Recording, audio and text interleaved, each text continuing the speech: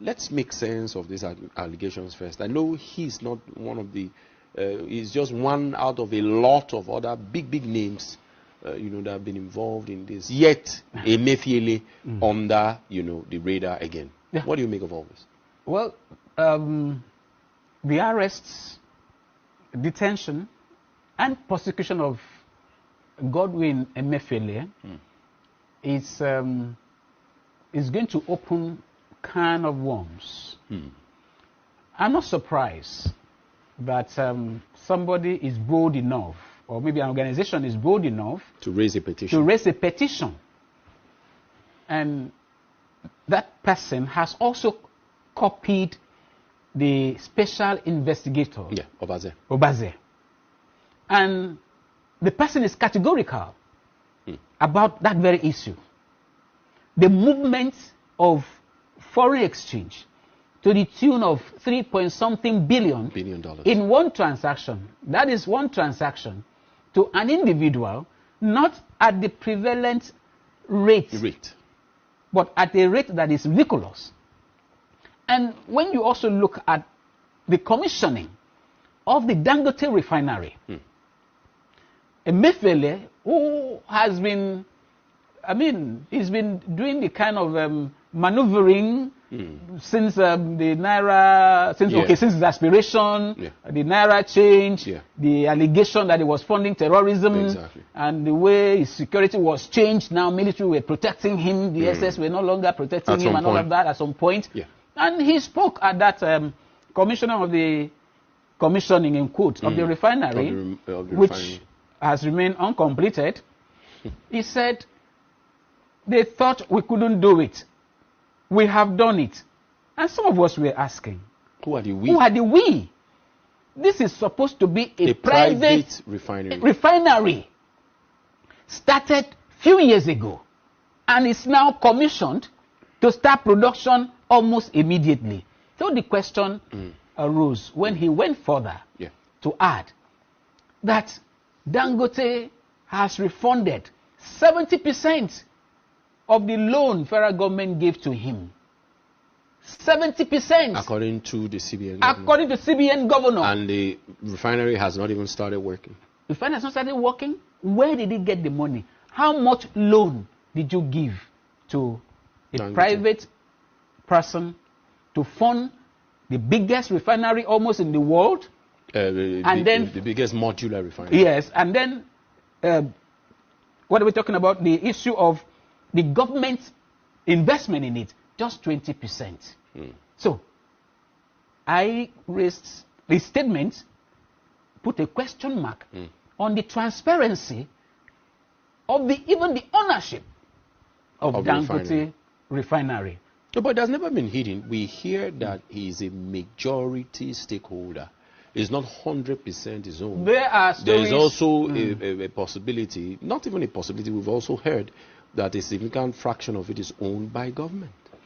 20%. Government have been clear on that 20%. Exactly. But then how is Dangote is the controller. He has controlling shares.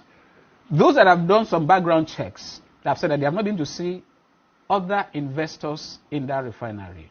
It's possible. Yeah. They have not been able to see them through the records here and there. But that's not even the issue. The issue is that Emeifele shot himself in the foot.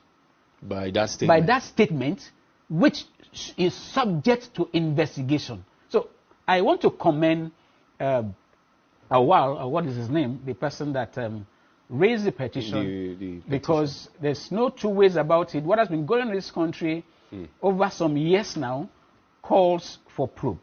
It calls for very serious probe, because we cannot, for whatever reason, continue to be deceiving ourselves that we are running a country which we hope to work whereas some persons have taken us for a ride.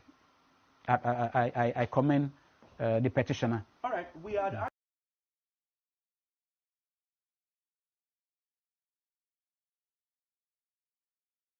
One criminal. The only person more criminal than Tinubu in Nigeria is probably Babangida. But he's a criminal, and is he fit for purpose? Absolutely not. Should Tinubu be the president of Nigeria? Categorical no. Is there a better option than him? That is subjective. So show me who he is.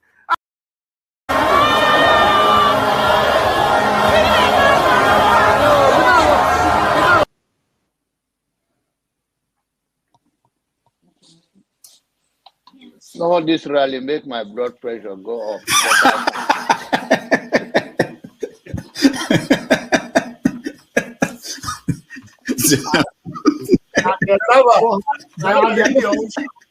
And the people who are asking a platform for him, who are supporting him. So, you should get a filter sometimes, filter your thoughts before you say. I'll continue to take blood pressure medication. Why are you getting high blood pressure, Jonaba? Now, I'm not taking medication for myself. I'm taking it for people like Bola, some of you guys, that after the January, February something, and then people like Soludo, that is a good spoiler. I thank God for his life. He's working for my godfather.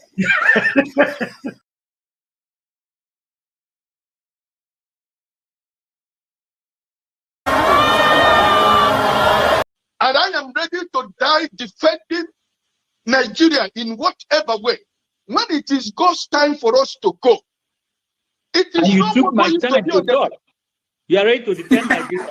I gave you my time. No, I'm coming. Alexi, hold on. You already started. What I'm saying, defending Nigerians is this. I gave him my time and he's using it to defend me. No, sorry. Alexi. I'm sorry. There is Alexi.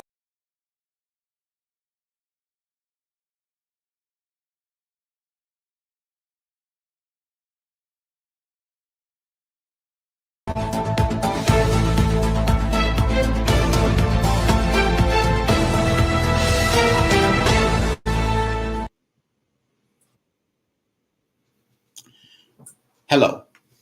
A question came into my mind recently when India became the first country to land on the southern pole of the moon. And by doing so, opened up a new world of science. I said to myself, science is advancing. Can the same thing be said about religion? Is religion the same yesterday, today, and tomorrow? Since the Nigerian government is never transparent, we were left wondering if Nigeria applied to join the BRICS nations. All we knew was that Vice President Kashim Shettima represented Nigeria in South Africa. Until Shettima spoke in South Africa after Egypt and Ethiopia were admitted, we were left to ask if Nigeria applied and failed to be admitted to the BRICS nations. If so, why? If Nigeria did not apply, why not? Why won't Nigeria want to join the club that includes Brazil, India, and China, 3 countries that will dominate global trade in the next 30 years? This club now controls about 40% of the world's purchasing power parity GDP. Why did Shettima spend millions of naira to go there to represent Tinubu and Nigeria if Nigeria was not interested? Some have said that what is going on now is the final battle to end colonization permanently. Others say that it is the beginning of a new colonization. Whatever the case may be, will Nigeria be left out? Or will Nigeria be caught fighting on the side of the colonizers? According to Shettima, Nigeria did not apply because Tinubu is still consulting and watching many variables. Who is Tinubu consulting? The Americans and the French? What variables is he watching? the judiciary? Join us as we dig into these matters and many more on Have Your Say 247 for Saturday, August 26, 2023 at 4 p.m. Nigerian time and 11 p.m. New York time. We hope to see you then. My name is Rudolph Okonkwo.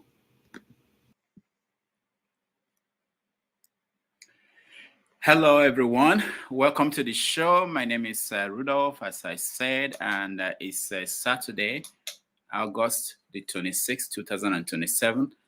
I'm glad to be here, and we are back in New York City. It's a beautiful day here in New York. It rained today, but we are now very dry, and we are expecting a wonderful conversation. Now, for those who are following me on WhatsApp, I sent out some of the topics that we have for today. And if you look at the title of the conversation today, we are going to talk about the BRICS. That is the new club in town. We're going to talk about why Nigeria is not interested in joining, or if Nigeria failed to join. We will talk about the report from South Africa, where the Vice President Kashim Shettima basically said that we did not apply, but he was there. We know that Egypt and Ethiopia were the two African countries admitted. We're also going to talk about Trump. Trump has finally gotten his mugshot taken after 4 criminal indictments. What are the implications of that to his admirers, both in America and in Africa, and for political leadership in Africa, who it appears they are never held accountable? So we'll have to talk about that. We're also going to talk about Diezani Allison Madueke, who is going to appear in court in the UK. Finally, after so many years of pretending to be sick in the UK, what she did as Minister for Petroleum under Jonathan, we will be able to now talk about it in court. Also, we know that one of our ministers today, Hanatu Musawa, is also a Youth Corper. So we want to discuss what does that mean to have a Youth Corper who is also a minister in Nigeria. And of course, we have a new bulldozer in Abuja who is threatening to bulldoze everything, which is Governor Wike in Abuja. So what is Wike trying to do? So join us if you are interested in having this conversation. And for those who are in the studio, who are backstage, if you turn your camera on, I will bring you in. That's one of our conditions. Also, I think we may have to repeat the rules so that people have a good idea of what the expectations are. Sometimes people will say that they are backstage and they are not being brought into the studio. So there are basic rules that you have to follow. All right. Adindo, that's the only name I can say. How are you? Welcome to the show. Yeah, Dr. Damages. Yeah, how are you doing? I'm all right. And you? Good. I don't think I've seen you before. Where are you? Well, I'm here with you in the U.S. Okay, where in the U.S.? The greatest city in the whole world. Oh, New York City. All right. You are the man. You know the right place. So, welcome to the show. Yeah, Dr. Damages. So, you had some of the things I mentioned, that topics that we have today. Is there anything that you think we are missing that should be on the list? Well, no, you are the best in bringing the news up. What are you watching? What is of interest to you about Nigeria today or Africa? Nigeria and Africa is always an interesting topic any day, anytime. Is there any particular one that you are interested in, you are following? Well, I'm a Nigerian. I should be interested in everything that's attains to Nigeria. But most especially, Nigeria, I would say Nigeria is a comedy place. particularly in the recent thing about the BRICS, because I don't know how Kashim Shettima or Tinubu will say Nigeria is not being invited to join the BRICS. Meanwhile, he was there. I mean, the vice president. How can you go to a party that you are not being invited to? No, he said that Nigeria did not apply. Not that. Yeah, Nigeria did not apply. So why was it there? Oh, well, you can attend on the side and watch it. By Mr. Damages, it really shows what how confused our leaders are. All right. Hold on.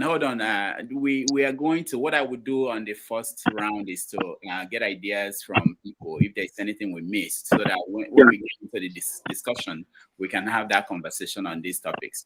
So Dan, welcome to the show. Yeah, good evening or good morning to you in America. It's evening here or late afternoon here in Stockholm. Yeah. And say hello to the brothers there also in the panel. How are you guys? We're good. I think what you missed, or what I thought you would talk about is the reigning trend in Nigeria right now. These palliatives, Unfortunately, I saw. Let me call it. Fortunately, I saw a clip where a Yoruba lady, was talking about what they give to people. Rice. I mean, I don't think that rice I saw in that package was up to 5 cups of rice, and one small bottle or medium-sized bottle of groundnut oil, and beans of almost the same quantity. Bros, I want to ask: is that what all that noise is all about? Palliative. A family of 3 or 4 can finish that. I think that is what I thought you would bring up about. I know we talked about it before, but anyway, that was one of the topics I was expecting. Thank you. Yeah, thank you, Dan. But 5 truckloads of palliatives. What do you think for a state? What were you expecting them to get them back? What were you expecting? No, I mean, we had it was 5 loads. We were thinking that it's a joke, and then eventually it materialized to be a realistic insult, So, but when they break it down like that, that's when you know that they are really playing on Nigerians' intelligence,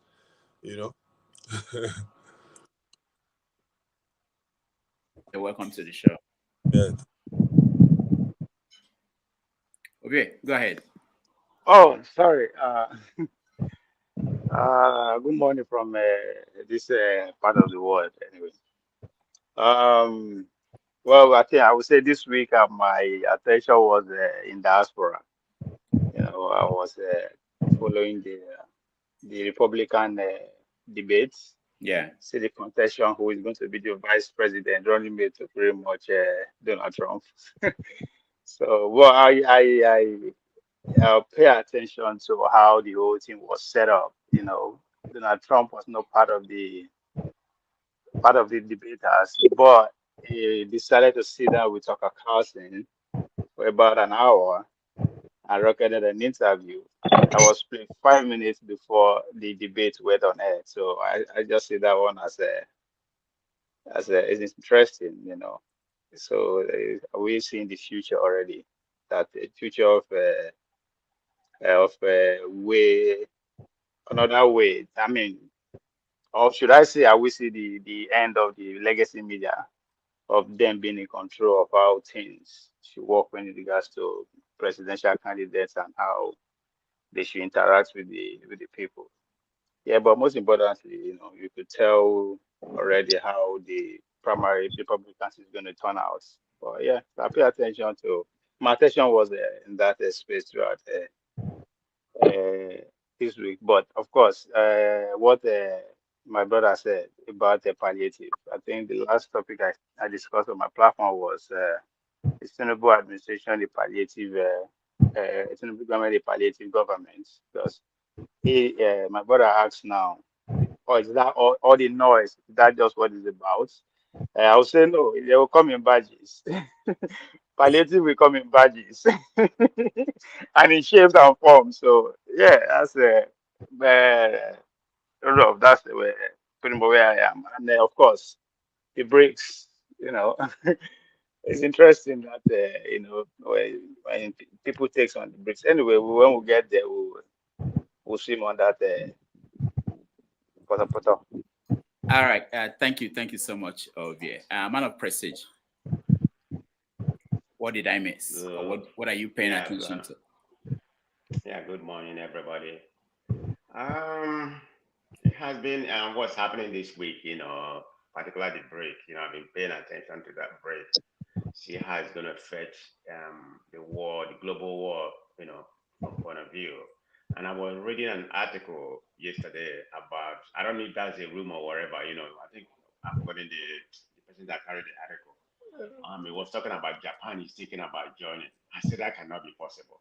America will go ballistic because this is the highest highlight. So I need to do more investigation. But they did a very thorough, analysis about Japan's intention to join because they said, I didn't even know, even at all as rich as they are, but they say they are very, very much in debt right now. And the only person that can save them is the BRIC. So the alliance with the West is kind of tentative right now. But I don't buy that because there's no way Japan, I can't say that anyway. I'm not in their government. But I'm thinking from the USA point of view. Japan, everything is going to scatter, But let's see how that happens. I need to read more into that. It was another article that was published yesterday. So, yeah. Man of Prestige, where was the article published? What journal? Hold on. Let me see. I think I read about it earlier. I don't know why I didn't get it. What's the title? What's the title of the article? Then the second one I'm looking. No, I'm going to find it out. Then I'll bring it when we're analyzing the routine. I will find it out. But the second one I'm looking at is about Simon Ekpa. I don't like to talk about him, but I don't know if you know about the news that he has established or he intends to establish an office in Maryland, Baltimore, Maryland. So that's close to you, Dr. Rudolph. So yeah, I don't know if he had anything about that. He intended to establish. He already did. The way they narrated, I don't know how. Let me see. I think I had it here earlier. This is Simon Ekpa, the Biafran Republic government in exile. Open. So that is open already. So it's not an intent. Open office already, administrative office in Maryland. So that will give them more narrative according to what they said. Yeah. They say open, so it's not like intent. So I think it's opening sometime in September. I don't know the date now, but it's in September. Okay. But they are preparing for that. So they already acquire office. You can acquire office anytime, anywhere if you want to. Right. Okay. Well, I guess he's bringing his propaganda and racketeering to US. So of course, a lot of them supporting him there in USA. So I guess you want to make office here. But anyway, that's just that angle. I don't know how relevant that is in our topic today, but I just read it actually today before I joined. All right. Thank you. Thank you so much. And let's start with BRICS, and then we can go to other matters. For those who do not know, background a little bit is BRICS is Brazil, Russia, India, China, and South Africa. Those are the founding members of BRICS. So they met in South Africa, and they decided to expand. In Africa, they added 2 countries, Egypt and Ethiopia. I didn't know that our vice president went there, but he was there representing Nigeria and Bola Tinubu, who should have been there. And at the end, so first of all, this is my question for all of you. Isn't something like this something that should be discussed in Nigeria even before the VP left? Tell us why he's going there, the intention, and so that we are not going to be confused that one day there was an announcement out of South Africa that Egypt and Ethiopia has been admitted, and we are looking for Nigeria. Like, what happened to us? So how is it that he could just leave the country, go to South Africa, don't talk to anybody, and then when now people were surprised that Nigeria was not mentioned. He now spoke to Channels TV to say, "Oh, we did not apply. We just came there to, you know." Anyway, so that's the conversation. Now we talk about what does it really mean? What is BRICS? What does it mean? How does that change the game? A lot of people have put out some theories about that, because they are very significant in terms of the population of the world, the business percentage of the business of the world, the kind of resources they have. And looking at 30 years from now, they will be top 3 countries in that BRICS. So what does that mean? Is it the end of the dollar? Is it a new financial structure that will come into place? So there are so many things that we can discuss around this topic. So let's start. But first of all, let me welcome James. James, welcome to the show. Thank you. Good evening. James, we missed you on the first round, which was, is there any story that you are paying attention to that we didn't mention? The problem in Niger. Niger, are we still there? I thought it's solved now. They've asked the French ambassador to quit the country. Say it again. So, they've asked the French ambassador to Oh, yes. Thank you so much. Yeah, I read that. The French and even the Nigerian. And that of Nigeria, Germany, and one other country, there's still some controversy surrounding it. But that of France is very certain. They asked them to leave the country, I think within 48 hours or so. But Nigeria, Germany, and one other country, I can't remember, there are some mild conflicting reports that it is not true, but United States. I think it was United States. Yeah, the issue is that they asked them to come and attend the meeting at a particular time. They defied the order because from the look of things, they recognized the government of Bahoum. When they took over the government, the new Nigerian government nullified certain agreements they had with France.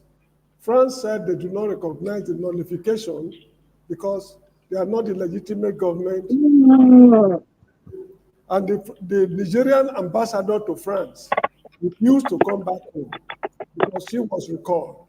She refused, and the French government congratulated her for defying the order. You see, it's very interesting because I'm not an expert in international relations, but there's what they call Estrada Doctrine, ESTRADA, Estrada Doctrine. No state has a right to withdraw recognition of another state, be it democratic or undemocratic. That's what that doctrine is about. And it's on the basis of that, the Americans have a doctrine they call Monroe Doctrine. Monroe Doctrine, I think, anyway, I'm not an expert in international relations, but these two doctrines are worth looking at carefully. Estrada Doctrine and Monroe Doctrine in determining what is happening in Niger. From the look of things, ultimately, they are likely to go to war. Ultimately, that's what that's what I'm envisaging, and it's a very interesting development taking place in Niger because it is the future of the black man that is at stake in this Nigerian problem. Coups have been happening in Africa. Why are they singling out this particular one for such a draconian punitive measure? People must read between the lines. France is already expired. If this coup succeeds, it will mark the expiration of France because if Algeria in North Africa was a French territory and Algeria is not part of the CFA zone, Algeria is not part of the CFA zone. I'm sure they also colonized Tunisia and Morocco. These two countries are not part of the CFA zone. Why is France so much concerned with black Africans in managing their economy, foreign affairs, military, administration, and everything? So personally, I would not like this matter to be swept under the carpet. If need be, let us go to war. Let them declare the war and let the whole of Africa fight Bola Tinubu and his men, and we'll see what comes out of it. Anyway, that's my personal opinion. All right, thank you so much, Mr. James. We will add that to the conversation. I like the direction you went with your analysis. So we'll add that as part of what we're going to discuss. Tim, can you hear me? Okay, I think Tim is frozen. Let me go to AY. AY, welcome to the show. Yeah, good morning, everyone. I don't think I have anything to add. I'm just laughing because of what Mr. James said. Why? What was funny about that? He said he wants the whole Africa to go to war and fight Tinubu. Yeah. To be honest, from what Mr. James just said, I also have the belief this might actually end in war. The way things are going, I'll be following up on that because even yesterday or 2 days ago, Mr. President said that he's even having a lot of pressure to invade the country. So he is saying that even if the attack is not coming from ECOWAS, that external bodies will come and attack them. So that is the state we are. One important thing, Mr. James, I don't know if you know about this gas pipeline that was supposed to pass through Niger to Europe. Yes. Algeria, then Europe. Yeah, from Algeria to Europe. Yeah. So it's one very important thing I see that the military junta, they need to resolve that. From my own understanding, the moment that is not resolved, there will be war in Niger. So that is the interest. I see a lot of people asking questions. They were cooped in another country. Why ECOWAS? What happened to them? Why did they not plan to invade the countries? So this is the major reason, because the politics that is playing out, Russia don't want that pipeline to be built because Russia, they want to keep supplying gas to Europe. America, France, the West generally, they want to break that monopoly. They want that pipeline to cross through to Europe. So this is one thing that is burning. I think if the military junta can go into agreement and say, okay, go ahead with the pipeline, give the ECOWAS timeline, we're going to conduct an election in so time.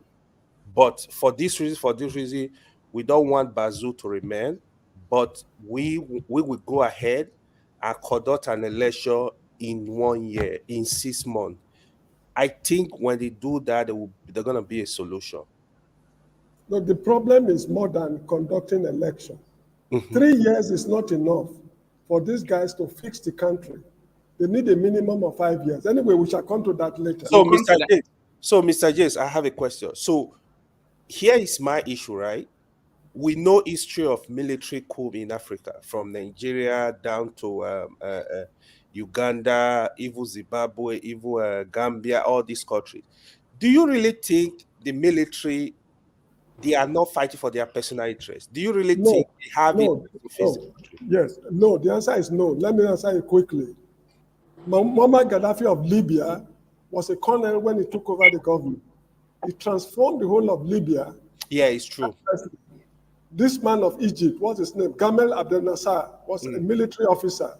Ideologically, he put Egypt on the right path. In Nigeria, there are so many projects the military executed, which we are not even talking about. Warri Refinery, Kaduna Refinery, Third Mainland Bridge, Oshogbo Steel Rolling Mill, Kaduna Steel Rolling Mill, Jos Steel Rolling Mill, National Arts Theatre Igomu in Lagos, Murtala Mohammed Airport, the international wing, Lagos Ibadan Expressway. There are so many. Bobolaji Johnson Estate, I cannot list them. So the military, it is not true that they seize power to enrich themselves. I agree. Some of them are corrupt. There's no doubt about that. But if you weigh them against what the civilians are doing, I think in their military schools, they don't go there alone. I mean, they don't go there to learn how to shoot guns and artillery alone. They also teach them administration as well. We shall come to this later. Okay, thank you. Thank you. All right, let's continue. Just to touch on Timsy. Timsy, welcome to the show. Timsy, can you hear me? Can you unmute yourself? All right, Timsy cannot hear me, but he's the only one from Nigeria. I think I'm seeing Gozika coming on, but her connection is not good. So let's go to the topic. Let's start with BRICS, and I want to come back to you. You are the first person to join us. Adindo, welcome. So what is your take on BRICS? You can take it from any angle. Adindo, can you hear me? Oh, you mean me? Yeah. Yeah. Well, like I was saying earlier, you know, BRICS. I don't know what I understand about BRICS is, you know, this is a kind of war that Russia and I know with China is trying to do, most especially with the West. You know, it used to be a kind of a unipolar system that has been run, which is basically done with the financial power of the dollar.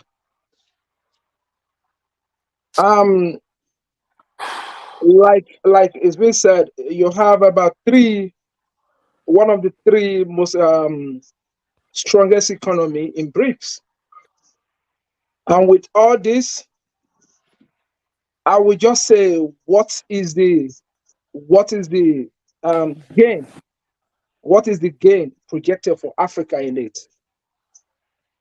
And if Africa is going to be gaining anything from it, I think it should be Nigeria. So I don't know why Nigeria is being lost out in it. I believe it's been said that Nigeria was invited early as 2015 to join, and we've been dilly-dallying on it, not joining, not doing this. Now Tinubu is saying he's consulting. Consulting who? At whose expense? You know, one thing I understand about the politicians in Nigeria, especially, you know, all these politicians, is that I don't know what they have against the Nigerian populace on their own. Because I believe every leader should do what they want to do to uplift Nigeria, their populace. But it seems that Nigerian leaders strive in bringing down their populace. Adindo, thank you. I'll come back to you later. I want to know what you mean by how is not joining BRICS bringing down Nigeria. I want to hear that from you. But let's welcome Ngozika. Ngozika, welcome to the show. Unmute yourself, Ngozika, if you can hear me. Okay. Go ahead. Yeah. Your voice is low. Are you okay? Yeah, can you hear me? Okay, good. Yeah. It's better now, right? So where are you, Ngozika? I'm not in a good place, but I'm better. I'm at the hospital. I'm better now. Can everyone hear her? Yes. Okay, maybe I have to change my computer. All right, go ahead. She's using bedroom voice. Can you come to the living room, please? I can't hear her very well. Maybe it's my laptop. Go ahead, Ngozika. She says she's not feeling well. She's sick. What happened? Nigeria happened. Nigeria happened. Not Boko Haram. No, nothing like that. I have not been feeling well. I've been trying to manage it, even though I have a health insurance. I came to the hospital. The doctor just gave me some pills and sent me on my way. It wasn't just working, and then I had to come back to the hospital, and I was admitted. But I'm better. I'm better. Sorry. Yeah, I'm better. If I wasn't better, I wouldn't join. I'm better, way better. Thank you. No. No. The reason I actually joined was because of the Wike as FCC minister. I I thought I don't know if we are there yet, but I don't have much to say about the Greek nation. Truth be told, I haven't been really following. So just wanted to talk about the Madueke story and the FCC appointment to Wiki. But since you're not there yet, I think I'll just rejoin later to let you guys continue. Will you be able to tell us the situation? You're in Enugu, is it? Yeah, I'm in Enugu. Okay. What is the situation with the governor before you go? The governor of the state and the tribunal. Is he going, or is he going to stay? What do you think? Which state? Enugu State. Word on the street is that he's trying to play hanky-panky with NYSC. I don't know how true that is because I'm not really following the Enugu State tribunal. But word on the street is that he's trying to, for lack of better words, coerce NYSC to say something in his favor. But aside that, there's not really much. People have sort of moved on from it. The only people that are still battling it are party people, the LP people, and then PDP people. They're the ones still battling it. Every other person seems to have moved on. At least I know I have, and everybody here can tell you they have. If they remove him from there, will people care? Will it be a problem? You know, after what happened at Obueke, sorry, after what happened at Obueke, people are really angry with the man, with the way he handled the whole thing. People are angry with him, really, really angry with him. So there's a lot of resentment. I don't think he will be missed, except for people in his circle. I don't think he will be missed, not because he's a bad person, but a lot of people felt he could have handled the whole thing better. And it didn't help matters that he was warned when he made the initial pronouncement that everybody should come out on Monday. People were really, really against it. People tried to warn him. People tried to appeal to him that this is not the way to go, that you're antagonizing these people. You're going to cause chaos with this announcement. Better do things on the ground and let the results show. You're going to do it this way, do it that way. Either he wasn't listening or he wasn't hearing. I don't know which it was. But what happened at Obueta was unfortunate, and people have not moved on from that. A lot of people are angry with him. And you know, if you are in the southeast and you've lived in the southeast, you know how organized these markets are. They wield a lot of power. And they can influence narratives to an extent. Yes.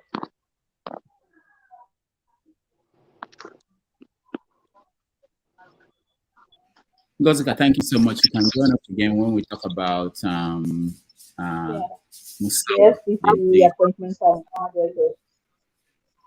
All right, thank you. Okay, let's go to Dan. Dan, BRICS. Yeah, the matter of BRICS for me is a little bit controversial, you know, because I'm a man who believes in rule of law, democracy, corrupt-free countries. And if you look at the list of these guys, the big guys in the BRICS, because I will look at it from that angle. Because to me, let me first put a base first. The base is that, to me, they are jealous of the West, of how democratical they are, how they keep their country. Nobody wants to go to Russia or to China. These are second or fourth options for, let's call it a hustler. When they can't get into the West, then they opt for other countries or business guys who want to go and buy things from China. So when you come to these people, the big guys there, they are not democratic in their country. Putin, everybody knows what Putin is. He just killed his friend because they asked him some few questions, which he didn't like. Nobody's talking about that. And, you know, when you talk of South Africa, For example, I hear them, they're making the loudest noise. They just held this whatever they held. We have Julius, I don't know, that guy challenging the ruling party in South Africa. How they enrich themselves, Maleba, how they enrich themselves suddenly. Sometimes some people, I have a South African friend who told me that sometimes they wish the apartheid system was still around, because at least that time things were going well. Normal things, basic things, they could get it. But since their brothers came into power, everything just what is happening in Nigeria is happening. They just take care of themselves and their family. You see? So for Nigeria going to that place, Shetima, anyway, I don't want to use those words I like to use. These are not people I recognize, until the court gives rubber stamps their appointments, that they are the ones taking care of. That's before I will just maybe very reluctantly just accept, but I will not accept in my heart. So Nigeria did that first. Why is Nigeria not joining them? For what? We should be moving forward. The Western world, I know a lot of people are saying the dollar, they are trying to control Africa and go. Maybe they might have their points there. But to me, African problem is caused by greediness of African leaders who select themselves there. You know what I mean? So don't you think that the West has something to do with that? That there is colonization still going on, that Africa is being exploited by the West? Don't you think that is happening? Just let me land in that point you just asked me, because that is where many people hold their points. They say that colonization is still going on. But I always remind them that this is a business. They need what we have. We also need them to buy what we have. What do we do with our representatives? What do they do with our own money that exchange hand? The white people or the Western world, when they come and buy oil from Nigeria or from or gold or whatever they come to get from Africa, they pay us. They don't take it away like that. They pay us in some way. They come back to their country with their gains and put their country in order. They've used that money to develop their country, develop their health services. And we, the Africans, when we get our share, what do we do with it? They enrich themselves alone. They live large. Even they themselves, they take away their children from the same Africa and take their children to the Western world to live good. But they keep the poor in Africa down. So this colonization people are talking, sometimes maybe I'm missing it. I don't know. But I don't see that colonization. They need us, we need them. This is my base. They're not just coming to take from Africa alone. It's a wash my hand, I wash your hand they are doing. But their own share, they are using it to keep their country well, while we are not doing the same. That's what I think about that, Thank you. All right, Dan, thank you so much. Man of Prestige, what do you think? Yeah, thank you very much. Before I narrate on BRICS, maybe there's another topic we need to talk about. I forgot to bring it up. All of a sudden, the Nigerian employment kind of falling within 4.1%. So right now, they are the third largest employing country in the world. So that's I don't know what's going on. I don't know what methodology they use. Japan is 2.5. America 3.5, now Nigeria 4.1. What are they trying to bamboozle Nigeria? But I hope we'll talk about that. So let me go to the present topic. Let me add what Man of Prestige said. Very interesting. Man of Prestige, can I add something? It just was 2 seconds. Yeah. So that what Man of Prestige said now is very correct. Honestly, I was very surprised. I'm highly disappointed because I think Nigeria government, they are still playing with Nigerians, to be honest. The other thing they did, the Minister of Humanitarian, Dr. Betta Edu, she's saying, they want to remove 133 million from poverty. Like, how do you make this type of statement? Buhari government said the same thing. They want to remove 100 million. They added 100 million into poverty. Okay, you want to remove 130. How do you want to do it? Is it even your responsibility as a ministry? Because what they are planning, is it the 500 naira to 2,000 naira you will give to people that will remove them from poverty? They should give us a blueprint. They should stop lying to us. How we unemployment? Even in America, unemployment cannot suddenly jump from like 40% down to 4. Come on, they should stop joking with us. It's the pain is hard enough. They should stop joking with Nigeria emotions, and it's too much, to be honest. All right, thank you. We will continue the conversation, but AY, when we come back, I want you to tell me why you are surprised, because they had the fake bishops. Everything about the government that came in. Why are you surprised they are making things up? Anyway, man of President, go ahead. Are we going to talk about that? Can I continue on BRICS? Yeah, we're going to talk about it, but we're continuing on BRICS. Okay, thank you very much. Thank you, Dan. I see the angle you're coming from. They are sensing what you said, but I have a different angle that I'm going to narrate. In my own opinion, because this is a new phenomenon coming out right now. The West has scheduled, the whole world using the dollar as the most, important currency. But China currency, I think the last time I look at it, it's kind of dwindling right now. I think it's the second highest trading currency. I think it's called yuan or whatever it's called like that. So it's not bad. As of right now, there's 5 main countries. Everybody knows.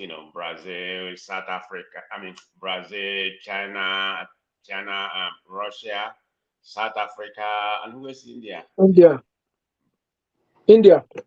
Right. So they're very powerful, no doubt about that. So I think Nigeria should join them, because they have made an attempt. From what I understand, Nigeria tried to apply it in 2016. Because this BRICS phenomenon started way back 2010, 2012, but it hasn't gained the momentum it's gaining right now because people are joining them. Indonesia, which has the 4th largest population, they are thinking about joining them. They haven't invited them. Of course, we know what transpired over the week, over last, I think it was last week, when it was held in South Africa. You have 6 countries they invited, they joined them. But the main surprising one is Ethiopia. Why would they? Why would Ethiopia join them, without, Nigeria, supposedly, like I was stating earlier, Nigeria is not the giant of Africa anymore. I think our GDP has fallen to number 2 or number 3. I said it here on Dr. Damage, the other day, people are saying that I'm lying. Go Google it. Nigeria now is in 2nd place or 3rd place. Egypt is now number 1. So it depends on where you're looking at. So we should talking about, we should call a spade a spade. I'm not trying to go against Nigeria, but we don't have the highest GDP anymore. So that's fine, but that's not why they are not invited. So the one of Ethiopia is surprising. According to what some people were speculating, they choose Ethiopia because of their position in the Sahara region. So I don't really know what that means. If that's true, maybe somebody's eating Nigerian lunch. As big as we are, we didn't join or whatever. They didn't invite us to join. And what's his name? Shetima was there lobbying. He spoke, so he went there to lobby. It's not that they're not trying. So there has to be something going on. We should be able to join BRICS, at least, not necessarily be fully, still tangle with the West, because like Dan properly stated, it can't be independence anymore. Dan, he was saying about being independent. The world is so small. Everything is global right now. There's no way you're going to survive with, without trading with anybody in the world. So we need to join them too, and still maintain our relationship with the West, because the West depend on Nigeria for a lot of resources. They're going to try to bully us, from not joining BRICS. But if we join them, we're going to have a very good negotiating power. We're going to say, what do you want? What do you want? What, we can give you we can give you. So I believe Nigeria should be able to join BRICS, whatever it takes to join them. But I have no idea. When we started 2016, and Ethiopia just tried recently, I don't know how long ago, about a year or less than about 6 months, they tried to join, BRICS, and they're invited already without Nigeria. And whatever is happening right now, I'm thinking South Africa has something to do with it, because they don't want Nigerian progress. They want to be the dominant country in Africa. So they have something to do. So maybe we can go through Egypt, not South Africa. South Africa is not going to want Nigeria to be there. I know how they behave. They don't like Nigeria, even at all, what we did, for them during their apartheid. See how they treat us. So South Africa may be the problem why we are not there. So BRICS is pretty much rising. Yeah, like the man properly stated, they control the 32.1% of the world GDP right now. So they are not playing, and 40% of the world population. But if all these people came and joined them, they're going to control up to 60% of the world population, because what's going on right now, Indonesia is the fourth largest country in the world. If Indonesia joined them, they have not invited them yet to join, but other countries that are joining right now, they might control 60% of the world population, and we'll be left alone. So it's about time, we join them and not depend on these Westerners, try to wind down the dollars. That's the problem we're having in Nigeria right now because of dollar. So we should be able to join them. I don't know how they are working. If they're not working hard on Tinubu, just pretty much concerned about the domestic and the Niger problem. So I don't know how that's going to work. But in my opinion, we should be able to join them. If we have. All right. That's it. Thank you, man of prestige. Where am I? Mr. James, what is your take? Yes, my opinion is that, you see, this BRICS issue is what we geographers call things of this nature tectonic shift. Tectonic shift. That's what we call plate tectonics in geography. Anyway, that's a different matter. The way the world is organized is very, very skewed against certain members of the human race. This is one of the problems they want to address. And if I look at it from this perspective, my opinion is that for now, at least, they should deny Nigeria membership. They should deny Nigeria membership in the interest of Africans in general. It is true that South Africa is a leading member, and they have every reason to be very skeptical of Nigeria. Nigeria assisted them tremendously during the apartheid era. They have not denied that fact. But the way Nigerians are conducting themselves now, the way they are running their economy, the way they are organizing themselves, they've given the whole world cause for worry. Why a former champion, a former juggernaut in the continent should behave in such irresponsible manner. Now, when they form these BRICS, they are going to be fighting the West in particular. That is the old order. If a country that cannot be trusted is in their midst, Nigeria will be a mole in the midst of the BRICS, revealing strategies and whatever is going on behind the scene to the Western world. Now, those who control Nigeria today, almost 100% of them have their investments, assets, and everything in the West. They are all Western inclined. I do not know of any Nigerian who is banking money in Japan, in China, in Taiwan, Hong Kong. They are all Western oriented. And these are people who are drifting away from the West. Had it been within the Nigerian political or administrative setup, there are people who are aligned to other parts of the world, apart from the West, then there will be some little confidence in them. Then another issue is corruption. It is true South Africa is very, very corrupt, yet they are leading members of the BRICS. The corruption in South Africa is being addressed by South Africans. If you remember the days of Thabo Mbeki, there were commissions of inquiry set up to investigate corruption deals within the government. And ultimately, the financial advisor of Jacob Zuma, his name is Shabi Sheikh, an Indian, was sent to prison. Jacob Zuma himself eventually went to prison over corruption charges. And there was a case in South Africa, I can't remember the exact case, it's about mining something. They took the matter to a New York court. Thabo Mbeki, then the president, said that they are free to take the matter to New York or anywhere. When the judgment is passed, the judgment should be effected in New York, not in South Africa. So these are people who are jealously guarding their independence. Nigerian leaders, they have no regard, no iota of regard for their own independence. So they are not on the same footing with, South Africa. So in the interest of the black man, I am interested in seeing other black nations becoming members, like Ghana, Kenya, Senegal, Zimbabwe, and others. They should be admitted. But Nigeria should behave responsibly. You remember, it was one British Prime Minister, I can't remember his name. He described Nigeria as fantastically corrupt country. Look at the crude oil theft going on in the country. Nobody is being arrested. Look at the internal security problem we are grappling with, threatening our very existence.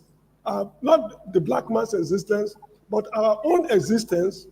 We are unable to come to terms with ourselves. Nigeria has become a country where a lie that binds is better than a truth that divides.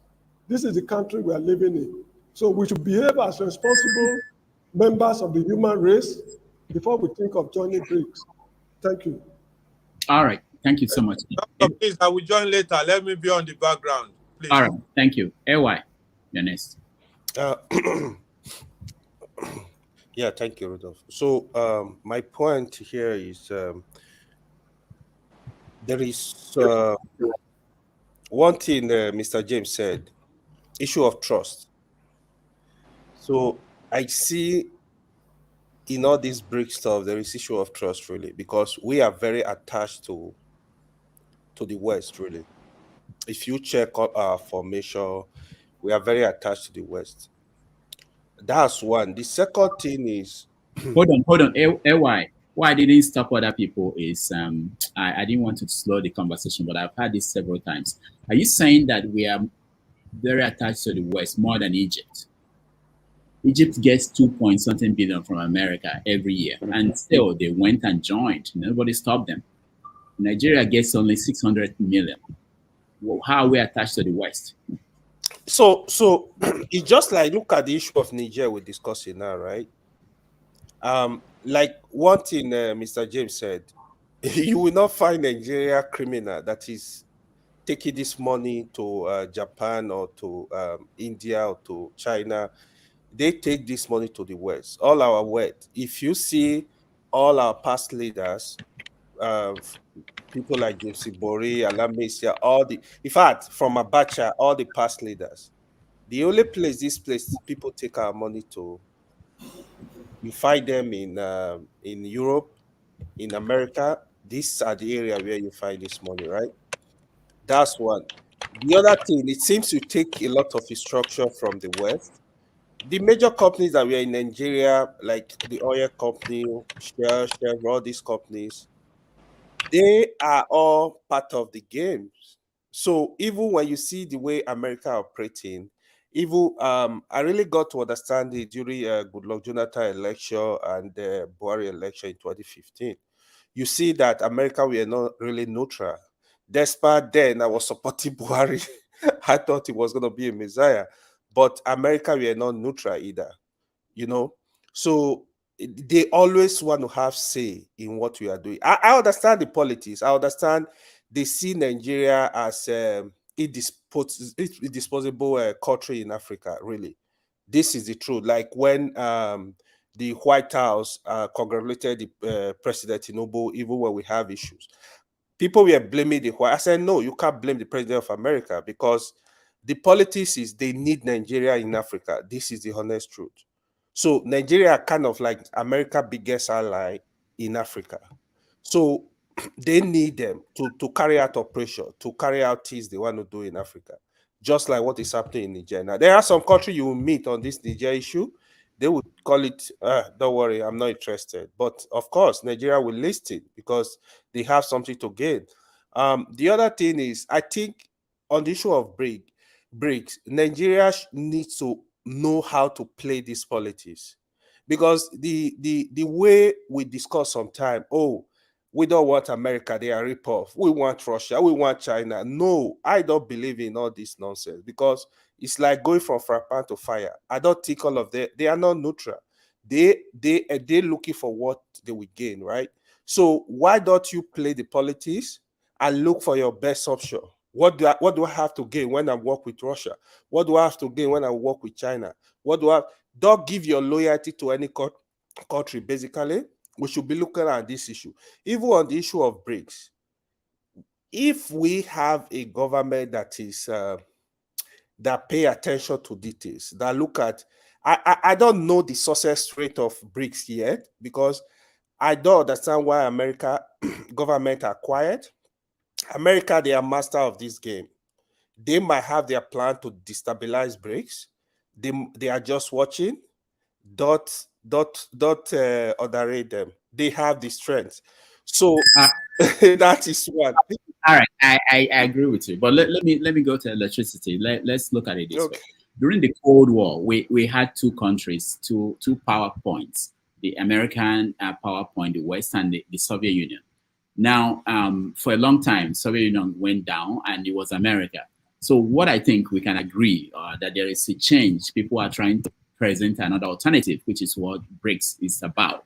Okay, so Nigeria could say, let's play the non-allied movement kind of role that was going on during the Cold War. But there's nobody to play with now, because if Egypt and Ethiopia, for instance, and all the countries that are joining BRICS, if they all join BRICS, and Nigeria wants to be non-allied, with what country left? Is it with Liberia or with Sierra Leone? Which country? So electricity, let's hear your opinion. Yes, thank you very much. Can you hear me? Yes. Yeah. First and foremost, I don't know the objective of BRICS, so I am speaking on. I'm speaking from a blind side, so I stand to be corrected. I don't know the objective. But from listening to everybody, I'm going to tread on the path of, I'm going to follow the path of Dan and Mr. James. Then I'm going to read a comment from one. I'm a comment man. I have not heard any of you call out your individual governors about the $5 billion President Tinubu distributed out. Hold your governors accountable. Like I said, I don't know their objectives. The objective. Can I tell you the objective before you continue? Okay, go ahead. Okay, the objective for the break is to rival man of prestige. Don't tell him. If you are coming on the show and we're discussing BRICS, you should know the objective before you come on the show. And okay, moderate. Don't tell him. Go ahead. I will take your rebuke from the angle that Andrew, go and learn more, because you should be one of the. All right. Listen, regardless of the objective, I'm going to have my opinion. We have more internal problem to worry about. I'm treading on the path of Dan and Mr. James. We have more internal problem to worry about than to be concerned about BRICS. That is my opinion. I don't know the objective. And at this point, will BRICS give us electricity? The answer is no. We are a member of the OAU. We're a member of a lot of organizations. What difference has it made to the ordinary man on the ground? It has not made any difference. So regardless of what organization we join, like what Mr. James rightly said, we're already a mockery in the eyes of everybody. So we need the government. Nobody's have accepted the government. Yes, it's in court. Yes, it's a president. We have them. And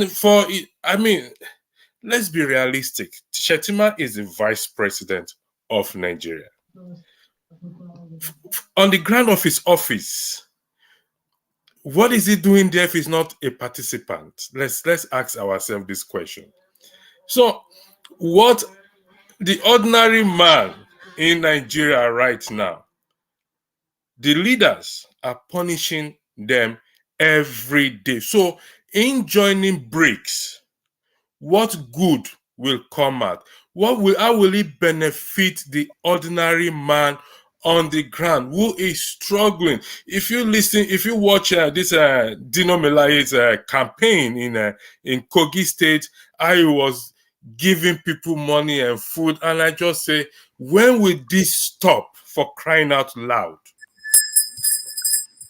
Thank you so much. I'll go to Forfar. Greetings. Greetings. Forfar, hold on. Let me frame it again. Electricity is saying that there's poverty. We have serious problems to deal with. Why are we joining? Why are we even bothered? But most countries look forward. You don't say, for instance, I know you are interested in India and the landing on the moon. India did not solve the poverty problem in India before they aimed for the moon. So start from there. Yeah, greetings, Rudolph. Thank you for having me, and greetings to everyone on the panel, the chat, and to the viewers. This is that last point you make is Rudolph is a very pertinent one.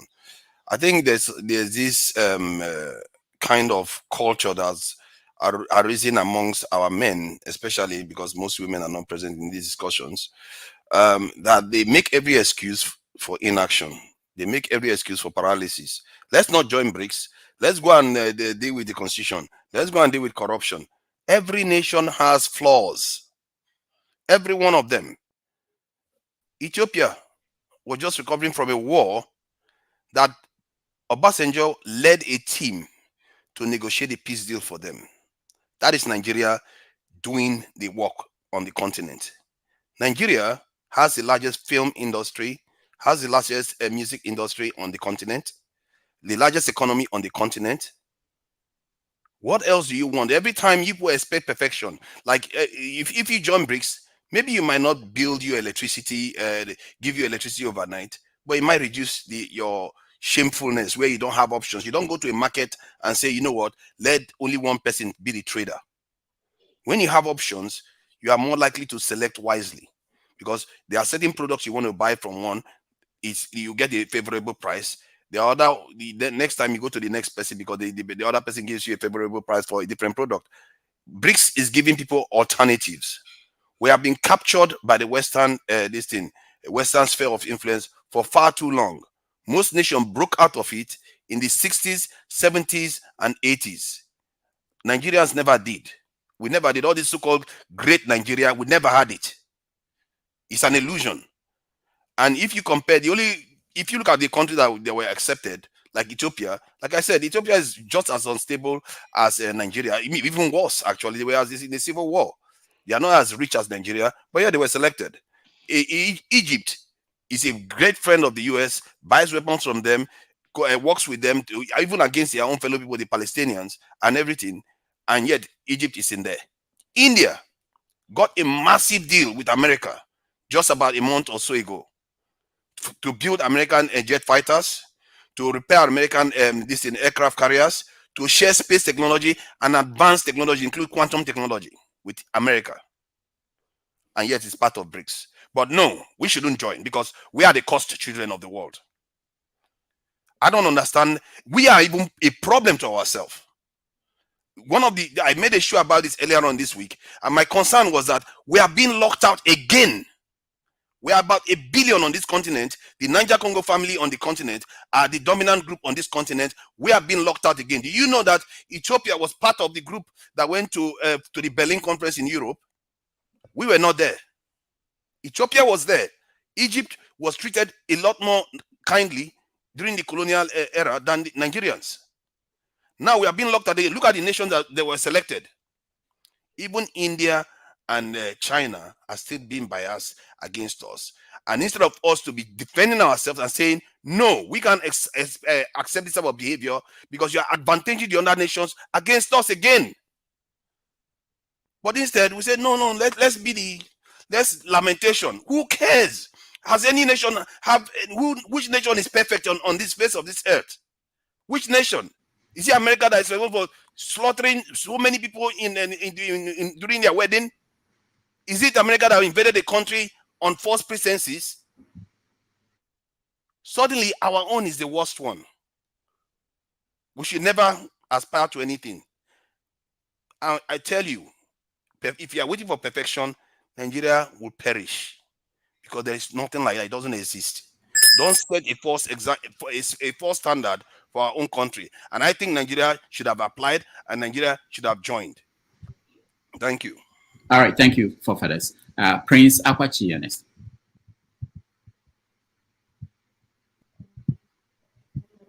Good morning, Mr. Rudolph, and good morning, the panelists. Forefathers, I totally disagree with you. For your information, Nigeria did apply. Okay, they did apply and they were rejected. Now, sorry. It was Rudolph that said they didn't apply. If you look I at was under the impression that they applied because I got information that they they actually applied. applied. Yes, they And actually. I'm not happy that they didn't accept Nigeria. That's one of the discussion I was having earlier on this week. Okay, so they applied. Okay, now the first thing is look at the countries that were accepted and look at what had just happened in those countries. Take, for instance, Egypt. Ever since the Egypt that the other guy was removed and other stuff that happened, the Arab Spring and all that stuff. Look at Egypt today. Egypt is progressing. Look at their GDP. Okay? And then Ethiopia that you were talking about, yes, Ethiopia have war, but they are also productive. Look at their airline. They kind of like have taken over African markets. How about movie and this in the music industry that Nigeria is dominating? I'm coming now. I'm coming. Now, forefathers, do you know that a few days ago, your country released their statistics? And guess what they said? They said that Nigeria is 96% employed. 96% employed.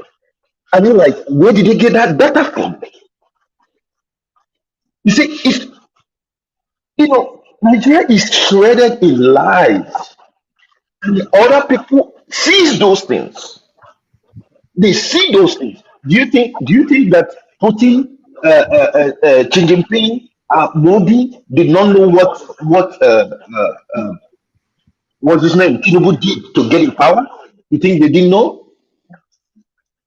BRICS started when Obasanjo was in power. Obasanjo never went. What's his name?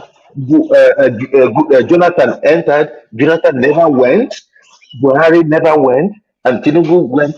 If you listen to their speeches, if you heard the speech made by South Africa, when Ramaphosa made his speech, I knew there is no way they will accept Nigeria. He said something, okay? And then when Shetima was asked to make a speech, whatever the jargons he was just throwing out there. Prince, what did the South African president say that made you feel that Nigeria will not be accepted? So what he's trying to say is that their neutrality in the sense that they are not going to succumb to any bully from the war powers. That is why that they choose to be not aligning with a particular, saying, oh, we are aligning with this person or we are aligning with this person. That they do their own thing their way. And in the way that is just. Okay, in South Africa, Zuma is undergoing trial. In Nigeria, who have ever gone through trial? Tell me any governor, tell me any past president that we all know are corrupt. And you think BRICS are going to accept them to take their image? They will not accept that. I rest my case for now. All right, thank you. So let me just make a point that we know that the Vice President, Shetima, said that Nigeria did not apply. So anybody who is saying that Nigeria applied is saying that Shetima lied.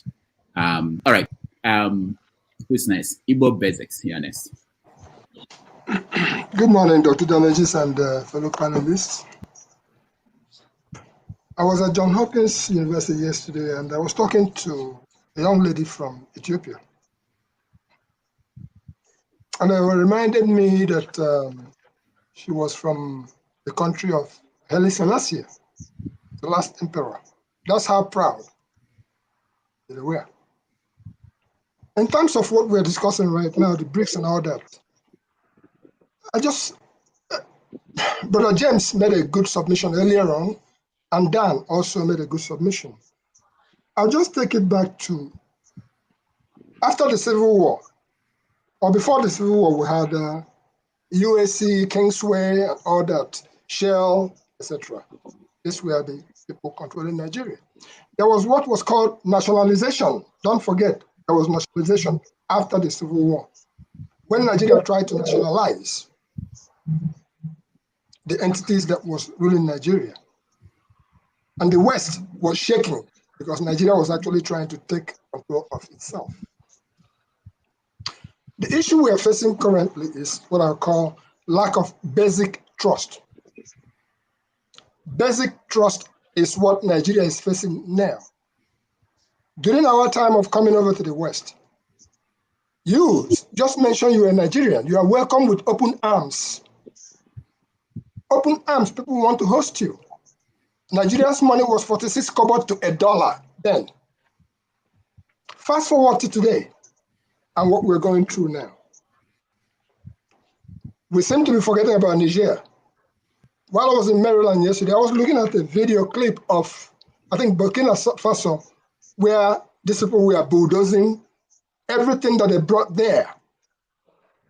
The miners, they were vehicles or whatnot, they were destroying it as they've been asked to leave that place. So Nigeria, for now, again, like I said, is basic trust. Even if it is Rudolph, if Rudolph changes from what Rudolph is, and he knocks on your door tomorrow and says, damages, you will close the door, you won't open the door. But if it continues the way it is, you would openly open your doors because he is somebody you can trust, that he will stand by his words. So with that said, Nigeria is in a situation where, have you ever, let me ask us all, have you ever seen anybody fighting Onyibi, the man with the enlarged scrotum? Have you ever seen anybody who is fighting the man who has enlarged scrotum, Ibi, as we call it? Nigeria is suffering from enlarged scrotum. Nigeria Onyibi, is suffering from that. It has a lot of good stuff. But Nigeria is not using what it has to get what it needs. Why am I saying that? Nigeria buys arms. Should Nigeria be buying arms with all the ingenuity that you have? Nigeria should be selling arms. Other countries.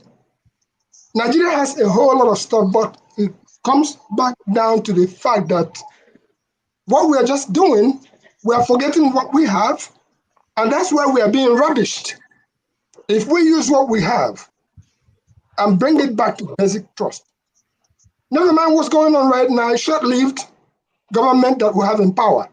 If we use what we have, the world needs us and we need the world. Until we, as Nigerians, regardless of who is in power for now, which will be short-lived, Mr. Tinubu, Alhaji Tinubu, or Chetima, or whatever they are, when they look at themselves and realize that they're Nigeria, it's not just because it's when they were joining OIC. Did anybody talk about it? Okay, that's on the religious side. Or now on the business side, we're talking about BRICS. My friends, Nigeria should realize the enormous power that it has in the global context. And that enormous power is what we have, human capital, ingenuity, resources, and all whatnot, until the leadership of Nigeria says, you know what? You're not going to F us anymore the way you have been Fing us.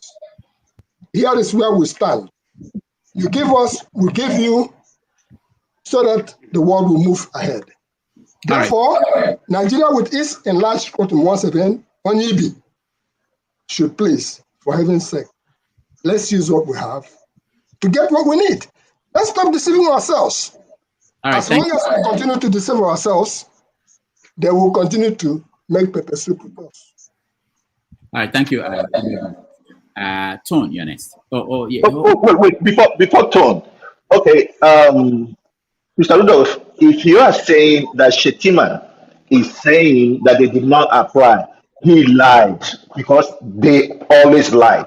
A few weeks ago, Tinubu told us that the airports that they had the air crash, that they had an accident. But what are we finding out? We are finding out that that plane was brought down by bandits. So we should stop lying to Nigerians. I hate when they lie. All right, thank you. Let's see, what do you want to say? 1 minute. Another lie again that was said recently is the employment rate. That is a lie. We discussed that before. No, we are just highlighting lies, just to bring it off to the point that there are lies. So no, I'm not saying it's a lie. It's not a lie. I just said that if you are saying that, you should also make sure that you can say that the vice president. Like I said, I agree with Mr. Igbo Basic, Mr. Dan, and I go on their path. I am not against us joining anything, but we have issues, and I don't think, as forefather alluded, that we all have this idea that we are seeking for a perfect system. There's no perfect system in the world. People make their system work, and as long as that trust is not there within us, nobody outside will trust us. That is just the truth. We don't trust each other. Thank you. All right, thank you. Aton, you're next.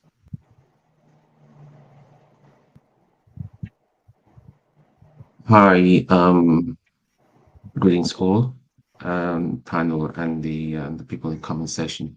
I align 200% to Mr.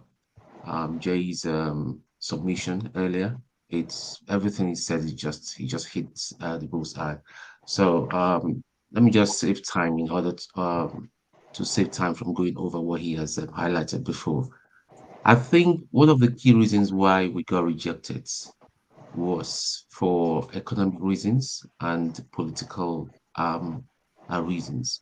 Economic reason being, if you look at our GDP is just 440 billion. Why should they admit us? And politically, the pretenders that are... Hold on, Ton. Are you saying that those admitted their GDP is a lot bigger than now?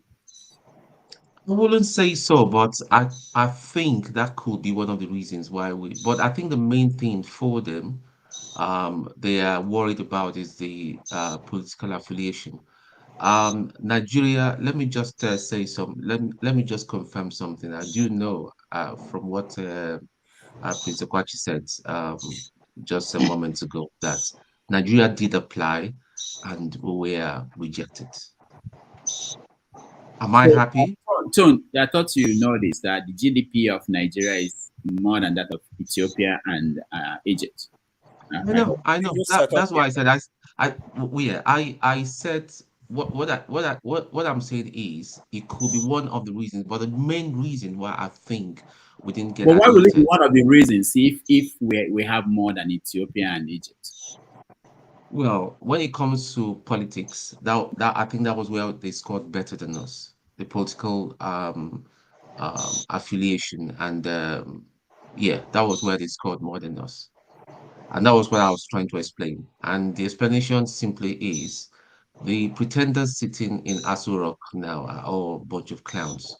And Russia is not stupid. And we shouldn't forget why BRICS was set up and what it stands for. They stand for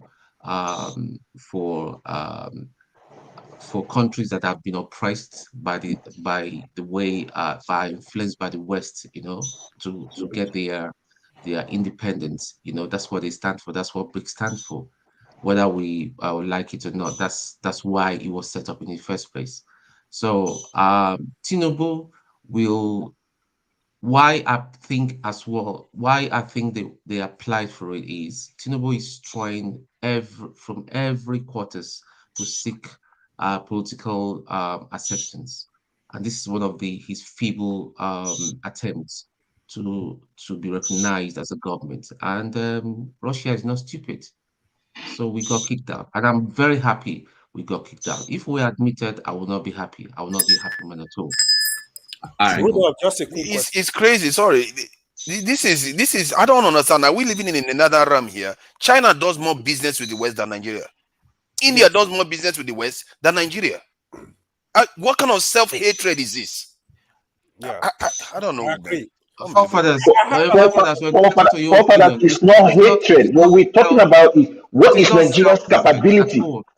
What is Nigeria's capability? Yeah, there's no credibility in the government. We own a lot of banks, even in Africa. We control media, a lot of media in Africa, and we have the highest GDP, the largest GDP on the continent. One of the most important black nations on the earth, and we are the major group.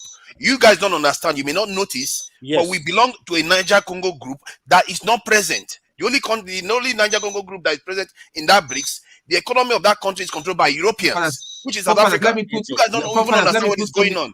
You are being sidelined and you don't even know it. Do you know Nigeria? Hold on, do you know Nigeria is a puppet? Everybody hold on. Only two speak. Only two speak. Okay, all right. Okay. Do you know that Tinubu is a puppet in the hands of France at the minute? And do you know the relationship between France and Russia? Russia would not. I mean, why would I want to admit somebody that is a yes man to my enemy? No, I will not. It doesn't make sense. Tom, thank you. Let's go to, I'll go to EK, but let me just give one minute to AY, Electricity, and Prince Akwati. Just 1 minute. Thank you. Emiloko, Rudolph, Emiloko. Now you're going to give every other person one minute. Tonya, sit down there. My own question is this. No. What is the reason? AY first. Okay, sorry. I just have a quick question. So from what I saw in the comments, I'm not sure when Nigeria applied to join BRICS. Somebody said it was 2016. Priest, if you are aware, can you confirm that? That's correct? Yeah. Okay, if it's 2016 and Nigeria were rejected, why are we linking it up with the election of February? It doesn't make sense to me. That's one. The second thing is, to be honest, I think we are directing Nigeria. What, from my own theory, what I think is going on, I think South Africa and Russia, they don't really want Nigeria to come because of trust. Period. Thank you. All right. Let's see. You're next. Not in every situation, but if they are rejected, I believe they will provide reasons why they were rejected. So, does anyone have the documentary evidence why Nigeria, beg your pardon, was rejected? And on this we can now argue or discuss this issue further, because from my position, we all know what is happening in Nigeria. Now, if we can, Prince, if you know the reason that was stated why they were, if you apply for a job, if they reject you, some company will tell you reason why you were rejected, or you want a contract. So what is the reason? I need the reason, please. Thank you. Okay, thank you. Let me answer Electricity, because if the Vice President of Nigeria come out in public and say we did not apply, my thinking is that there was an agreement that they will pretend that Nigeria did not apply, and the VP can go and say whatever he wanted to say to his people and to the world. Okay, so that's the way I think it happened. They won't come out and say, oh, Nigeria applied or we refused them, because they know what the VP of Nigeria is told, so you can go and tell them whatever you want to tell them. So that's it. I'm talking about in case where Nigeria applied. But the application was made in 2016, according to Prince. It was rejected then. It was, I don't know. We don't know. Yeah, so we need to find out then. So Rudolph, there might be a middle ground here. There might be a middle ground here from what I'm seeing, that some countries expressed interest in joining. It doesn't necessarily mean they formally applied. So maybe Nigeria falls under that, because I'm reading it on their page right now. Nigeria definitely was listed as a country that also expressed interest. But whether we actually officially applied is a different thing altogether. That's something but when they were announcing it, they did say Nigeria applied, but I don't know. It's like they are confusing expressing interest to actually officially applying. So maybe that's something that is going on there. So who does the application? Is that the Ministry of Foreign Affairs? Thank you, Igbo Basic. We can't figure it out here. So we should find out who does the application so that we can't talk in vacuum. the point is that your vice president shouldn't just leave the country and attend the meeting without the nation knowing where he was going to and what he's going there to talk about. All right, go ahead, Prince Apache, 1 minute because I have to go to Ike. Okay, so first and foremost, Nigeria and other 21 countries did show interest, and they picked 6 out of the 22. Apart from this, when people keep talking about GDP, one thing you guys should also know is that the economy is not only measured by GDP, rather by human capital. And then what is our Federal Reserve? Our Federal Reserve is 3.7 billion. And they've been lying to us that we have about 33 billion. But it took JP Morgan Chase to reveal that we only have 3.7. All right, thank you, Prince. Ikena San Antonio, welcome to the show. Thank you, Dr. Njakere Ndamages, and thank you everybody that have chipped in. I will just chip in. It might make sense, it might not make sense. First of all, people say about Nigerian GDP. How do we know that GDP they are posting is true? So now we question the trust. Number 2, when Shatema or whatever his name is was going over there, we didn't even know that he went over there until we saw him. So they say, oh, we apply. How about if we apply for 2023? We just apply for 2023. Shettima is telling us that we didn't apply. How do we gonna get the outcome? Like somebody rightfully said, when you apply for a job, they say, oh, we have take more qualified person, more than you. So maybe next time if a position come out, we will notify you or you can apply. But unfortunately, if you say that you didn't apply, how are you gonna get a written document saying, oh, we didn't take you because of this? Nigeria have a problem of conning different people. And because of the conning Nigeria have done over the years, especially the most recent con during the election, those are tainted image when it comes in terms of Nigeria. Nobody wanna be affiliated with Nigeria. But the people that want to affiliated with Nigeria are affiliated with Nigeria with what they're going to get from it.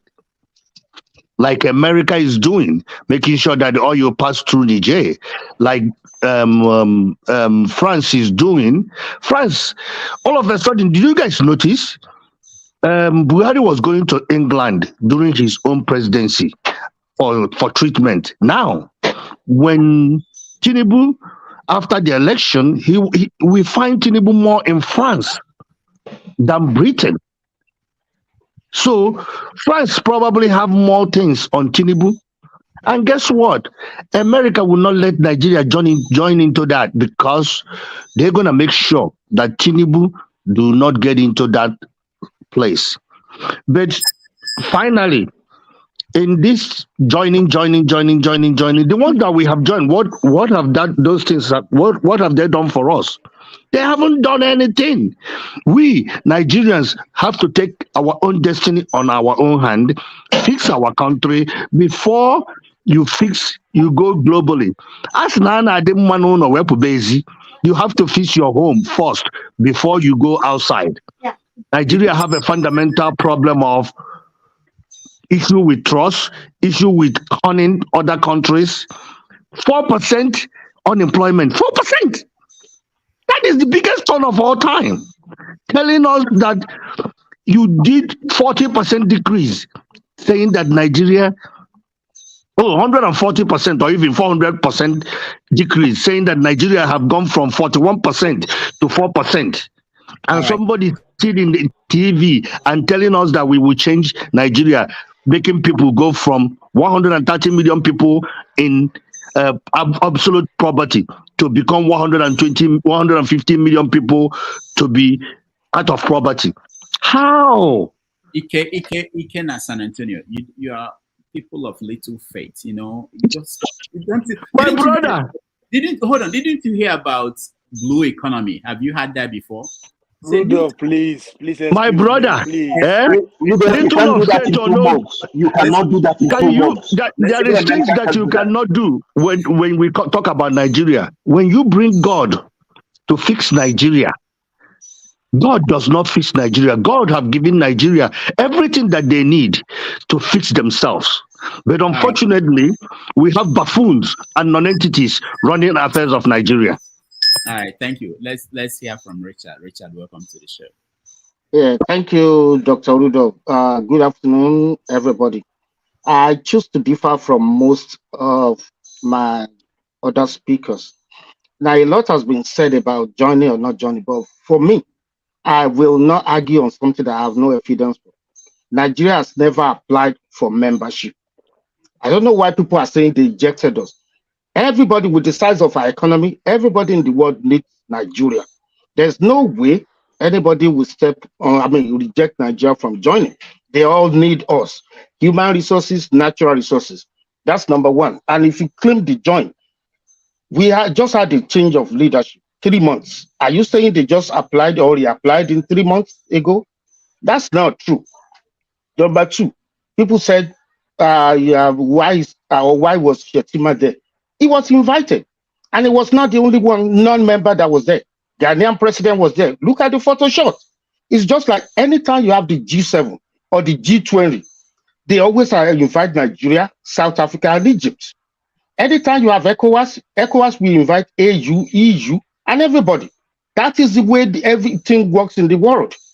That is the way it works. Anytime, go and check the pictures. G7, you will see Nigeria, South Africa, and Egypt.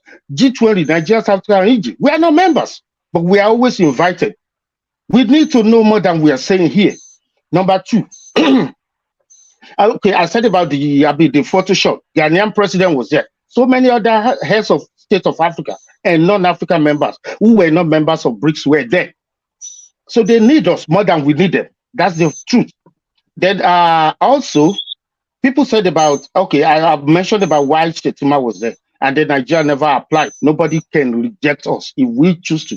And then again, I want to let you know that Nigeria has changed the course of her foreign affairs.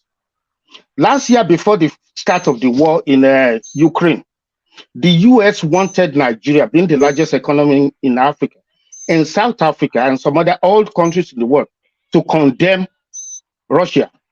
Nigeria, South Africa, Vatican, India, and so many. They refuse to condemn Russia. They refuse. Since then America came up with these lies that there's going to be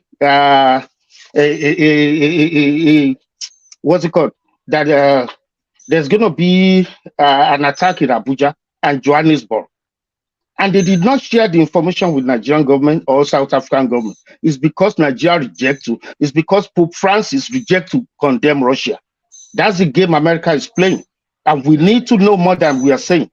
That's the game they're playing. Nigeria doesn't do yes, sir, to any of the Western Europe. No more. That was then.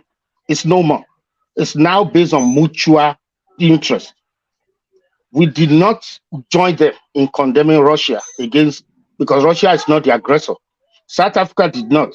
Vatican City did not. India did not. So that's the way things goes in the world now. It's based on mutual friendship or relationship. Nobody does yes to another person.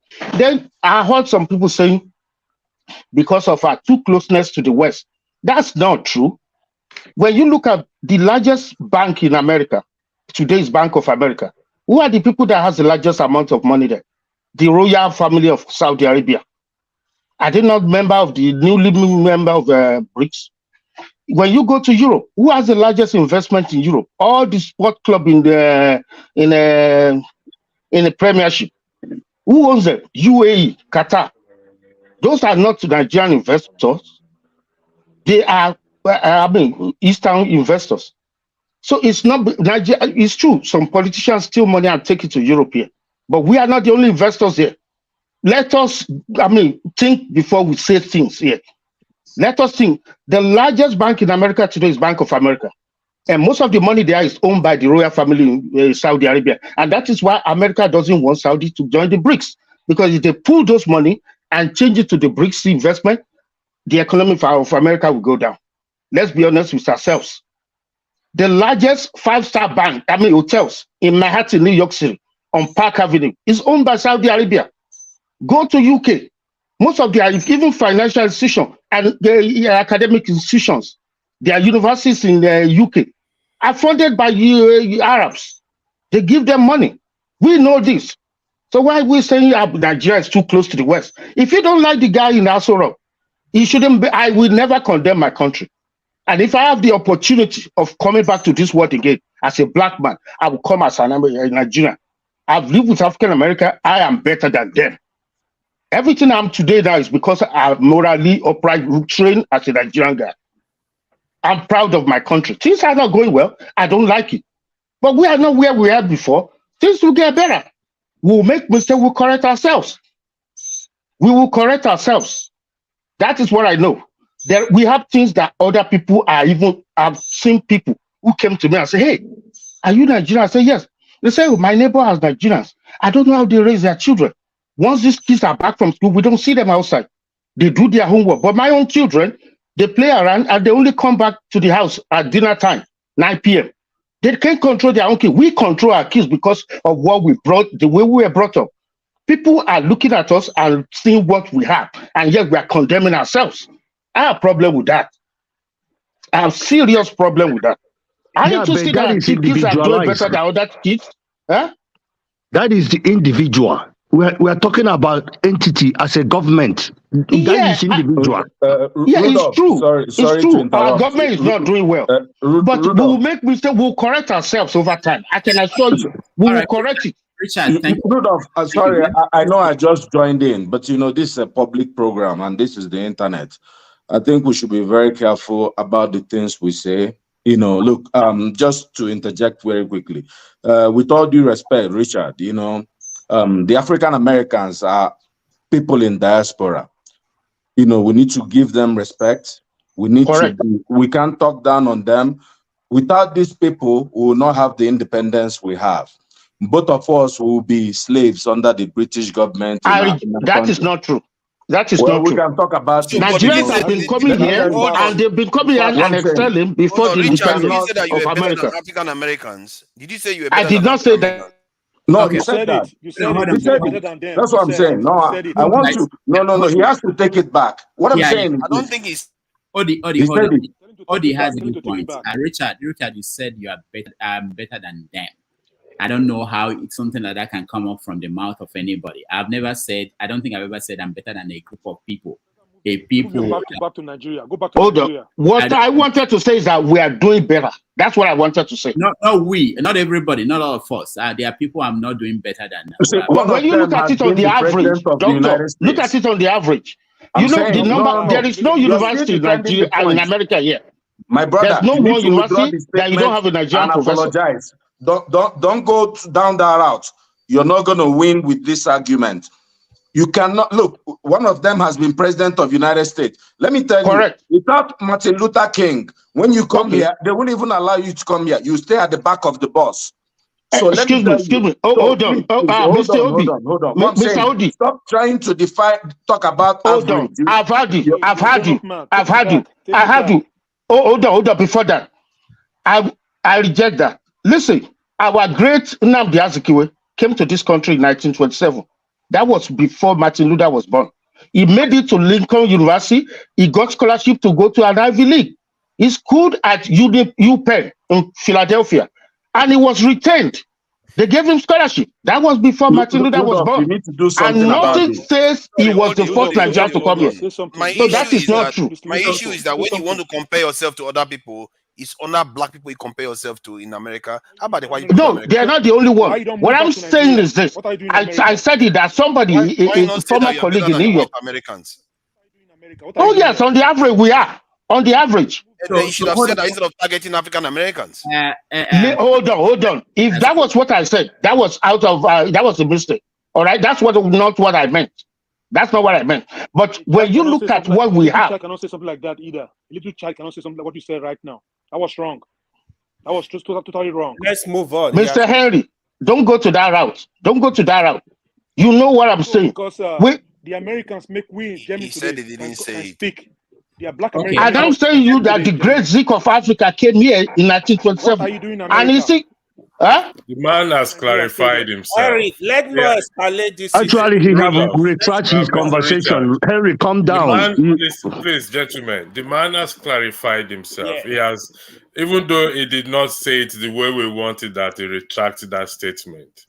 He has clarified himself, and Right. so that is just we are not better than anybody. Nobody is better than us. So let's stay on a plain level, please. Thank you. Right. Thank you. Let's move on. Ovie, you're next.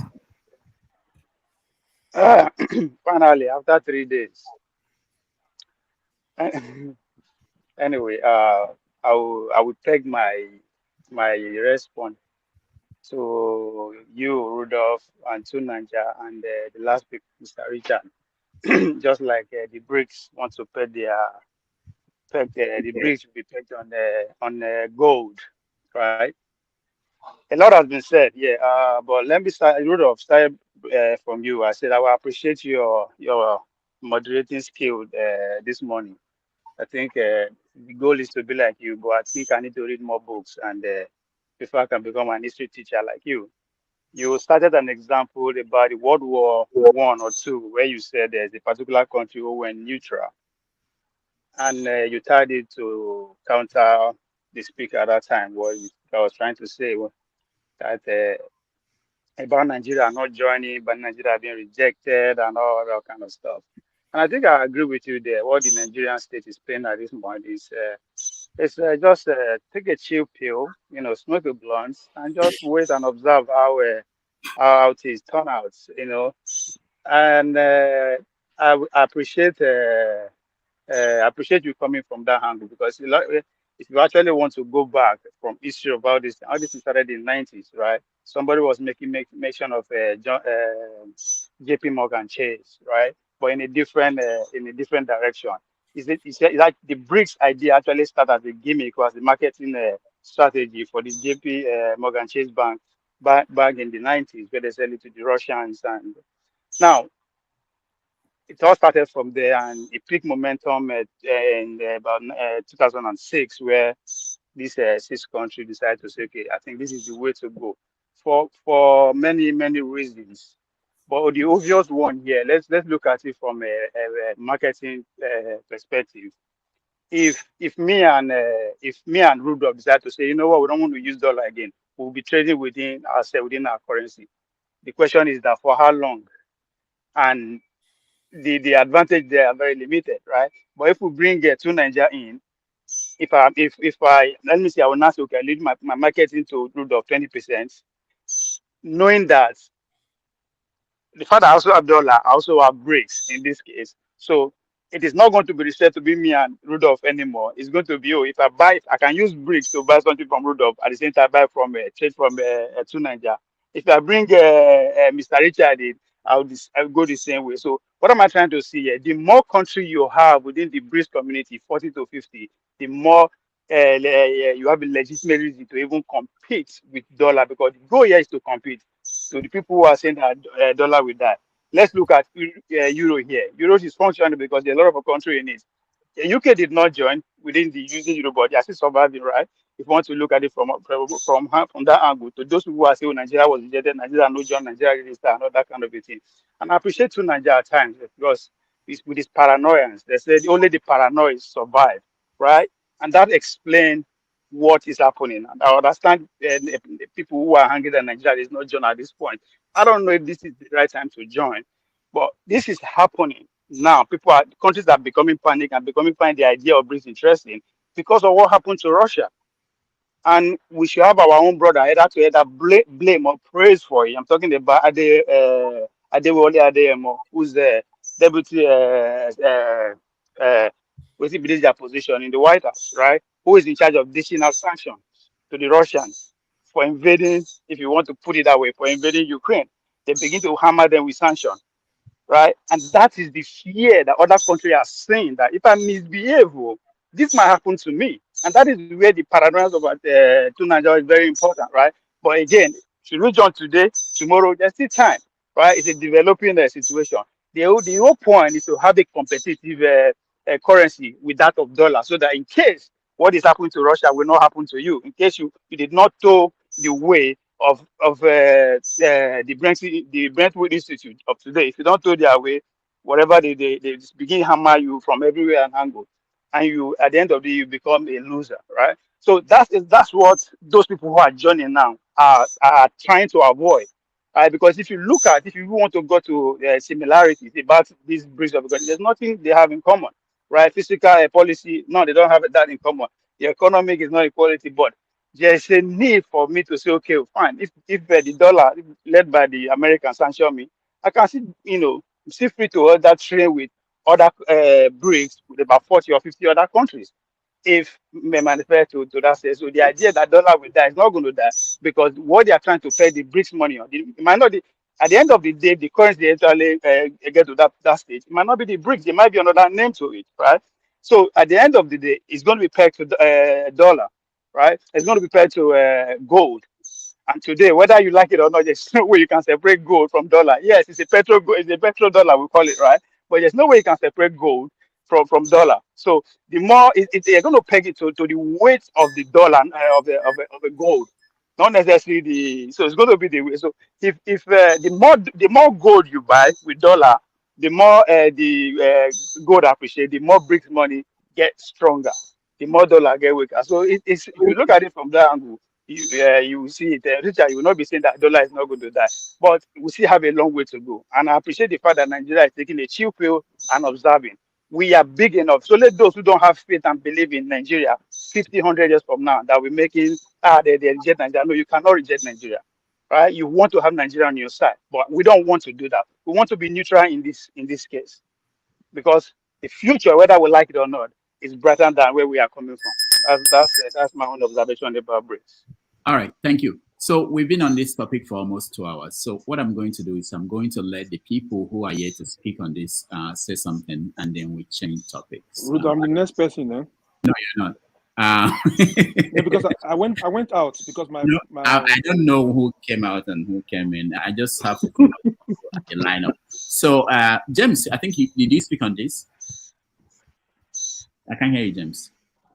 Yeah, he did. Okay, he did. Okay, Odi, you're next. May I ask a question? Yeah, thank you very much. Thanks for let's hear Odi, and then you can ask. Yeah, with the panelists. So number one, what is BRICS? What's the purpose of BRICS? BRICS is just an alternative to G7, right? The big boy is still G7. When in high school or college, you have a big friend and some big boy wannabe. That's what BRICS is. Look, I see it a little differently. And there's an argument about whether we did apply or Nigeria did not apply. The vice president said clearly we did not apply. I'll take it there. And I know there are governments lie and do all these things, but there's no way to verify this information. So we're going to die having this argument. So the most important thing, I'll tell you, my own thing, I'll be surprised if Nigeria applied to join BRICS. I personally, I believe that Tinubu is an asset.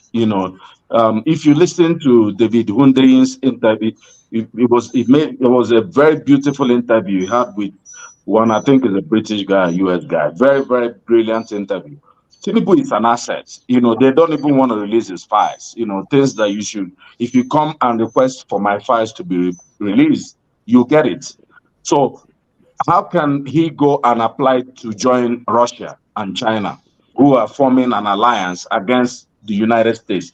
Everything about BRICS is to destroy the dollar, the power of the dollar. So they have their own bank and everything that they are trying to borrow money in their own currencies. What I see here, and this is my own opinion, this is an opportunity for the West to actually start, getting friends in Africa. Nigeria still remains the big boy in Africa. Of course, if you know how BRICS membership is arranged, you have to. It's like a little court whereby you have to have somebody vouch for you. South Africa went and brought Egypt and Ethiopia. The people that have been asking for these BRICS to be expanded is China, because if it's expanded, they get more friends. There are two alternates in this world. It's either you belong to China or the US. These are the two biggest economies in this world. So then Russia has been insisting to bring Saudi Arabia. They are Americans' friends, but they don't have any stooge or like an American asset.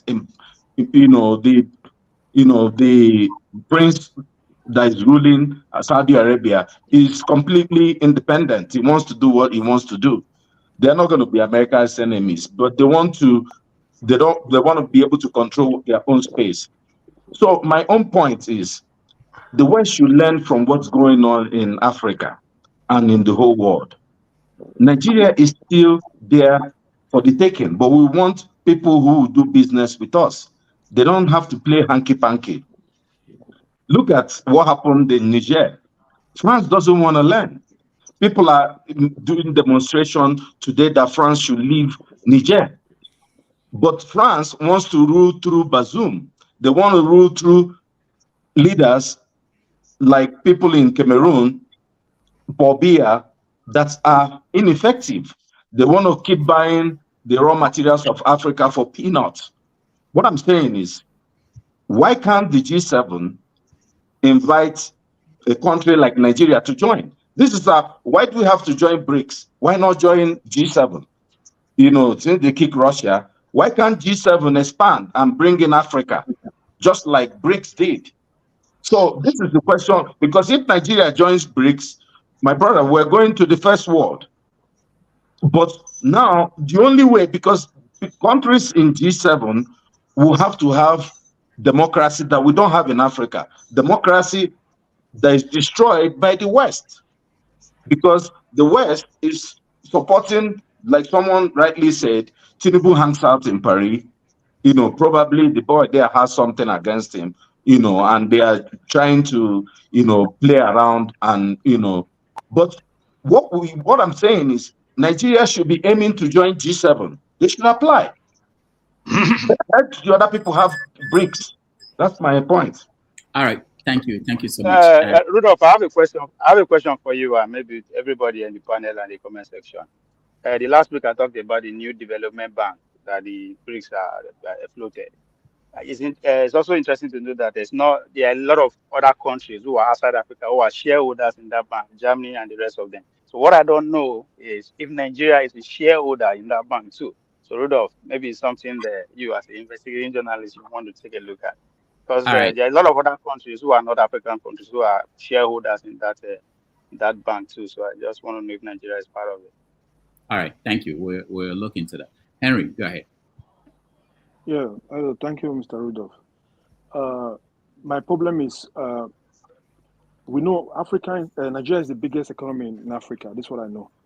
So it's not time for Nigeria to aim to be included at G7 to represent Africa in general, because I don't see any reason if Nigeria become members of this BRICS, whatever, it's going to benefit Nigeria.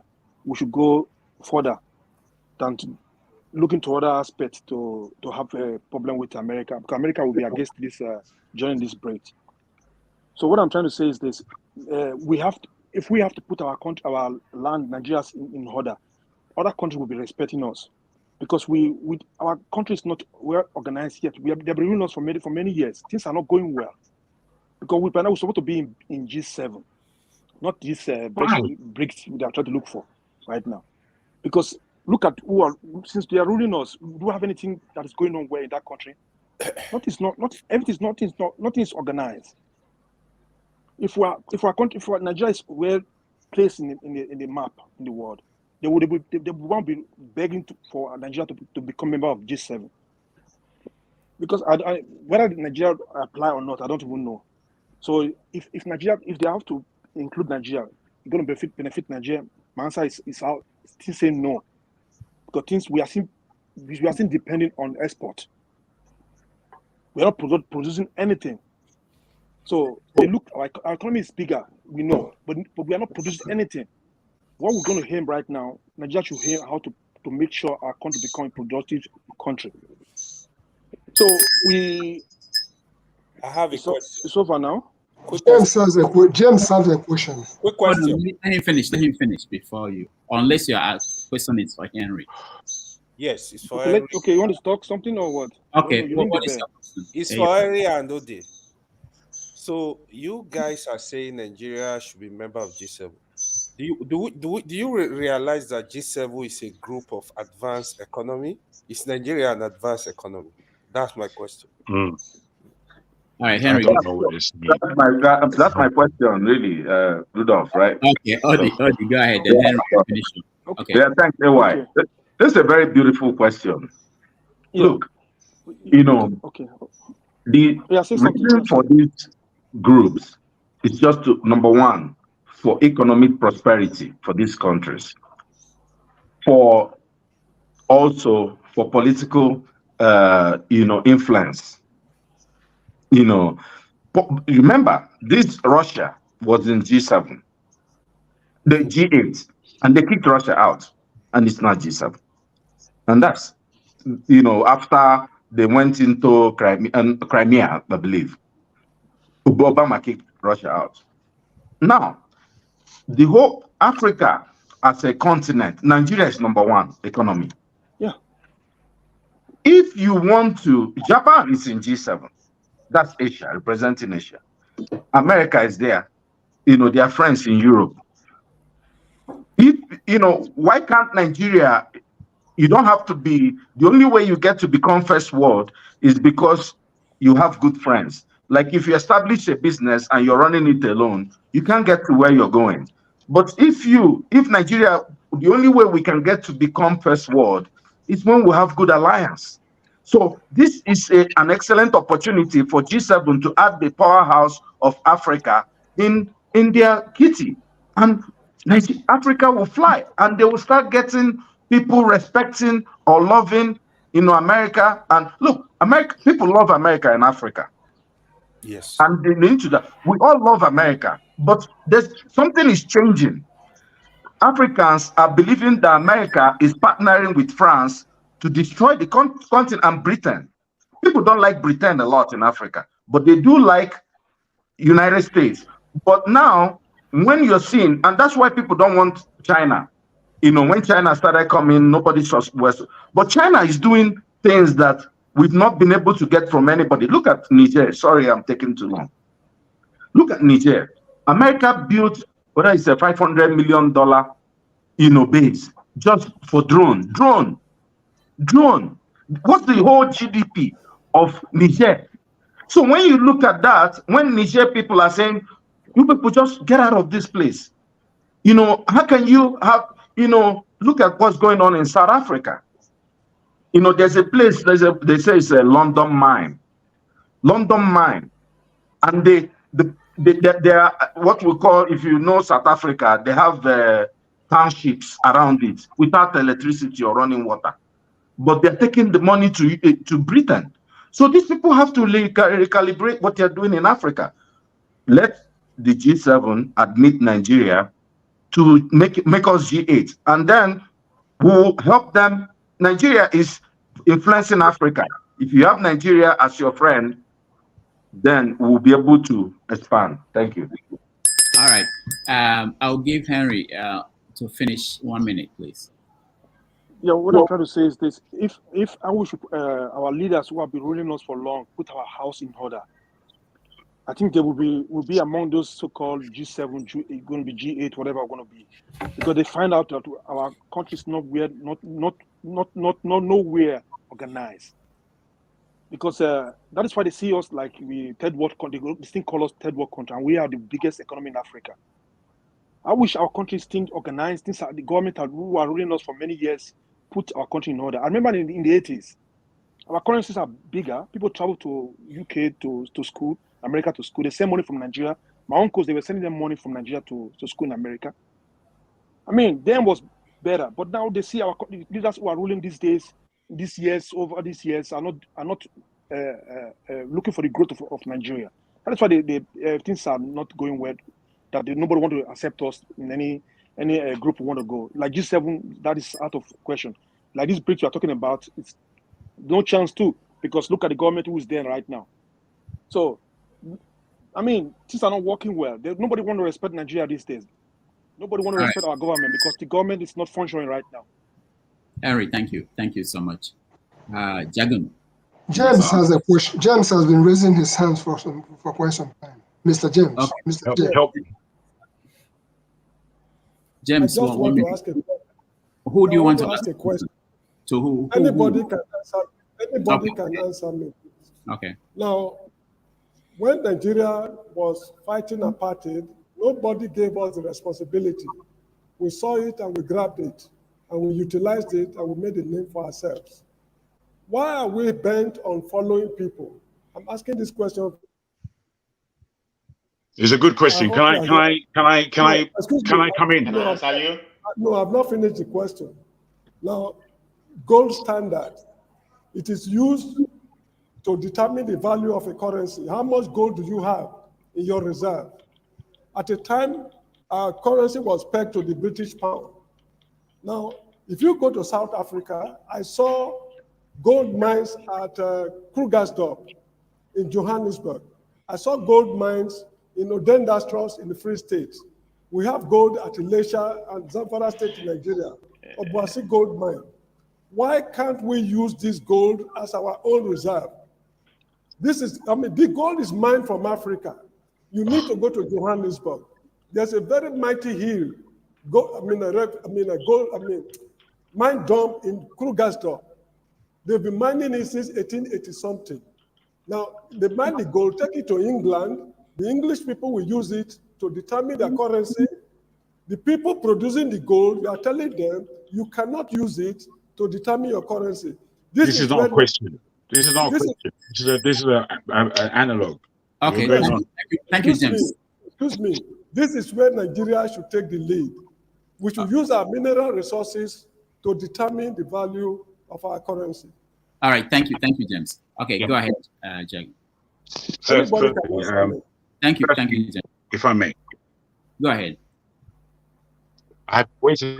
I'm glad to be on the panel at this time. It's the first time I've been on the panel with Rudolph, so I would like to thank you personally for the panel that you set up here and the show in itself. I've been enjoying it for several weeks now. I want really to clear up many things, many anomalies that have been spoken already that really says that we're not quite sure what we're speaking about. If I can just give some background on the beginning of BRICS. BRICS was begun by JP Morgan, their analysts were speaking about the obvious, what was the writing on the wall, where the petrodollar or the dollar in itself was indeed losing weight. The analysts at JP Morgan saw that there were economies in the world that if they came together, that they would provide a relative alternative to the dollar. That's how it began. Then the Chinese, Indians, Brazilians, they got involved and they actually performed what we now know as BRICS. Secondly, there's the alternative as it is. The power is that the fiat currency that we're spending is zero. We're spending air. The money is not worth the paper, the weight of the paper. What we are spending today, we're not quite up to date with that. We think we're spending something, but we're not spending anything. The dollar is going to turn into a currency of digitality. And once it enters the digital currency, it's a different world again, if we don't understand where the dollar is going. Secondly, so the criteria, if I can break it down, because we're speaking about why Nigeria is not in. Nigeria should have been in the beginning, because Nigeria was spoken about by JP Morgan. Now, the criteria for entering into the BRICS is purely geopolitics, it's purely structural, it's purely strategic. They are looking for countries that have the minerals under the ground, that have structure in their polity and in their economy, and they are looking to merge with these in order to make a strong global alternative. These are the reasons for BRICS. It's not for your pride. People are thinking, why aren't we involved? I mean, what are you talking about? It's not about your pride. Every time we are wearing our pride on our chest, it doesn't make sense. Things have to add up. 1 and 1 is 2. If we're not getting those figures correctly, we're not involved. People are saying, why isn't Nigeria involved? Nigeria is being sidelined. This pride that we have, it's really getting in our way. It's getting in our way of thinking. We have to think, please. Because as I'm listening to a conversation, I'm hearing the comments, I'm thinking we've got the whole thing wrong. We've got the whole thing wrong. The world is moving forward. Is Nigeria performing anything that says that we're moving forward? To me, no. To me, no. And that's not speaking against my country. That's telling us the truth. We're not moving forward. This is 2023. We were better as a nation in 1988, for goodness sake. So really, we're not going forward. We're going backwards.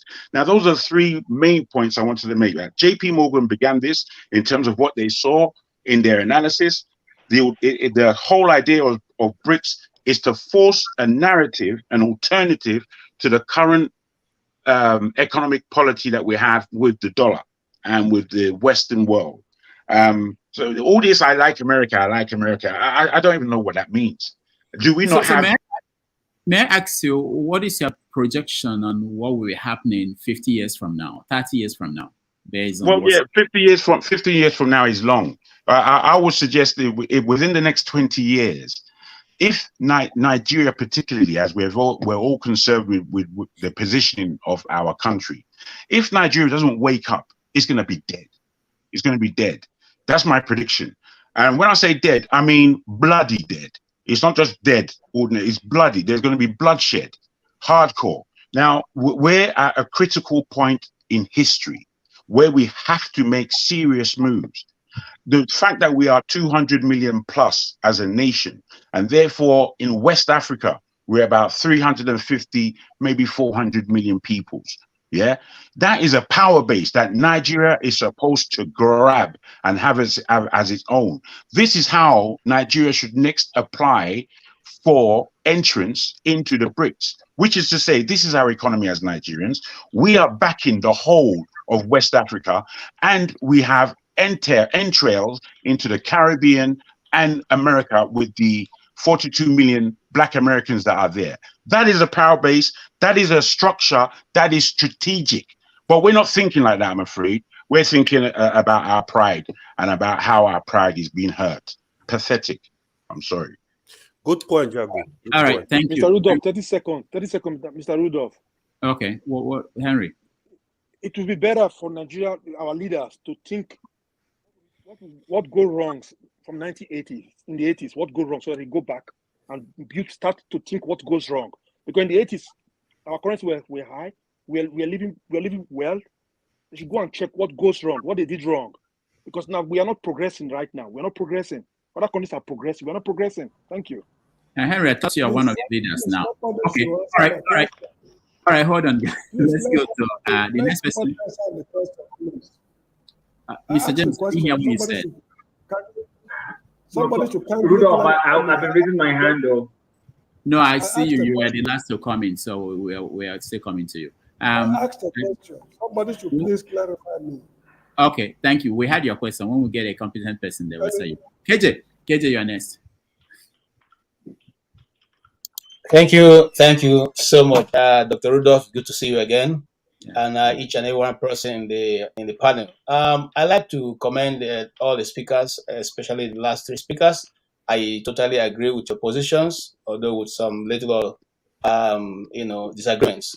One, I want to say, put it up front that it is have your say. I can say what I want. I mean, you may not agree with me, but don't make my idea look as if it's not coming from a human being. That's the point I don't understand. So if you don't agree with somebody, it's okay not to agree, but don't make his idea look as if it's not, coming from another man like yourself. The issue that is here is, I'm an Igbo, and sometimes my Igbo nature comes first. There's an Igbo proverb that says that the only reason why we fail a masquerade is because we have masked it where nobody is seeing it, not in the glare of the public. is in a secret place. So he comes out and we all call it Mongo. That means a ghost or something like that. So we all run from it. But you see, the moment you unmask that masquerade in the public, it no longer the mystery or whatever surrounds it is taken away. So any small child can know.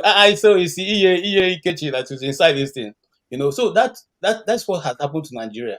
We have allowed ourselves to be masked in the public. And so now everybody and anybody can take a swab at Nigeria. We have not used our population. We have not used our strength in the economy. We have not used our mineral resources. We have not been able to do that after the successful fight of apartheid. So like Nigeria just decided to go in one direction, just downward trend, and it's going to be difficult for us to begin to assume that position that Nigeria is so important in Africa. I once had a conversation with one of the people around here, and I said, why is that you people are not coming to our help? Why is America not coming to our help? And he said, so what do you have to offer that other people can't offer? Whatever you can offer, we can get it from a lesser country. So why do we have to, be there to help you? You guys are not even ready to help yourself. So, and that's the position of government here. And, like the BRICS, we should have been in. I agree with that. We should have been in right from the day one. Because if you take the position of a forefather many times, which I said here, which I agree, we do not understand or want to play the geopolitics of the world.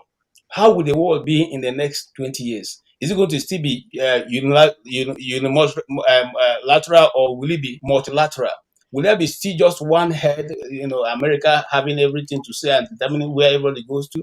Or will there be a reorganization of nations? Okay, into different folds. That's what we're looking at. And I think if you ask me, as a person who is carefully looking at developments around the world, we are going to have nations divided into several fractions. And it's not going to be America eventually which is going to determine what's going to happen to the rest of the world. Okay, whether you like it or not, Russia and China are a formidable force coming up, joined together with India.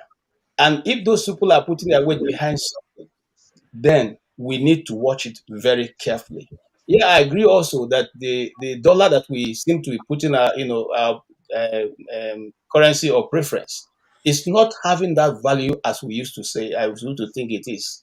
Just like Jagun said, it's just paper, and so it's going to be difficult for it to be sustained, and it's going to be difficult for those people who are clinging to it to continuously to have it as a means of storing wealth. Many years ago, somebody said, if you need to really store your money, you need to move it to gold, and gold is not going to fail. I repeat again, it's never going to fail. It's going to continuously be the place where you can go put your money. Now, having said that, I want to quickly say this. You see, whether we like it or not, again, I say this. We have so many things that is not written down. Many people don't even understand. We Nigerians, we don't even know how much we own, how much is in our reserve, because no truth is told to you. Statistics are not even true. 2 days ago, there was an argument going on in Abuja. A minister woke up and said, "Oh, we have reduced unemployment to 4.1%." How? In the same country where the unemployment was almost 50%, and then you're in office for 2 days, you say it has come down to 4.1%. Are you crazy? How is that magic happening? So here is the truth. The truth is that we are not even using. Okay, let's even assume that every other person assume that we are the Nukumbong, the big masquerade. We are still dancing very well. We're not even using that weight. We're not using that weight. Okay. What if you see sometimes, for instance, let's even take the example of what's going on in Niger. Nigeria should have been the people saying to the West, look, we will handle this, okay? Forget it, we'll handle it. I'm not putting that you're going to fight. Who gets accolades? We're going to kill his brother. Who gets accolades? Going to beat your neighbor. Your neighbor that you and him are going to school. Then you get to the middle of the road, you begin to beat him to show your strength. Does it make any sense? It doesn't make any sense. So here's what I'm saying. The leadership we should provide, we're not providing it. The place we should take action, we're not taking it. Is it because we don't have the mental, acumen? We have it. The people will not use those guys. They will not use the people who give them accurate data and information that can help develop the nation. Instead, we play tribalism, we play sectionalism, we play all those. And at the end of it, it is the whole nation that is losing out of it. It's not one person. Did they debate us to go and join OIC? Did they tell us about that? But they went to join, and what have we gotten from OIC? But in this one, that Nigeria will probably play a better role and make a lot of inroad into development, internationally. They are telling us, we are not members, and we don't even know whether they apply. I mean, how can Nigeria apply and they not accept Nigeria? Whether you like it or not, we have 220 million people. That number cannot change. That demand for economic, for buying and selling cannot change. People must eat. People must wear clothes. People must live in houses. That means that even no matter how poor we are, we will still need to import things. We still need to buy from the international market, things that will help the people in Nigeria. But our leaders, it's unfortunate. So bad. Can I just quickly say something? It's to do with the soft power that we Nigerians have and have been contributing from as far back as I can any of our memories. I'm in the UK at the moment, and in Southeast London here, there's a Nigerian restaurant that's been there for about 15 years called Enish.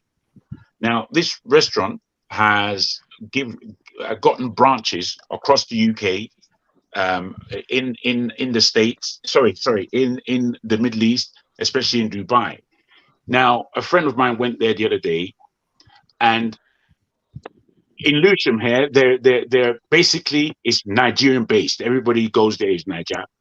But in town, the one in town is full of everybody, Chinese or Indians or Middle Easterns, Oyimbos, the whole lot. They're just eating our food, dancing our music, doing our pretending to be Nigerians, putting some small broken English inside. This is all soft power. This is how energetic we are. This is how electric we are. However, I just don't understand how we, I won't even say our leaders by themselves, how we are allowing leadership like this. We have become docile. We have become so accepting of rubbish. We are eating shit and telling the next person it tastes nice. This is where we are as Nigerians. We shouldn't get anything twisted. We shouldn't pretend to ourselves that I'm a big man. God has given us so much. We are boasting about what God did as opposed to what we are doing. So I really implore us to wake up, man. Because every day we have this discussion, it's the iller I get with the fact that we don't mind to offer ourselves rubbish. We just offer ourselves rubbish all day long. It's not good enough, man. Rudolph, I just wanted to address Jagun. Hey, Jagun, thanks for coming on the show. Nice discussion. Can I just let out just one thing? Then, please, if you don't mind, pardon me. So here's the deal. Okay. I agree with most of what you said the other time, but this time I don't quite agree. Yes, people keep saying Nigerians are not trying. We are not making effort. We are. Oh no, I didn't say that at all. I didn't say that at all. Don't misquote me at all, my brother. I've just given you the understanding. No. I've just underlined the soft power that we Nigerians are making in this world. If you look at Olympics, if you look at sports, all these things that you see around that we are doing, we're not doing it, and our government is backing us. We're doing it from our own sweat, from the sweat of our parents. I understand, but you say how do we have pride? This leadership. That's what you said. I'm quoting you. Right? We can always play this back, and because my point is this. What are you doing about it? People are saying, I hear bro. Hold on now. I'm just trying to during this last election that Nigerians stood up. Even in the Southeast, where people were bribed or paid to make people sit back inside their homes, people still came out. My own mother went out and sat there for hours, even when the officials didn't come, to make sure they voted. People did try to defend their votes, even in Lagos and everywhere. Nigerians stood up this year to try to take back their country. We are making all the Nigerians are following the judiciary for the first time in our history more than ever. We're doing something about it, and that's why we're on this. Let me just finish. That's why we are Bro, I on know this where you're going. platform. I know where you're going. Let's Hold not on now. eat up the Let time. me finish. Let me finish. Let me finish. Myself, I have to go to Isheo. No. Look, okay. Let me land and ask you. Are you registered with a political party in Nigeria? What for? Why am I wasting my time? I've got That's the life. problem. But you want a solution. How are you going to solve the problem? my brother. I end by Let this. me put to you quickly, if I may, that I'm a thinking human being, and I've been on this a long time. You understand? It's not today because of these platforms that I'm raising voice. I've been raising my voice for a long time. The things I've done in England, where is concerned, like the first business I had was in Nigeria. 21 years old I was. I'm 56 years old now. I've had about 14 businesses. Most of them are geared to the black world and black potential. Don't think I'm criticizing any of you. I'm a Nigerian. So as I point the finger, I'm pointing it at myself as well. We're all involved in this gamut of a hell that we're trying to see ourselves through. All I am putting to you, brother, is that our people are the ones who make ourselves proud. Our governments of from the 1980s, maybe 1970s, there have been a rack and ruin to our discourse and our forward motion. They've been nonsense. And I say to you, sir, if I may just land, that we as the people are those who allow our mischievous leaders to lead us down a rotten path. Anyone who voted for Tinubu, I'm sure there are one or two of you here, is a nutter. Anyone who voted for Buhari, you're crazy, because if you haven't seen what he's done already, but did you vote against Tinubu? That's my question. You can't castigate. You can't say, "Oh, if you voted for this person, what are you doing about it?" What I'm saying is this: we can't continue. Look, you talk very well, Jagun. You've got a very sweet voice. Imagine someone like you, 56-year-old, as you said. You join a party, you're on AIT or what. When you speak, people listen to you. I'm sure you have created wealth around you. You have people that listen to you. My brother, what I'm saying is get involved. Don't just complain. That's what I'm saying. I'm involved. All I would like to end on is to greet my brother Ovie. Ovie, you owe me a phone call, oh, my brother. You are in trouble with me, my brother. No, you see I don't put my number in the comment private chat. So all right, guys, let's get Chim. You didn't see my number. You didn't see my number in the private chat.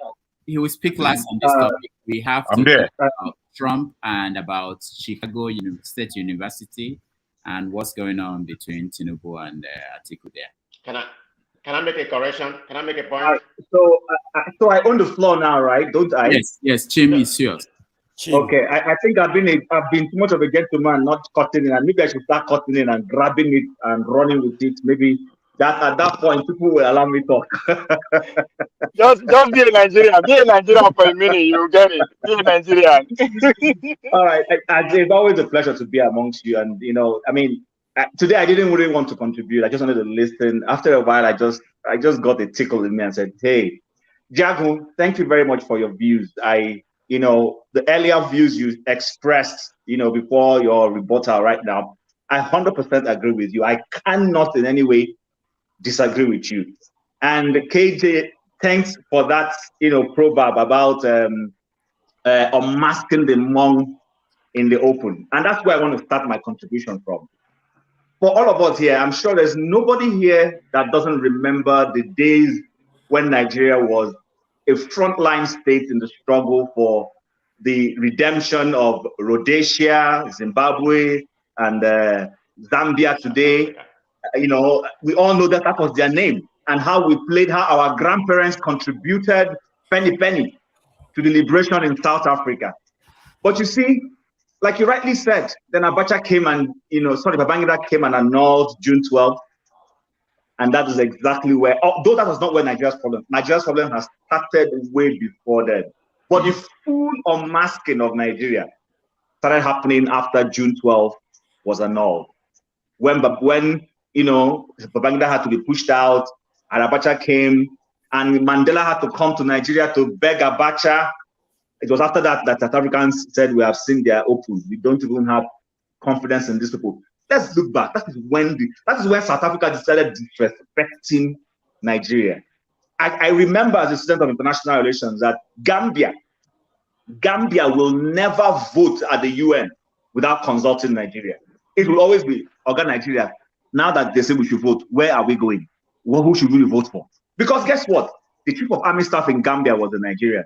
The head of the army in Gambia was a Nigerian. The chief of justice in Uganda was a Nigerian. The chief of justice in Botswana was a Nigerian. And then suddenly what happened? Like Jagu said, you see, let's not make an excuse. Whether I am in Nigeria, I voted in Nigeria. I've been voting before I left. But it gets to a point, just because someone is in diaspora doesn't mean he has to, he can't split himself into three. If the onions is left for those who are there fighting to carry on the battle. You know, and honestly, looking at this whole BRICS thing, look, we may not exactly know. Yeah, we may be conjecturing, you know, and saying, oh, Nigeria, but you can read the underbelly. It's open there for anyone to see.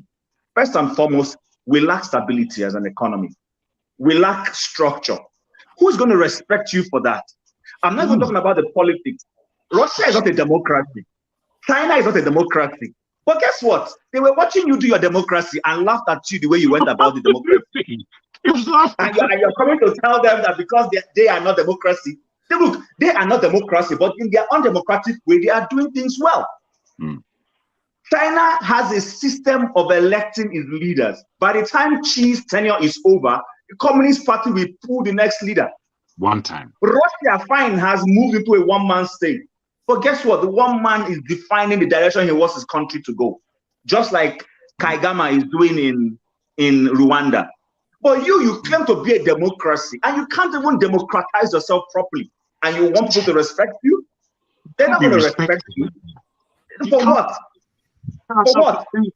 Listen, when Cape Verde had a military rule, what did we do? America didn't come to help Cape Verde. In fact, the Cape Verdean president was in Nigeria when the coup happened. Obasanjo put him in a presidential jet and flew with him back to the country. He didn't send it back. He went with him back there and dislodged the men. This is exactly what happened. It wasn't the case of, he went there, he told the guys, before we land, before my plane lands, you better reconstitute the democracy back. And he did it. That was Obasanjo, not how many years long ago. This happened. So, you cannot, I've been saying it, listen, our current so-called president, there is a string they are pulling. America will milk this benefit. Forget it. They will milk it. Same with France. They will, when they are finished milking it, then they will condemn the same person back. So I think the problem is we've lost respect, like we rightly said. Yes, what is the solution? The solution is what is going on right now. Nigerians are trying, I admit. But of course, we cannot bet, but begin to ask people questions. We have a minister right now, that is supposed to be a Youth Corps member, but she's a minister of the Federal Republic of Nigeria. Animal farm. This is animal farm. So some people can be penalized if they don't go and do their NYSC, but others cannot be penalized. And our law, the laws we made, we can't even keep to it. So I think, personally, why we have been snubbed in BRICS, we should have been BRICS, because at the original intention, Nigeria was invited. Let's go back. Nigeria was actually invited originally. Right. But when they began to see that we didn't have the structure, we didn't have the spine, we didn't have all this, they quietly put, the first time South Africa went there, it was Nigeria and South Africa that were invited. It was Nigeria and South Africa. But South Africa has shown more consistency. Even though South Africa has had presidents that did not last in office, but those presidents were removed in a procedural way. The guy who replaced actually Mandela is the only Nigerian president that has finished his tenure. No South African president has finished his tenure. But guess what? The ANC will say, we brought you to office. You've breached our policy, get out. Depart, and the person leaves. Can APC say, Tinubu, you know what, you're disgracing us, get out of there? Is it possible? Get out. Honestly, can it happen? Can it happen? So let's stop trying to beat about the bush, and nobody's going to respect you when you have already disrespected yourself. So, Dr. Rudolph, I think they told Nigeria, go and sort yourself out. That's the message they give us. Sort yourself out and then you can come back. All right. Thank you. Thank you so much. I appreciate everybody. We have to move on from this topic. It's been over an hour, 2 hours, almost 3. So the next topic we have is we actually have 2 topics. I want us to touch on Trump. Let's get away from Nigeria and Africa a little bit. And then we can come back and talk about what's happening in Chicago, about Tinubu's document and why Atiku thinks he could get that. So we take a break and then we talk about Trump and his trial, crimes and punishment and what it means for Africa.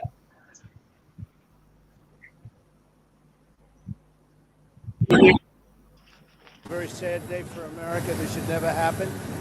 If you challenge an election, you should be able to challenge an election. I thought the election was a rigged election, a stolen election, and I should have every right to do that. As you know, you have many people that you've been watching over the years do the same thing, whether it's Hillary Clinton or Stacey Abrams or many others. When you have that great freedom to challenge, you have to be able to, otherwise you're going to have very dishonest elections. What has taken place here is a travesty of justice. We did nothing wrong. I did nothing wrong. And everybody knows it. I've never had such support. And that goes with the other ones too. What they're doing is election interference. They're trying to interfere with an election. There's never been anything like it in our country before. This is their way of campaigning. And this is one instance, but you have 3 other instances. It's election interference. So I want to thank you for being here. We did nothing wrong at all. And we have every right, every single right, to challenge an election that we think is dishonest, that we think it's very dishonest. So thank you all very much, and I'll see you very soon. Thank you very much.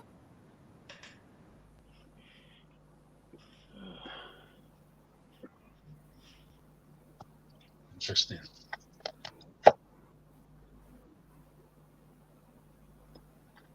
The president of Nigeria is going to fight to support. Burkina Faso said, please, we will mine our minerals by ourselves and you can come and buy from us. And now look at what they're doing. They're leaving Burkina Faso and they are destroying all their vehicles. See how that guy just shook his head. In other words, even if you're leaving, Mr. Frenchman, even if you're leaving, why don't you just give this to us as a gift? Why don't you leave it to us as a gift? So the purpose for which these French people were actually in Burkina Faso or anywhere in Africa is to exploit and destroy the whole of Africa. So get out of Africa. Just get out. Get out of Africa. You are wicked people. You are just bad. This black guy standing right there probably has been working with you guys for a long time. Why don't you just say, okay, we're leaving. Your government has asked us to leave. You know, we give one of these vehicles to you as a gift. We leave it for you. We give it to you as a gift. But look at what they're doing. In other words, if you're asking us to leave, we are leaving. Then we're not leaving anything behind. We're going to destroy everything. Wickedness. This is wicked. This is wrong. This is bad. Okay? This is not good. It is not good. And it's so unfortunate. All right, Mr. Tinubu or whatever you are called, go ahead and fight. Fight for these people. And God will reply you. Go fight for these wicked people. For these conscienceless people. Go fight for them. And make sure that if you go into war, Mr. President, let your son be at the front line, okay? That's what I'm going to advise you. Good job. Make sure that Sheyi or whatever your son is called, he's a part of this war. Let him also go to battle. Let him join the army. And let me quickly remind you, Niger is waiting for you. More than 10,000 of Nigerians have enlisted themselves into the army. They want to fight for their country. Go kill them. Go destroy them for these idiots.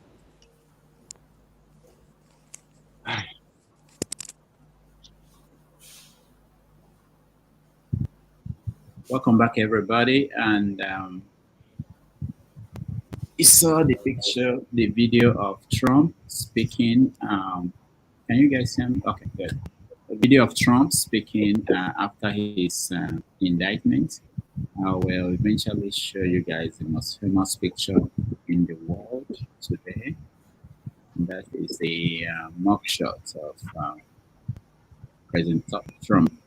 All right, let's look at what happened with Trump and where we are and what it means for Africa, because there are a lot of people in Africa who think that Trump is the best thing that happened to the world since that sliced bread. KJ, why are you looking at me? I know you're one of them.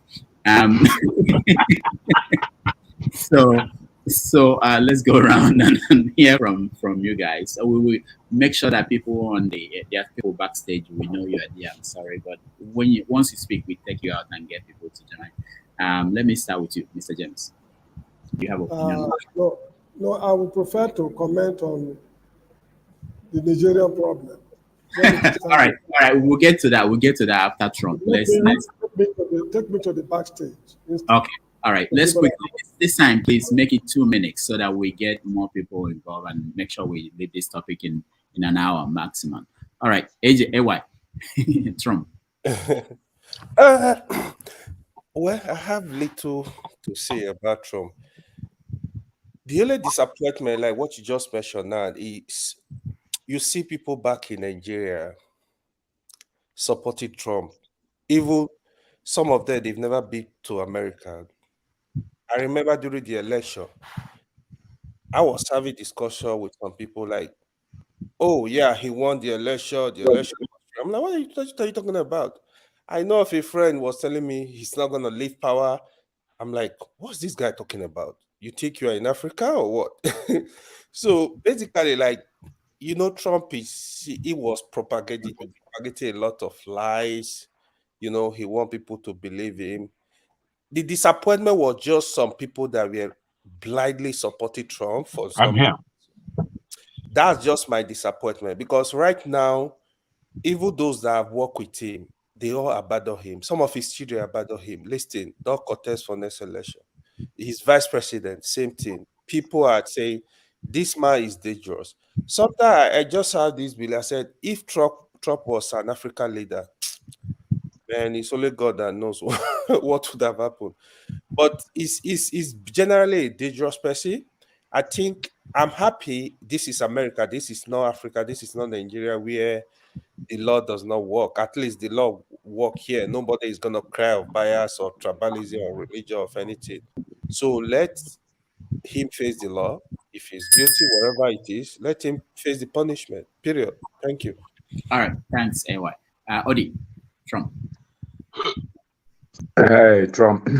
I'll tell you, I miss Trump from the past 4 years. It's just a lot of drama and, but it's unfortunate, when I like the way you're relating it to our situation with our brothers in Nigeria.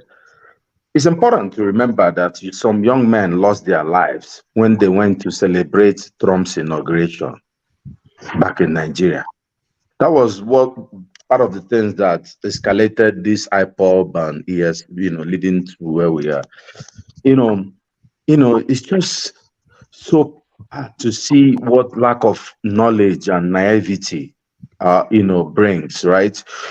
How could somebody, if you listen to the, released kind of side talk of somebody revered as Ronald Reagan, talking down about African leaders, that was in the 80s. And then you can imagine how Trump feels about, our brothers in Africa and people in Nigeria, people who have never been here, people who probably will never come here. They are celebrating a man and say he's going to defend the right of Christians. Trump is not even a Christian. Trump doesn't even believe, he believes he's next to Jesus. He doesn't even know anything about the Bible. I do, and people are, thinking that if Trump comes, Trump doesn't care about Africa. There was no policy he made. The last United States president that was grounded enough to think about was George Bush Jr. He set up PEPFAR. I was in Nigeria. I was part of a PEPFAR clinic. That's why our people are still alive. HIV would have destroyed Africa if not for George Bush. You can go and do your research. Trump doesn't care. Obama actually did worse for Africa. Yes. So, my point is America seeks American interest. I think we should, what that probably is going to be the nominee for the Republican Party. And we'll go to the polls. People who will not, I don't think he'll be president, but we'll see. He's an interesting guy. All right, thank you. Igbo Basics. Thank you once again, Dr. Damages and members of the panel. I'm going to use my little 2 minutes of have your say. What woke me up this morning when you're talking about Trump is a song by Cindy Lauper, Time After Time. That's the name of that famous Time After Time. And somebody had actually converted it. I just sent it to Dr. Damages. Somebody had actually converted that song into Trump Goes to Jail. Yeah, I can't play. I know you can't play, but I looked through it and saw the lyrics that they were putting through it. And I just scratched my head. So we are here talking about Trump goes to jail. I had a conversation with my uncle who lives in Makodi yesterday. And he was talking about, when we are talking about BRICS this and BRICS that, and we're talking about G7 and G8, he made mention of, what about G-Apple? G-Apple.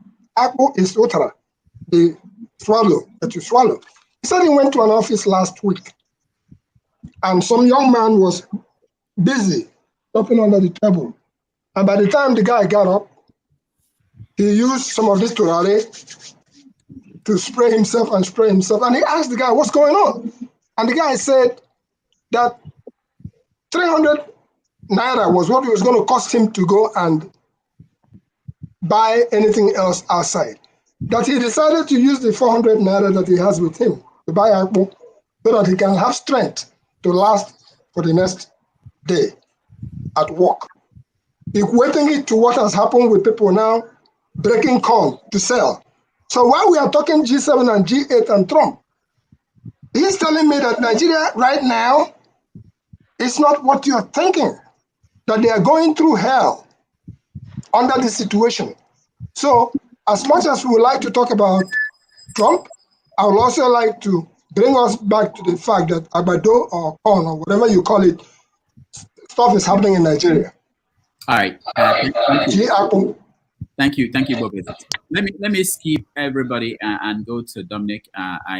For a reason he looks like he's on vacation. We just want to get his opinion on this before we go ahead. I'm waiting for my apple from you. Dominic, go ahead.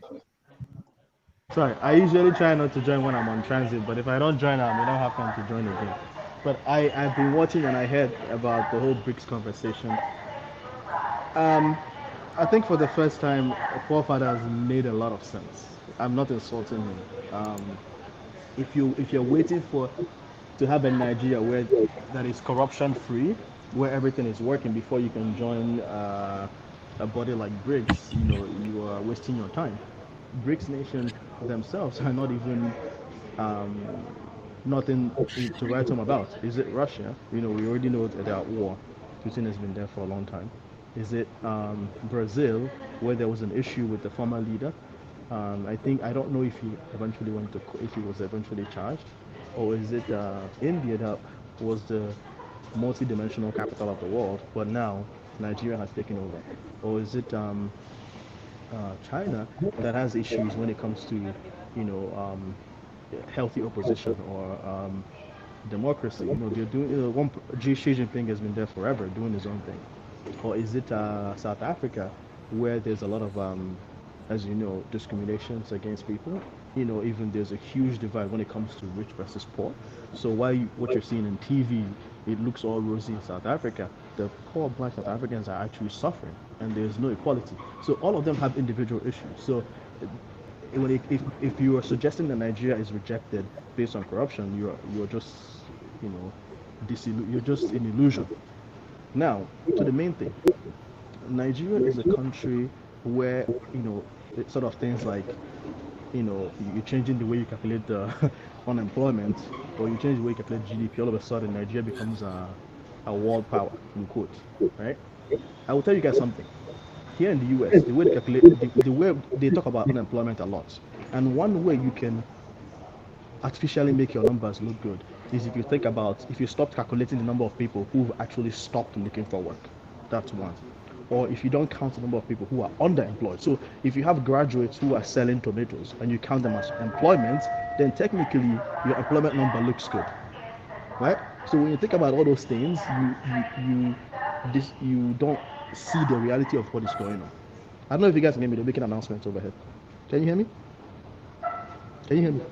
Yeah, we can hear you. We can hear you. Exactly. Yes, we So can hear you. We can hear you. I want us to think about all these things when we think about Nigeria. I think Nigeria, if it wants to join BRICS, there's no issues joining BRICS.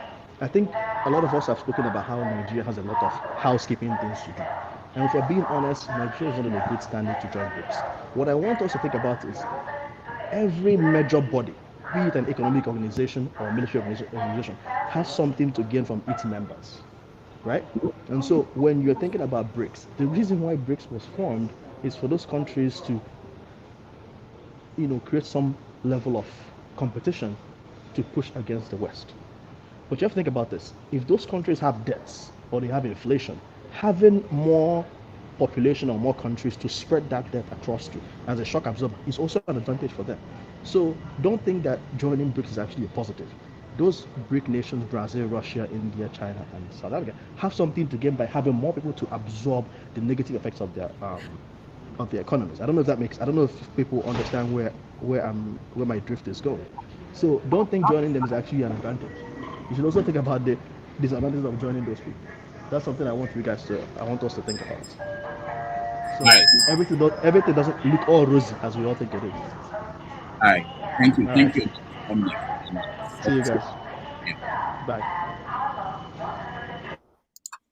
AJ. Okay. Yes.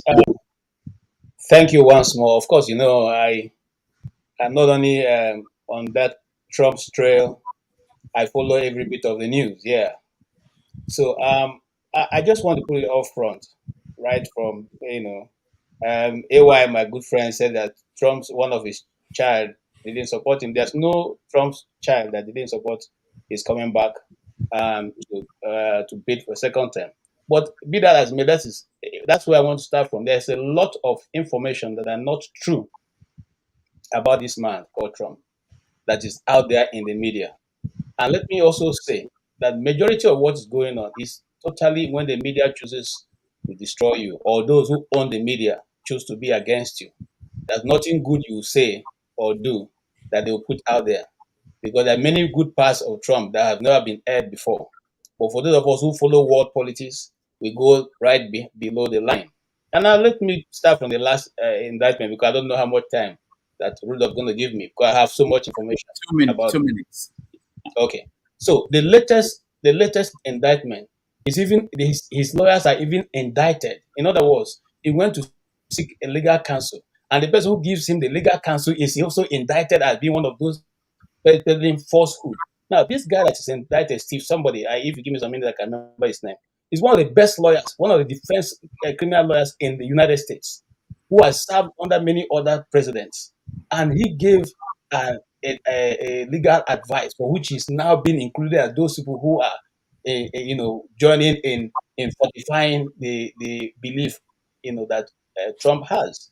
Now, let us also look at it this way. The person who have indicted Trump right now is a DA of a local government. That's what we call local government in Nigeria. Not even a local government, a small hamlet. Okay, dragging the presidency. And let's look at it this way. They have over 267,000 of those DAs in America. So each of those ones, meaning that if this goes through, each of those ones can drag any president or any former president or any serving president or whoever to his court to say you have done so and so against this state. And so that stands. So in the first place, it's just a charade. But you see, the thing that those of us who do not like him should understand. Each time there is a move on the Biden camp, for instance, if they say tomorrow that Hunter Biden is going to be charged, the next following day you find out that there's something about Trump. This is how all of them have played out. Hold on, you have your time, sir. This is how all of them have played out. One day after every indictment or every story of Biden's son, the next day it is Trump. The next day it is Trump. So it's basically a political move, to witch hunt your opposition who is running and who is probably very much ahead of you. And somebody says something, he's not going to win. My brother, I have something that's coming for you. How does it affect Africa? It simply shows that you can go out and use the judiciary, the police to oppress your incumbent, or sorry your opponent, without anybody questioning you. You can use the Department of Justice, you can use the police, you can threaten anybody. Once you are an authority, you can do whatever you like.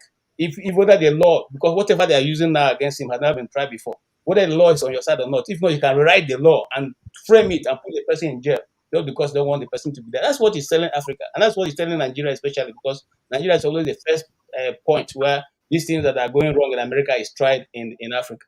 And you very soon you see Tinubu using that same system against our own people. Hold on. Let me ask KJ one question.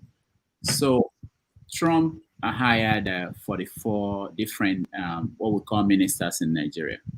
And out of that number, 40 of them said that that man should not be president again, that he's a danger to the country. 44 people that he picked. Even Ivanka Trump, the daughter, is against his Oh, you're wrong. You're wrong. Show me. Please put that line on the internet.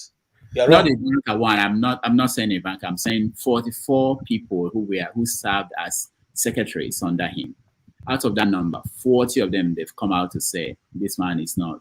He's vice president too. He's vice president. So why is it that people like, because I want to understand. I want to understand when you look at that, when you look at Americans, people who work with him and what they said about him in India. Let me ask you a quick question. Let me answer it. Can I answer it? Can I answer what he's saying? He's asking me the question. Let me answer it, please. I think I'm still here. I have mouth. Okay. Rudolph, this is the reason. One of the things that I come to realize, started studying the American politics, is that there are three parties. There are not two. The first ones you see are the Democrats and the Republicans. But in between that, you have the third one. They are neither Republicans or they are the only answer to what or those when you want to classify them. But in the real thing, they are in the middle. And they are the deep state. They will always determine what happens. They call themselves independents. Yeah. No, not even forget about independent. I'm talking about this other one that don't exist. They determine what happens to you. If you go against them, they come against you with everything. In fact, if you go back to the statement that Schumer made, he said one thing about the former guy who was in the House, leader of the DOJ. He said something. If you give me 1 minute, I remember his name. He said something. He said that Trump has made the biggest mistake by going after the former FBI guy. That once you go after them, they will come after you with everything, which is what is. This is so now back to what you have said. Those people who he appointed, we have now discovered that the majority of them were never his friends. And if you listen to the last interview he had with Tucker, he didn't know them, but now he knows better. Because when they are dealing with, just like we say in Nigeria, when they are fighting corruption will fight you back. So most of the people he put into place, he didn't know them. I'll give you another example. Why didn't his chief of, that is the guy in charge of the DOJ, investigate Hunter Biden? Why did they allow the big tech to say that laptop was not his own? Why did the 51? I'm coming back to your question now. 51 head of the agencies, security agencies, including FBI and the CIA, say that the Hunter Biden laptop is a Russian disinformation. But now we know. Of course, you know what I'm talking about. The case is already in court now. Okay. All right, KJ, let me stop you, because what I wasn't impressed about, and maybe you can correct me, is, are you saying that the 40 secretaries of state who work with Trump, they are part of the big state, deep state, that Trump didn't know they were part of the deep state and he picked him? And remember, Trump is a genius, and he still picked these people who were part of the deep state, who are now telling us, oh, this man is dangerous. He shouldn't be president. Let me ask you. Dr. Damages, please don't speak until we call you. Biafra. Oh, you frustrate me a lot. Please go ahead, KJ. Okay, here's what I will say, Dr. Damages. Yeah. The 51 heads of agency, including the famous Tapa, okay, who was the head of the CIA, okay, the FBI. Are they the same ones who came together to say that this was Russian disinformation? Are they not the same ones who have been taken to court right now to come and say where they got that information from? That it was the Russia disinformation. Okay, if the 51 of them who led these glorious agencies for so long, and they have come to be masters in security and analysis, can say that, it means that something is behind it. That's one. Two, the people that he has chosen. Okay, listen. I want you to think about this. If there was something that totally is wrong with Mr. Donald Trump, would they have to wind the law upside down to look for something as trivial as hush money payments, which all of them in both in the Capitol and in the White House have been paying for over the years? If it is also, I'm coming, one more minute, sir.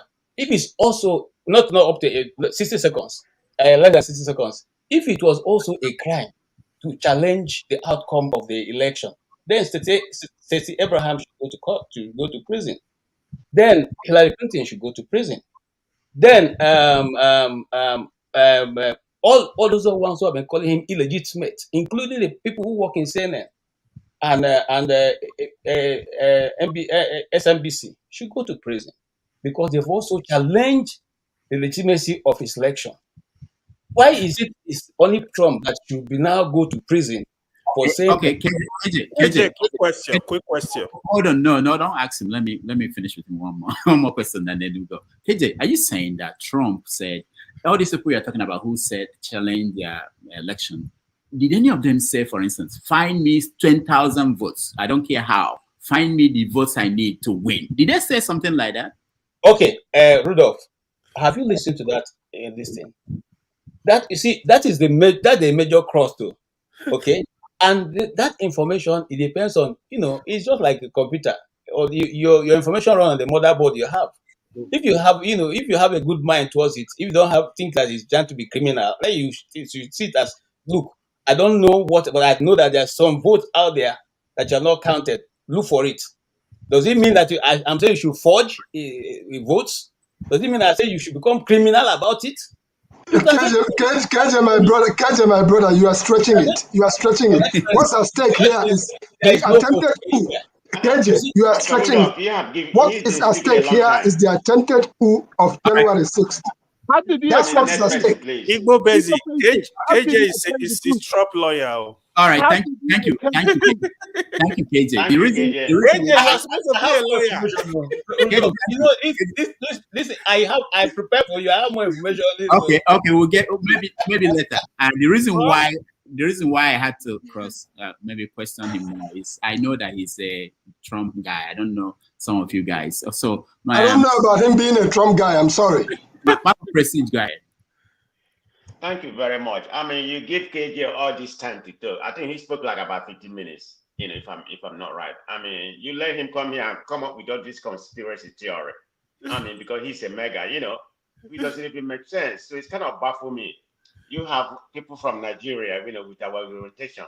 When you come to America, I mean, you all became mega, all this white supremacy. That's what you're like, KJ is not mega. He's still here. He's not mega. He's from Uswakolo. I'm sorry. It doesn't matter where he's from, but he's in America, so he has become mega. Everybody, let me finish. It's my turn. You monopoly. I'm not insulting you. We're all dialoguing, okay? And it's not an insult. I will not insult you. I always like your narrative. But when it comes to Trump, I'm one of the highest critics of Trump. I'm progressive. I live in California. That notwithstanding, I register as an independent. Even my local government over here, I voted a Republican. So that notwithstanding, I just have to be correct on that. I mean, you are coming with this conspiracy theory. So that's what baffles me. People from Nigeria, a lot of them. I can't even fathom people from Nigeria voting for Trump.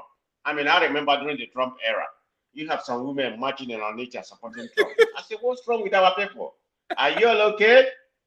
So they probably has brought some of you here to be doing the same thing. Look at what Trump has done. I mean, the election in 2022 that he lost, and he tried to, I call that a coup. I mean, if somebody do that in Nigeria, what will you all say? I think you're like criticizing about Nigerian, politics, the way it's run. Man of prestige. What do you understand by coup?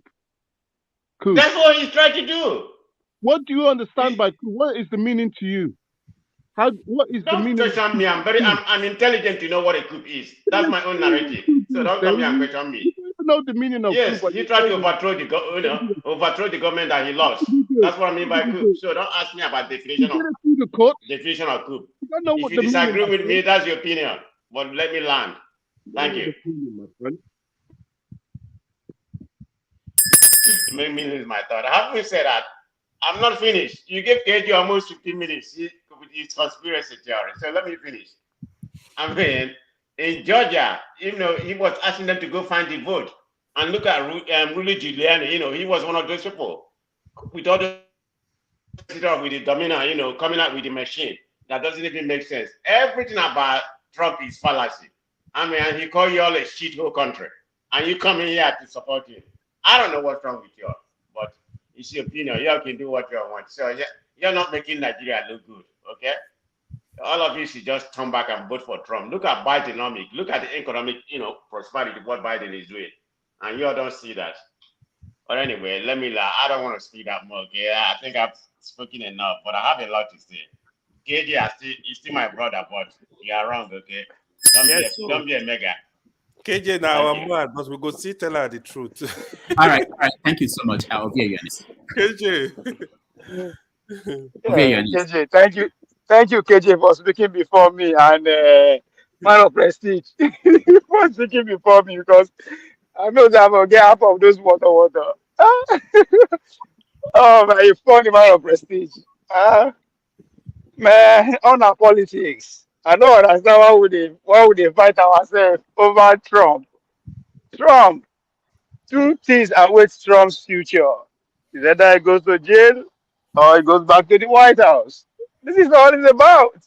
All those people that they talk so, they make it be 20K for it doesn't matter.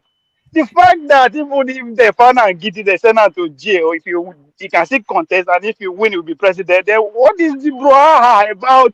He's a criminal, is this and that?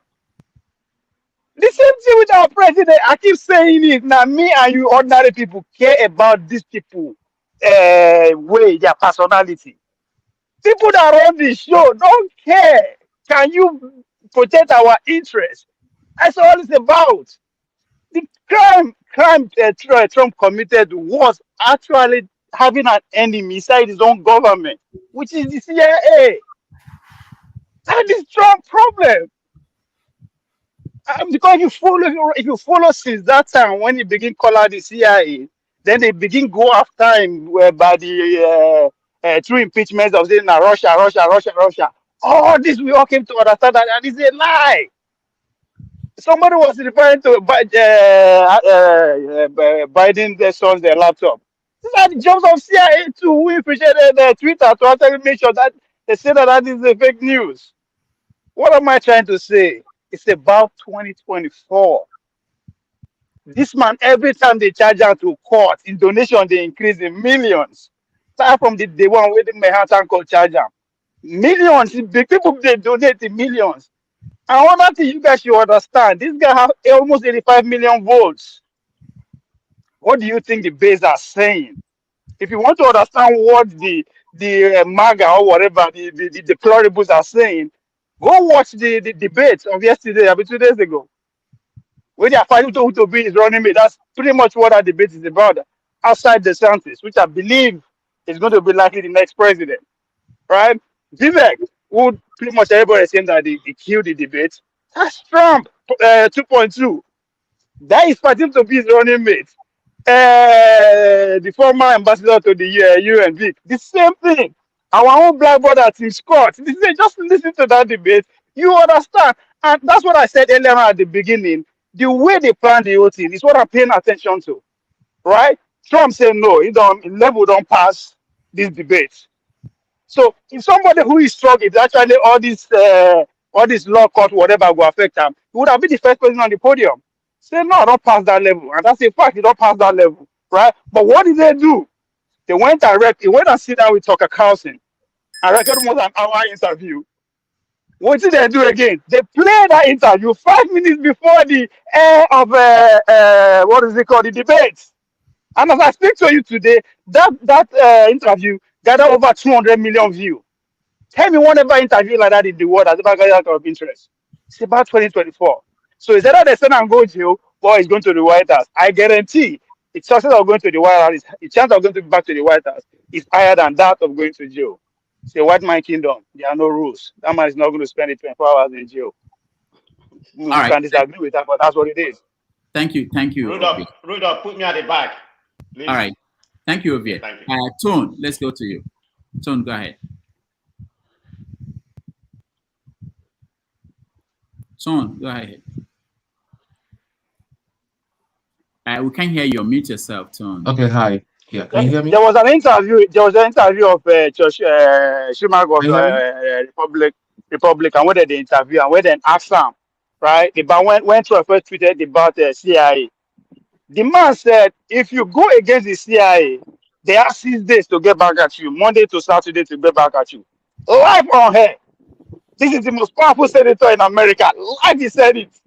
If you go against the CIA, they have 6 days to come after you. That's what you are saying. But we'll see now. It's a series. As of card. All right. Go ahead, Tone. Okay, hi. Hi, everybody. I'm going to start with this very brief etymology, which I believe everybody is familiar with. In the good book, it says, he that is without a sin amongst you should cast the first stone. I just think all this thing is just pure nonsense. It's a political witch hunt against Trump, and what Basic said and all that. I think the core, it's the that so-called attempted coup, and they just hold it against him. But you know what? I think it's going to work for him at the end of the day. It's going to sway in his favor, because people like Hillary Clinton should be in jail, should be rotting in jail if we start talking about that. We're not.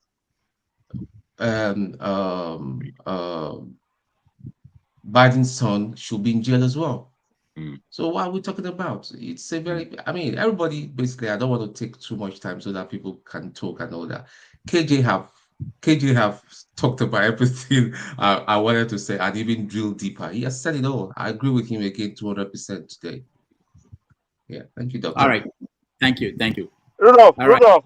This is Drew Convention breaking news. I also have a mugshot from that same police station that Trump had a mugshot from. Last year I had an accident in Atlanta while driving with an expired driver's license. So they're going to take my mugshot in that same Fulton County police station. Can you send it to us? I want to show Trump's on. Go to the county. No, time we go use that make money. Trump is making money with his mugshot. Why would I? I'm just telling you in case they won't use that against me for my political ambition. I'll put it side by side when the time comes. Make him win first. All right. The same place, the same Fulton County in Atlanta. Yeah, that was early last year. All right, thank you. No problem. Jagon, you're next. Thank you. Yeah, I think I too don't have too much to say, even though I have many thoughts on this issue.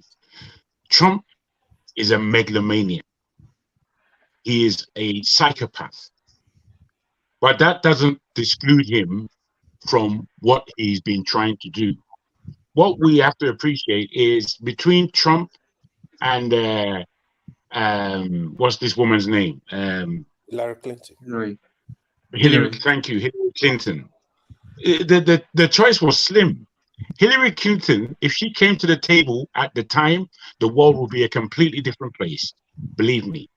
What Trump has instituted in very many ways is a slowdown of the agenda of the white supremacy, even though he's part of the white supremacy, or no doubt, of the white supremacist movements to take over the world and to hold on to power.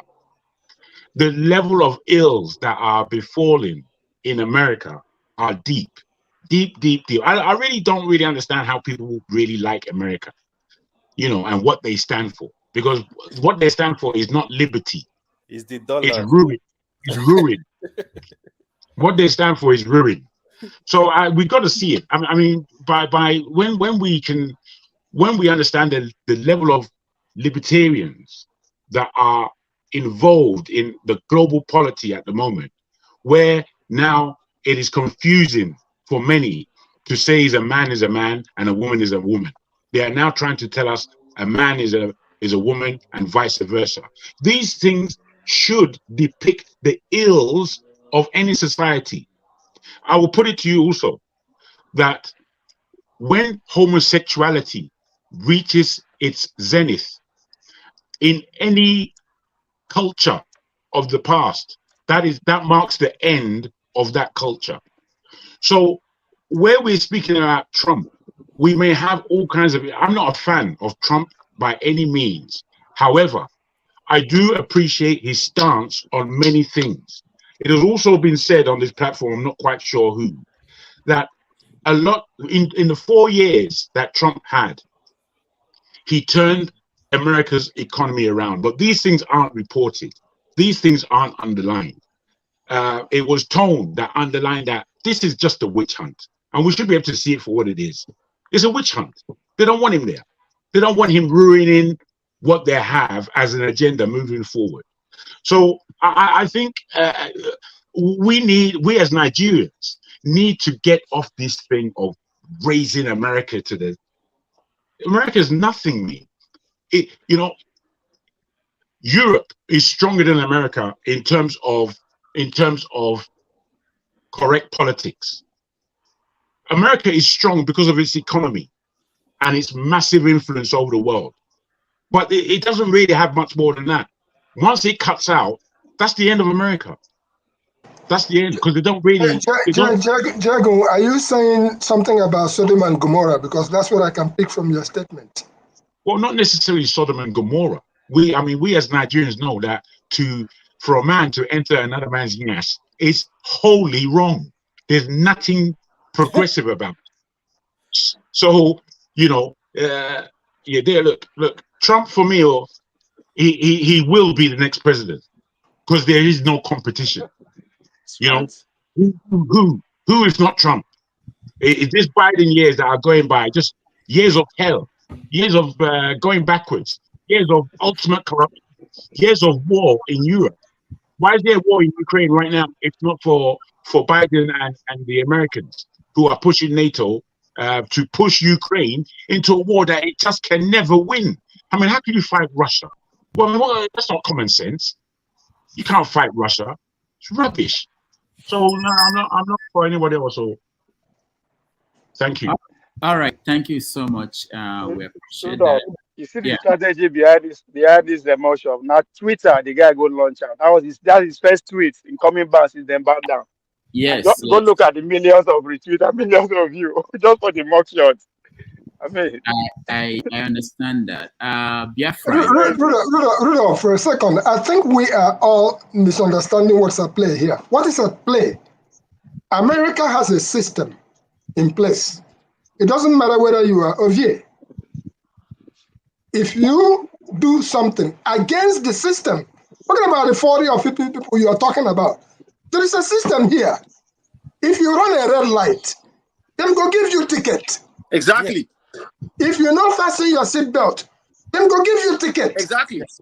In Nigeria, we don't have a system where the judiciary can actually come up and say, you know what? You forged your certificate. Thank you. It's unacceptable. It is the American system that is at play. It's not what you are thinking. Are they going after Trump? No. It is the system here. The system, not just the judiciary, the economics, the people, the Democrats, the Republicans, and the in-betweens. It is the system that has come to stay over the many, many years that we are here enjoying that system. Emeifele will disagree with you if you say there is no system in Nigeria. That is Nigeria. That is Trump. That is Trump too. That is Trump. What Trump is... See, if I commit 1/3 of what Trump is going through, I will not see the broad daylight for another 20 years. Me. in Nigeria. So what are we the talking US, about? That's why they're trying to correct. Yes. All right. Hold on. This Let is me not. quickly add to what This is Igbo not said. good. Let's continue. I'll give you a chance to react. Biafra, you're next. Yes, hi, it's my turn. Where do I start on this one? I'm a big Mr. Donald Trump fan. I love him. We're not hearing you well. I said I'm a big Mr. Trump fan. Let me ask you, you know these... We feel sorry for you, bro. All right, thank you. And I feel sorry for you for loving one Nigeria. What are you talking But about? anyway, Igbo basically said something. He said that... can't see your face. We can't see you. Biafra, can we see your face? We can't see you at all. Yeah, and speak up. Can you see me now? Yeah, we can't see you. Put on your lights. Put on your lights. National Electric Power Authority is against Biafra. NEPA. Well, not true, my friend. I'm in a country that... Yeah, better. Yeah, all right, Mr. that's Igbo better. basically said that if you run a red light, you will get a ticket. Please tell me what red light Mr. Donald Trump ran to get a ticket. He tried to overturn an election. How did he do that? That is worse. That is worse. It's Biafra. Okay, hold on, guys. Eddie, hold on. Because I need to Biafra. this nonsense these people keep coming out with. Biafra, I want you to give us your opinion. Don't ask people questions. Absolutely. So that we don't get this. Come to your point. All right. Okay, my opinion is this: all these indictments, all political motivated. The reason that the cabals in the US want Trump out is because he's a no-nonsense man. He's ready to fight these terrorists. I believe that the things that are going on in Nigeria is linked with all what Mr. Trump is going through. Because they knew that in his second term, he was going to deal with Nigeria. He was showing that he was ready to put Nigeria where it belonged, in the cesspit of history. You understand? That's why I believe that they came out with all this COVID nonsense. That was the only way they could rig. Now, I believe that they're trying to bring COVID up in the US again. Who are the they? The cabals now. The cabals, okay. Hillary Clinton, Barack Islamist, Obama, all them people. They are part of the cabals. Now, let me ask you. No, not ask a question. No. Give us your opinion. If you're done, then we can. Yeah. All right, hold on. All these indictments.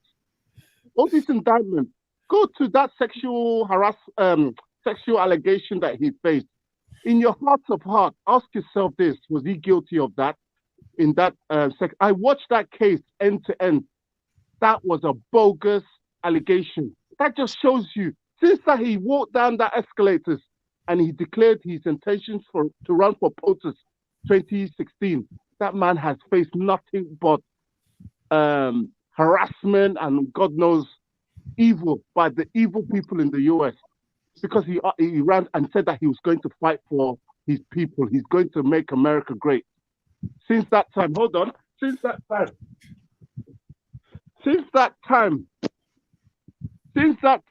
he has faced nothing but attacks. I am a big Mr. Trump fan. Wonderful. I support him, and I believe he will be POTUS 2024. Just watch and see. Rudolph, can I quickly ask? I beg Rudolph if I can quickly ask Biafra a question. Okay, go ahead. I don't disagree with much of what you said. You know, I agree with much of what you said actually, but I want to ask you: in Trump's second term, if it flowed for 8 years, what was it that you think that he would have done for Nigeria in terms of what you just said? These things had a lot to do with Nigeria. What was it that he would have done to progress Nigeria? He had blacklisted Nigeria because of all the killings of Christians and all that thing. You know, I believe that he was because there was a picture of Muslim Khan in one of his rallies in Iowa. I think was it Iowa or one of those places. No, you could say conspiracy, whatever, but you know, he was ready to tell Nigeria the truth and declare in support for a referendum for the people to decide their fate in Nigeria. And I believe that Buhari and the British government collided to say, look, if I may, my brother, Biafra, if I may, very quickly, Rudolph, I beg your pardon. Biafra. Can I say something? Another thing. No. Let me dialogue with you a moment. Many IPOB members support Mr. Trump, but many one Nigerians support. They are against Israel. They support Palestine. They are in support of these demonic Democrats. Why is that the case? Why you are just going on conspiracy? That's what it is. No, it's not. You see, wait. The thing is, my brother, Biafra. Wait now. Let's put something to you. Can I please, Biafra, my brother? Yeah. Thank you. You see, I can see where you're coming from in terms of your own personal politics to do with Biafra. Okay. Let me just put this to you, my brother. Even though Nigeria has been extremely ignorant of the plight of what we call Biafra, there is nowhere in the world that there's nowhere in the world where Biafra is going to be assisted on a global level. Why? Wait, let me land. Yeah. If Biafra happens, it's going to be the strength of, and not only the strength, but the accuracy of politics of those who are calling themselves Biafrans. Don't think Oyinbo is coming to help you if that's what you're looking for, because that's a joke. But that's a complete joke. But doesn't that tell you something? That if the West are against Biafra emerging, that should tell you something. There's something about these people that they don't want. But bro, I'm not. It's not telling you nothing. They tried it the first time. At all. Come on. And that's all. You see, I think this is quite important, Rudolph. I think this is quite important. I'm telling you something. I beg your pardon, Rudolph. I'm telling you. Exactly. I will say Biafra. Where is Nigeria today? It's still killing, massacring innocent. If you bring out Biafra today, you will have the same corrupt. You have another batch of corrupt leaders who will ruin that country. My friend. It's not true. All right. I've been hearing for a long time. Rudolph, my brother, I think what's happening here is that we are missing many Igbo leaders don't support Biafra. Then, if that's the case, we're not changing this conversation to Biafra. This is about Trump. You don't take the whole town to call Biafra. That's terrible. Let's go to Eddie. Eddie, go ahead. That's what you call begging. Your pursuits are called begging. Eddie, go ahead. All right. Thank you very much for giving me the opportunity to speak on this. First of all, I have people come on here and start saying that Trump is some sort of messiah who was sent by God to come and change the world in some sort of way. Nobody said that. Well, I'm sorry I said people here. General opinion from what I've heard out there and other stuff. Now, I believe that man is totally ignorant of how to lead. He's a very ignorant man. And you just have him come out, talk. You have a lot of people who follow him for the things he believes in, which is the whites, for some reason, is more powerful than the other people. He's a racist. Many blacks are supporting Mr. Trump. Excuse me. You are supporting him because you believe he believes in one Biafra somewhere. That's why you are talking. Please let me talk. Okay. You can't have someone who is ignorant of policies come out, say, okay, I want to lead. Just bluster. No, he has zero thing to offer to the United States. Now let's get back to his crimes that he has committed. We are saying that the security agencies are going after him because he's coming up to upturn the American system. Look, when you commit a crime in this country, right? When you commit a crime in this country, you will pay for it. It doesn't matter who you are. Nixon was removed from office. He would have faced it. Well, fortunately for him, my friend. My brother, wait, let me talk. Please stop. Please don't disturb my train of thoughts. Now, fortunately for him, he was pardoned. If he wasn't, I'm sure he would have gone to jail. Now, somebody here raised the point saying, if you go past the red light, you're going for it. He tried to overturn an election. That is a crime. Anywhere in the world. Anywhere in the world. I don't know how we think it's done in Nigeria. If it's cool in Nigeria, it's not cool here. They don't do it here, right? If you lost, you walk away. You have another chance to contest. If he didn't do those things that he did, he tried to overturn the government by election by lawyers. Oh my God! What lawyers? He used lawyers now. Didn't he get advice from his lawyers? Oh, guys, say you are talking conspiracy. You don't have facts. You don't have facts. Please. You don't have facts. They went to court. I'm sorry, Rudolph, let me finish. The table's on fire. They went to court 62 times. They lost. What are you talking about? Was he heard in the Supreme Court? Was he heard in the Supreme Court? Turn him down. What are you talking about? Yeah, why did they turn it out? On a technicality, my friend. On a technicality. That is the problem with arguing with people who support Trump. The MAGA fans. They threw it out on technicality. They were too scared to hear the case. You are going on conspiracy. You don't have facts. You don't have facts to back up your story. You have facts. You have facts. The fact that they went to the Supreme Court turned the case this back. guy, Biafra, is very funny. He's just talking. Eddie, thank you so much. We have to end on this. I will have to get Henry to weigh in. We end on it. Henry, go ahead. You see, a system that is working. That is America. The system is working. That is why they have to drag Trump left and right now. It's just happening in Nigeria. It's treason. We try to use force to pick elected president. Just like Obina, he went to court. That is constitutional. If Obina have to say, okay, now we have to march to Aso Rock to go and remove the INEC president, then we're going to go out going for it. So when somebody come here, so he go around and start saying things that you don't even know, that's zero. That's talking out of ignorance.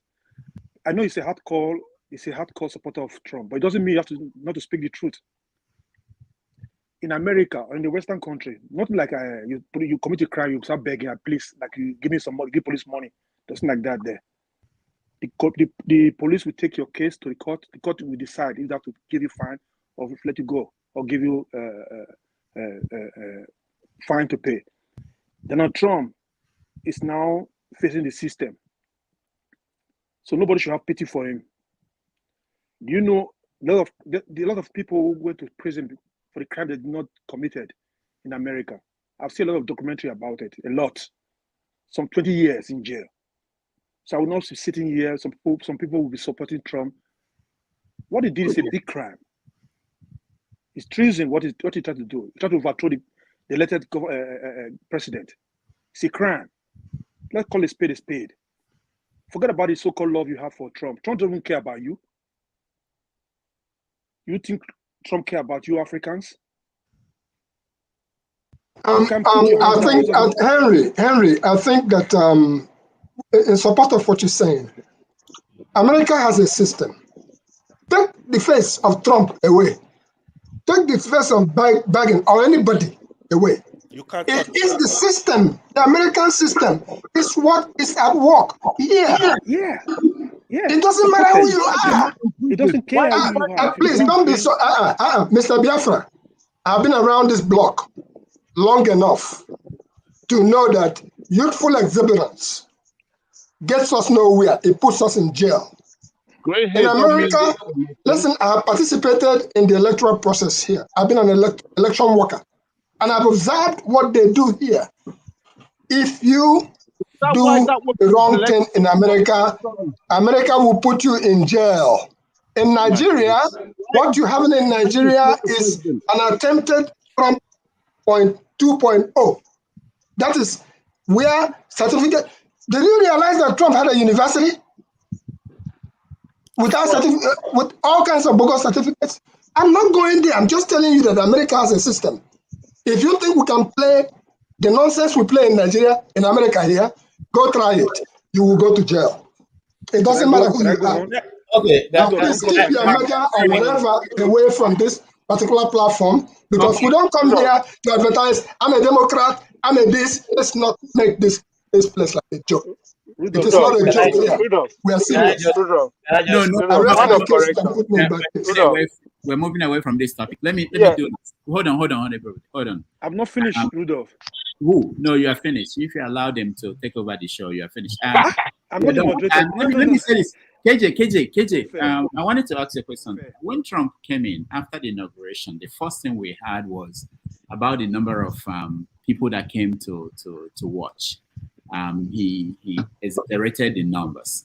And what he did in Atlanta, when he went for the indictment, was simply to say that he weighed, let me tell you the figure, that he's 6 feet 3 inches and weighed 215 pounds. So Trump has not changed for all these years. That from the time he came down from that escalator to now, Trump has remained the same.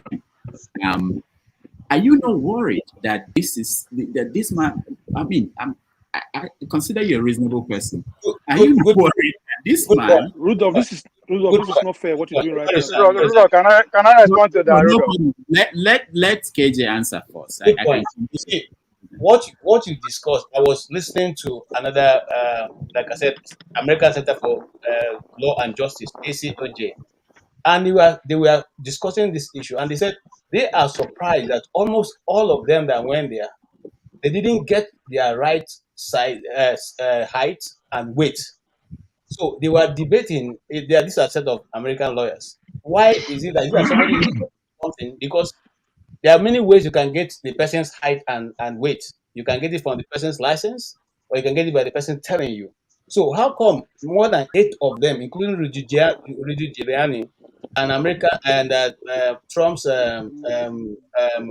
was the guy who was his Secretary of State, Chief of Staff, and some of them, about 8 of them, they didn't get their heights and their weight correctly. And so somebody was trying to say maybe somebody is just trying to play a fast one because 8 of them cannot be lying.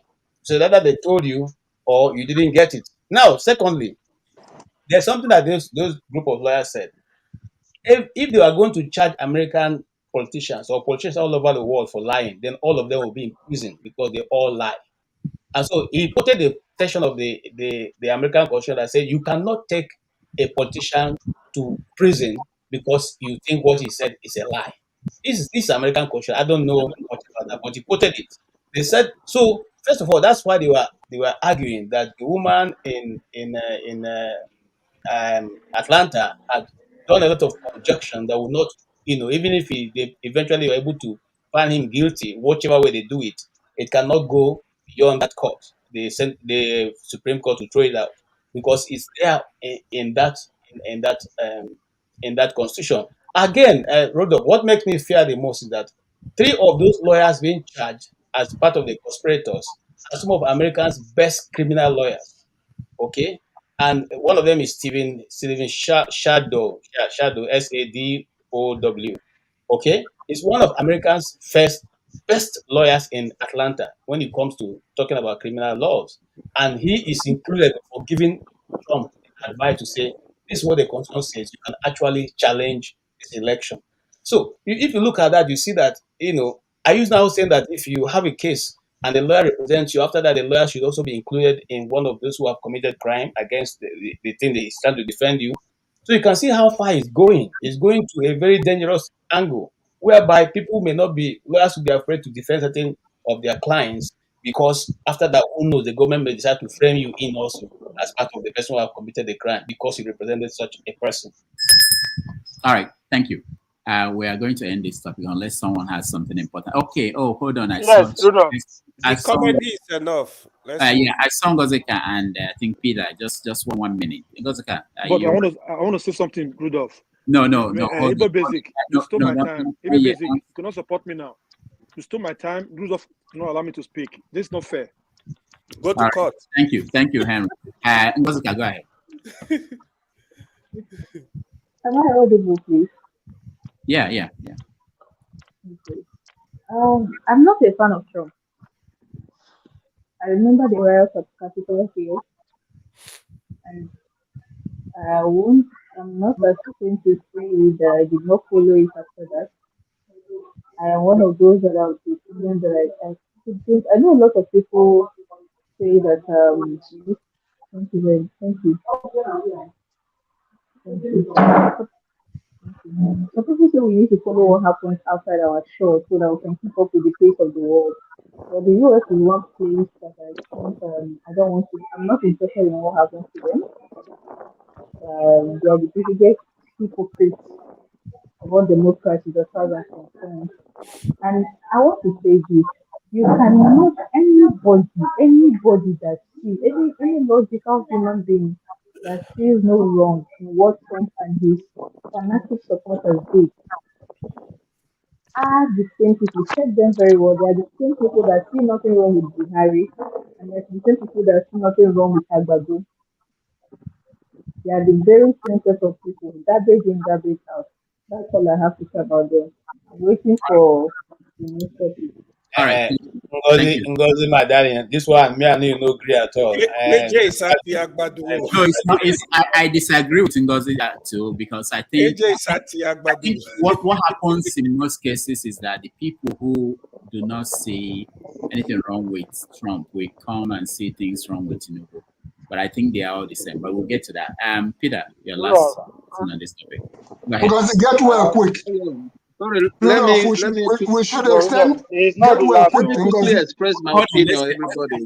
Hello. Yeah. Hello, everyone. Yeah. Thank you very much for giving me this opportunity. I want to touch in three things. I actually come in because of Trump, nothing else. And like Ngozika said, everybody that support Trump also support Buhari. I remember I told my very close Yoruba friend when they were leaving Jonathan for Buhari. And I said, why should I said Saraki is joining Buhari, the other one is joining Buhari. Why do you want to join Buhari? Let us vote for Jonathan. He said, no, Jonathan, Buhari will take Sabisa Forest. It said too many things. At the end, we end up like Trump. The way Trump treats America, I have been following very closely. I'm not in America. Till today, even when I'm sleeping, I listen to Trump. I want Trump to give one evidence of how election was rigged. He cannot prove one. He only come out and use big mouth to talk like Nigerian politicians. But for him to give one single proof, it's not Trump. Now, everybody talk about Biden laptop. It's still Republican that are carrying this allegation. They want to investigate this laptop. You can see what Tilo Green was doing. Bringing a non-picture of Biden's son. What is Biden's business with his son business? Biden's son is not the president of America. The president of America is Biden. If you want to indict people's children, Donald Trump's 3 children should have been in jail. So the Democrats are very good at trying to play politics with those that look like Nigerian politicians or that like the criminal Nigerian politicians who think that they can put us in this mess. That is what I'm seeing, those guys that want to support Trump. Trump is not, since Trump come down from that escalator, he have not done anything, one single good. All he want to do is just speak with his big mouth. So people that want to follow him. Those ones that don't care about us, if Trump wins election, he doesn't even want to leave power. He want to stay there. The way I see that guy, he doesn't want to rule and go. He want to be like president of America. That is who Trump want to be. So for me, I never support anybody that support Donald Trump. And I never also support Donald Trump. Since he come out with idea to overthrow American president who was duly elected. And he came out with this, he come out with these excuses that election is being rigged, that he won an election. They put boxes under the chair, the briefcase under this. Prove the evidence. The courts are ready to listen to you. Just give us one single evidence that this is what happened that you are not happy with. No single one. I am so disappointed with everybody here that say, oh, yeah, Trump. You could say, well, me, I want proof from you, Lord, to prove one single election that was rigged from any district in America. This Georgia you just talk about, this a little this, that is the place that he said he rigged election by making a phone call that they should give him a number of votes, one more than he wants. You can watch it. The video is online. Trump organized his Republican and his own lawyers, and they told him that nobody can touch that electoral. He didn't want to believe anybody, but he wants a vote in any mix that they should bring it out. If it was a Tinubu, Trump should have been American president today. Because he's not Nigeria, that's why Trump is not a president. Those of you that support Trump, you should have seen him running America today, whether you like it or not. So I'm so disappointed that you guys stand here and you just raise that alarm. They are training him, they are traitor. He is the traitor.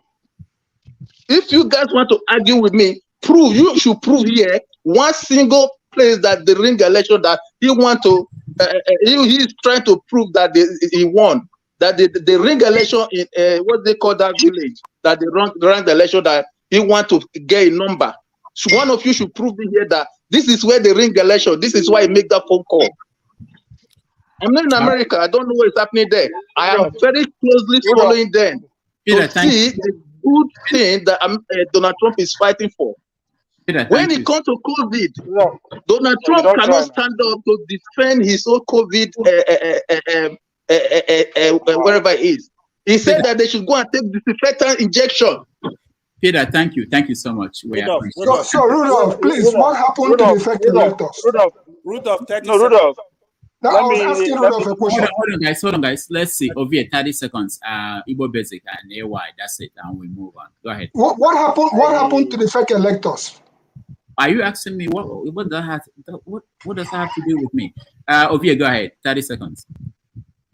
Hey, you are. Hey, I'm surprised that you are pointing. No, I'm not surprised. But the fact that you are pointing Trump's what he says about his height and weight is what make me keep saying that this is all politics, right? This is exactly what happened when the Trump first burst into the scene, right? We all focus on his character, what he say, and all that. And guess what? Why he's busy picking the right judges that will baton roof and wave? Why visibly making sure the rich get richer by doing that? There's a lot of politics that this Trump actually did that will stay in our life, those who live in America, for the next 30 years. We don't know because we pay attention to the fact that, Trump talk anyhow. As I keep saying, men we run things don't care about these people's character, right? So now people are talking about the rule of law in America, right? There's rule of law everywhere, right? Now people are saying, it should be charged for treason. Rightly so. The question you should be asking, why is he not being charged for treason? If generally sees it's so damaging that why is he not being charged for treason? Let me tell you why it's not being charged for treason. Hold on now. Let me tell you why it's not being charged for treason. Wait, no, stop. Let me tell you because you already make a statement earlier. I am not having a conversation with you. No be back and forth, okay? No be back and forth. You are talking about Trump. You have to let him. Go ahead, okay. So why now? Talking about rule of law. Yes, America there's rule of law. No doubt about that. If you go against the law, the law will actually go against you. But again, depends on who you are. It depends on who you are. And I'll give you so many examples, personally experienced, in so many news and counties of America, but becoming a nomadic man, right? I travel a lot and I do construction, so I'm everywhere. I can tell you so much about what goes down when you talk about rule of law. Yeah, there's rule of law. Just like in Nigeria, there's rule of law too. It depends on who you are, right? Emeifele will not tell you there's no rule of law, right? You can say, so in America it's more systematic, right? In Nigeria, it's in your face. I was talking about my mugshot in the same polling council in Atlanta. What did I do? Now, person hits me. Somebody hits me in my own car because they say I don't get my driver license expire. They say they jail me, right? Nothing. Just because they went through my record for since the very first day I stepped into this country as a student. Everything is clean white. They could not believe it. Somebody who looked like me in Atlanta. That's my first time in Atlanta. Just 1 week in Atlanta, and they can have this clean record. And that's what I just wanted to do. Make sure they have my fingerprint and mugshot. You understand? At the end of the day, I still go to court and I find it out. What am I trying to say? I went to school in North Dakota, almost 100% white community. Most of my classes now, let me be black, not talk of saying Africans, right? I got people who be saying, man, they've never gone beyond 60 miles an hour, even in a 20 miles an hour zone. they put them over, but because of their name, I carry go. They've never gotten a ticket. I've got a friend. And I have a friend who is 31 years old, has never gotten a ticket, and he done the best is when he was 16. In America, how? So their rule of law. I'm not saying they are not rule of law, but it depends on who you are. Just like in Nigeria. So if you are saying Trump, if you believe Trump committed treason, which I'm not disagreeing, I'm not arguing with, but why is he not being charged for that? All Why? right, thank you, Ovie. Thank you. Let me quickly say, Ovie, the only reason Trump has not been charged for treason. See, the offenses Trump committed, they are just following them up. It's a country with laws. What you Is there any offense that is more than treason in anywhere in the world, not just in America? Hold on. What you said. If I commit half of what Trump committed, I don't go fit contest for election. Don't talk of being the president. Let me finish. So how come even if they say I'm go jail, he can still contest, and if he win, he can still be president? Can you explain that to me? Let me finish first. In a country of law, if I commit half of that crime, I cannot contest. But even if he goes to jail, he can contest, and if he win, he will be our president. Can you explain that to me in terms of law? Let me finish first. You just said by yourself, you committed an offense, you were arrested, you were driving without a license. That's an offense. It's simple. Igbo Basic has lived in this country maybe over 30, 40 years. It's repeating the same thing. This is country of laws. My disappointment is if Trump was from Nigeria, let's say he's from Hausa or Igbo or Yoruba, his tribal issue you will be hearing here today. Let's take it. Let's just face the reality of issues, man. Are you saying, what are you talking about? Are you saying the laws, or everybody is against Trump? The biggest Republican family, Bush, they never supported that guy because of his behavior. Let's stop all this theory. You need to go and study. You need to understand what you have to understand what neoliberalism is, right? You need to understand what neoliberalism is. See, I am not saying there is no law in America, and I'm saying it depends on who you are. I've also had friends who committed the same crime I'm talking about, who are working free. And I'm saying, as a law country, if Trump is sent to jail as a felony, he can still contest, and if he win, he will be president. Can you explain that to me? Because I can't do that. You can't do that. But he can. Okay, because over in the American Constitution, the mere fact that you are convicted does not mean you cannot run for an election, except you have committed a crime that bars you from contesting. But if not, you can actually contest, based on what you have. Now, if the of all the cases, the most troubling one is the one in Georgia. If he's found guilty in that one, because it's a state crime they accuse him of, then he cannot contest. That's the only time he can be disqualified, because he cannot pardon himself or cannot be pardoned by another president. But if it's a federal case, which is what people are saying, that the woman took the federal case and tied it to a state case, which will not stand. And that's why people like Mike Murdoch, the chief of staff, has already asked that the case be transferred to a federal court, since it concerns him, who was acting as a federal appointee, a federal government. It's not a state. So because he didn't have any dealings with the state, she cannot drag him into a state case. So his lawyers have applied. And the case then jail people for January 6th or not? Sorry? Yes, they did. So far. They were trying. They jail people for January 6th, right? No, wait now. I understand what you are saying. Depends on the kind of crime you commit, right? But as we speak, nobody's talking about that. We are talking about his chances of clinching the Republican ticket. So it is not about the crime the man committed. It is not about the crime he committed. It's about who he committed the crime. It's about who he committed the crime against. What Dr. Rudolph wanted us to do is to compare what's going on vis-a-vis what goes on in Nigeria. And most of us are hammering on the fact that Trump. No, but how does this affect politics and governance in Nigeria?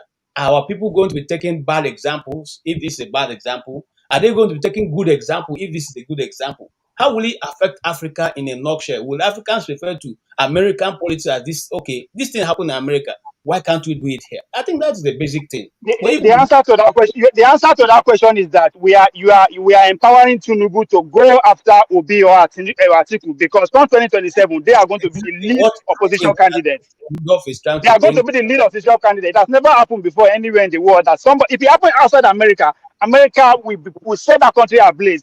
That a leading opposition candidate, 2 weeks, 2 months, a couple of months to election, he's been charged for all this kind of things. Come on, man, let's open our eyes. The example is already been set. It's already been set. Something which can let you go learn. It's already there. You are telling me today, if I'm a president, I should go after my opponent with every means necessary. Because what they are doing, they are shopping for crime to hold him against. All right. And you are talking about we are a country of law. I think we are a country of law, of course. It depends on who you are and who you commit that law against. This is my last comment. Just one second. I have posted in our comment sections where Hillary Clinton, throughout the 4 years of Trump being in office, refused to accept, and she kept saying that the election was stolen from her. Stacey Abraham, who also contested, up to today is saying that she won that election. And there are many more people, if I check in my, my listing, who have refused to accept election results, but they're not being. Yes. Sorry to cut it short again. They use the state resources. They use the state resources to investigate what they know that is a lie. That Russia never get involved. Today, me and you understand that it's not about a conspiracy theories. They use state resources. Tell me what crime is more than that committed by anybody. During Obama, they spy. Hold on, they spy on his opponents during the election. But of course, it was cover up because me and you know it's in charge of the media. In fact, we know a country of love. A country of love to lose the election. I'm not making an excuse. I'm telling you that. If Trump is that bad, he should not be leading in the polls. If Trump is that bad, he should not be the federal leading. It's a criminal. All right. Let me please, Dr. Damage, 1 minute. No, I want to reply over you. No. Hold on. We can't do this. We have some. No, you give me. No. I'm sorry. Please, put me backstage. Who wants to go? Okay, AY. Janaba, welcome to the show. Okija, welcome to the show. I know. I didn't know that we love this topic of Trump. I didn't know that people have a lot to say. Maybe next time we'll have a longer conversation. But I really want us to get to Tinubu and talk about other matters concerning. Okija, welcome. Janaba, let me start with you. Can you hear me, Janaba? Yeah, I can hear you. All right. So I'm not sure what's happening to the screen. Okay, I can see everybody again. So have you been following the situation with President Bola Tinubu and the case that Atiku filed in Chicago? Yes. Okay. So what do you think about that? Do you think Tinubu has something to hide? All Nigerians and all human beings have something to hide, including you. Okay. So you think that he shouldn't provide his documents for especially when there are questions. I mean, there's no question about my name or where I grew up, my school, and there are no questions. But if there are questions and you want to be a public official, it's not the first time he's a public official. It's just because it's a different level of his commitment to the society, which is now a president. He was a governor, he was a senator, and all of that. So oh yeah, that's true. But does that make it right? The fact that when you were teaching in a primary school, nobody cared about, or maybe not that people didn't care. Remember that there was a case against him when he was governor, but he was. The courts dismissed that because of some technicalities. So the higher you go, they said, the more people are interested in knowing things that you've been hiding. So don't you think that Nigerian people, they deserve to know? Yeah, they deserve to know, and they deserve to know all along. The only way society can make a difference is, let's say, that when your neighbor's house is on fire, you have to do everything to stop it. If not, you will be the next house to be engulfed with fire. So Nigerian people and all the people who claim to love Nigerian, even though he ran for state, it's not for president. It's a different commitment and at a different level. But then there could have been outspoken and every other people, because that is how people gather momentum. If you give your enemy an inch in your life, they will take all over your life. That's what happened. All right. Okija, welcome to the show. Yes, sir. Yeah. All right. So we're talking about Bola Tinubu and the case in Chicago. The case is around privacy rights. That's if you break it down. Tinubu is claiming that he has a right to keep his documents, and Atiku is saying that he's a public figure and we have the right to know what is in there, that it has impact on what happened in Nigeria. So what is your take, Okija? Actually, I don't know about how Nigerian legal system interacts with the US legal system. But if you presented your result to a public agency like INEC, which is a public agency, and under the Nigerian Freedom of Information Act, anybody can request for that information you provided. So it's no longer private information. It's no longer privileged. So it's an open record. Anybody can get it. So, but if anybody can get it in Nigeria, so I don't know how it translates to, when it comes to US. But if you have nothing to hide, why would you be afraid of, sharing your result? If you have nothing to worry about. I have seen, there have been so much this week. Even the one is submitted to INEC and the one PDP has. They have problems. They do not correspond to the one the state, the school has. The school produced in 1979. And there have been also cases of people are saying that the people that signed that there was a certificate syndicate going on at the school when Tinubu got his certificate. And that's another case. And but what some people are trying to do right now, because there was a time Tinubu, they had year picture. They released the year picture. So they have about 16 students in the picture they released also, including Tinubu, and they don't have his name correct. They have him either as a THNBV or whatever. That's his name. That's the name they say they have. And then again, some people are right now looking for those other students to find out, where they are, to confirm if they went to school with Tinubu. And so that's the thing.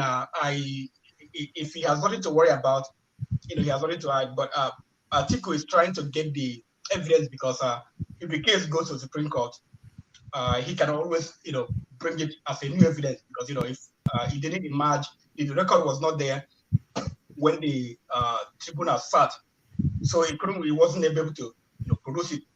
So right now, if they go to the Supreme Court, he'll be able to produce it. So I think that's the game right now. So that's why he's fighting hard to have it sealed so that they don't release it. But also the school is in the interest of the school. Also, some people are trying to put pressure on the school, because the school, they've had so many issues, with their former president. There have been some cases, allegation of where they had, I think the school president, plagiarized some people to file a sexual harassment claim against some other people he didn't agree with. So now the school, people are pressurizing the school to open up, because this case will tarnish their image. And someone was saying also that in Wikipedia, they had listed Tinubu as one of their, alumni, and they said they removed him as well, from the list. So a lot of things going on, but I think it's not going well for Tinubu. If you went to school, every one of us, people that went to school here, if you are called to bring your record, you bring your record. Why do you have to hide it? You see, also they said he taught at that school, that he was teaching other students. So all these records, so people are just, trying to get all this information to find out, if it really was there, but who knows? But it doesn't look good. All right, thank you. Ndubisi, welcome to the show. Thank you, Doctor. Good afternoon from here, everybody. Yeah, welcome. So we're talking about Tinubu and the case in Chicago. What is your take? I think we are in a society that is supposed to be open to everybody, particularly when you're a public figure.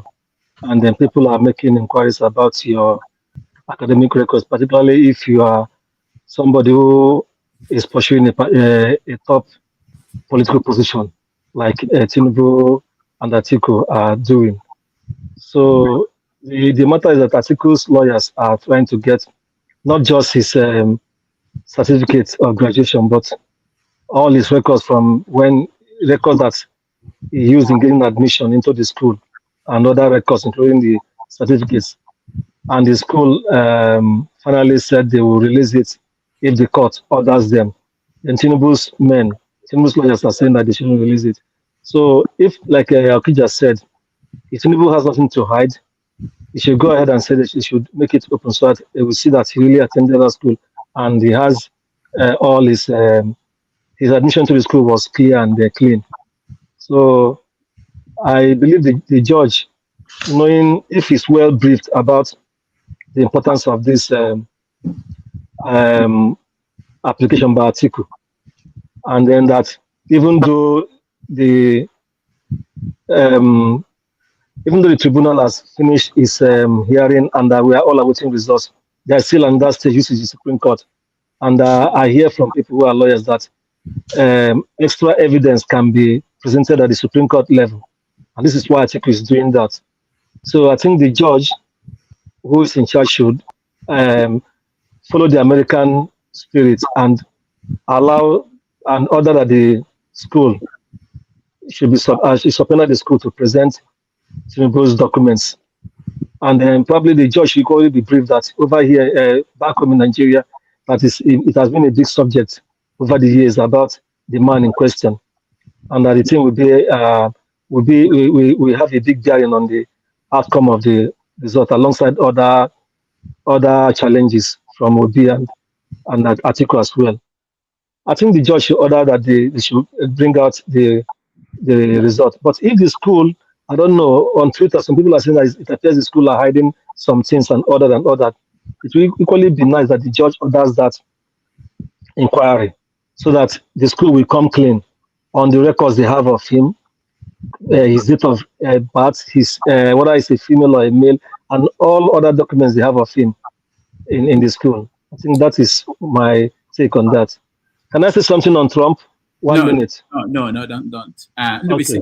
Let me push back because you live in America. We know when Trump, there was a similar situation where Obama, starting with Obama, some people wanted to get Obama's own educational papers, and Obama said no, refused, and it was never released.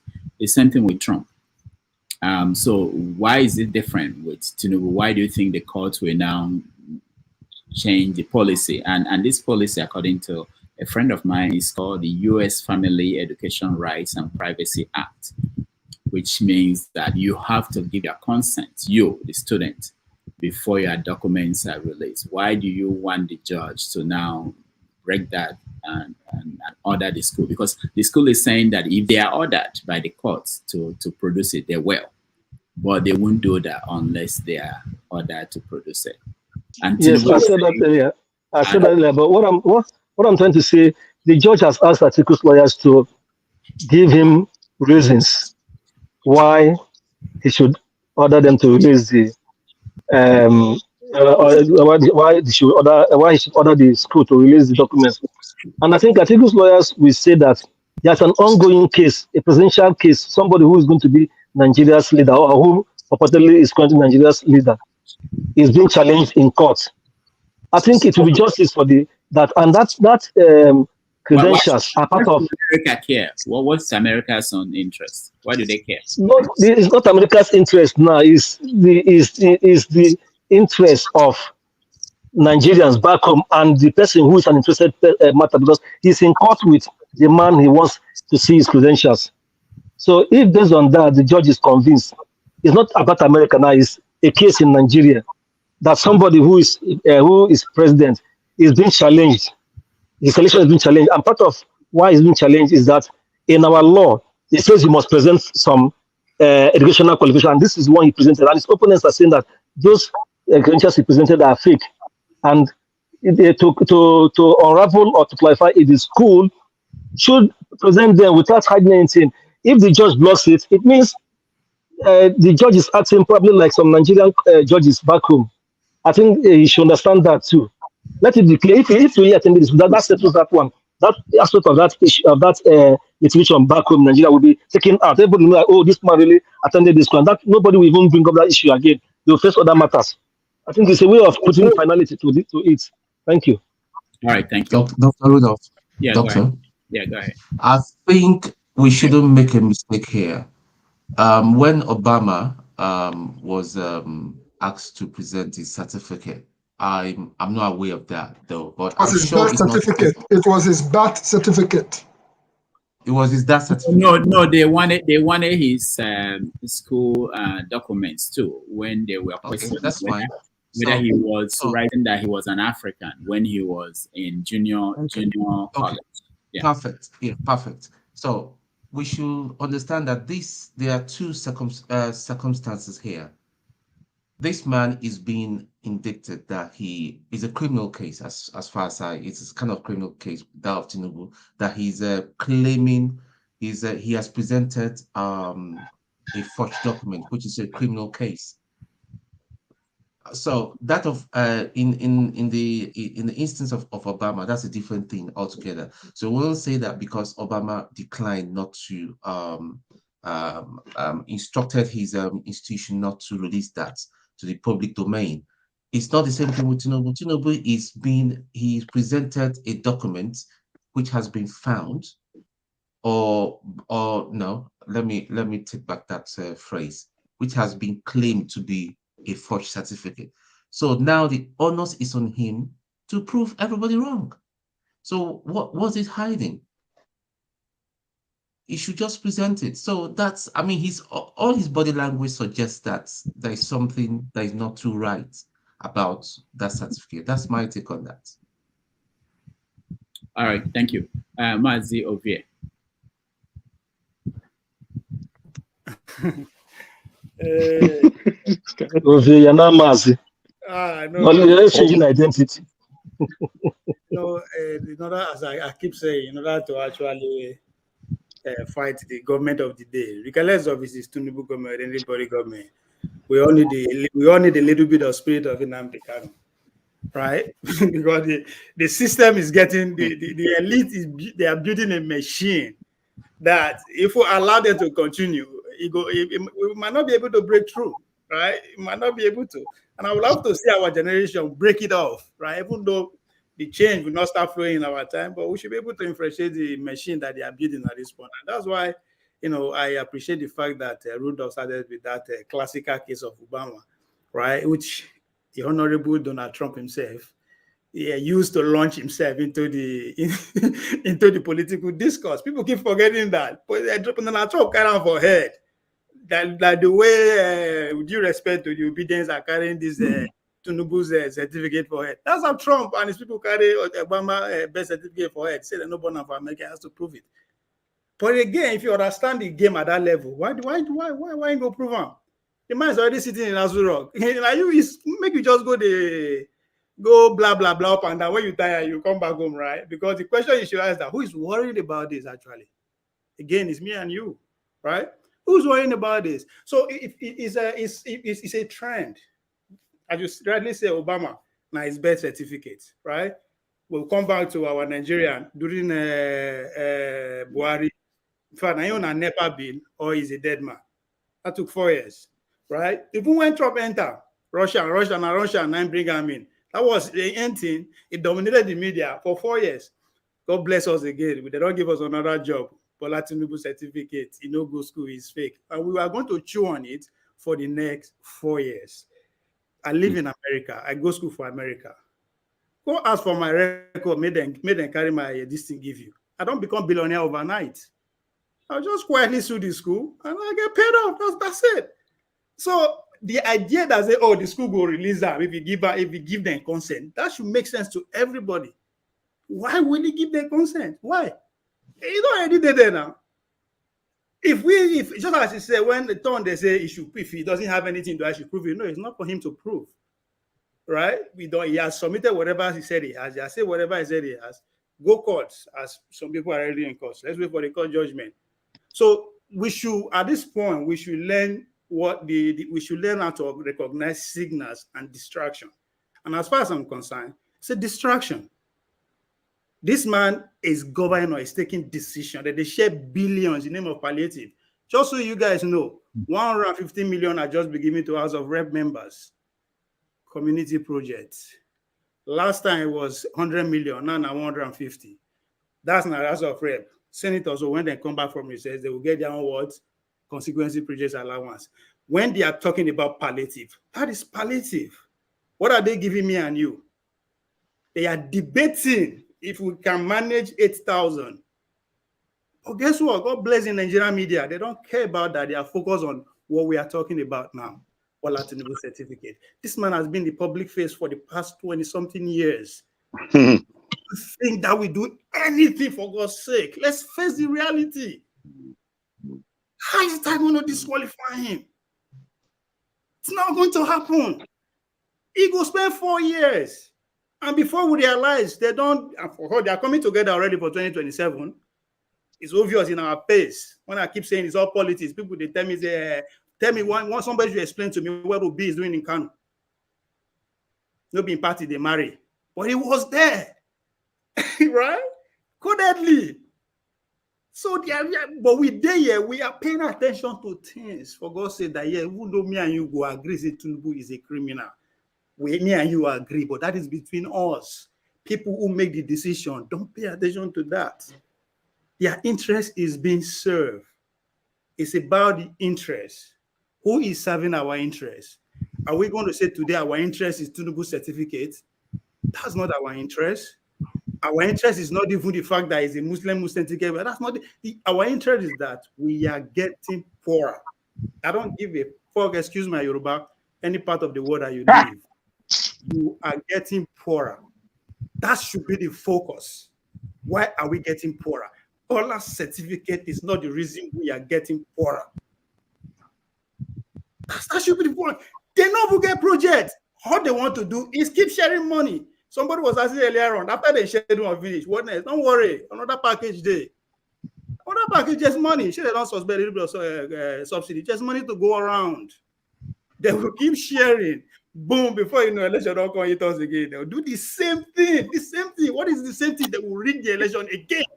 Because guess what? We all agree that the election, but we don't care. We are not paying attention. We are not planning. How do we make sure, even if it costs them $2 billion to rig this election, let it cost them $5 billion next time? Because how are we going to stop them then? How do we do that? We just have to do exactly what they are doing. They are organized. They got less. So we organize ourselves, take over the government too. That's it. Now. When Tinubu say power is not giving us like what you think it means, organized. They know we are not organized. Let's face the fact. We are not organized. Home and abroad. I tend to agree with him. We all have pains, but the day we realize that our pain is coming from one source, the power, that day, I will not care what Nnamdi Kanu is fighting for. I don't care what Igboho is fighting for. All I know is that we have one common enemy. They have a common goal. They don't have an enemy. They have a common goal. That's why they don't say there's no friendship or there's no enemy wherever in policy. They have a common goal. What is good? How do we make sure we are in control of this small national state? That's the goal they have. What is our goal? I mean, I know the Saudis have their goal, the Nigerians have everybody have their goal, but are we going to agree that it's a common enemy? In order for us to achieve that goal, we have to agree that we have a common enemy, put our differences aside. Let's go get it. Tambawa said during the primaries, we'll go get power first, then we'll learn how to share it. And that's exactly what is happening. Tinubu, when you get power, it's a national unit government. It's about we and them. We should pay attention on what matters. I don't care Tinubu certificate or whatever. He's already the president, my brother. All right. Thank you. He go die to give that thing up. You will do the same thing. Thank you, Obie. Let me just point out that something that we're missing. I'm coming to you, righteous man, you are next. So hold on. Let me point out something that probably we're missing. If in the American system here, I understand the protection of rights, okay? if it was important for the Americans to see Obama's school records, which Trump was pushing for, probably they could have pushed for a law to change, to make it important and to make that come out. Basically force the school to bring it out without Obama's consent. And if it was important during the Trump's case, they would have done the same thing. And we had stories about Trump and how he left a small college and went to University of Pennsylvania to do business. You know, people believed that there were things that were not right in the process, but they didn't do that. But it sets a precedent, and that's what we've been talking about, that we miss all the time in Nigeria and in Africa. I remember some people are praising Trump for not going for debates now, and he may just ignore the whole debate with his Republican opponents, and people may say, yeah, because No, the Trump, Democrats are already saying they are not going to be debate for Donald Trump, for Biden. There's no debate. The Democrats have already stated it. They are going to make sure they protect him, because who's going to go against him, right? He's the best president ever. no, yeah, you know, let leave that. But it's a country of rule of law and democracy, right? No, Ovie, that one has always been tradition. You know, if there is a president in power and there is no major opponent, there's no debate. And they did that. Who said there's no major opponent? Who is the major opponent? Who said there's no major opponent in Democrats? What about who? You can't even remember the name. Kennedy Jr.? What about Kennedy Jr.? What about our brother Cornel West? Oh yeah, these are major opponents. Okay, let's continue the conversation we're having. There's a way they decide who comes out to debate. It's not about your name. The amount you raise, and the number. Yeah. I don't think even Cornel West is saying that he has no support. He has nothing. So it's not about that you are coming out. Why do we not know about them? There's a deliberate attempt to suppress their rating outside. That is the game there. Who is right? Why are we not hearing about them? There's a reason why we're not hearing about them. Is it the deep state? Is it the deep state? To which me and you are stakeholder. Who is suppressing them? All right. Who is suppressing them? Who is suppressing them? I mean, you understand, as a party, you know the party itself is a private entity. All right. Hold on. Why I went that far is to point out that if Trump is not going to debate, okay, and it's okay for you today, you are happy with that because you support him. What it means is that 4 years from now, there might be somebody else that you really want to appear on at the podium and debate, and you say, and he will say the same thing. The same happened in Nigeria when Jonathan, who started it, I think it was Obasanjo, I won't debate, and it was okay with some people, and then it continued, and now it became tradition. So the point I'm making is this. No, but start now. Even the last election, how many debates then do? How many they allow Biden to take part in? It didn't start today. What are you talking about? Are you talking about the primaries in the Democratic Party? But how many debates they allowed? We are saying the same thing. Is it a bad, not a good thing, right? I'm just saying that it did not start today. If you go back to last election, how many debates they allowed Joe Biden to take place? I mean, the famous phrase that is under basement, it comes from what?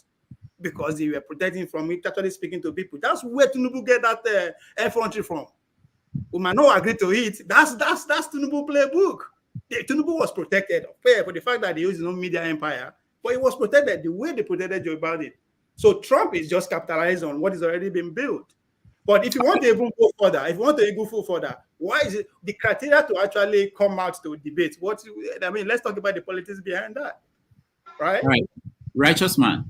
We're talking about Tinubu and Chicago. So yeah. Good evening from here. I'm speaking from Lagos. Oh, that's wonderful. That's priority. Yeah, Dr. Damages. Yes. Your platform is rated high here in Lagos. Majority of our guys that are current with current affairs and politics and business, when we gather to talk, your platform is one of those platforms that have been rated very high here in Lagos. Thank you so much. And we wish that you will do more by making sure that people down here gets connected to. It's very difficult to get connected to your platform. I don't know why. I've been following you up for the past, should I say, 2-3 years now. It should be. And it has been exciting, very educative, you know. I want to greet Ovie. Ovie is an excellent guy. Ovie is real. Ovie is not, Ovie is too real, you know. We're enjoying his, anytime he's making his contribution. He's not sectional. He's not, he's a guy that is really saying what is on ground, you know. But sometimes it's like people do misunderstand him and think maybe he's sectional. No, Ovie is a very good guy. And the other guy that has a BS that spoke last time, I think, is it a Jago or what? He's next to you. Next to you. Oh, he's a very good guy. That guy has something to offer, you know. I was just being amazed listening to him. Well, all of you are very wonderful, you know. My little contribution is about what is happening in Nigeria. Down here in Nigeria, we are really roasting. That's just the truth of it. I once was in transport business. I have to sell off my bosses. I once lived outside Nigeria. Then I came back to establish. And as I'm talking to you now, my business is grounded. My business is grounded. I entered into transport business in Lagos. Agbero, pay this, pay that, pay this, pay this, pay this, pay this. That business died. I had about 7 bosses running for me, and they couldn't last up to 2 years. I have to auction it out because the stress was almost giving me high BP, you know. So there are a lot of things that are very, very wrong, or will I say bad here. If you have lived in the Western world, like I used to tell my friends, and you come back to Nigeria, then the hell that is being described in the Bible is actually here. You know, the hell the Bible is talking about is actually here because nothing is working here. Everything is opposite of life right here.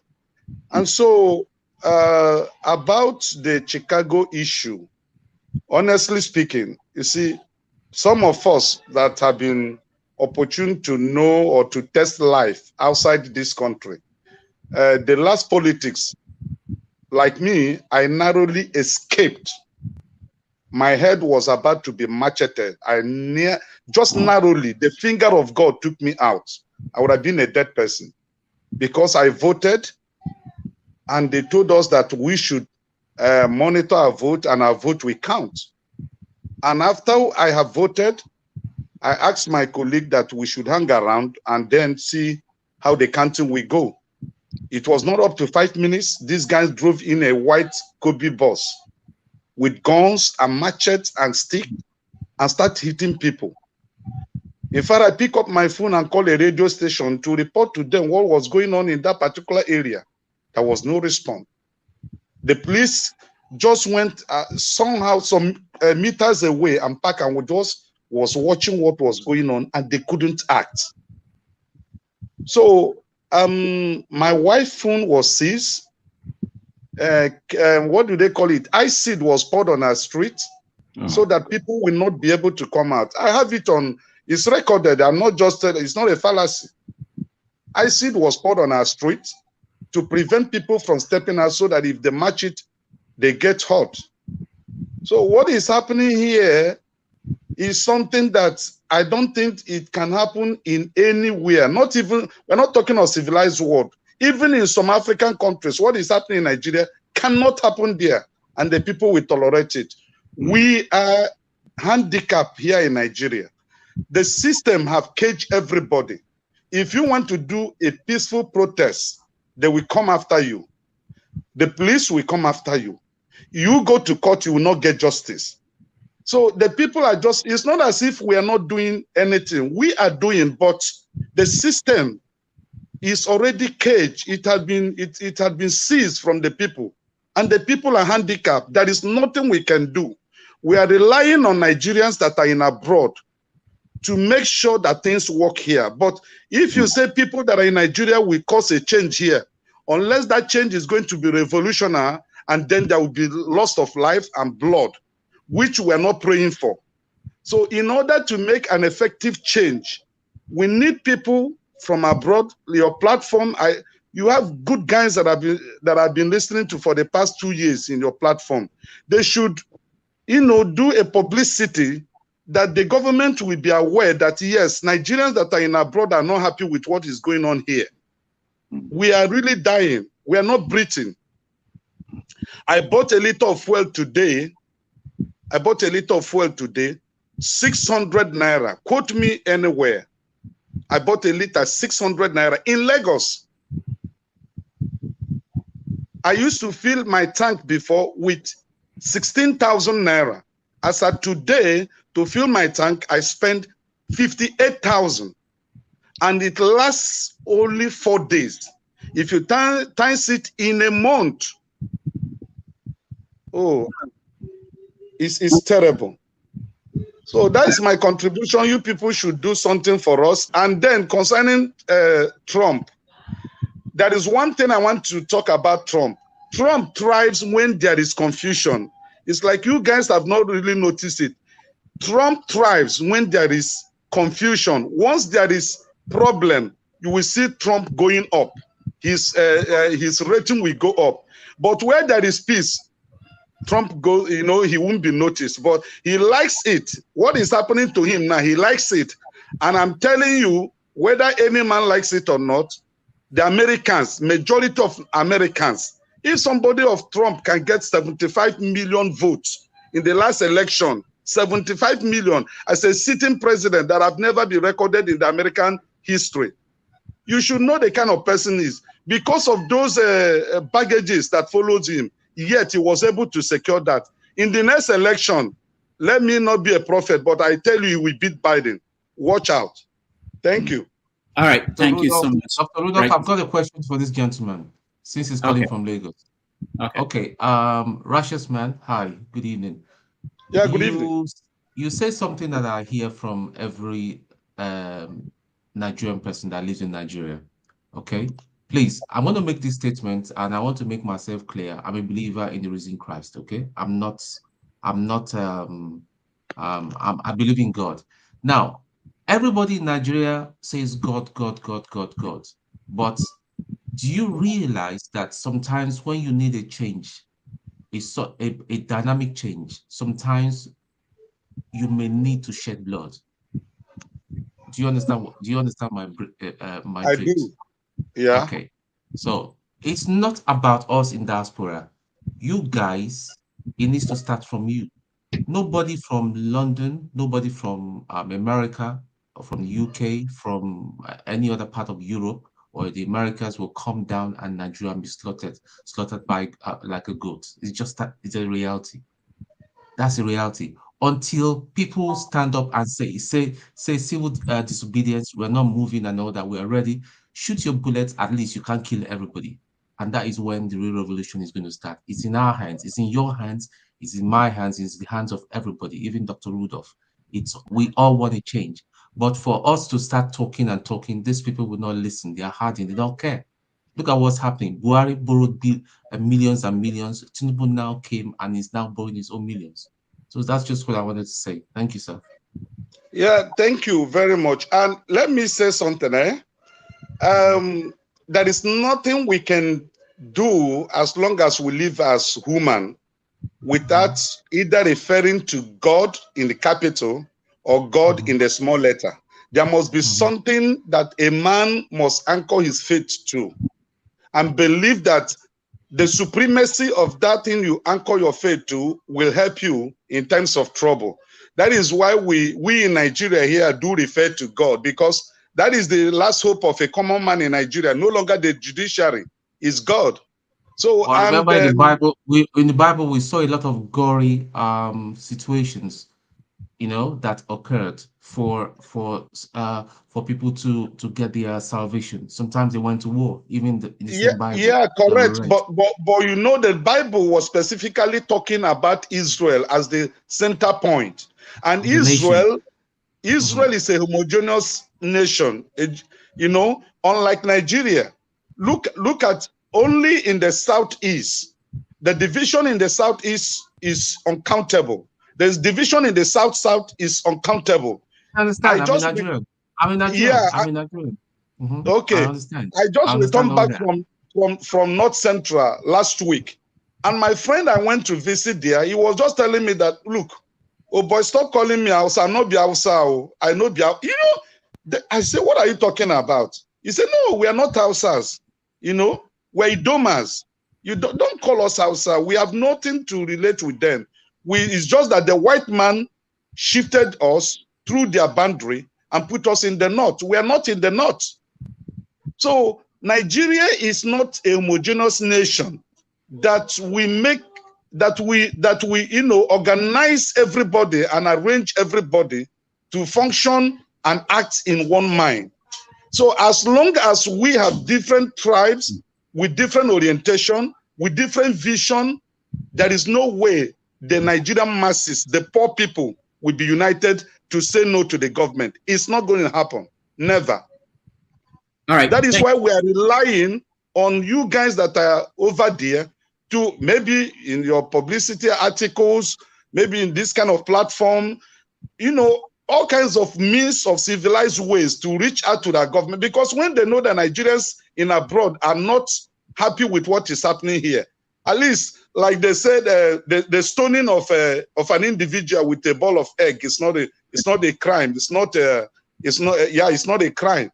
So at least we witnessed it in Germany, and the New Yam Festival that our politicians from the Southeast normally go to in Germany stopped the moment they were busted with egg. So you guys there should start something that will make these people know that you are irritated with what they are doing here. All right. Thank you, righteous man. Ngozika wanted to say something here. Go ahead, Ngozika. You're in Nigeria too. Go ahead. I wanted to say that what is Tinubu hiding in Chicago? He's hiding from I don't know if everybody can hear you. Can you hear me now? Come closer to the mic, but go ahead. You sound muffled. Yeah. Your voice sounds muffled. Yeah. I don't know. I could Is hear. it better now? Okay. Yes. Is it better now? Yeah, go ahead. Yes, go ahead. I was saying that what he's hiding there is his undoing. And I find it really, really, really, really, really annoying when people go into technicalities for being the reason why he should not or would not make this record public. For a man that got there through so much controversy, the least he can do, the least if he had any decency whatsoever, the least he will do is to try to legitimize his illegitimacy or something like that.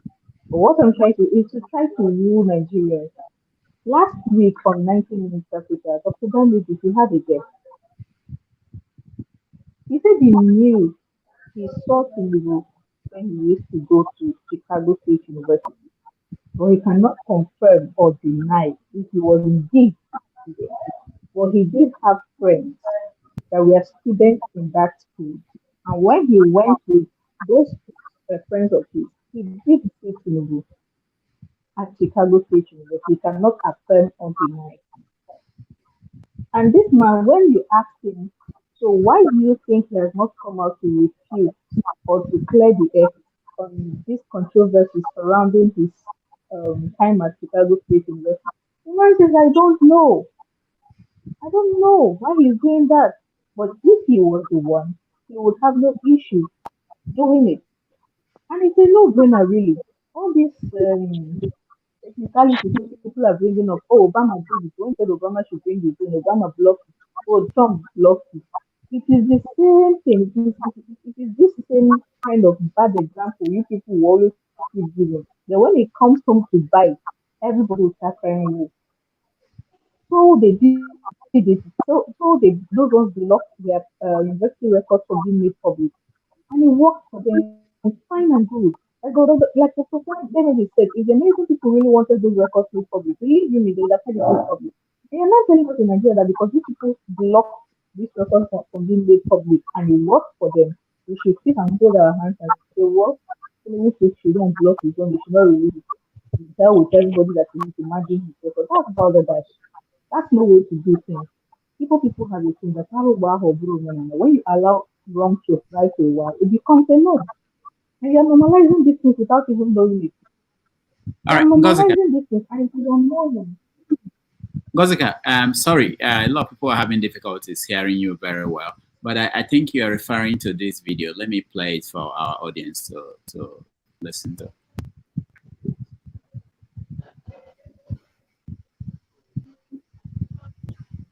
With them all. Hey, nobody wrong with them. Somebody asking for where you do your course and you are sure you did your course there. I agree with you. But a lot of what you hear, because you didn't hear this direct from Tinubu, because you know lawyers are very funny. Sometimes lawyers will say, you must not say this. I mean, you know what is happening to Donald Trump right now? Donald Trump that guy is walking himself to jail. And he is coming down to say that, oh, well, it was my lawyer who said it. It was your lawyer who said it. It was your lawyer who said that you should march people to the Capitol and stage a coup. People said coup in Nigeria. They never live to tell the story. That's what I tell them. They never live to tell the story. They are summarily tried within a short time and sent to jail or made to face the firing squad. That is the way it works. But it's only in America where somebody put a gun to your head and you say, all right, well, you are quoting the First Amendment right. What is First Amendment right? What is it? I don't understand. So I don't know why he's denying Atiku the chance to go there, because the news media, they tell a lot of lies, things that are not true. I knew this man went to Chicago State University. I knew that. I won't like Dr. Wumi, yes. if you were aware of Tinubu when he was at University of Chicago, yes. Can you elaborate on us the accusations whether he was actually distributing drugs and was a drug dealer in Chicago in those days? What do you know about this? Okay, thank you, sir. I heard about it, that he was distributing drug, and I know a lot of people who distributed drug. Who was the girlfriend of? But let's be more specific. So look, we've all heard that Tinubu was a big drug tycoon. We have all heard that. What kind of specifics? I mean, when you say you heard that from people, were your friends the ones who were buying from him? Did he tell them that he was selling? Like what can you tell us as a distinguished man around that area at the time when Tinubu was there? What can you tell us that he was really up to? Well, what I tell you, I don't know whether, in fact, the first time I saw drug, I thought it was in Lubon. All right. That was from last Sunday, and incidentally, hold on, I'll come to you. Incidentally, tomorrow on 90 Minutes Africa, we are going to have Declan Garvin, who you saw there. He will join us tomorrow on 90 Minutes Africa at 11:30 a.m. New York, 4:30 p.m. Nigeria. And he will talk about, why is it it's not showing? He will talk about, the impacts of BRICS, the death of Wagner chief, Trump's crime and punishment on Africa. We also continue, there was a debate that we started last Sunday between him and Pansat about Sahara and what happened at Sahara and the role Sahara played in the media that we have today in Nigeria. So as you guys know, Declan was editor-in-chief of Sahara for a period during Jonathan's administration. So back to our conversation on Tinubu. Somebody raised his hand. It would have been my turn if we didn't. Now it's all shuffled. You see. Okay. All right. Go ahead. Go ahead. Thank you. Thank you. What our righteous man, what you said about your experiences really touched me. It shows that this thing with Nigeria is real, man. It's not people touching people. We're being hurt. We're being killed. I want to agree with Ovie, which me and Ovie, we have a different spiritual root, but Tinubu's qualifications really has F all to do with anything. It's just another one of these roads that we go down that leads us nowhere, really. We need to take this guy out of power.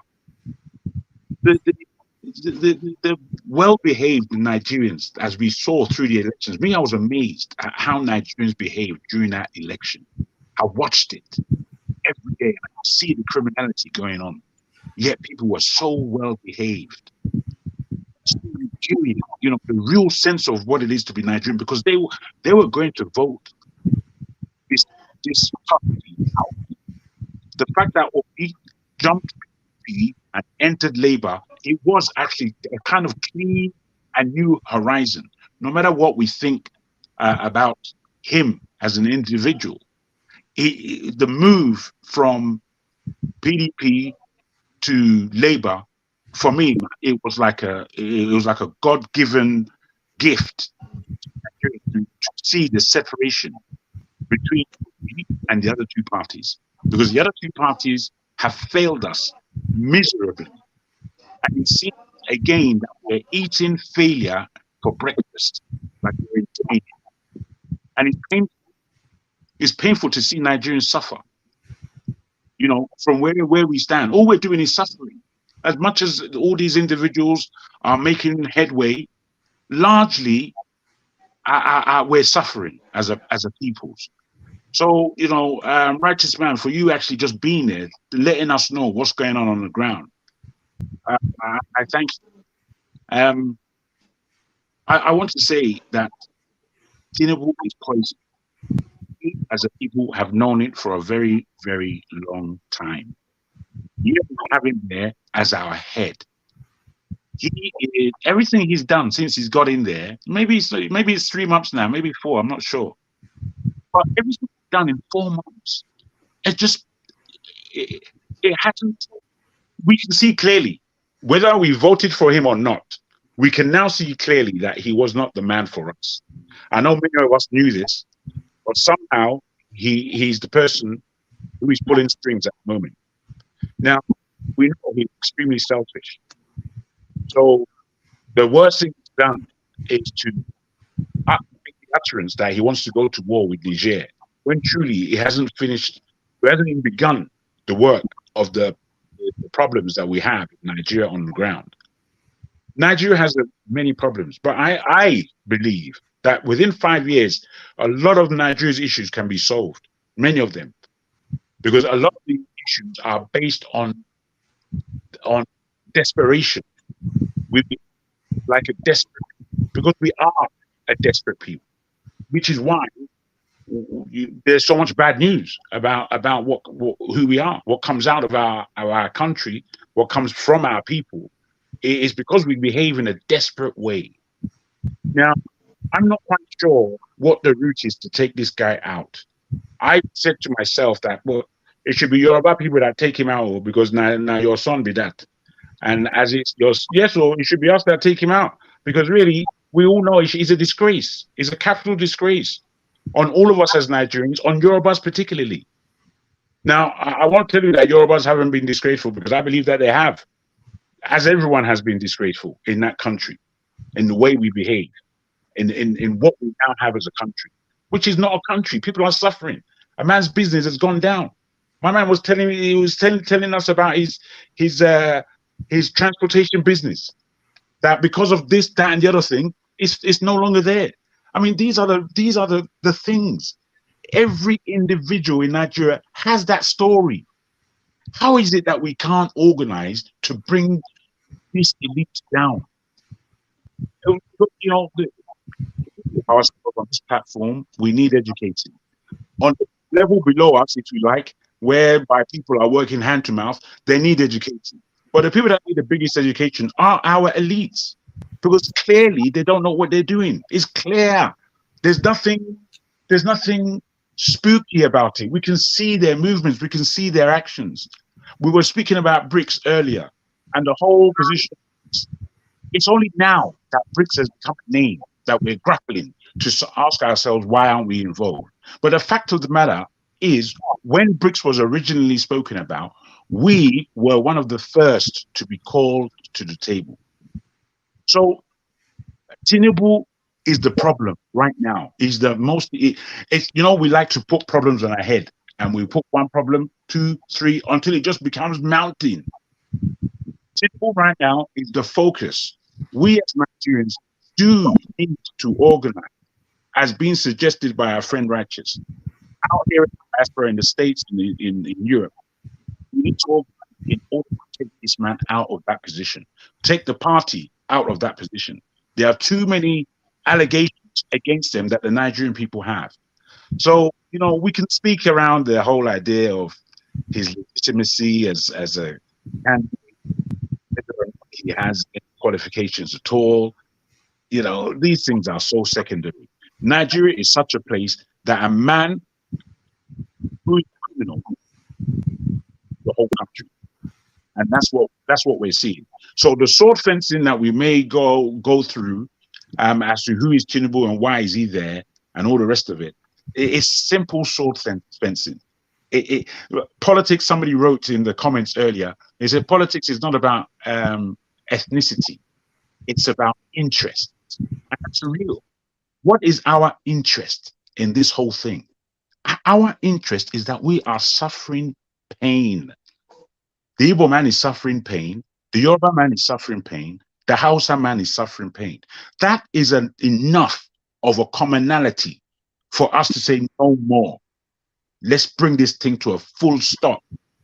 If blood to be drawn, we better be ready. I'm ready. You don't know how ready I am to draw blood. And it's not that I'm a bloodthirsty individual, not at all. But it's come to such a point that there's nobody listening to us. They're not hearing the language of good communication. You know. Let me get 2 seconds more. I want to thank everybody, firstly, most especially Rudolph, for the platform. I need to run because me too. I need to earn a crust. I would listen to my man, Mr. Ferreira, before I leave, so as not to be rude. After that, I'm out. So thank you very much. All right, thank you so much. Let's go to Alaba and Herrera. Go ahead. Okay, all protocols duly observed. Thank you all. The last time I was on the here, Mr. Rudolph, you were not here, and I made a very valid point that the problem with Nigeria is Hydra-headed, but the key fact is that we, the elite, when I mean elite, I want to repeat, those who have above secondary education and above have failed that country in an immense way. But we're not going to go into details of that because I want to touch on the Tinubu issue.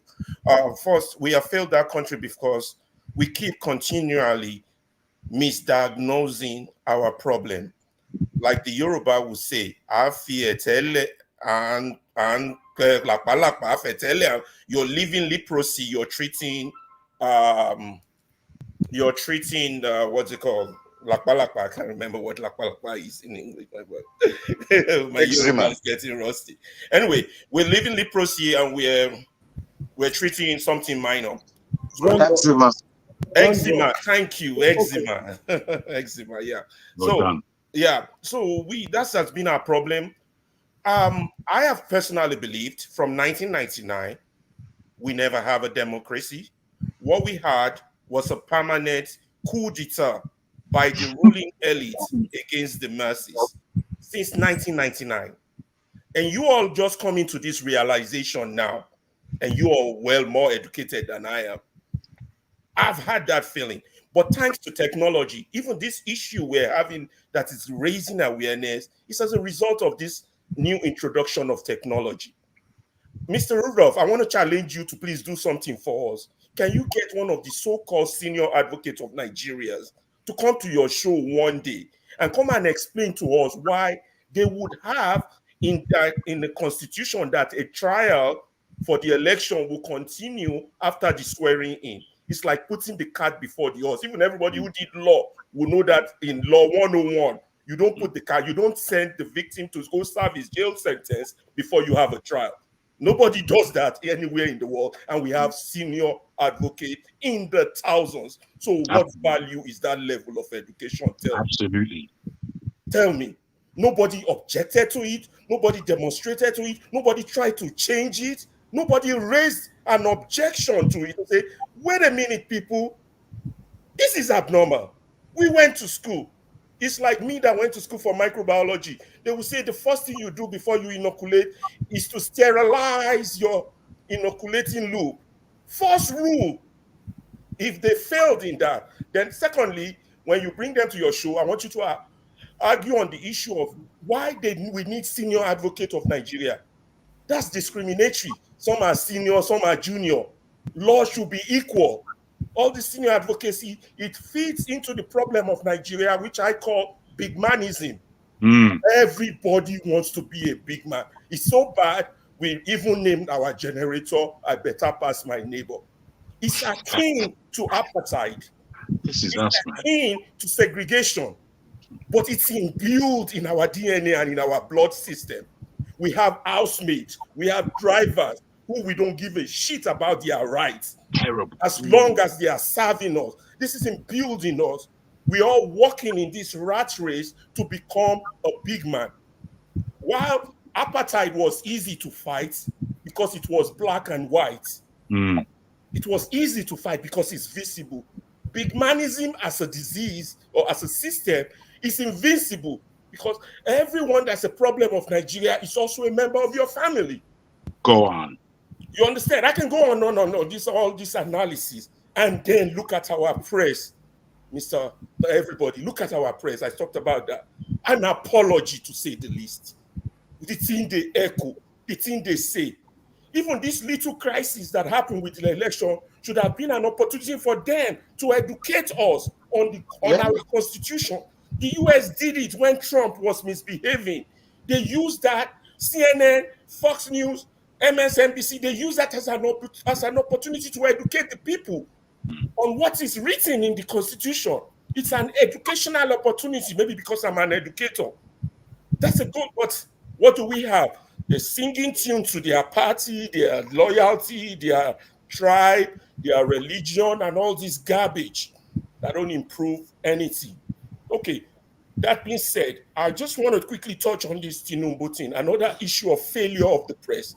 I was listening to most of this blogging on things. Then I found out that in 1999, Tinubu submitted a certificate for Chicago State or something. I don't know if he submitted a certificate, but what strikes me strangely was that he submitted a page of the yearbook of his graduation.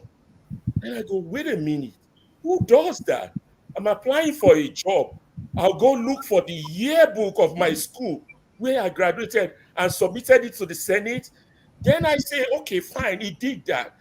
He submitted a yearbook. And there's controversy about whether he is the actual person who went to Chicago State or not, because it's been put out there that it's a female and that person is a US citizen sending the outcome of this court proceedings in Chicago, because there's a court proceeding going on. Then I said, basic thing the press could have done, Arise, Channel, could have sent somebody to Chicago, go to Chicago State Library, ask for that yearbook, because the story is only from Tinubu's side. If it's a yearbook, it will have pictures and everything. Make copies. So this morning, I went to Chicago State, and they gave me, I said, look, I've had contact. Am I been lost? No, you're here. Okay. I had contact with Chicago State in my interaction with the US. That's where I met my first wife, and that's where who had a daughter for me and all that. So I know of Chicago State. So I was a student once, although I never graduated there. I was a student here once, but I want to see the yearbook for 1979. First, I Googled it. You all should Google it. It will take you to, if you Google yearbook, Chicago State University. I noticed on Google that 1979 was not there, but 1980 was there, 78, 77 was on Google. But Google wants to charge me, he wants me to pay through ancestry.com to get access to the ones that were, but 79 was mischievously missing. So I said this morning, let me go to Chicago State since it's about 10 blocks away from my house. So I went to Chicago State and I talked to the librarian. This one said, the yearbook for 1979, do you guys have it? They said, well, it's in archives because it's so far back that the archival person, the archivist, will be able to locate that for me, but he's not on duty now. He's probably on vacation. And they gave me his detail, his email. If you all want it, I'll find a way to send it to you. We'll be able to get his email, phone number, and everything. So this is what we do. Basic investigative journalism. Get that yearbook. Check whether it's actually Tinubu's picture that was in that yearbook, or it's a female. One, if that fails, they said entered through Southern Suburban College, Chicago. Go to Suburban College, ask for their yearbook. Every school in the state has a yearbook. If it will be present in the library, why can't our press just do this basic journalism? Real basic. The only information we have about Tinubu was presented by Tinubu himself, which is insane. Nobody does a double check. Thanks for David Udeyin. He's doing a great job. Nobody does anything. And what's the point of our education if we are not using it? Terrible. They come here every day and argue. Those are just the points I wanted to. Can I just put something to you, sir, before you run? Yeah. Once we find out that in 1979 that Tinubu was or was not there, what would that mean to us in Nigeria on the ground? What's the next move from that? At least it will add to your repertoire of information that you need to fight this battle. You know you have a criminal in office, people that are enemies of the state. It raises a lot of questions about Nigeria. Mr. Ferreira, can I put it to you that this has been done already? Do you know? Okay, David has done all this. Tell me, do we have a department of intelligence? It's been done already. It's been done already. Do we have a department of intelligence that check people before we put them in sensitive position? Okay, sir. Do you know the core issue? Yeah, because they are trying to build something on him. There's this guy called what's his name? He's meant to be Tinubu that we know, Bola Tinubu. He has a daughter called Bola Tinubu that went to Chicago State University. This guy that is now Bola Ahmed Tinubu, assumed the identity. That is why he does not want. That is the caveat. That's what he's trying to cover. Done already. Why was this not presented in court? Why was it not presented as part of the agreement? No, it has been. It's part of the evidence that Obi has. That's why Obi is so confident. It's there. No, I didn't see that when I went through Obi's confidence. I didn't see that part. In fact, it wasn't Obi that presented certificate issue. It was Atiku. Okay, Atiku. Okay. Yeah, if I understand very well. This has been done already. It's so basic. We are failing as people. Let's not push back on that. As educated people, we need to do more. And for the Nigerian who called earlier, is still there, Mr. Righteous Man. I just want to say, we are fighting. I feel your pain. I understand your pain. All my family are involved in this pain also. But we all are pushing. We're putting the horse before the cart. We're complaining about the same thing instead of addressing the real issue. The real issue is our lack of rule of law, the impunity in the country, and the lack of a system. And those of us who should know better, our pacifist position of saying, let's just play along. For example, an illegitimate president is president. Everybody keeps calling him president. You're playing along. So This is what Stephen Biko said when he left medical school. I'm going to be a second-class citizen in South Africa. I'd rather fight apartheid than get my medical degree. This is deep. We all have wasted this opportunity when we were fighting the Abacha regime, and that has passed us by. But now that we are realizing the problem, that technology is coming to aid us, we need to use more technology. We need to have more of Dr. Damages. We need to have more of Mayegun. We need to have more of Niger Watch. This should be everywhere. Information, education, reorientation. It's a big job. The enemy is invisible, and it has already recruited people that are 3 generations unborn. That's the mistake we are making. You are thinking this is an easy fight. This is not. No. The enemy is mighty. Electricity, over to you. All right. Electricity, go ahead. Mr. Alaba. Rudy, please. With all due respect, I'm not cutting you for electricity. You see, this is the problem why we cannot make a progress in this country. I've been raising my hand because I don't want to. Oh, sorry. I'm so sorry. I apologize. I always say this. Okay, go ahead, electricity. No. Go ahead. No. You go. Hold on, guys. Why is Jonaba raising his hands? He spoke, and we are going along this way, and we have not got to his town. So what's he talking about? Human right. No, listen. Because you are my former boss, you think I don't have a basic human right. I spoke, all those people that are on this platform, they have spoken several times, and I honor, I've been watching through YouTube, and I honor your time, and I now came, now you are discriminating against me by limiting me and quantifying me. And this is the problem of Jonaba, the first question, you were the first person we asked about Tinubu, and you spoke. And we are yet to get to everybody. That's all we're doing here. I don't know what else we're doing. Okay, now I'm going to edit. One of the things. So please, electricity. I know you are a man of. No, speak, Jonaba. Go ahead. I can wait. Please go ahead. Rudolph, with your permission, Jonaba can go ahead. I'm not the moderator, so I just for Piggy. Let's give peace a chance. Go ahead.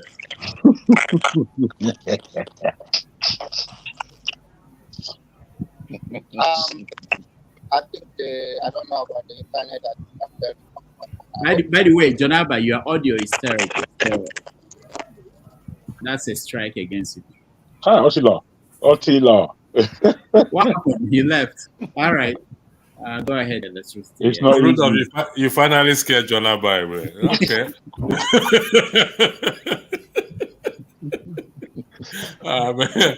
Mr. Alaba Ferreira, thank you very much. Before I come to you, Mr. Alaba, righteous man, I'm familiar with your situation because I know what it takes. Nigerian, that's why. So I know what it is. Your appeal for those in the diaspora to do something is recognized. And Mr. Tone, I agree and disagree with you that yes, those on the ground, a lot lies with them, but we in diaspora, we also have a role to play in making this change come to pass. So, Mr. Alaba Ferreira, I like your argument, particularly when you start referencing to the SAN and to the Constitution. The issue of Tinubu should have been challenged even before the election, according to the Constitution. Not even P2B or anybody challenged, because these allegations have been going on before the election actually started. That is the failure of the elite that you highlighted.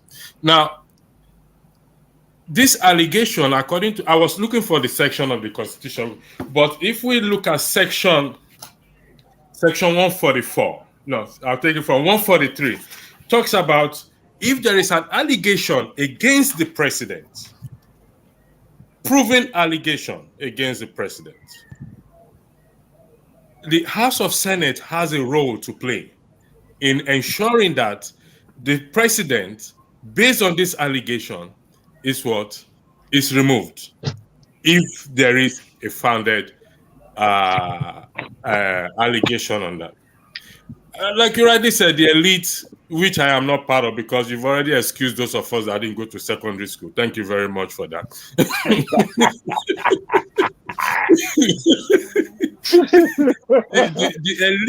the elite have let us down. So, like what I have always been saying, and I will repeat myself, a lot to rest in us. For our legislators to do anything, the citizens, you and I, and those on the ground, Mr. Righteous, have to now start to invoke Section 68 and Section 110 to let them know that this allegation against our president needs to be what? To be further investigated in conjunction with the Section 140. I mean, I had a Section 130 up to Section 146 of the Constitution. And it's all there in the Constitution. You're right. All those some of them just go to the court just for photo shoots, to do photo shoots. Everybody's struggling to be in front of the camera to do photos. So we've made that mistake of not challenging these allegations prior to the election. However, there's still a window open to us, which is you and I and those on the ground to start to invoke Section 68 and Section 110 in respect to this allegation. That first window has gone. The second window is still open. Thank you. I yield the floor back to you, Rudolph. Gentlemen, I'm out of here. I thank you so much. Continue to speak well for us. Baba Ovie, later. Did you get a digit? Did you get a number? Me get it, but I'll call you on that thing. I know where to get you. Answer your phone. All right. Thank you. Jonaba, let him finish. We didn't get what he was saying the last time. Jonaba, go ahead. There is an adage that guy said that Yoruba people say you live leprosy and you are treating eczema. Tinubu is the least problem Nigerian have. We have been having problem in this country since the beginning. But since it's about interest of a party or individual, you want to become a president, and the people for now fell short, and now you turn war against Nigeria, and that somehow Nigeria is not functioning. Even the people that live in the neighboring country to Nigeria now, as a Nigerian causing Nigerian, we become enemy of our own self, which is all to understand on political ground. But there is a country that we all have, that is Nigeria.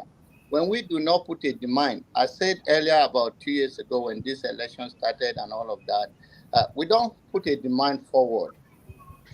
In part of the country we live in, America here, there was a time that all you see in the black community is a pond where that the black people go and borrow and they put their stuff down, whether a title loan and all of that.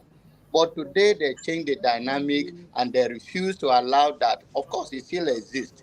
So the point I'm trying to make is that Nigerian, we are the enemy of our own self. So all the problems Nigerians have.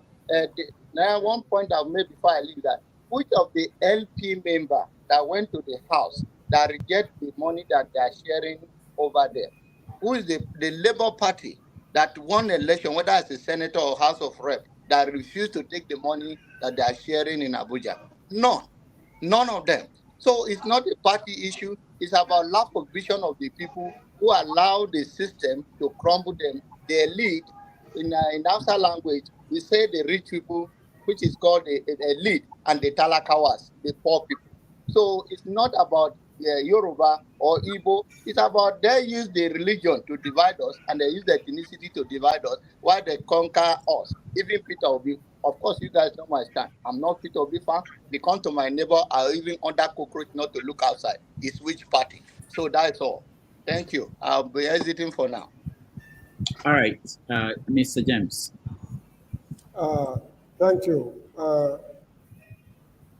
I kindly allow me to draw Mr. Alaba's attention to something.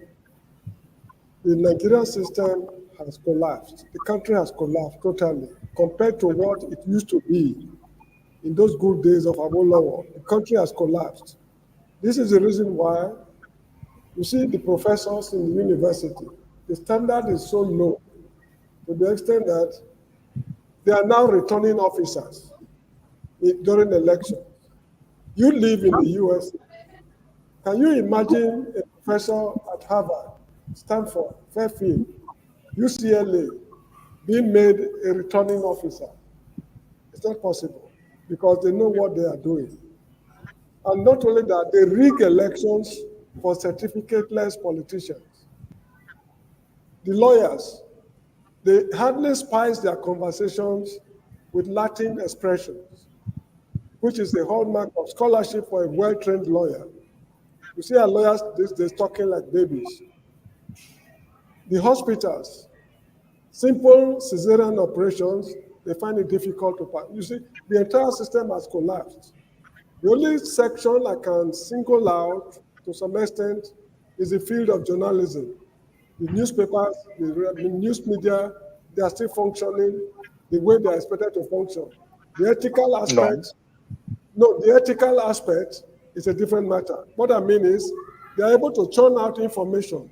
We can read newspapers, we can watch TV programs, but the ethical aspect, the rules of their profession, that's a different matter.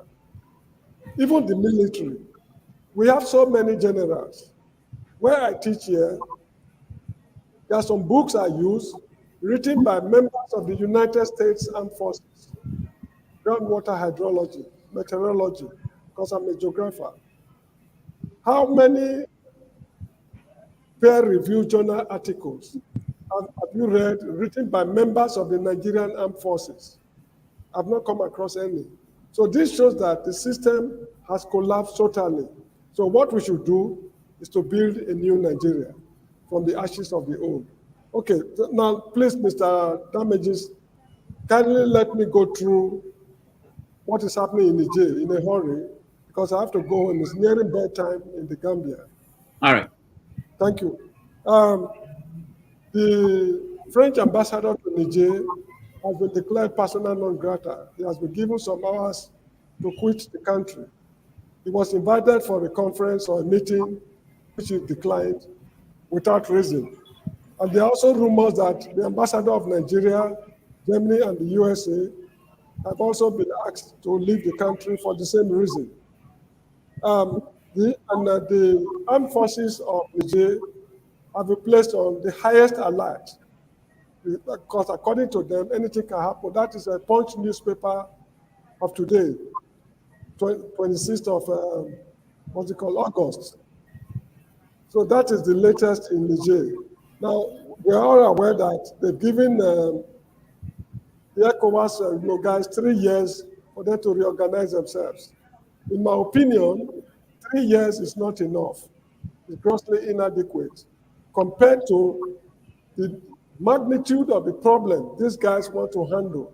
They cannot solve these problems in 3 years. ECOWAS is saying now that they have to restore constitutional order.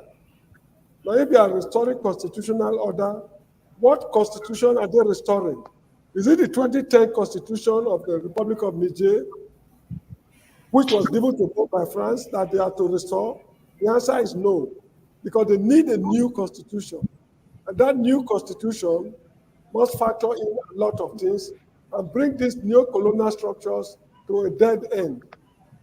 And to do that, they need a constitution drafting committee. And while they are drafting this constitution, they should incorporate the interest of their neighbors, Burkina Faso, Niger, and Guinea, standing by them now so that they form a new alliance to stop France from coming to recolonize them. So 3 years is grossly inadequate. Now, the French are interested in the gas pipeline. They want to live from Warri to Southern Europe. There's an alternative route, because as we are speaking right now, there's already an existing, what they call West African submarine cable system, running from South Africa through Central Africa, in the Atlantic Ocean, West Africa, off the coast of Senegal, Mauritania, to Europe. So they can also lay pipelines from Warri through the Gulf of Guinea to Senegal, Mauritania, up to Europe. And they bypass Algeria.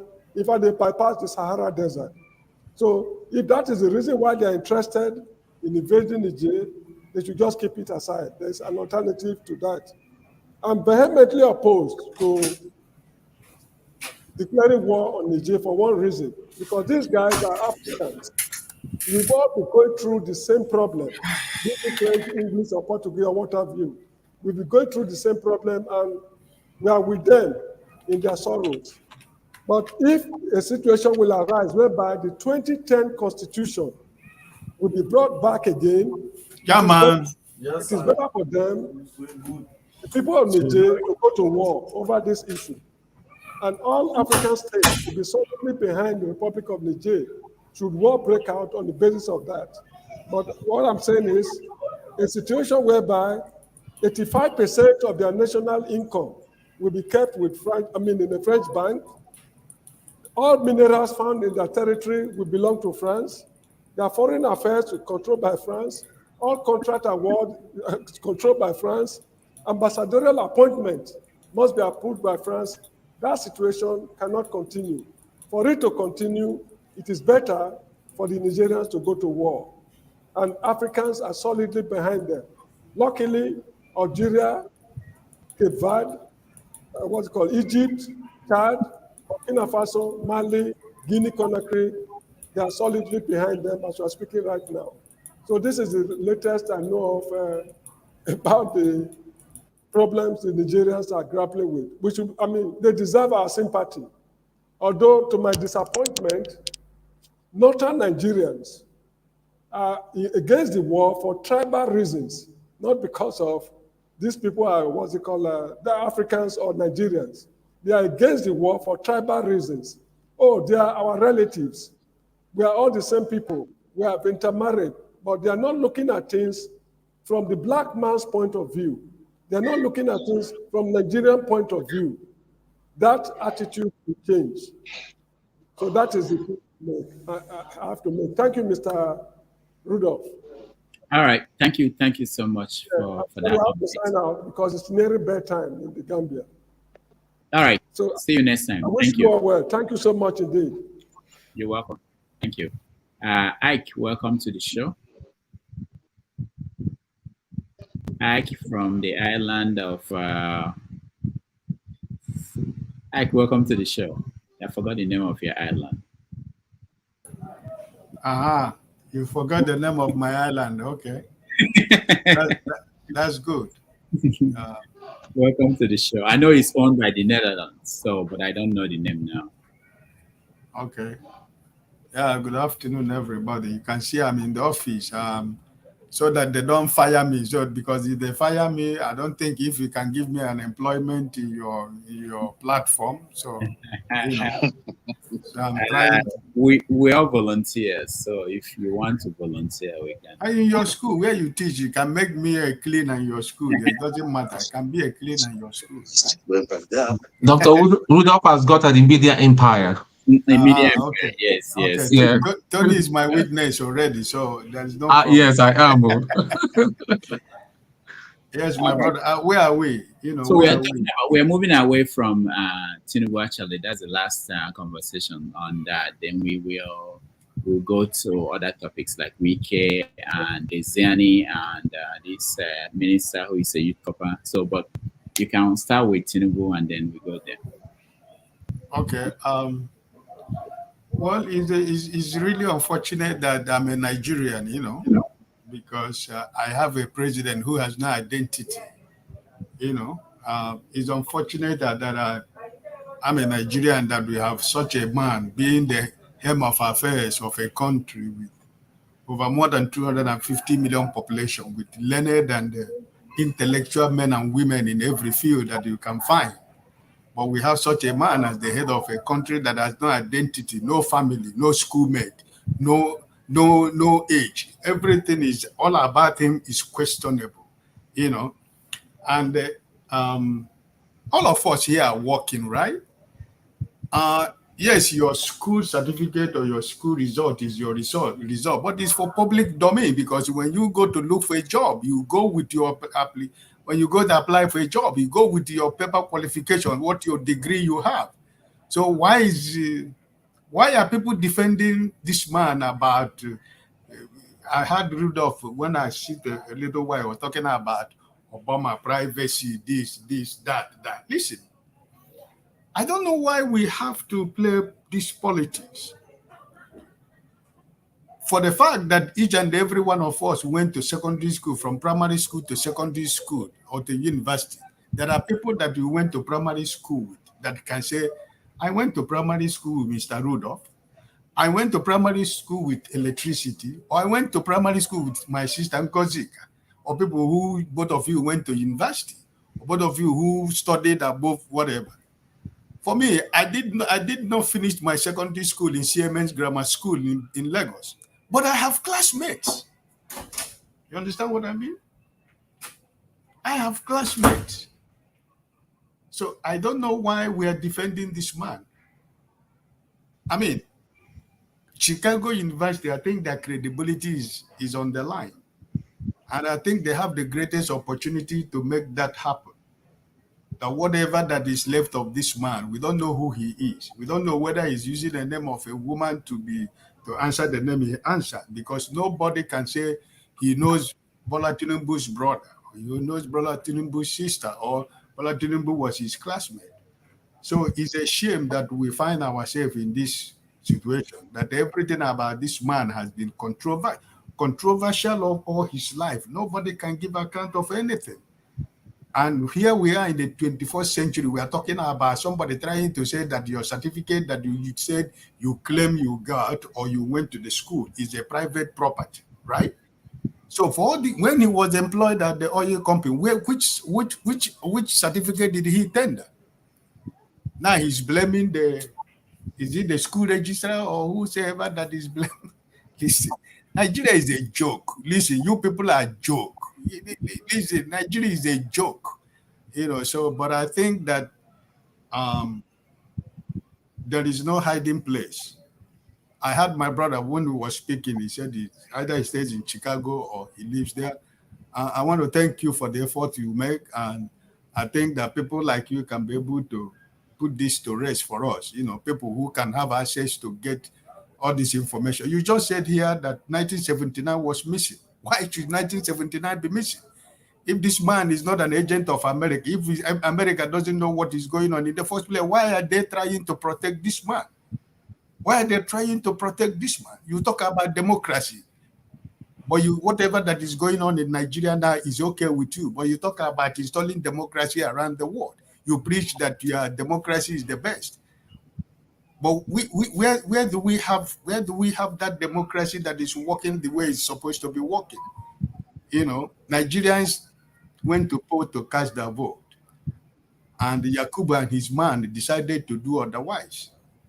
And you American, the European Union, who preach democracy, who preach rule of law, who preach this and that, with their double standard and your political and economic interest politics that you play with the black man. We are no more, Nigerians, Nigerians' eyes has opened. We know the politics they are playing. But I know that if Nigerians in Nigeria, like my brother, the brother who spoke from Nigeria the other time, he was talking about we that are outside. No. Because it's the people that are in Nigeria that are going to scramble for the one loaf of bread that they say they are palliative. So it is only when you decide to take up your arms and say that enough is enough.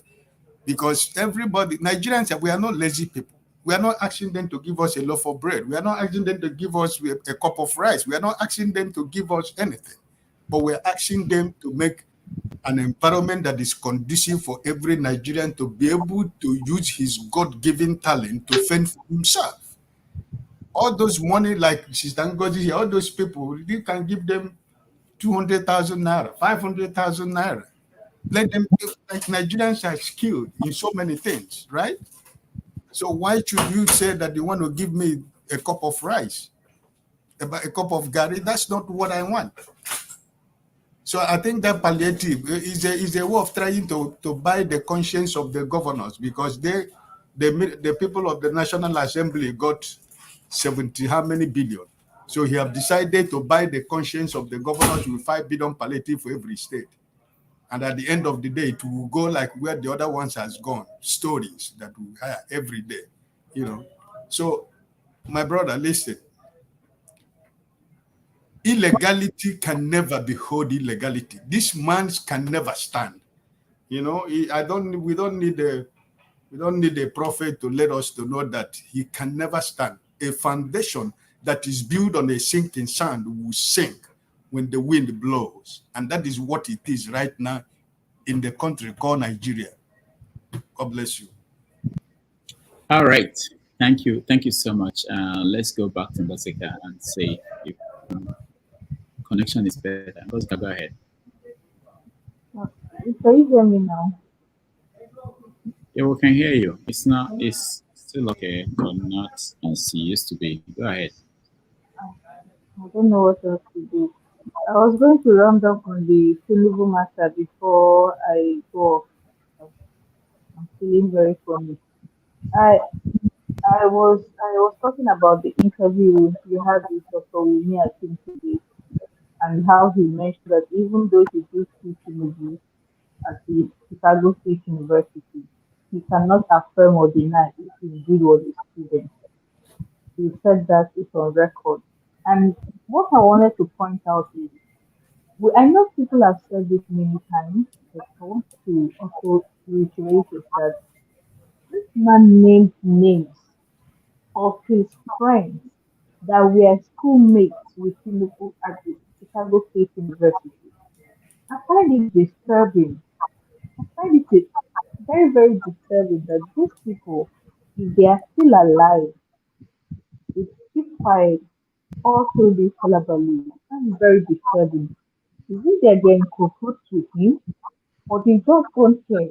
Because if Tinubu was my classmate, and I know for certain that I went to school with him, and there is a lot of controversy about this supposed school he went to or did not go to. And I know for certain that I went to school with him. I'll say, oh, well, I know this guy from school. He was my classmate. I will speak out.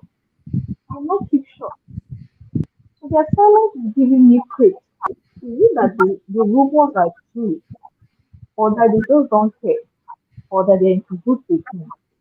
Not impressed by the way with the whole what is hiding in Chicago. I don't know if I can just talk briefly on the Wike matter before I go. But I Okay, don't go know if ahead. that's allowed. Go ahead. Uh, Wike went to Abuja and showed himself as usual. He showed himself, and there are two things away from it from this appointment as a minister. The first thing I don't like Wike. Everybody that knows me knows that, but I like the fact that you know how we say that Niger Delta oil is for Nigeria, but the gold is for the north. I like that for the, I don't know if this is a question, I like that despite the debate about him not being from the FCC or him not being from the north or something, he became a minister of the FCC. I read somewhere that some people were satisfied about it. I like that it's making some people uncomfortable. I mean, they were like, how dare a Niger Delta man come and become FCC minister? I like that it's making people uncomfortable. Let these people go around. What I don't like is Wike's approach to things. I have a problem with the way he says things and acts. We have a very, I remember once on this show a couple of months back, we were talking about the floods in Abuja, and we all agreed that it's there's a there's a board or a body that supervises the development of these areas that should not be developed. I mean, it's somebody that signs this paper for people that develop from these areas that are not supposed to develop.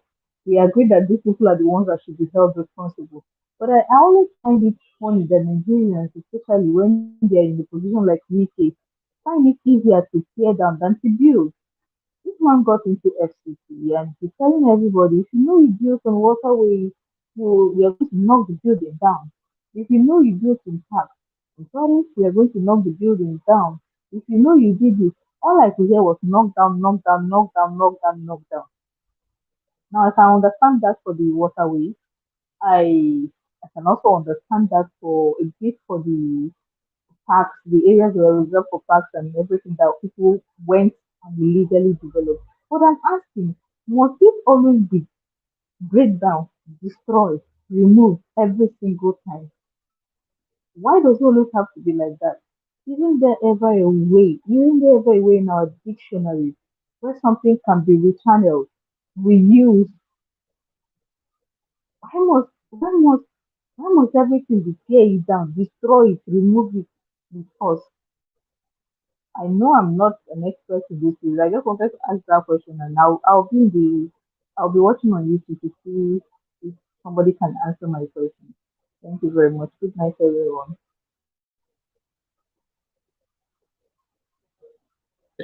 Thank you, Ngozeka. We appreciate you.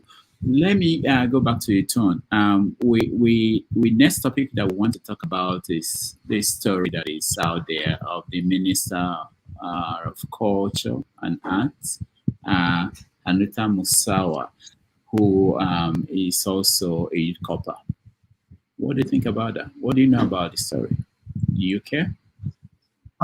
Yes, I've been reading it as much as everyone here has been released. I'm not too surprised because like attracts like, because everything about this government, this administration is all based on lies and deceit, and double standards. I mean, it shouldn't be. So that's all I can say. I mean, I can go on rambling, going on and on. The whole thing is just it's just a huge mess. It's just a huge mess. All Why right. would a serving youth corp member be? So it's just attracts like deceit. It deceit. Everything about Tinubu is all deceit and lies. Okay. Let me. Ovia is not here. Alava, go ahead. Yeah, I was thinking about such nomination. I think it's just one of their tokenism, they're just a token. I'm assuming she probably somebody's girlfriend who wants to push her somewhere. But again, they're missing the point. Don't say that, Alava. No, I gotta be real. But anyway, Leslie, that's why I use the word allegedly. It gotta be somebody's big man's daughter who wants to push their daughter somewhere. The same Nigerian said. But the key is, again, they're missing the point. We should be focused on experience and who can deliver, who can help the country, not just appoint for the sake of appointing. Let's just put a young person. I mean, when you're in youth service, you're not even experienced enough for a real firm to take you. You understand? You're just out of school. You're fresh. You don't know much. You're still in internship. In America, you're still undergoing internship in the real world. You see? So that's what I'm saying. We keep missing the point because they go, oh, somebody knows somebody else, just put something there. The tokenism as a form of leadership is just, it's bad. Man, maybe she would learn from the job, but I would have preferred you want to bring somebody with some experience, with something to offer. Yeah, she might have high grades in school, but she lacks real world experience. And so you're going to lord it over a civil servant who has been there 30, 40 years with vast experience and give them orders, makes directives. Again, we're putting the cart before the horse. We're not going anywhere with this type of stuff. It's still a joke. It's a joke. It's a joke. I'm sorry. There's no other way to describe it.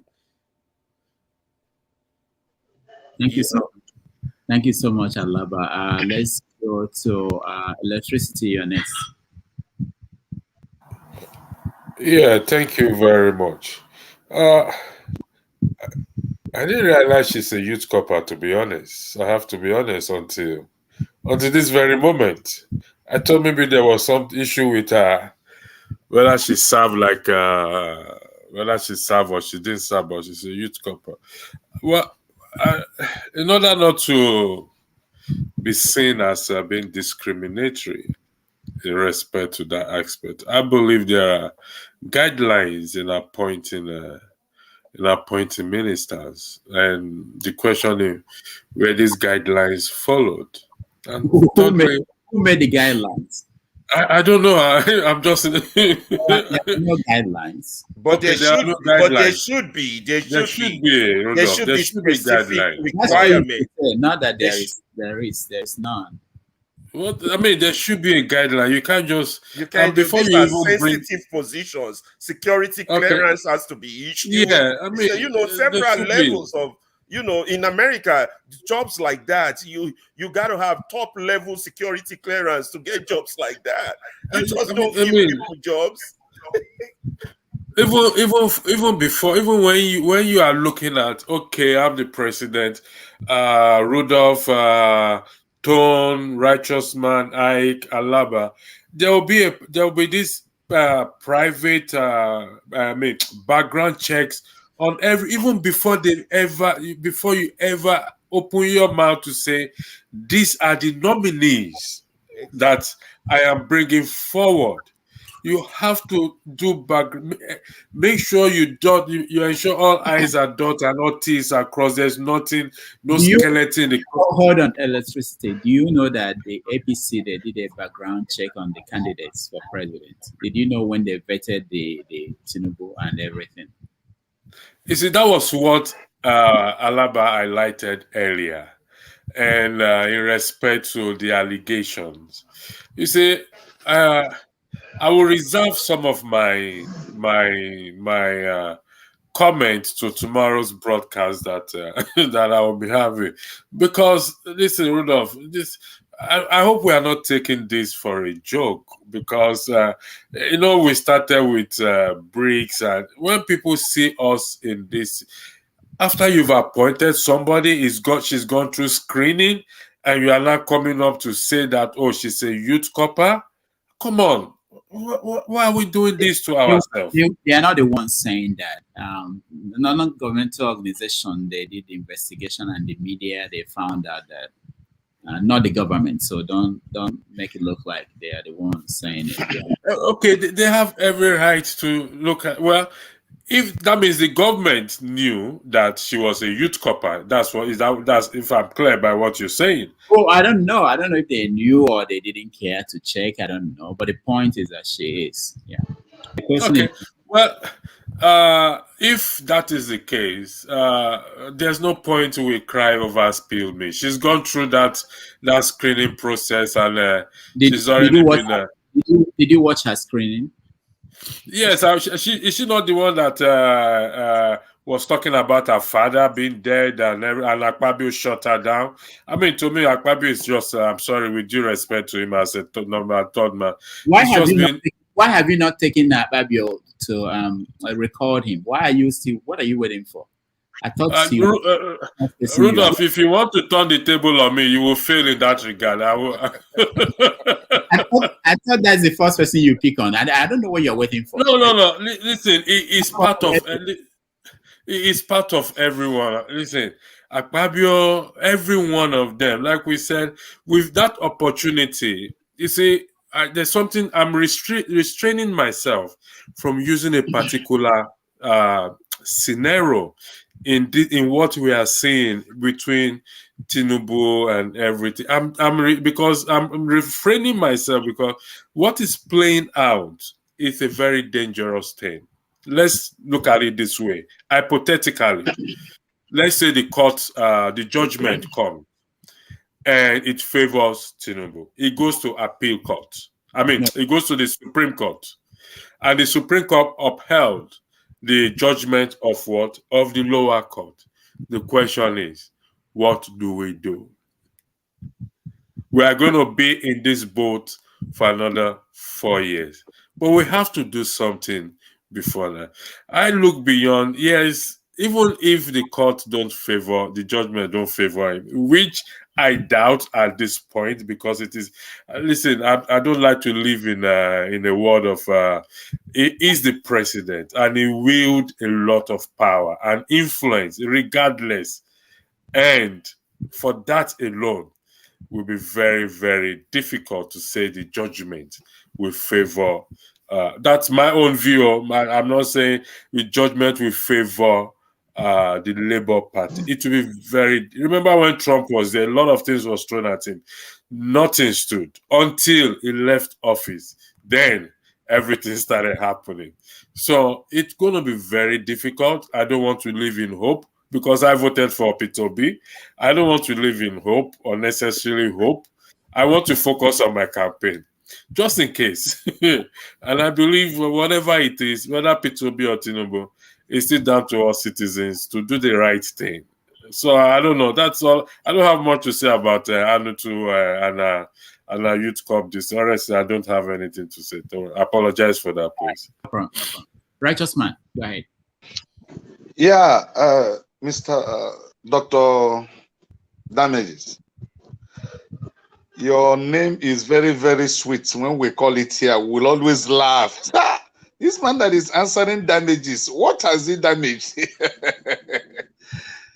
Yeah, I want to speak on some issues that were raised by the previous speakers. Number one, concerning recalling back the politicians that are occupying offices that are not doing well. My answer is that it's absolutely impossible in Nigeria. Because you know that when Dino Melaye was in the Senate, there was a move to recall him back. And it couldn't work. Because the processes is like trekking from here to Israel. So it's not going to... Those in the Western world should not think that we that are home here, we don't know what to do. The only thing is that the instruments we have here to effect changes cannot work. We all saw what happened during the NSAS. My cousin was there. Luckily, he left before the shootout began. If not, he would have been a victim. And these were peaceful protesters who were not even speaking ill against any individual. They were only requesting that the Nigerian police should change. But they were massacred. Now, the Western world kept quiet over it. We didn't see CNN there. When it was a protest in Syria, we saw CNN was on ground. What is the other one from Al Jazeera. Al Jazeera was there. BBC was there. But you will understand. There's something, a statement that one of the speakers made that I really shook my head. I say, yeah, you got it. The Western world knows that if Nigeria stands on her feet, the black race will be emancipated. So they wouldn't allow any leader that is going to effect that change. They won't. Because look at the election here. How the Western world was congratulating the city boy when there were 100% proof that that election was fraud. But they began to acknowledge his election and telling him that they are going to work with him because of the economic profit they are making here. Their interest is what they are defending. They don't mind whoever that is there. They don't care if we are dying here. That's why the issue of Nigeria will not be a focus on CNN. It will not be a focus on Al Jazeera because the Western world control these medias and they know what they're benefiting from here. If the Western world has no interest, personal interest about this country, that NSAS was good enough to turn everything around in this nation. But they kept quiet, they kept mood. So what else are we going to do? So the issue of what we can do here, we have done more than what other countries did. And then the Western world showed interest. Then concerning the issue of Wike, me personally, I do not believe in that man. Because morality is the first principle. When I was growing up, my father told me that if I miss everything in life, I should not miss standing for truth. Wike has no moral. He is not even qualified to be in ideal country, ideal society, Wike is not qualified to be a minister. Wike said APC is cancer and PDP is malaria. That's what he said. Wike, when he went for a campaign in Onitsha, he said that the Igbos does not have the number for Obi to win. So there is no need of wasting time that Obi should get out. He insulted Obi in Anambra State. And this is how he was insulting people. It was Wike that cost Obi the ticket of PDP. It was Wike. Because if Wike had supported Obi, Atiku would have stepped down. Because when I learned, as I was told, because I was formerly a member of PDP, but I later left politics in Nigeria because my brother heard they go inside before you know it. I was told that before the primaries, they had wanted to give it to Obi, but Atiku said he will only step down if Wike agrees that Obi will be given that position because it was the turn of the Southeast. But Wike said no, that they should throw it open, believing that he is going to win before Tambowa did what he did at Ego Square when they, wherever they held their convention. So Wike is not qualified. And look at the morale, look at the things coming out from his mouth. Nigerians are facing hardship. The first thing you are threatening is that you are going to pull down, you are going to destroy this, you are going to destroy that. For what? Is that why he became a minister? Then the issue of the copper, the lady is still serving, because it was a subject matter in Nigeria Info this morning. You know, it was a very big topic that they brought a son to look into the constitution and check if this lady is qualified to be appointed or to be made a minister. And they said if other ministers that sat before had issue with the NYSC service and they were asked to vacate their office, then this lady is not qualified to be appointed as a minister. So that is what we have on ground now. Thank you. All right. Thank you so much. Dr. Rudolph, do you mind if I ask Righteous Man some questions? One or two questions? No, I don't. Okay, go ahead. No, not now. Not now. All right. Because let's start from Alaba. I'll come to you. When we go around, I'll come to you. All right. Alaba, go ahead. Just spoke on the lady. I just remember I just spoke on the lady and I said they shouldn't have appointed her. Okay. Oh, so we've gone round. Is that what it means? Yes. But someone just came in. I spoke on the lady and I think you know it's a violation of process to even appoint such a person. Okay.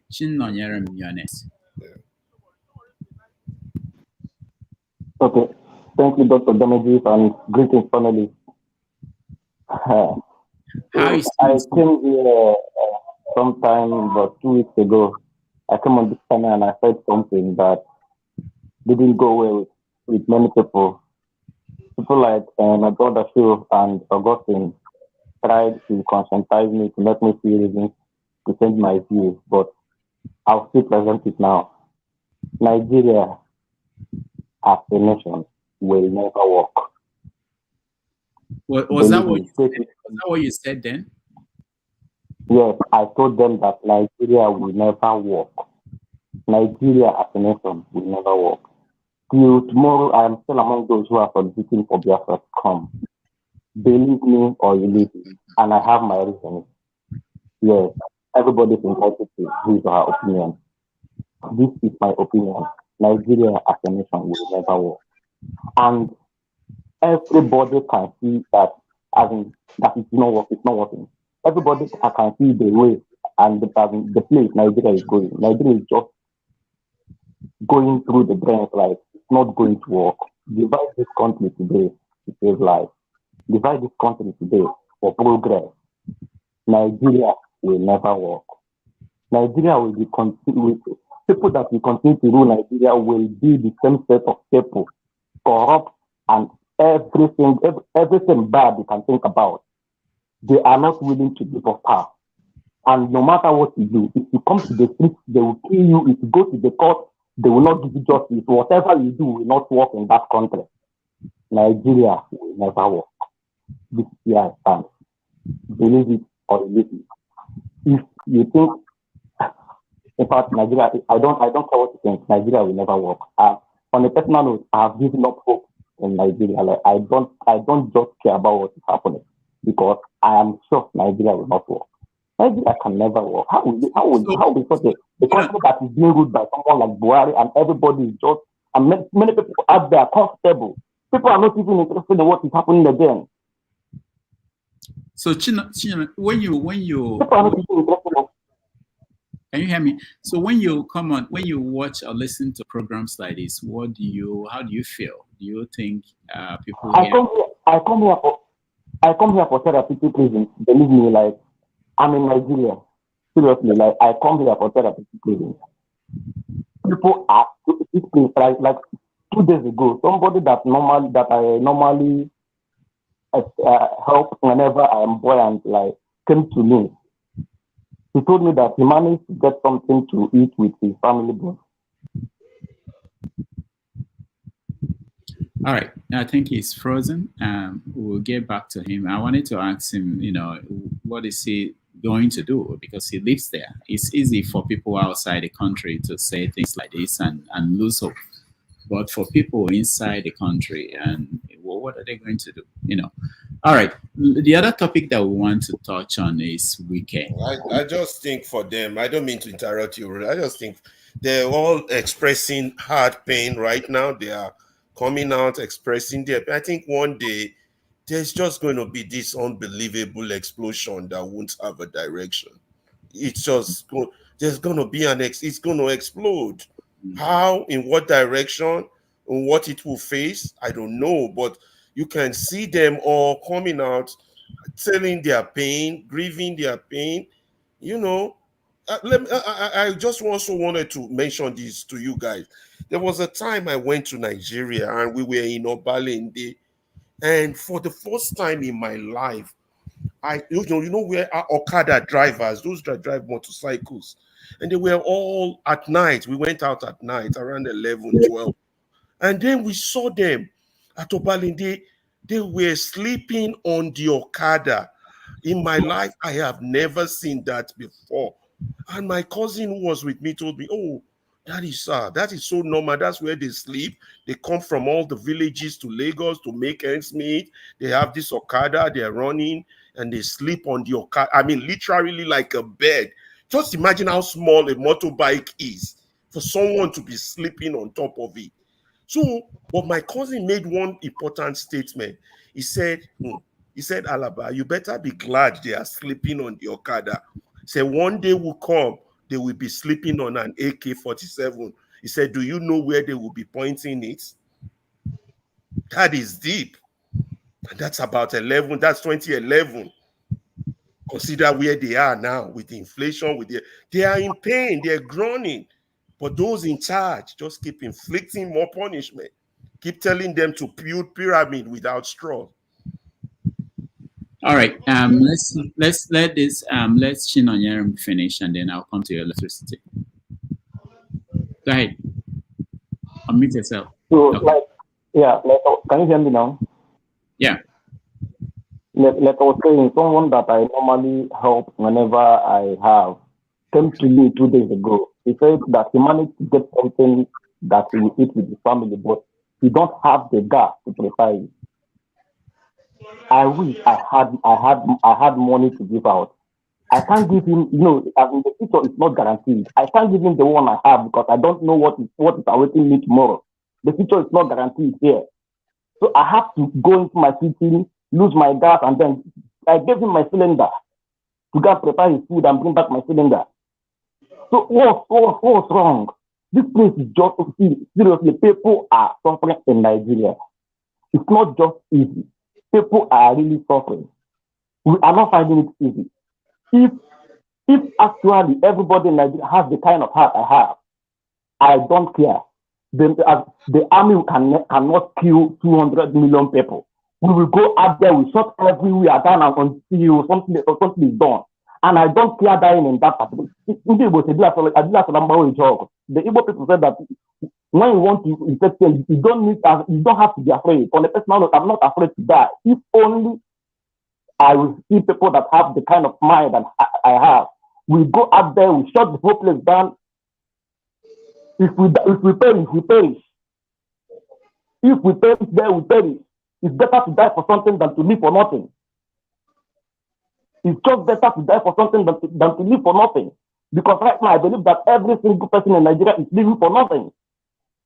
We're living for nothing.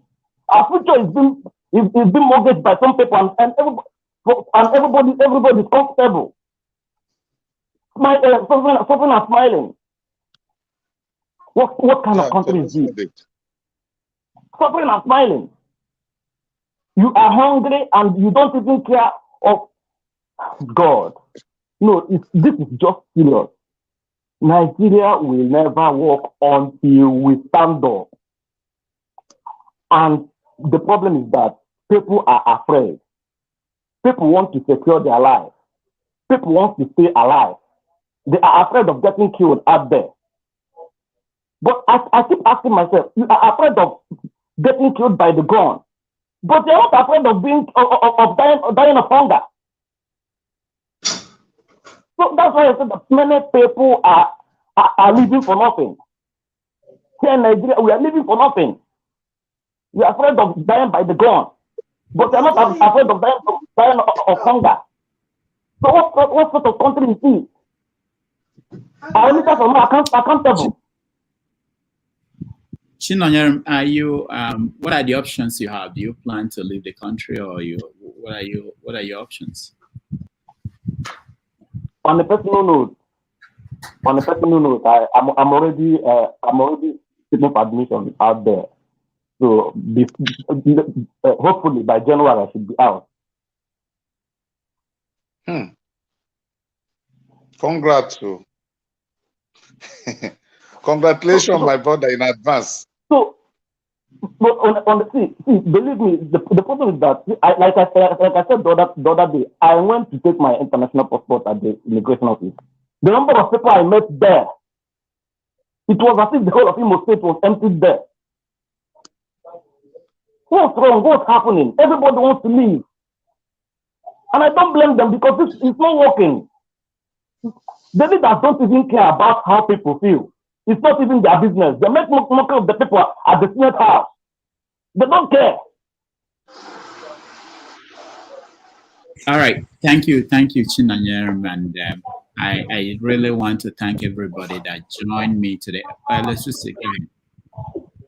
Yes, Mr. Righteous Man, I need to put some questions across to you. 1 or 2 questions. Okay. Your earlier argument that I listened to when Tone actually challenged you on it, you call on the Nigerian in diaspora to do something. Would that be correct? Very correct. What exactly, based on this, your argument that you highlighted the recall process of Dino Melaye, which if you really follow it very well, it's an in-house problem. It steps on toes. And if you listen to Dino Melaye's speech in respect to that, how he alleged that the INEC inflated the figures, and as such, they were unable to recall him. What exactly now do you want those in diaspora to do?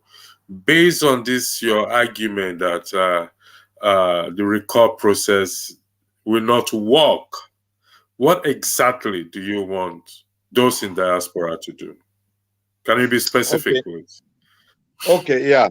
The media is the strongest weapon in this present time we're in.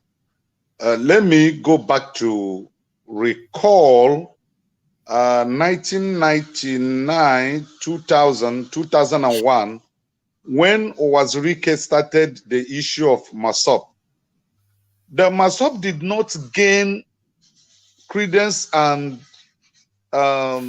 it did not spread like the way IPOP spread today, because he did not make use of the social media. But when Nnamdi Kanu started IPOB, he used the media to gain audience. Every part of the world got connected to the issue of Biafra, both the white, the chocolate, the black. So those in the diaspora will help us that are done home here through an effective use of the media. Just like Dr. Damages is doing, this is platform, I can tell you with guarantee that Nigerian politicians listens to him, because there's one newspaper that one day was quoting the platform of Rudolph. I read it. I think it should be The Guardian or Punch. They were making reference to the panel, what was discussed that day. I was shocked. I called my friend. I said, you can imagine that these people are watching this program and they're interested.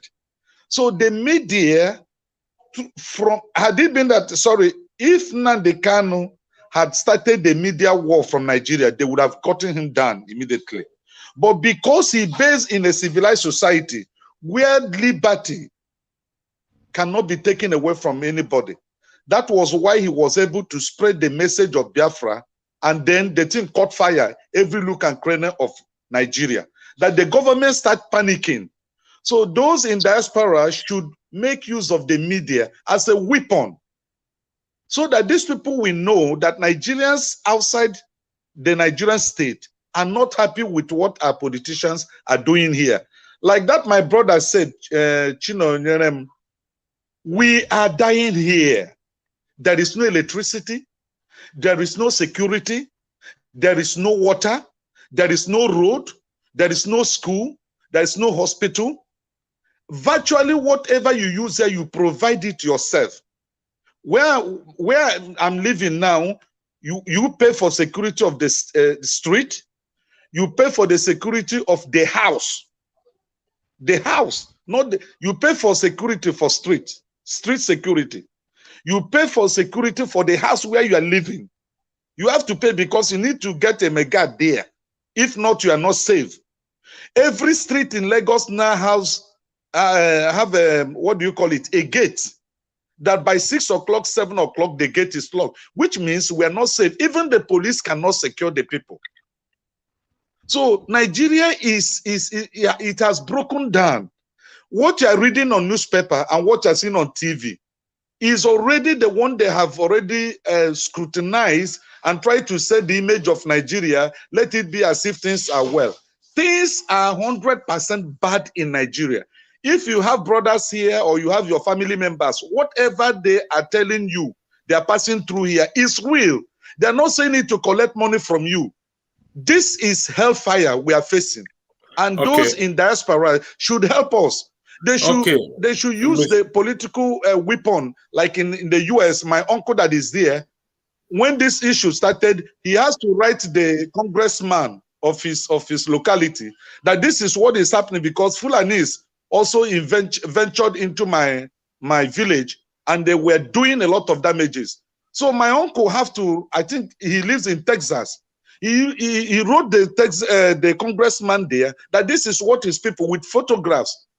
You know, so you are in a better base to fight this war than us that are here. Our life is not secured here. Mr. Righteous That's Man. why I cannot mention any person's name except Wike. Okay, Mr. Righteous Man.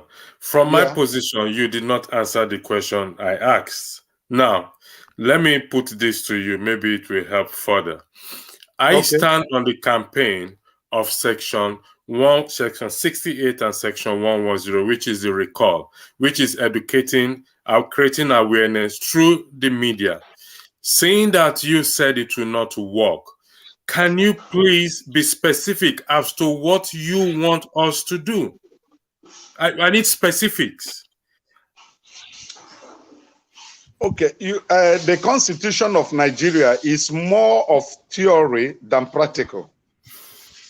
Then the question you asked me, I just used it to clear that section you quoted. It's existing there, but it's not effective. Now, what you can do from the diaspora to help Nigerians that are here is to launch a media campaign. Launch a media campaign looking at, for example, the 70 billion that was released to the House. What is it for? When the so-called subsidy that never existed was removed. Because if you are telling me that some people were stealing the Nigerian money, then why don't you get them arrested? You did not arrest them. You did not point to any company that was receiving the subsidy. And then all of a sudden you are telling us that subsidy is removed so that you make more money that you are going to share in case there is a run-up election coming, because that is what everybody is anticipating in Nigeria. There is no, everybody is fed up. Every Dick and Harry, except the elite. We are waiting for a run-up. And I'm telling you, the city boy is going to lose a landslide losing in the whole federation. Go and mark my word. So this money, this 70 billion that was given to the House is to prepare them. The 5 billion given to governors is to get them ready so that they can do, they will be the foot soldiers. We know what is going on. And we, the masses, know that we can't come on the street to protest. So we are waiting for the rerun. That is why all eyes is on judiciary. So those in diaspora should launch a media campaign against the government. That's all. All right. Thank you, Righteous Man. Electricity, hold on, okay? Let me hear Matt, and then I will hand over. Matt, welcome to the show. Yeah, God bless you, Dr. Damages. How are you doing? I met you a long time ago, a long time. I miss you so much. I know. I miss you. Sometimes when I come in, you're about going. I'm always like saying, wow, no, this I can't. But it's not good. I was able to, catch up with you today. So I've been enjoying the program. I'm enjoying it. And everybody here, the panelists, they're on point. Everybody has his view, and our brother Electricity, his own view. Sometimes, you can't change him. He's always, when he hammered it. Be careful. He might give you 3 questions now. No.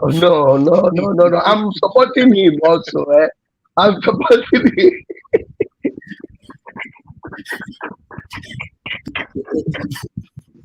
All right. No, so, Matt, what is your take on what's going on in Nigeria at this point? My brother, I can, many news that even sometimes I want to send it to you. I say, already, I know you must have seen it. I stopped sending it because I used to, when I see, I'm tired of seeing bad news. I'm tired. Even not what our brother. Matt, do you want good news? Yeah, I want my brother. Yes, I want. Let me tell you 2 of them. Good news. Unemployment is 4.1% now in Nigeria. It's a lie. Dr. Rudolph is a lie. Capital lie. It's a blatant lie. It's a lie. It's a lie. Capital lie. It's a lie. Precious man, calm down. You don't get it now. He's joking. Rudolph, just let him know you are joking.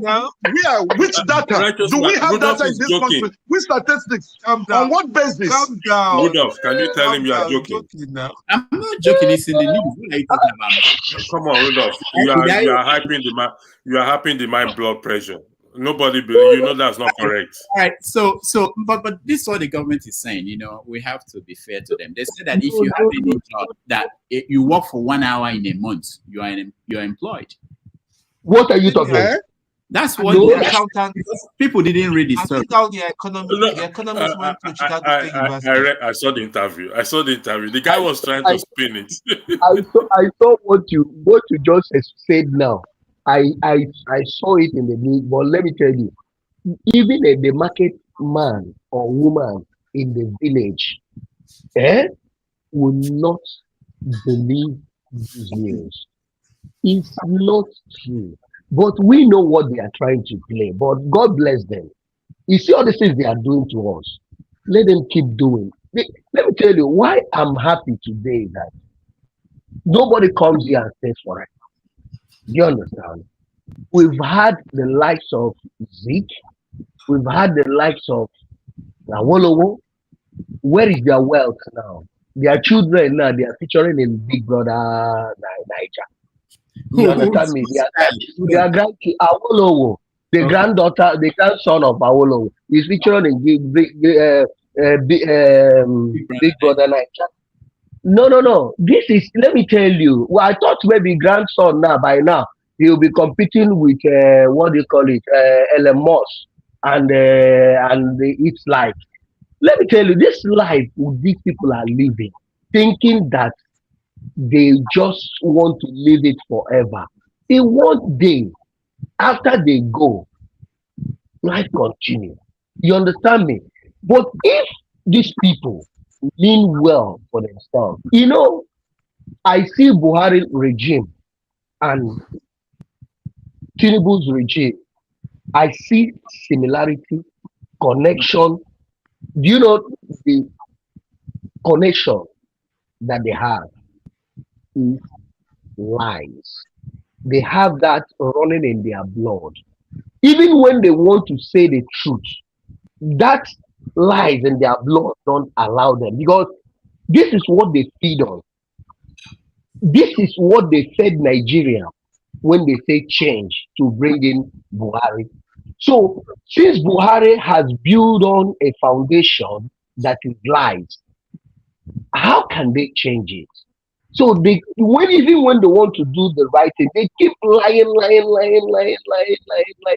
making things worse for ourselves. Doctor, you were talking about you people are here talking about the young lady, the NYSC. We know that one is not supposed to be a minister, whether they like it or not, because it has happened to others that doesn't have. They said they now sack them as ministers, whatever they gave them. This girl, this lady, the same should happen to him. I want to ask a question in this room. I saw where they are mining, illegal mining in the north, our gold. No, allegedly. I don't want somebody to accuse me. I didn't say they are.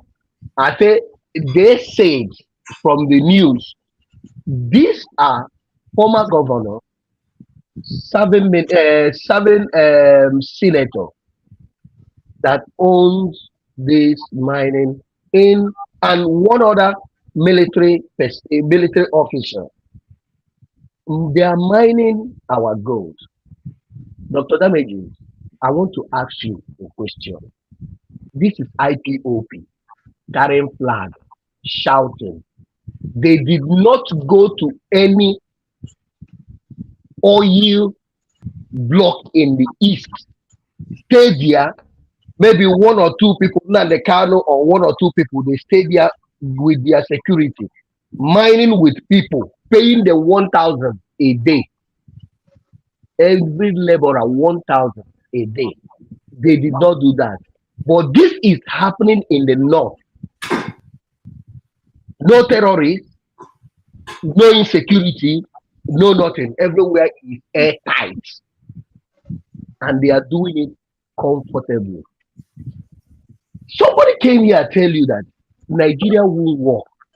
Some people who feel that guy hates them, or maybe the guy is speaking out of he doesn't like Nigeria. That guy likes Nigeria more than you. You see that guy that is saying Nigeria won't work. He wants Nigeria to work. But what he's speaking is his pain. He's saying his pain. He wanted to work. So that I want us to understand that everybody, I want Nigeria to work. But will Nigeria work in this way? That's what we have to do. We are not telling ourselves. God bless you. Thank you so much. Let me, now that Dozie is here, let me hear Dozie again, and then I'll take off. Dozie, go ahead. Good evening, doctor. Good evening, everyone. Yeah, how are you? I don't come back again with my wahala. I know they come all the time. Because my own problem Yes, my own problem is with us, about us as black people. One thing I believed in this life is that before you can solve any problem, you must first of all identify the root cause of the problem. Despite that, you won't be able to solve it. As soon as you identify a problem and the root cause, you'll be able to think about the solution. But the thing is that we have not identified the problem. But every day we come on social media and we want to solve the problem. We share ideas. We talk about it. We only talk about the problem instead of talking about this, the cause of the problem and the solution to it. I thought no, I'm not stopping you, but I just wanted to say I thought section 68, subsection 10. Oh. All right, go ahead, Doze. Go ahead. What's the root cause? Because I want to hear that. The root cause is that we need to redefine the word Nigeria. What is Nigeria? How did it come into existence? Is it working for us? Then, when we talk about all these things, we'll be able to identify, to find out whether it's working or not working. If it's not working, we now think of what do we need to do next to make it work, or do we want to decide to go separate ways? This is one thing. That's why the young man that came over there said, I'm sorry, I don't know his age, but I just used the word young man. He said, Nigeria will never work again. I don't blame him. I don't have faith in Nigeria anymore. Based on what I see every day, based on what is happening every single day, the people we call the leaders over there, they are not the leaders. They are the killers. And we need to call them by their names, what they represent, killers. So instead of us going straight forward to the topics or saying yes or no, saying things the way it is, we always like to paint words because of the so-called political power or the spiritual powers. I don't care about it. For the fact the spiritual powers doesn't want me to have rest or have peace, and I will never allow them to do so. Nigeria is a place that I don't know how to describe this. Nnamdi Kanu called Nigeria a zoo in 2016 or thereabout. Everybody was against him. Then in 2017, the next news we got was that Snake swallowed 36 million. Doze, I don't want you to be like us. Can you tell us what you have identified as the problem, the root cause, so that don't be like us that come here. Okay. Oh yeah. The problem is that we have not talked about. I mean, we have not identified what Nigeria is and how it came into existence. We have not identified it, or we don't care about it, because I think we know how Nigeria came into existence. Yes, but we are not speaking the truth about it. That's what I mean. You can know something, but when there's no practical aspect of that thing, the thing will not take place. Mm. So we know, yes. 1 minute, if a small kid now should meet you and say, what is the root cause of this problem in this country called Nigeria? What have you found out? Because I want to know. That is the root cause is the Western politics, which needs to be redefined. The politics that we are practicing in every black nation on the planet Earth is not defined by us. So our lifestyle is not attached to that political system. Who we are is not attached into it. This is Western politics that we embrace exactly how they presented it to us. Because black people will always find it difficult to change whatever the Western world presented to us. That is the reason why we don't move forward. And again, when you look at it, every day we talk about, look at what is going on in Niger. Everybody say, oh, the military coup, military coup, military coup, military coup. What we need to ask ourselves, the so-called democracy that other countries are practicing, is it working? It is not working. So, and again, there was one, our brother down here that said that the people in diaspora will do more with the power of social media in order to do. My brother, if we like, let us talk from generation to generation on this social media. Those of your politicians back there, they are not listening to us. They listen to us, but they don't take whatever we are saying. They don't care. Yeah, and this is the reason why I want black people to wake up, because the democracy that we are practicing is not working for us, and the world doesn't care whether it works for us or not.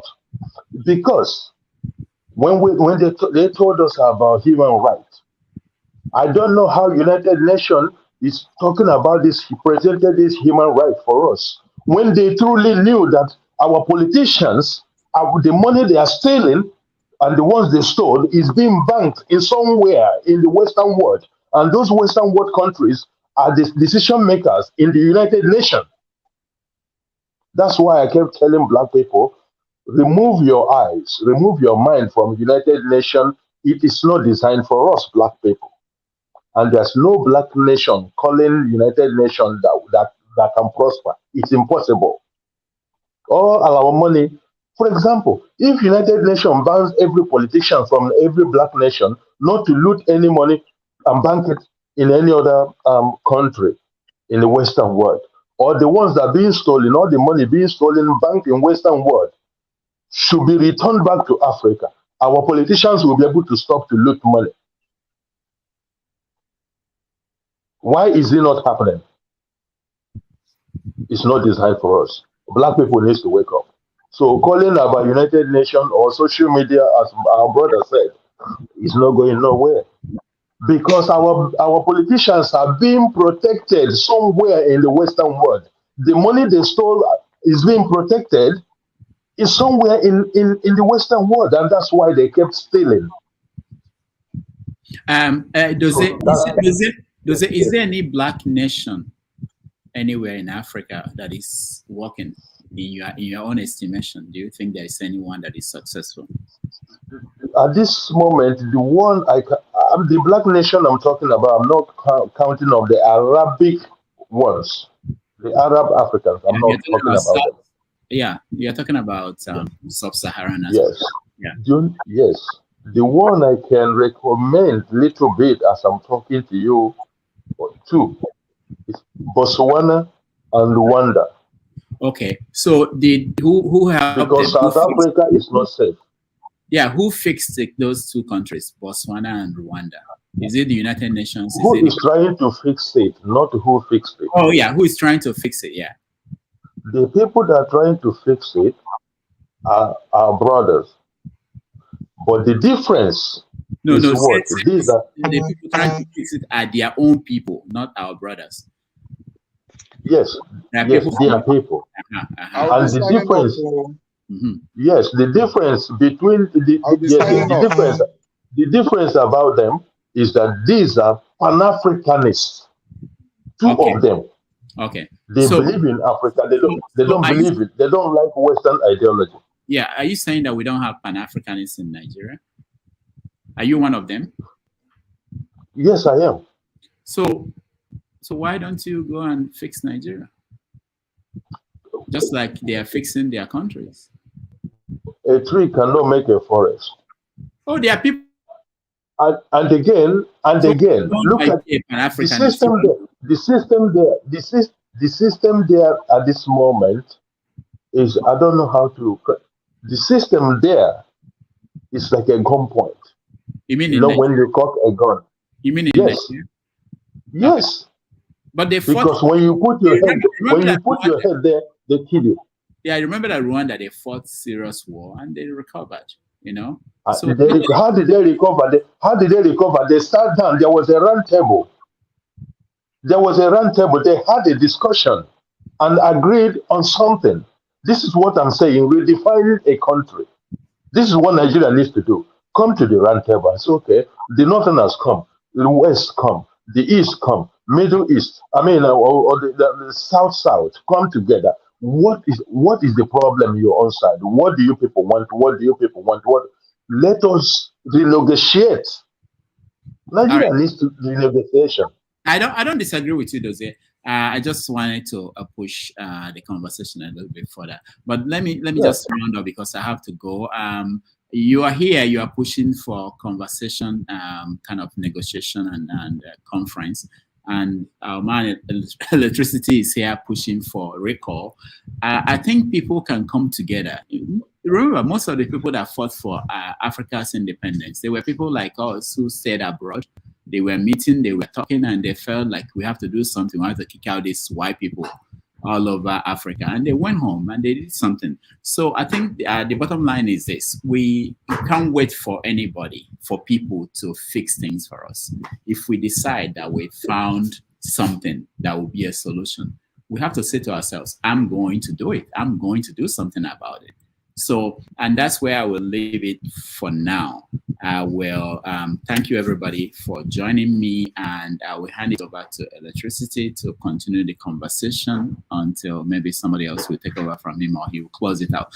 But tomorrow I have we have the conversation continuing on 90 Minutes Africa. We have Declan who is coming, and we are going to talk about the media. People always talk about the media as the people that will save the world and save Africa or save Nigeria. The media is as good as the country. You can't have a media that will be different from the country you have, you know. And also, I want to say that this coming month of September, we are going to have very, very interesting guests all over the period, especially on Sundays. So I want you to look out for that. On behalf of some of the people helping me here and other places, I thank you all for joining me. Take it out. Electricity, take it up over. Yeah, thank you, Rudolph. Don't forget to edit that stuff. Thank you very much, and send back to me. All right, thanks, guys. Yes. Unfortunately, we've lost a righteous man. If he's listening to me, righteous man, I would greatly appreciate if you could recharge your phone and come back, and I will reimburse you. He put Mr. Labaton, please. I'm appealing to. Could you oblige by staying a little bit longer, because the gentleman there cried out to us. Yes, I agree with him that we need to push on the media and through the media to them, but it was not specific as to exactly what he wants us to do, which I keep pushing. But unfortunately, it was not specific. For example, people are specific on all eyes on the judiciary. And I came up with a write-up which I sent to Rudolph. If we are keeping all eyes on the judiciary, we'll keep an eye on the executive and the legislative arms. So is it just the judiciary? Dozie, you, like Rudolph rightly said, we are the one that will solve our problem. Let's be honest with ourselves. We are the one that will solve our problem. I know some of us blame the Western world. I'm not in doubt that the Western world don't have a role to play. But one thing I keep asking myself is, don't I have common sense to say no to some certain things and stand up for myself?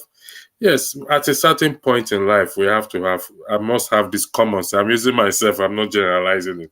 I must have common sense to tell Tone, no, this thing, I am not going to accept it again. I must have that common sense to tell Alaba, no, Alaba, I'm not going to accept this thing again. Enough is enough. I've been in this position for a long time, and let the heavens fall.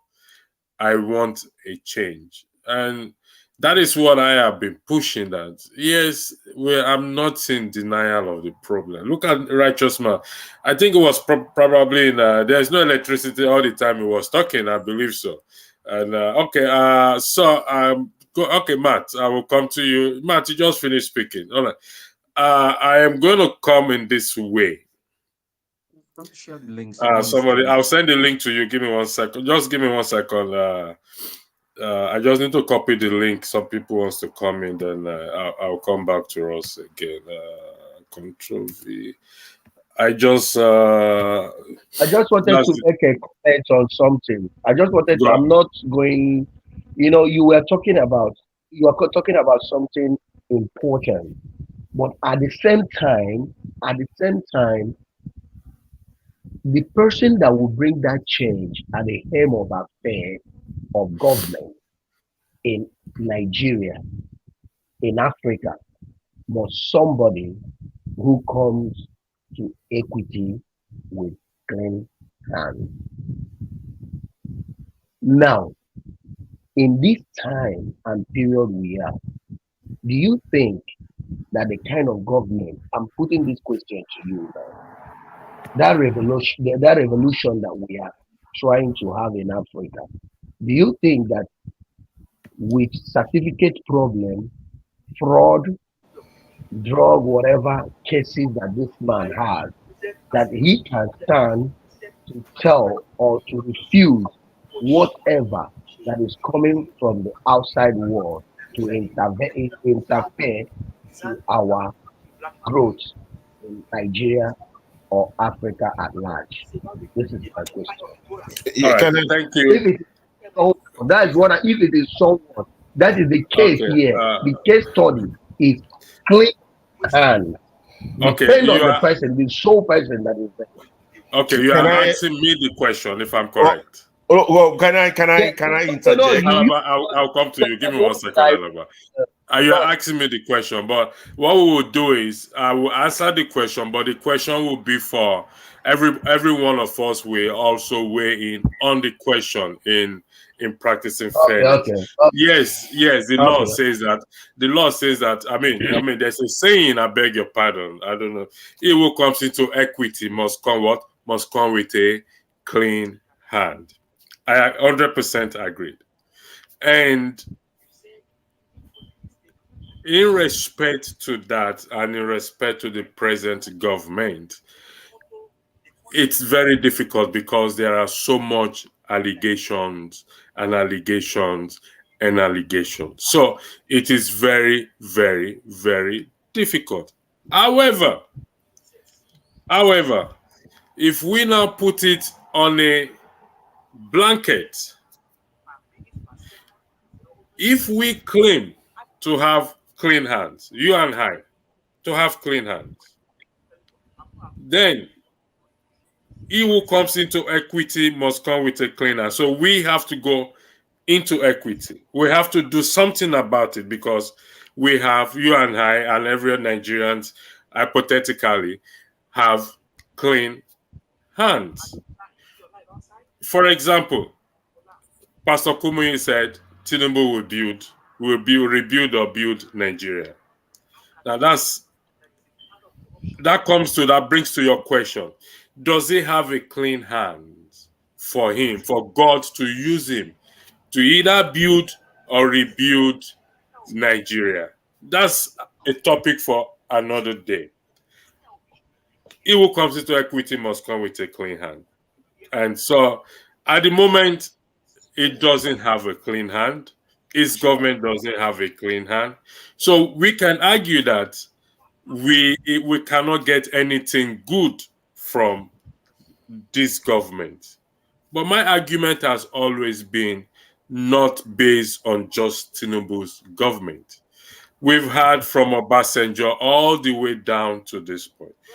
Things keep getting worse and worse and worse and worse. So I'm not going to dominate. I'm moderating, so I'm not going to dominate this conversation. So I will start with the question that Matt asks. So I will go like Tone, Alaba, Ike, Ike, Dozier. So Matt asked the question: can we expect anything good from this government? He who has a clean hand, he who comes into equity or who comes to equity must come with a clean hand. I yield the floor to you, Tom. Okay. First of all, let us start from the beginning. There's nothing good that's going to come from this Tinubu administration. Let's be very clear about that. Nothing good. It's a total no-no. Then I'm gonna bounce around a little bit, not too much. I want to give me a ball number. How long did it take apartheid for them to win, to dismantle apartheid? How long did you think it took apartheid to dismantle apartheid? Give me a year number. 30, 40 years, 50, somebody. Anybody, please. I think it took about 28 years or something. I disagree. Oh no, it's more than. I'll say But I 40, don't. 50. Let's just ball number. Let's agree on 40. It's more than. Let's agree on 40. Okay, remember it didn't start from Mandela. For the purpose of this discussion, we agree on 40. We agree on 40, yeah. So if it took apartheid 40 years and apartheid was visible, black, white, you can see it. Nigerian problem is not visible. It's hydra-headed. Let's not fool ourselves. We have complicated people, citizenship. We have complicated various tribes with various interests. We have religious diversity. We have so many things pulling our our national interest. So many things, so many angles pulling it. So you have to understand the subject of what you're dealing with.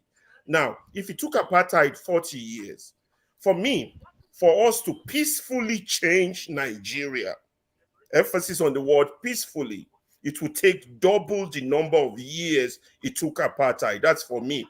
That was until this year happened. So I can cut that for 80 years. I can now cut it down halfway, maybe 20, maybe 40. I'll tell you why, because something happened that I wasn't in my analysis before. And that was technology. Technology came in. The internet, the beaver, the this, the that. Other than that, it's going to take us 20 to 40 years to fix Nigeria. Why do I say this? First, you have to, first of all, make the problem visible. Because the best way to solve a problem is to be sure you have a problem. Once you're sure you have a problem, you've already solved half the problem. Right now, we are all looking at the problem like a blind man holding on to the tail of an elephant, another one holding on to the leg, another one holding on to the body, another one holding on to the truck. The one holding on to the truck say it's a snake. The one holding on to the leg say it's a tree. The one holding on to the body. So we are all calling that problem different things. So I want you all to be with me. So the first thing is technology, has come in and has shaped, and we have to take advantage and use technology. During the June 12th crisis, when Abiola was denied, those who were fighting the military junta started a radio. What's Abiola's wife's name? Guys, help me out. I'm trying to remember. Kudirat. A radio Kudirat, and it was beaming into Nigeria from the sea. Yeah, Nigerian government will go wild on that one. So then they didn't even have all this internet and technology. So the first thing we need to do is that, first of all, we have to decide, how do we want to solve Nigerian problem? Are we going to solve it peacefully, or are we just going to let things explode? And when things explode, maybe we'll be lucky, we'll get a revolution and things will change, but that will come with bloodbaths. A lot of people, I don't want bloodbath, blah, blah, blah. But if change is going to come, it's going to come. Whether we can stop it or not, that's a separate thing. Now, the opponents that you want to change, what do they have? They control the army, they control the police, they control the courts, they control the civil service, they control the entire machinery. And you are just one divided entity out there screaming, yelling that you want to fight them or you want to change them. One, they don't want to change. Two, they don't see a problem. It's you that see a problem. They don't see the need to change. The system benefits them. It doesn't benefit the people. They have a system to control the people. So head or tail, this thing can still last for 100 years for all you all can shout. So that was why. Let me interject you. Okay. I need a bit of clarification from you for the purpose of the audience. If I am correct, you're saying that this problem will, I mean, in comparison to the appetite, this Nigerian problem will continue for another 20 years. Would that be correct? It's possible, yeah. High possibility. I'll give it a statistical possibility of 80% possibility. Okay, and this possibility, what do you base this 80% on? Because the people you want to fight control everything. You don't control Jack. Okay, thank you for Except that. your voice. Okay, so what are you now suggesting? So suggestion now is that let me finish. I've not finished my question. Okay, I've not finished my question. Yeah. Now, the people who control, who are in the power, yeah, are they more than the people who are on the ground, meaning the citizens? Approximately, if we have one mind, I use the word if, have one mind, and we have half of that population rise up peacefully and to say we want a change, are you saying that this is not possible? It's not possible, man. I know you won't believe. In politics, only two elements count: greed and fear. They've got the instrument of fear to inflict on the people, and they've got greed to keep them going. Those are the two things that counts in politics. Everything else don't matter.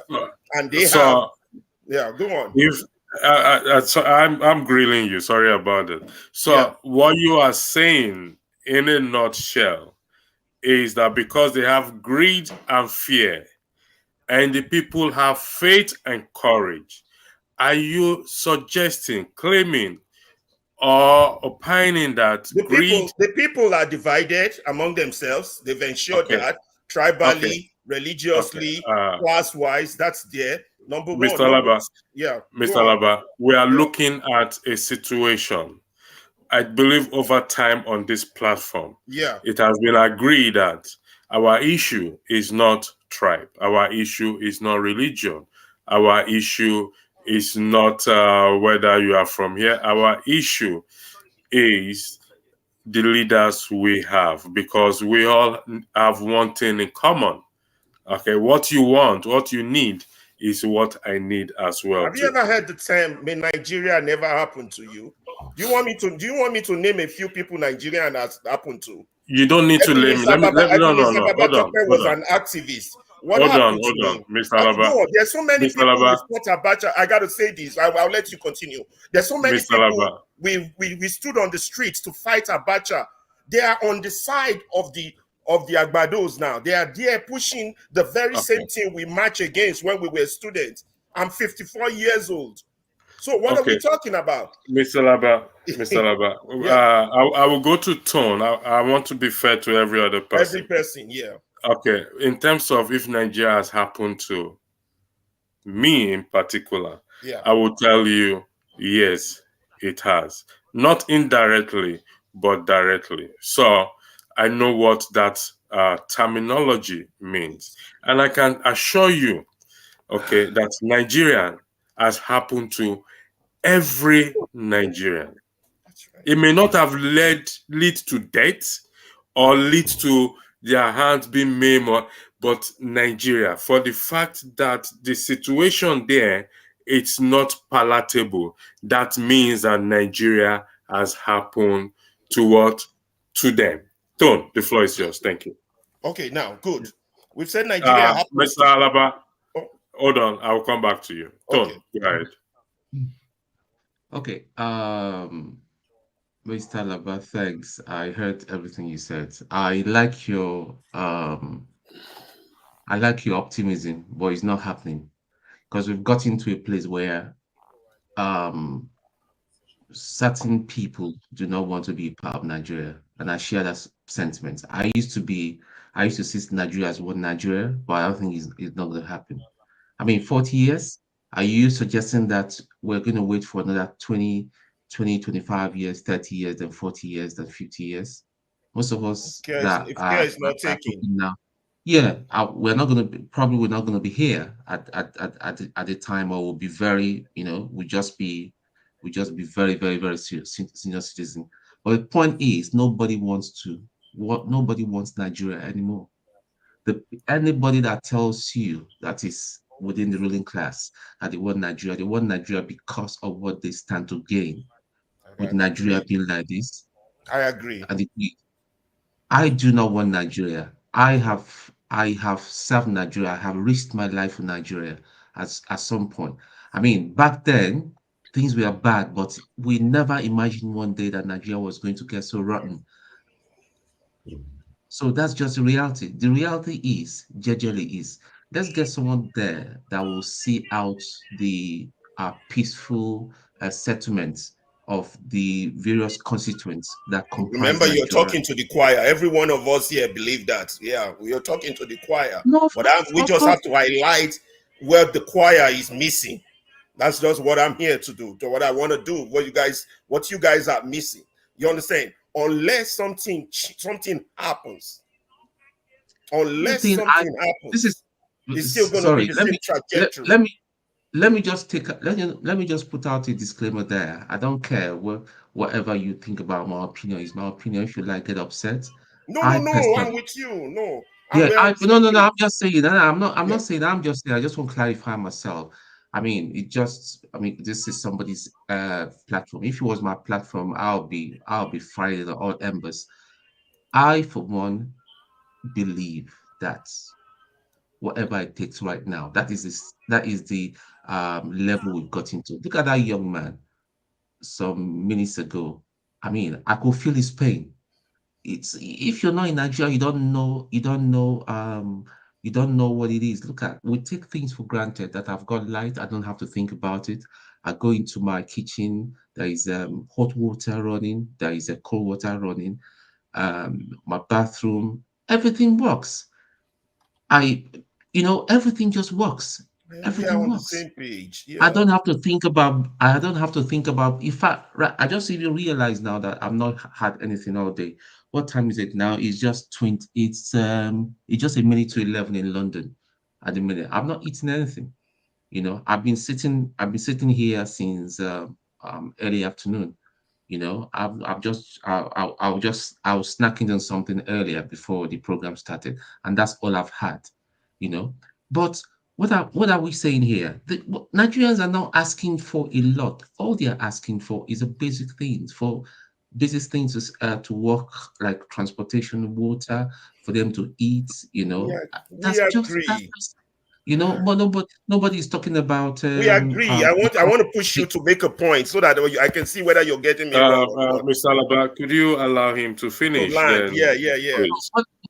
What I'm saying, my thing is, we've gotten to a place that I'm trying to look for the medical term now, where you decide whether you allow the patients elastic to go. Limit. Yeah, you pull out all the devices that is keeping that patient alive. You just stand you call family members around. Life support, elastic limit, physics. Yeah, but we cannot bend no more. There's another medical term for it that I know, but it's just escaped me. But we've come to a place now that we're having a family meeting for Nigeria that sadly we just have to allow this entity called Nigeria to rest in peace. That is what it is. It sounds gross, but that's just the reality. So that's my solution. It doesn't sound gross, okay? You are hearing your opinion. Everybody's hearing their opinion. I will after everyone I've heard their opinion, then I'm going to put a question on the floor. So let's try not to interject so that we can move this thing smoothly. Mr. Tone said, one Nigeria does not exist to him as far as it's concerned. Correct me if I'm wrong, please. Am I correct, Mr. Tone? Yeah. Mr. Alaba said it will take us another 20 plus, probably, to get things right, just like the apartheid era. Am I correct, Mr. Alaba? Okay. Mr. Ike, the floor is yours. Thank you.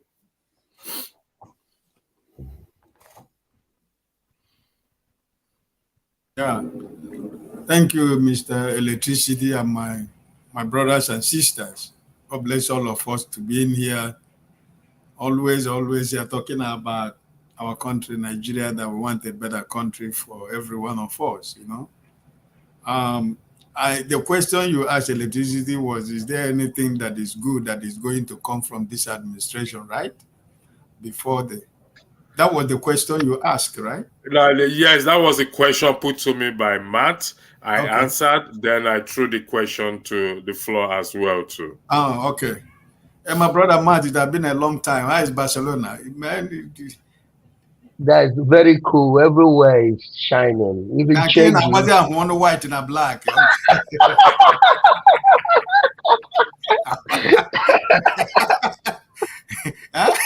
It's in Saudi Arabia. In fact, I want to convert. These people don't make me best. Well, it's well, my I man. greetings. Listen. There is nothing good that is going to come out of this illegitimate government, because listen, I never change my stand. I never see this as, it's not a government. These people, I don't see them as government. So they're illegitimate. I said it earlier when we were talking about the man in the head of affairs of right now. I said that there is no how illegality can bring legality. Listen, 1,000 lies will always remain a lie. And 1,000 lies cannot turn out to be true. And that is basic thing we should understand. So if you are thinking that is anything that is going to come out of this government, nothing. Listen, but think about this. What do you really think that is going to come out? Because they are fighting in so many fronts. They are afraid. They are afraid of one man, Peter Obi. Peter Obi is their nightmare. It's not even the naira that is dying. It's not even the fuel that we are buying at $600. It's not even the money that is going to $1,000. It's not even that there is no food in Nigeria. What they are afraid is Mr. Peter Obi. Pure and simple. All these things you see they are doing, all these mistakes that they are making from day one till now, is as a result of not knowing what tomorrow is going to bring for them. So I want to still stand here to let you know that I don't want to speak too much Dogo Trenchi, because we are all Nigerians. We don't need all this long grammar. There is nothing, I am telling you as I see it, there is nothing that is good that is going to come out of. You know why? There are some of us who has never ever been interested in Nigerian politics, but in 2023 we became interested. Somebody like me, for example, and I gave it all. I'm not giving it all because I am living in Nigeria. I didn't give it all because I want them to give me free education in Nigeria. No, I gave it all for my people, for Nigerians to have a better life. And somebody somewhere, an individual decided that collective will of every Nigerian, patriotic Nigerians, one man decided that he is going to be that Iroko that is going to stand against that. Let me tell you, you are fighting a war that you are not going to win. They are not even winning. So I just want to let you know that the fear of these people, all this thing you see they are trying to do, they are afraid of Mr. Peter Obi, who has nothing. Peter Obi has the population. Peter Obi has the people. He doesn't have the weapon. He doesn't have the police. He doesn't have the army. He doesn't have the DSS. He doesn't have the political godfathers. What does he have? He have Nigerians on his back. That is what is going on. So because of that, there is nothing. They will continue to live in confusion. Look at what is happening in Imo State. I'm coming. Because Hope Uzodinma, the demon governor in Imo State, is the kingpin for them in the southeast. Where do you have a problem with Labour Party in Imo State and Lagos State? Why? This is what they think that they can do. Papa was quiet for a very long time. They said, no, the money we gave you have not achieved what we asked you to do. So why do you have to keep quiet? They went to Imo State. And appeal court did a judgment. The lawyers, they interpreted whatever another thing and came into the press and channel television.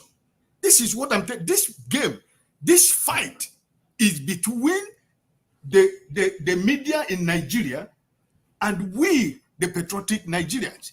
They carried it as breaking news that Aburi has been sacked as the chairman of Labour Party. But that was not what the judgment said. So all these things, we know what is going on. They have the power, they have everything, but they don't have the people. Even among themselves who are in this government, their one leg is in that office and one is outside because they know what is after them. Let us not think that we are not going to do anything until this judgment is declared. Let them say tomorrow is the day of judgment. And let them declare the judgment. Then we shall be able to see what Nigerians can do. The Lekki Toll Gate, when it happened, nobody ever believed that it will ever happen. But it did happen. So we are waiting for the judgment there. Let them pronounce the judgment. Then you can be able to let Nigerians to know, okay, we cannot do anything. Or we should go the way it is. Thank you, Mr. Ike. Mr. Ike, if I understand you very well, just to summarize what you said, nothing good will come out of this government. Nothing. Would that be correct? Yes. Do you agree with Tone that there is no one Nigeria? One Nigeria. Do you agree with Tone's position is there is no one Nigeria? Listen, we are trying to be one Nigeria, but in reality, what is going on in Nigeria is telling you that we are not one Nigeria. Okay. But we want one Nigeria. Okay. Mr. Alaba said it will take us about 20 years to get things right. Do you agree with that? My brother Alaba is telling you based on what because Nigerians believe that was then, not right now. It was then, it is true. But right now, Nigerians are waking up. Listen, what is going on? We are outside. But the man who was speaking from us in Nigeria, who said he bought a kilo, he bought a fuel today, $600, 600 naira, right? He bought a liter of fuel at 600 naira. We all have families in Nigeria, and we get feedbacks. Listen, there are people who are ready to die tomorrow, but everybody is waiting for the Supreme Court judgment. Let them pronounce what they want to pronounce. And let us watch Nigeria after that pronouncement in 1 week and 2 weeks. Then we can come back at this platform and say, okay, this is where Nigeria is going. But as long as this judgment has not been pronounced, I'm not going to make any conclusion about Nigeria. All right. Thank you very much, Mr. Ike. Matt, you're going to sit on this issue because you asked the question, so I'm going to skip you. Ismail, I will give you... Excuse me, Emiloko, excuse me. I beg, gentlemen, let the lady speak. No, don't do that. We are living in the feminist. Allow the lady to speak. Ike is an understandable person. Go ahead.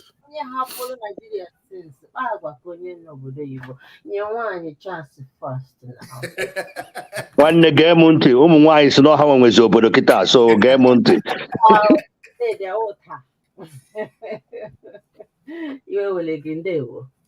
Yeah. Okay, I have to say hello to my lovely sister. We are very close by around the vicinity in the southeast. So when I found out that she's very close, I was really delighted. That is Chioma. Hi, Chioma. Okay, I was watching off and on in the background, listening. I enjoyed some of the points that I had. Every opinion is valid and personal, and every voice is unique. From where I'm standing, I actually don't really want to talk about Tinubu, to be honest, until the judgment from the court. Regardless, whichever way, he is the president. For me, that's what I believe. I'm not speaking for you, please. So don't throw stones because I know how to throw back. Thank you. He is the president for me until declared otherwise. He's the one acting as the president of Nigeria. And I know Nigeria is not perfect, but from where I'm standing in this outside world, it's not perfect, but I am a Nigerian and I will continue to fly the flag of my country wherever I go, whoever I meet. My country is not perfect, but I hope that it becomes better because I want Nigeria to work. Although, if they say, okay, every region, you're on your own, submit to the center, which I believe, whichever way confederation would work, that is fine as well. But what I don't want us to lose is our volume, which is necessary for economics and politics as well. That volume is important, and that volume has helped most of our musicians to be in the world stage today. Because if we didn't have that volume, they won't be where they are. Social media helped with the volume of Nigerians on the social media, plus the ones abroad doing the good work. I can understand that a faulty foundation may not yield good fruits, but right now we are where we are. I cannot hang myself, but I definitely am someone that always would like to see the light at the end of the tunnel. That is the way I see things. It may be dark now. Is Nigeria going to be dark forever if it continues to exist? I hope not. I want Nigeria to work because of that volume. I believe in this world today, we need that volume. If we go very small, just like I'm not comparing us with the UK, it's not good. We need that volume. But I want that every ethnicity or every group in Nigeria has a voice and is listened to and is provided for, so that there will be provisions for electricity, good roads, education, health. Women are looked after. I always keep hammering that it is important that the women in our society are being looked after and protected, valued and respected, and treated as real human beings. No more abuse. It should be stopped. There should be more laws to protect women in Nigeria, particularly because abuse is still happening and no one is talking about it. We come here, we talk about politics. It is good, but women should be involved in politics. I know some people will say, oh, you need to get yourselves involved, but the society don't make room for that. And when you want to speak, they say, look at this one, you're a woman. Some people may not even want their women to come to this channel to speak up. And when, so I just want the best for Nigeria. And I believe that with the BRICS, I have something to say. I would have loved that Nigeria have an open view, not a closed mind, like a closed parachute, one way directional. You can, they are in Africa. Some Africans are entering the BRICS. I believe, I know they are saying, okay, you need to sort out electricity and other things. But as well, being in the BRICS is part of, building some kind of bonds, be it politically, economically, having power and voice somehow. If they are not going to join the BRICS, then they should not make any effort and never join it. But if they are going to join the BRICS later on, I believe with the sort of population, the Nigeria should have been there from day one. Because if you're not there inside where the laws are being created, the foundations are being laid, so would you now go and think you will be allowed to enjoy a foundation that's been laid before you joined? It should be inside. where around the table where the bricks are being laid, so that you can stand and speak for your interest of Nigeria. Not when all the bricks have been laid, you've been in confusion, oh, we want to join, we don't want to join. Then later on, you now join and say, oh, the rule don't favor us. They don't like us. They're cheating on us. It's not about liking you. Those people, those other countries have a right. You cannot say you've been marginalized, not joining the BRICS. It's not possible. If you want to be in part of a group, you need to work for it. You need to deserve it. You need to show interest. But if you don't want to be, don't be it. But if you're not inside, you cannot see what is on the table to make your decision. If I were Nigeria, I would have, okay, reach an agreement to be in, to see what is inside. Let there be rules that possibly, if it doesn't favor us between so and so years, we come out. But don't just be one directional. You can't be multifaceted and be able to choose which one you're in or out, and still use those opportunities to cater for your electricity and stuff like that, spending your money wisely. This thing about we should look after electricity first and other things, sort out the country before we join the BRICS. We're talking about corruption. Our mindset, the way people behave, badly behaved people who cannot faithfully lead a country, you know? So I think they've made a mistake by not joining the BRICS, to see what is there and maybe come out later to have other options while you're still dealing with your problems. So now when it's built, economy is being built and stuff like that, we need money. It's money we will need, and we need alliances, we need people to create that electricity. And then now we can buy ourselves as people. You and I are responsible to do our best to vote in the right people that are possibly less corrupt, because power corrupts. That at least will not be so selfish when they get in there. They do the right things, build roads, build good schools, good health centers, invest in equipments, because these days people are still being misdiagnosed in Nigeria for illnesses that they never had, which shouldn't happen in this set of century. You see women still dying with labor for some kind of, due to no electricity, and then no proper equipments to carry out medical medical assistances. Thank you, Isimili. I don't know if Forefather is at the background. I'm coming to I don't know if Forefather is in the background. He wants to come in, because I need to step out for a while. Except I need to, Forefather, if you are listening, I don't know if you're there, or Scribe, and you want to handle this moderation. But before Forefather comes in, I hope he's there and I hope he's listening. If not, I will have to bring the broadcast to an end. I have an emergency to attend to. Let me say this to us now. To turn to Alaba, Ike, and to every one of us. We have one thing. Thank you, Forefathers.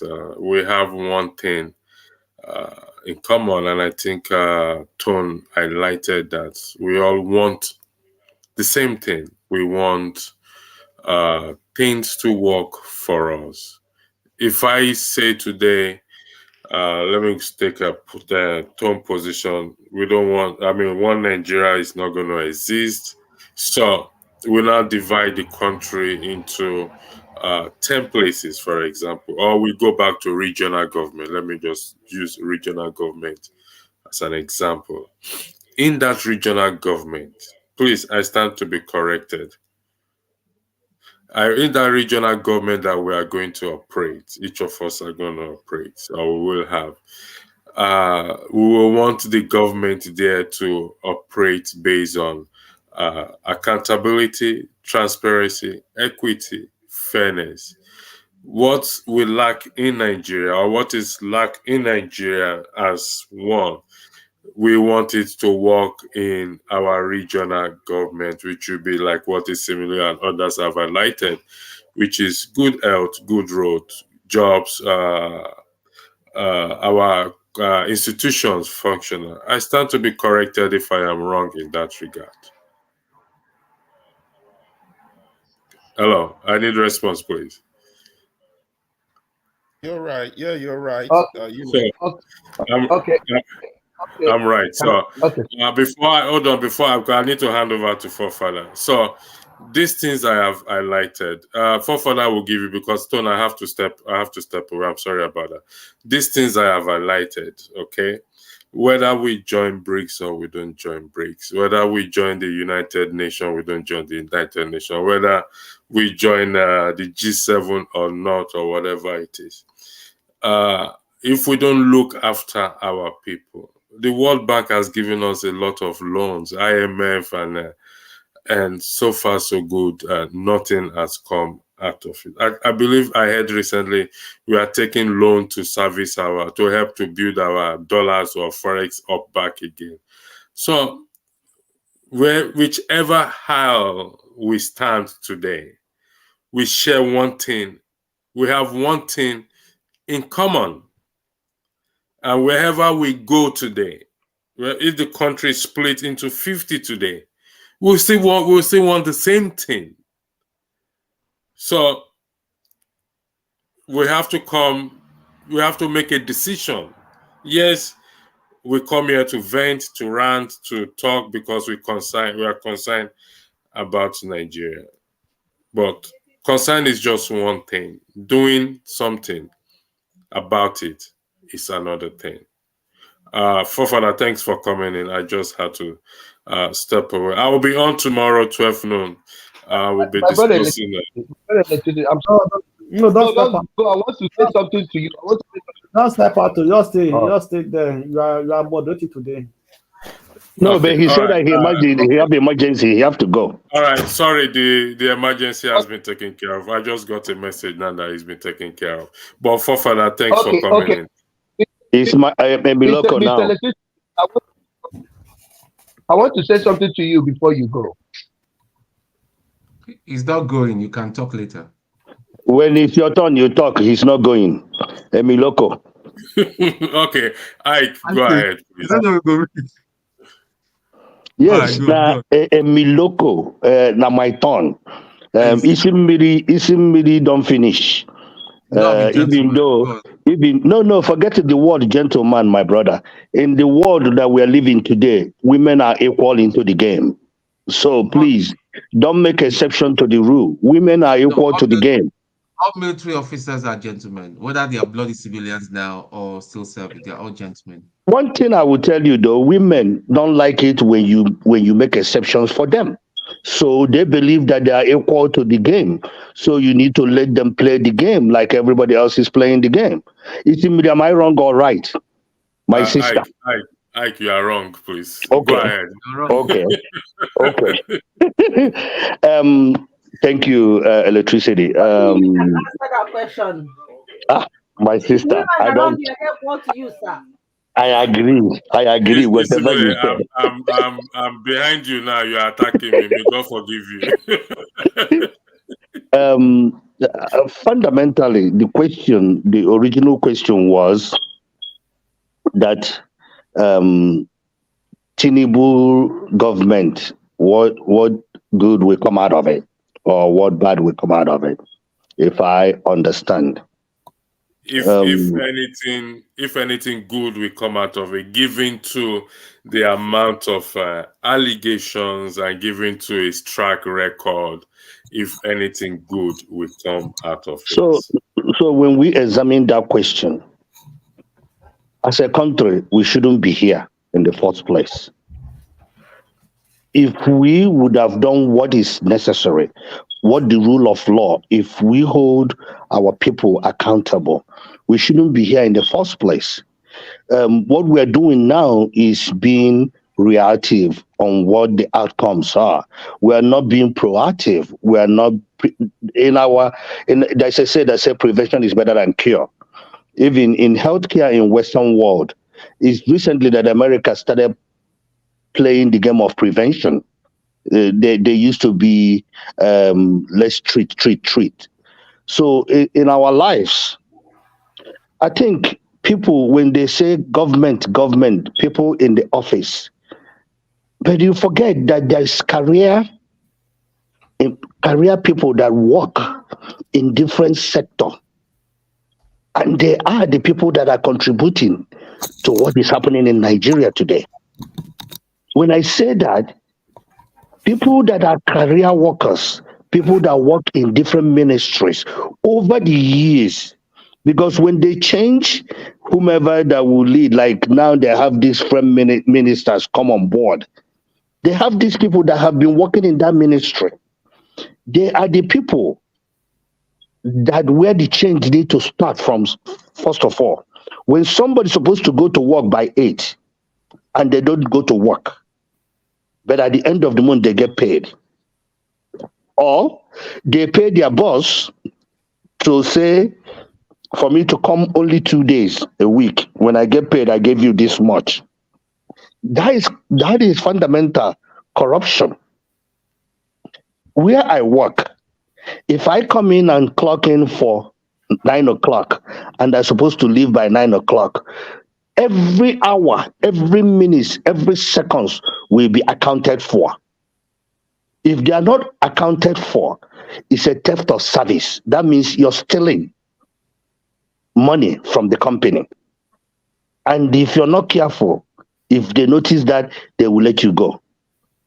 So, but in Nigeria, even if you create so many laws and you're not holding people accountable on the laws and the book, somebody was saying the women raping and all these things, but there's law already in the book. Making more laws is not going to change what is happening, because we are not even following the law that is in the book right now. Nigeria is a lawless country. Yes, people say if you go to Western world, if you have money, law will not hold you accountable. There's some level of truth to that. There's some level of lies about that, because if you go to Western world, what your money do for you is to get you the best of the lawyers.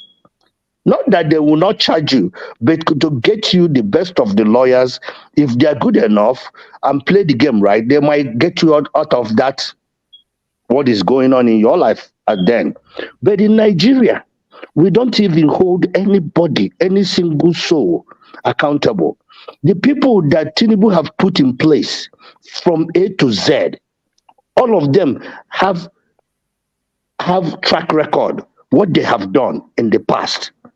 And a lot of them, 80% of them have stole so much money where they have been. But the problem is that we rewarded them by giving them this, because guess what? They intimidated people on our behalf during the election. So for me, for Nigeria to be good, number one, Tinubu cannot make any good thing out of this thing. He came over here to enrich his people that have supported him over the years, and for him to make as much more as he can make. And judiciary, I know that the whole world are waiting for judiciary. Personally, I don't believe that all of a sudden Nigeria judiciary will have a epiphany that they will change their ways.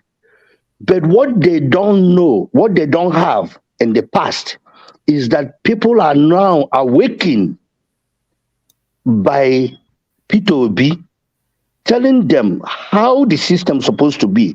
People are now alert. People are watching. People are looking. People have information. It looks like when P2B come on board, he removed all the things that they used to cover our eyes. I remember when I was growing up, they say, wash. The more you look, the less you see. Now, P2B have removed that. The more you look, the less you see. Now we can see. We were in dark. Now we can see. And that is the role. All these things that happened in 2023 election, that is what happened in our life. Our life changed because the media, Nigerian media system, forget it. The people that you're talking about is the people that own them. All these media outlets in Nigeria is Tinubu and his cohort and his people that owns them. You can't talk against your boss If you talk against your boss will fire you from your job. So for me, there will be no good thing. But everybody need to be prepared that this man will be in office next 8 years if he's alive. Everybody have to be prepared for that. If you think that judiciary, you can pray. Nigerian problem is not prayer. Now, Nigerian problem is not prayer because God have provided Nigeria what they need to sustain themselves. But Nigerian problem is revolution. And that revolution doesn't mean that you gotta go and fight people, kill people. No. After the judiciary finish this thing, Nigerians will demonstrate the way they come out during that time. 1 million march for P2B, 1 million march for. They have to duplicate that in high quantity. Not even 1 million, 10 million. Everybody come out in their state. That is where, when the whole world watching, they will see the impunity, the things that have put, like, look at, where are we? People call you, people that not ordinary call you and say, give me money, and I'm begging money. People that have dignity that never ask you for money because they are okay, they can feed themselves. To fill a tank of gas is 60,000 naira, 50,000 naira. How much are you making? And it's only 2 months, so we are talking about 2 months, so we haven't talked about 4 years. We are only talking about 2 months. So Okay, people need to get ready. This is not going to change anytime soon. Let me go with your argument. You said we should be prepared for 80 years of Tinubu. If he's alive. If he's alive. If he's alive, and if you don't see the court judgment, which are also in my opinion, I don't know if the judgment will favor the Labour Party. So let's argue that it's going to be another 8 years, just for the purpose of hypothetically 8 years. So you and I and every one of us, we come here every day for another 8 years to be talking without doing anything. Would that be correct, Ike? No, we are not going to say we can't do anything. Let me tell you what we can do. Okay. We can get to grassroots. We that live in diaspora, what we did in this election, we that live in diaspora, what we did because me as an individual, I have never, even during time Obama was running for president, people were donating $1, $5. I have never donated any money. But in this election, I donated money. And I spent a lot of money. So what let we me can do. Sorry, let me summarize what you're saying now. So what you're saying is that it's not going to be 8 years. So if the judgment do not favor the Labour Party, I'm not saying I didn't say Labour Party. I didn't say Labour Party. If they didn't remove Tinubu from office, I didn't say Labour Party or do something different. Okay. Listen to what I'm trying to say is in the context of the judgment, because at the moment that is what we think that will take him out if the judgment favors the Labour Party. It will go to Supreme Court. Labour Party and PDP. Labour Party and PDP or wherever it will go to. But let's just say it went to the Supreme Court and the Supreme Court says, yes, this judgment is correct. Your government is illegitimate. You do not win the election. Meaning that it's not going to be 8 years. We are not going to go through this suffering for another 8 years. Would that be correct? Yes. No, not that we are not going to suffer. At least we have to go to a positive trajectory. If they remove him in office and neither do re-election or put P2B, whomever. Atiku. Put Atiku. Except it's not Tinubu. But yeah, because Tinubu does not understand what he's doing. At a time in your life, it's time for you to be playing with your great-grandchildren or grandchildren. That is not Tinubu in his age, even though we don't know how old he is. But as far as I'm concerned, I'm in healthcare. I will tell you, Tinubu is more than 80 years old. Okay. I will tell you. Thank you very much. Mr. Blackstone, the focus has been on Tinubu and his government. Tinubu said if not for him, Buhari would not have been president. So meaning that there is no difference between himself and Buhari. Buhari must have gone to meeting for something, so there has to be a compromise along the way. So seeing that the focus is on Tinubu, the past 8 years, the situation is the same thing. Now it's getting worse because then there was subsidy. Now there's no longer subsidy. What is the solution? I want you to provide solution for us, please, or suggest solution. Thank you, Mr. Electricity. Yeah.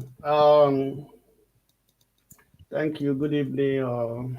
Good morning, wherever you are, the panelists, everybody listening to us.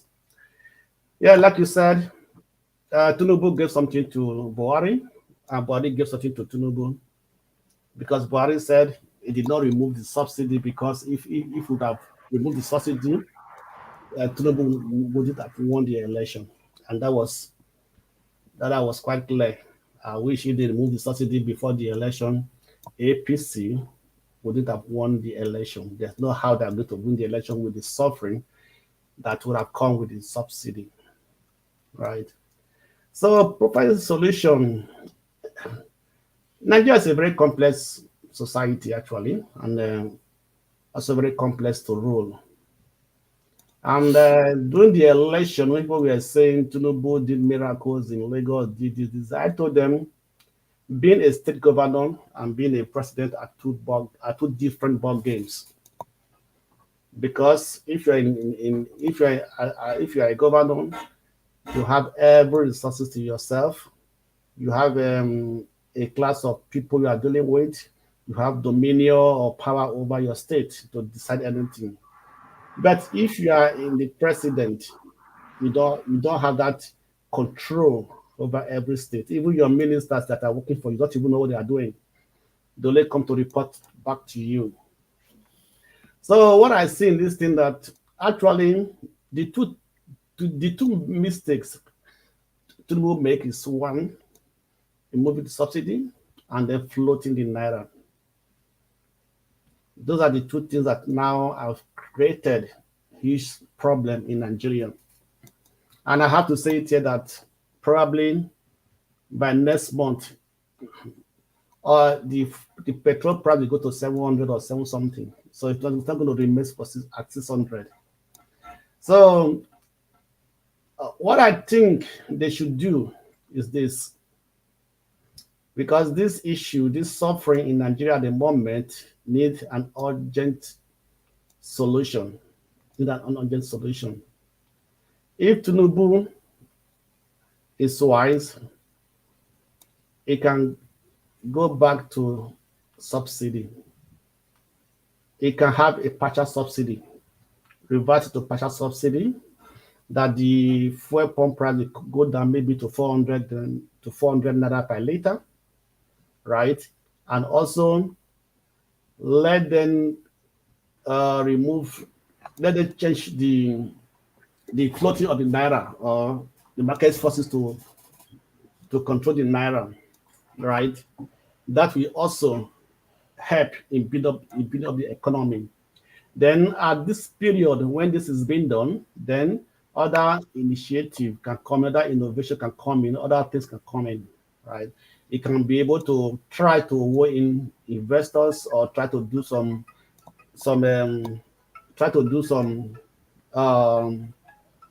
projects or infrastructures, bring infrastructures and everything into the country. Because if it's going to continue in this trajectory that says the market forces will determine the oil price or the petroleum price, and the naira is that will bring changes or to go down, that's a big lie. The same thing they did when the same advice they gave to Basanjo when he removed subsidy from diesel. What is the price of diesel today? It went to 700, but it never came down, right? They removed subsidy from kerosene. It went up, it never came back, never came down. So if they are saying that the forces of the market forces and everything will now intervene and bring the prices of those commodities down, they are lying. And let us not forget that energy is, like this, energy is the grease of the economy. You remove energy from the economy goes down. Petroleum oil products are the pulling force of the economy, because everything run on energy, and one of the things that power energy is oil.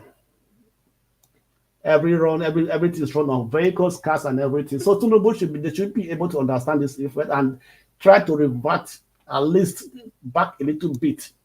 Let it come back and say, at least, okay, we pay a partial subsidy, we subsidize the oil, the petroleum product a little bit. Actually, it was even a big scam. Let's be frank with ourselves. We all live in abroad. Many things are being subsidized in every country we live in. The government subsidizes many things that to cushion the effect of the economy situation on the citizens. So why must we not also subsidize our own? Because we are all scammers. Nigerians are all scammers, because the government, Tinubu, all of them, they are all thieves.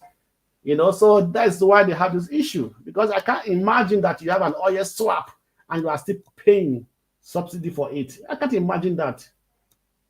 So why can't they bring to book all those that they are paid subsidy to, all those ones that were involved in importation of petroleum product, NLPC that's making noise, who are pro NLPC.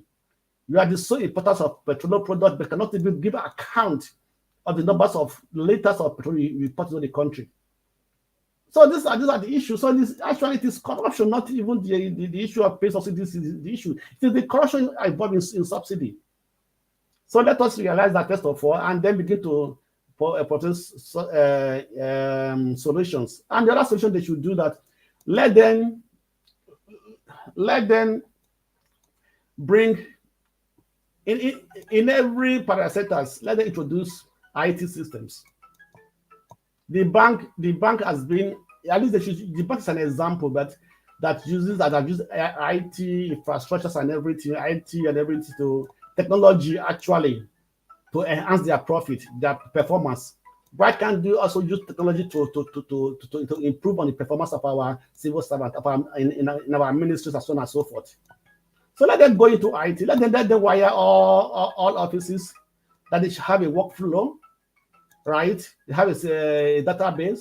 Remember, whatever you do, somebody, your manager can trace it, can be traced to you, did it, and everything.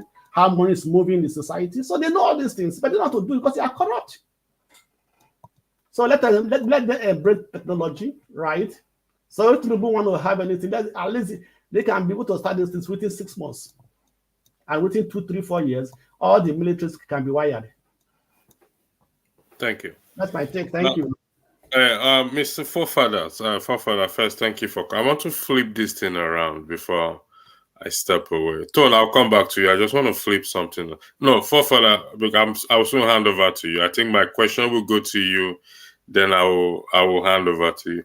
Tone and Alaba, you were raising your hands up earlier. Am I correct?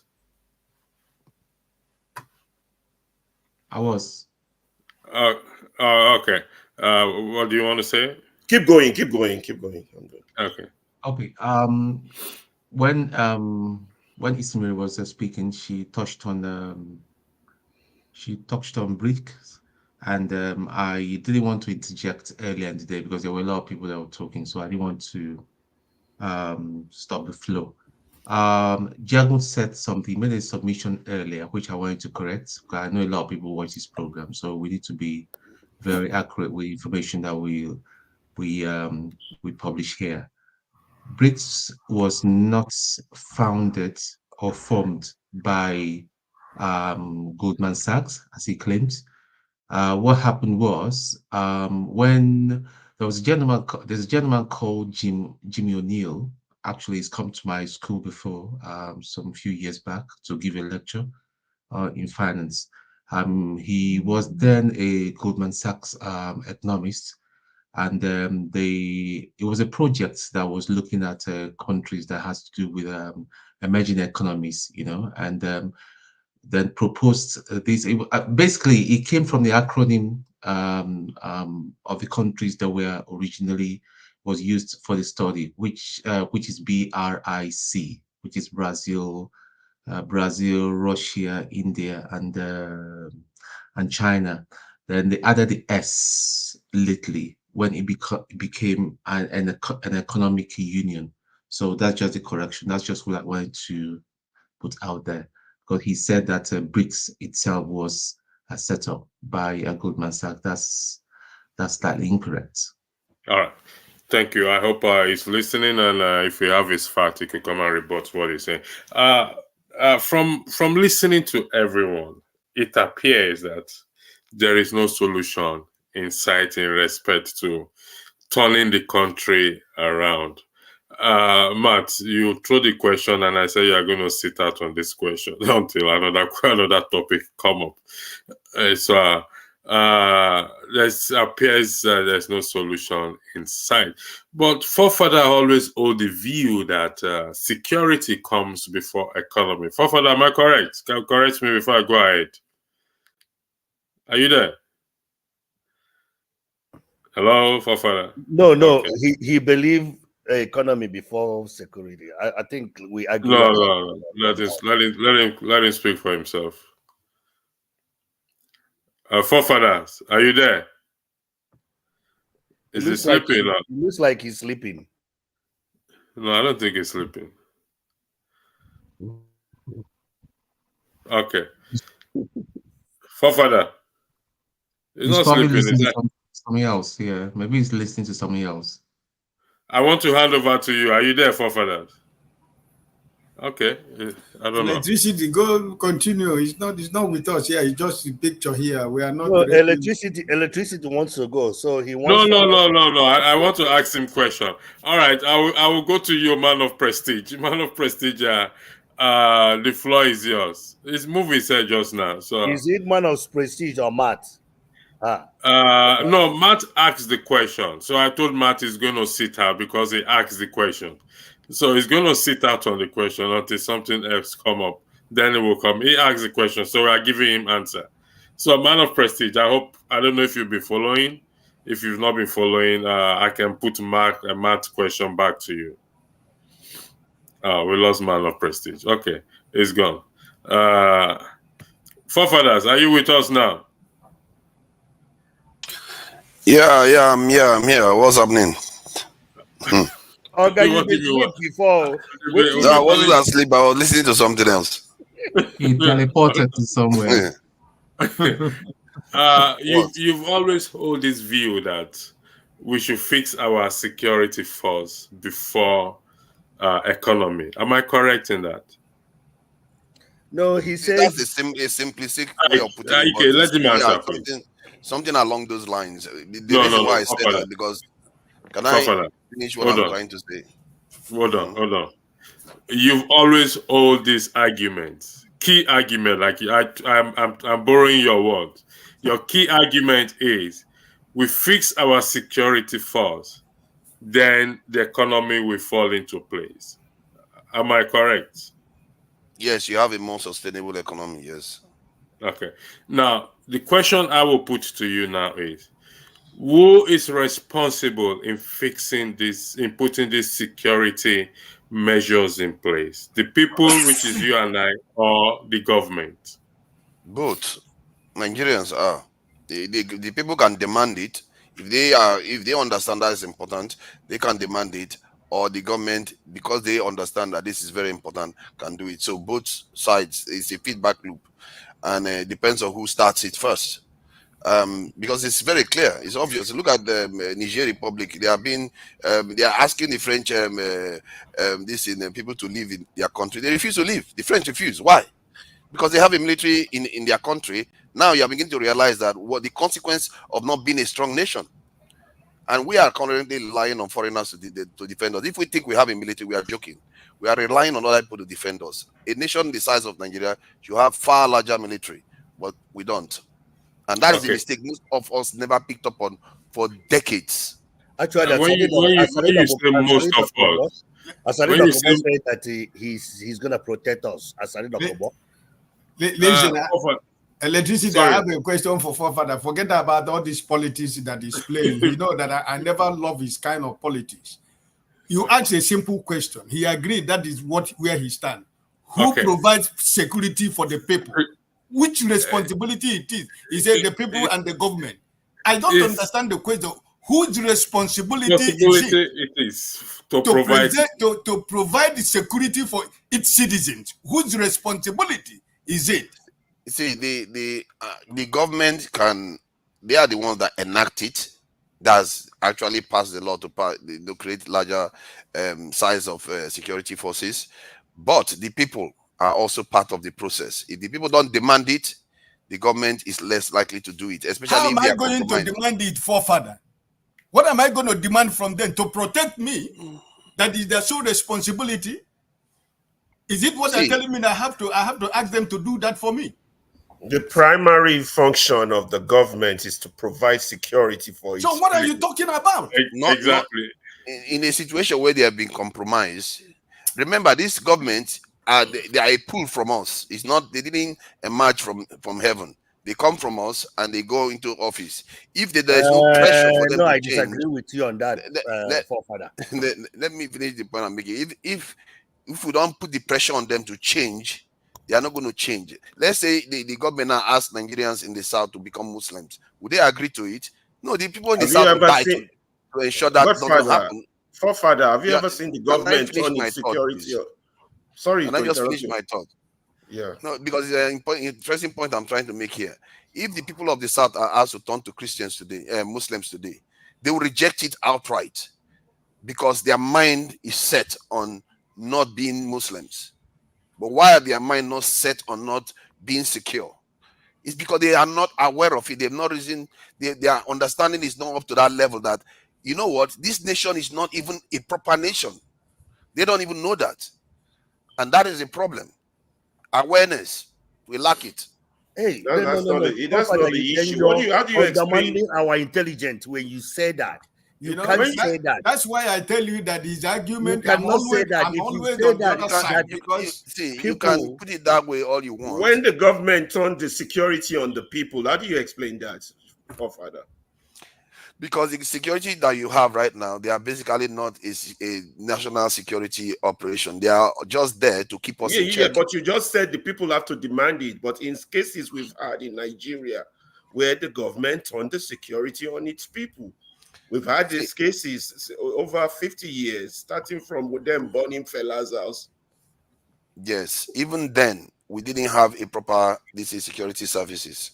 The security service we've had from 1960 has never been that of a normal nation. I think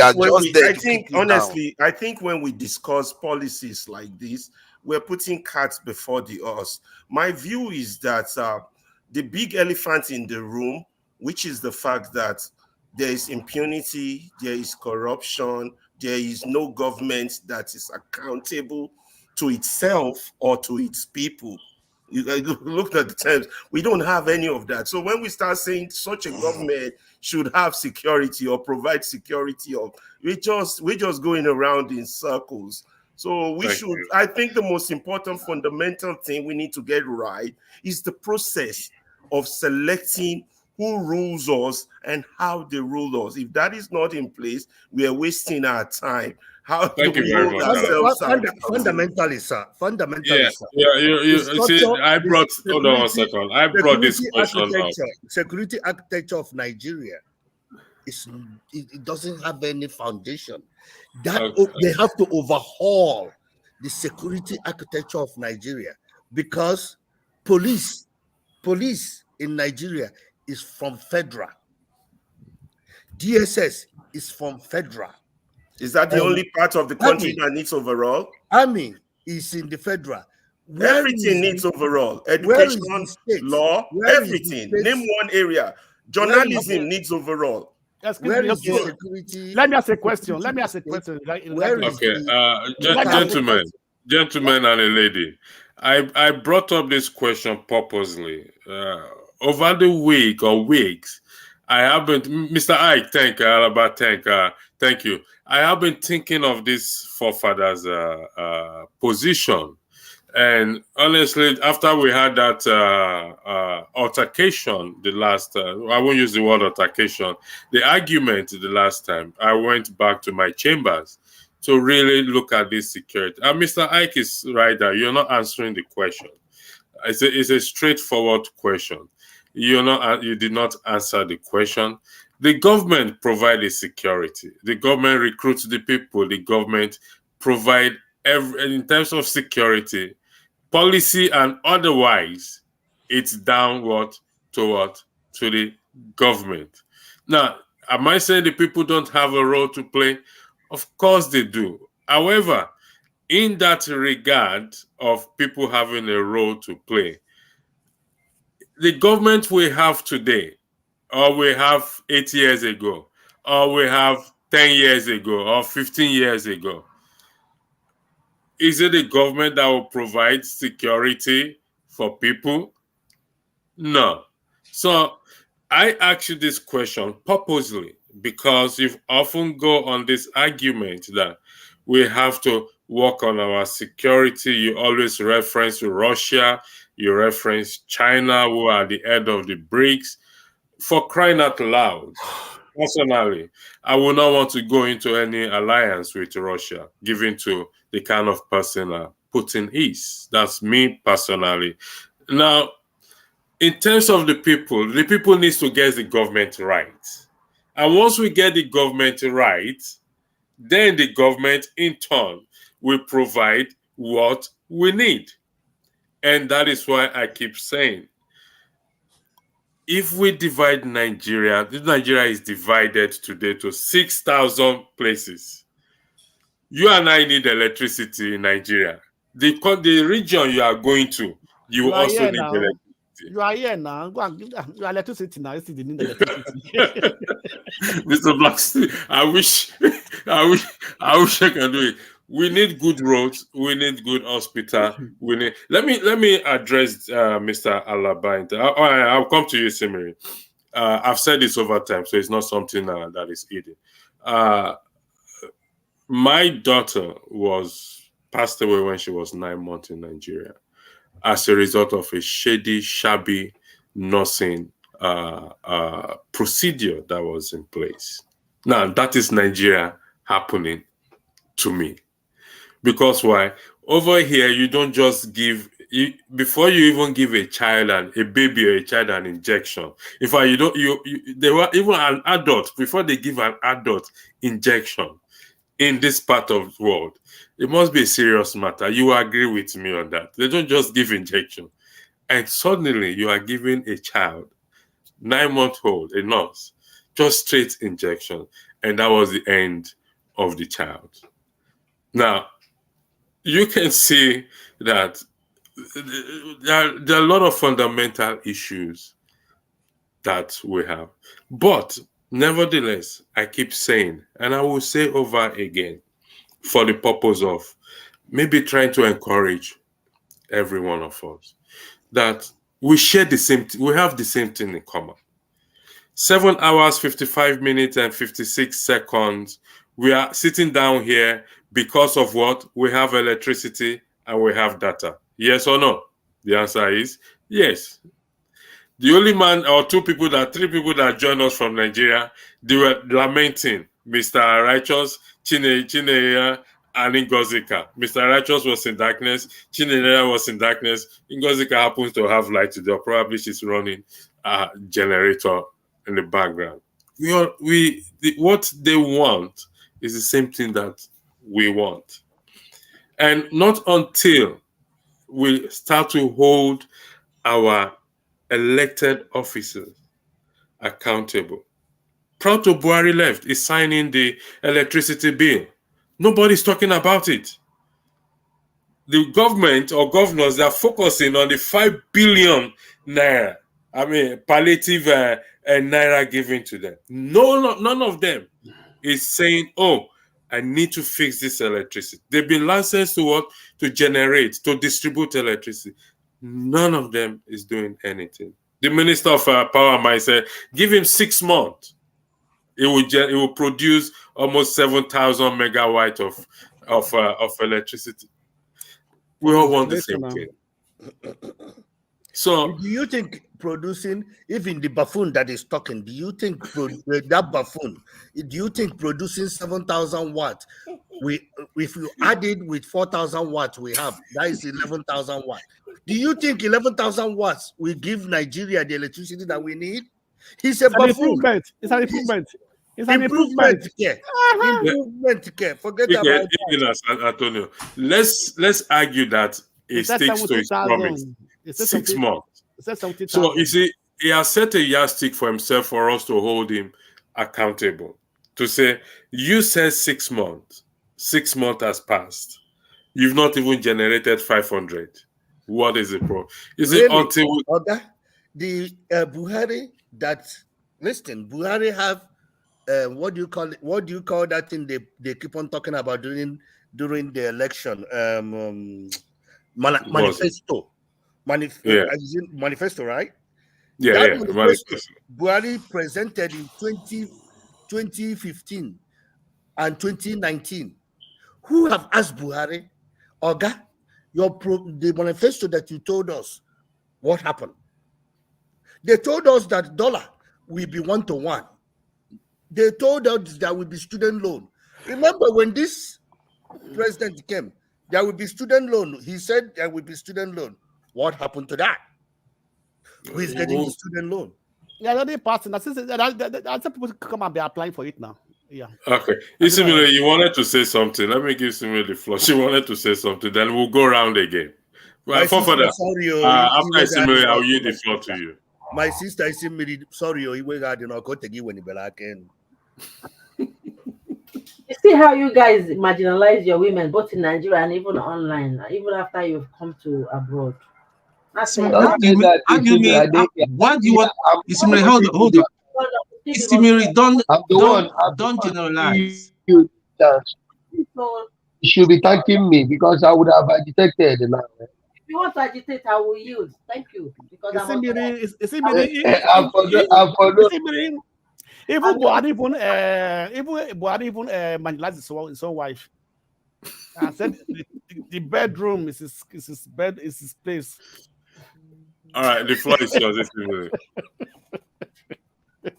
Nigeria, man, you won't change it. Okay. I wanted to say I support a forefather about 80% on security. Normally, I don't support his points, but this one I do, in the sense that the government are responsible in making rules and appointing people to guard and protect the welfare and lives of its citizens. But as well, the citizens have to abide by those rules, have an open mindset to move the country forward. So it's not just the government that is responsible, in my own opinion, but in the general opinion, by political standards and the academics, they will say the government are responsible, but the citizens as well to do their own bit to make sure they don't break those rules, even where there are no cameras. Imagine where there are rules in the traffic light, people just drive anyhow. Thank you. So we are responsible as well, not just the government, but the government should do their own part, and we hold them responsible and make sure we keep those rules to make sure that there is orderliness in the country and move the country forward. Be proud of our country. Thank you. Okay. I'm supporting. No, I'm supporting. Similar what she said. You understand me? Let's take a poll. Let's take a survey of Nigerians, and say if any of you get there, let's say how many of them we actually not be corrupt. How many of them will not take money from how many of them will say that okay, I will go there and be clean. Like come again with your question, please. I said if we take a survey of Nigerians in the street, Nigerians, not anyone in government, and said if you are appointed into any of these political offices or as a civil servant, will you not take the public money? Well, no. They I have one shouldn't. that I have one that I have Wait one. I have one in my house. I have one that in my house. If one person, I will not tell you her name up till when but let me tell you one thing. Wait now. There are many, Let me finish. but the bad ones, there are many. There are good people. Mr. Blackstone. Mr. Blackstone. Yes, sir. There are still on there. So don't let me say still. I'm not saying all. What I said, let's take a survey and let's know the percentage. Okay. But can I tell you something? In what Blackstone is talking about, if you go to Nigeria and you go into government and you didn't say you did government, your people inside the house, I go first fight you. We yap you. But I have do you know that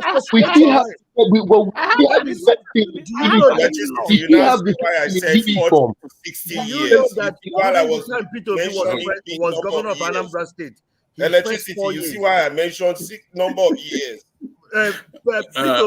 His first 4 years as a governor of Anambra State, his people are Agolo people. I'm from, my mother is from Unen. His people are Agolo people hated him because they will carry every wahala from Agolo, go to government house, asking for contract. He will tell them, "You're a provision seller. I cannot give you contract," and they hated him for that. And I have an in-law that the family have abandoned because he refused. He was in a position. He refused to employ his people from his community. Peter B fixed Anambra State. Then towards his second tenure, towards like 2 years before he got out, that is when he kind of started helping the community where he came from. But he did the job that he needed to do. And his people hated him for that.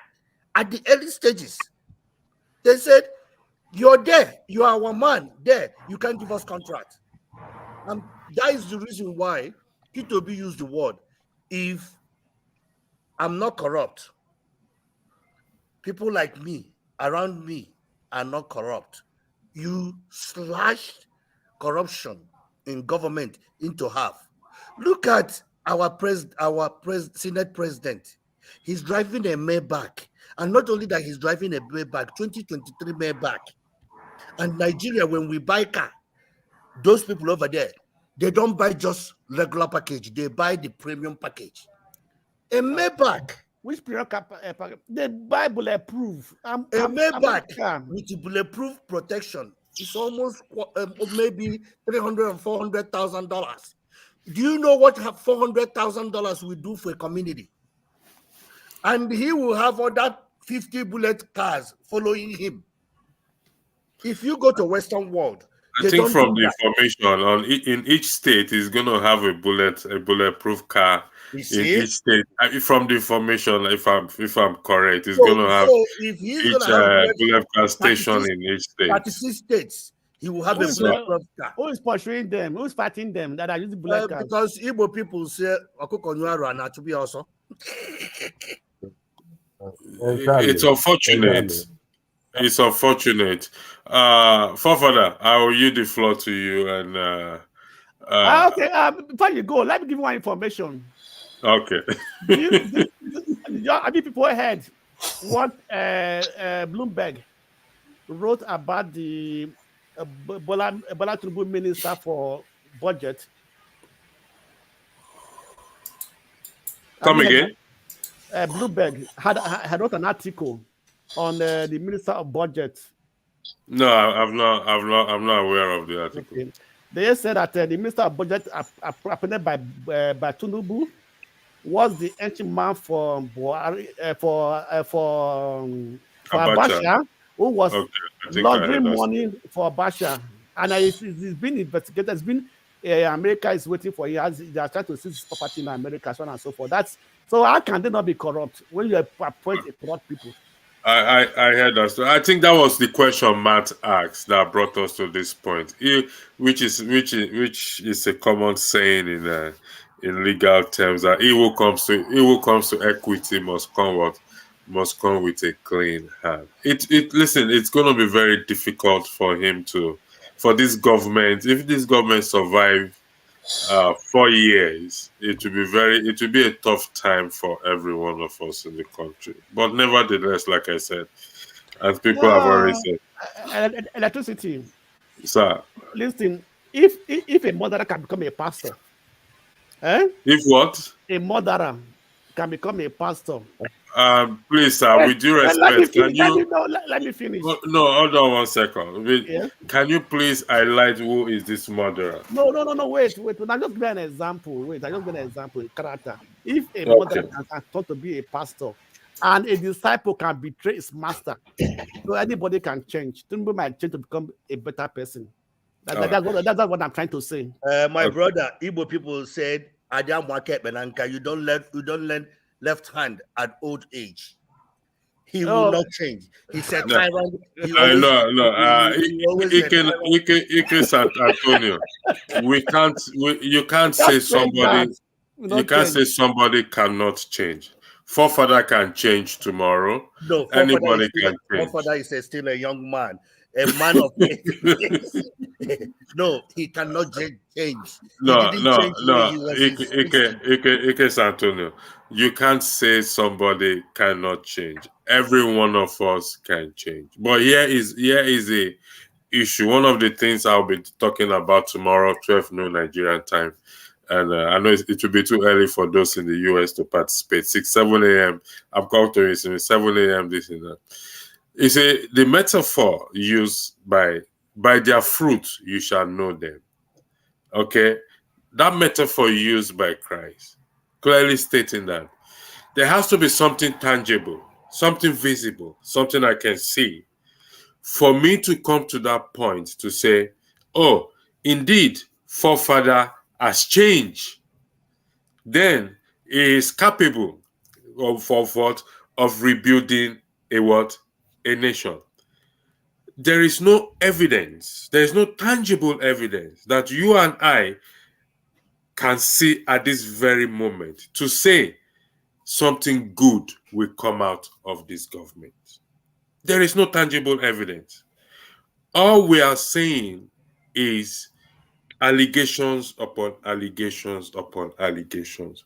But one thing that surprised me, which I often stand on in respect to Mr. President, was when Shewon's Channel News. You remember that bullion van being the sat nav directed the bullion van into his house. Yes. Forefather, don't go here too, please. I want to hand over to you, or else I'll close the broadcast. You remember that bullion van saga that happened? Yeah. Mm-hmm. When he was interviewed, his response is on YouTube. His response was, "Did anybody money miss?" So nobody has complained that their money miss, and the bullion van is in your house.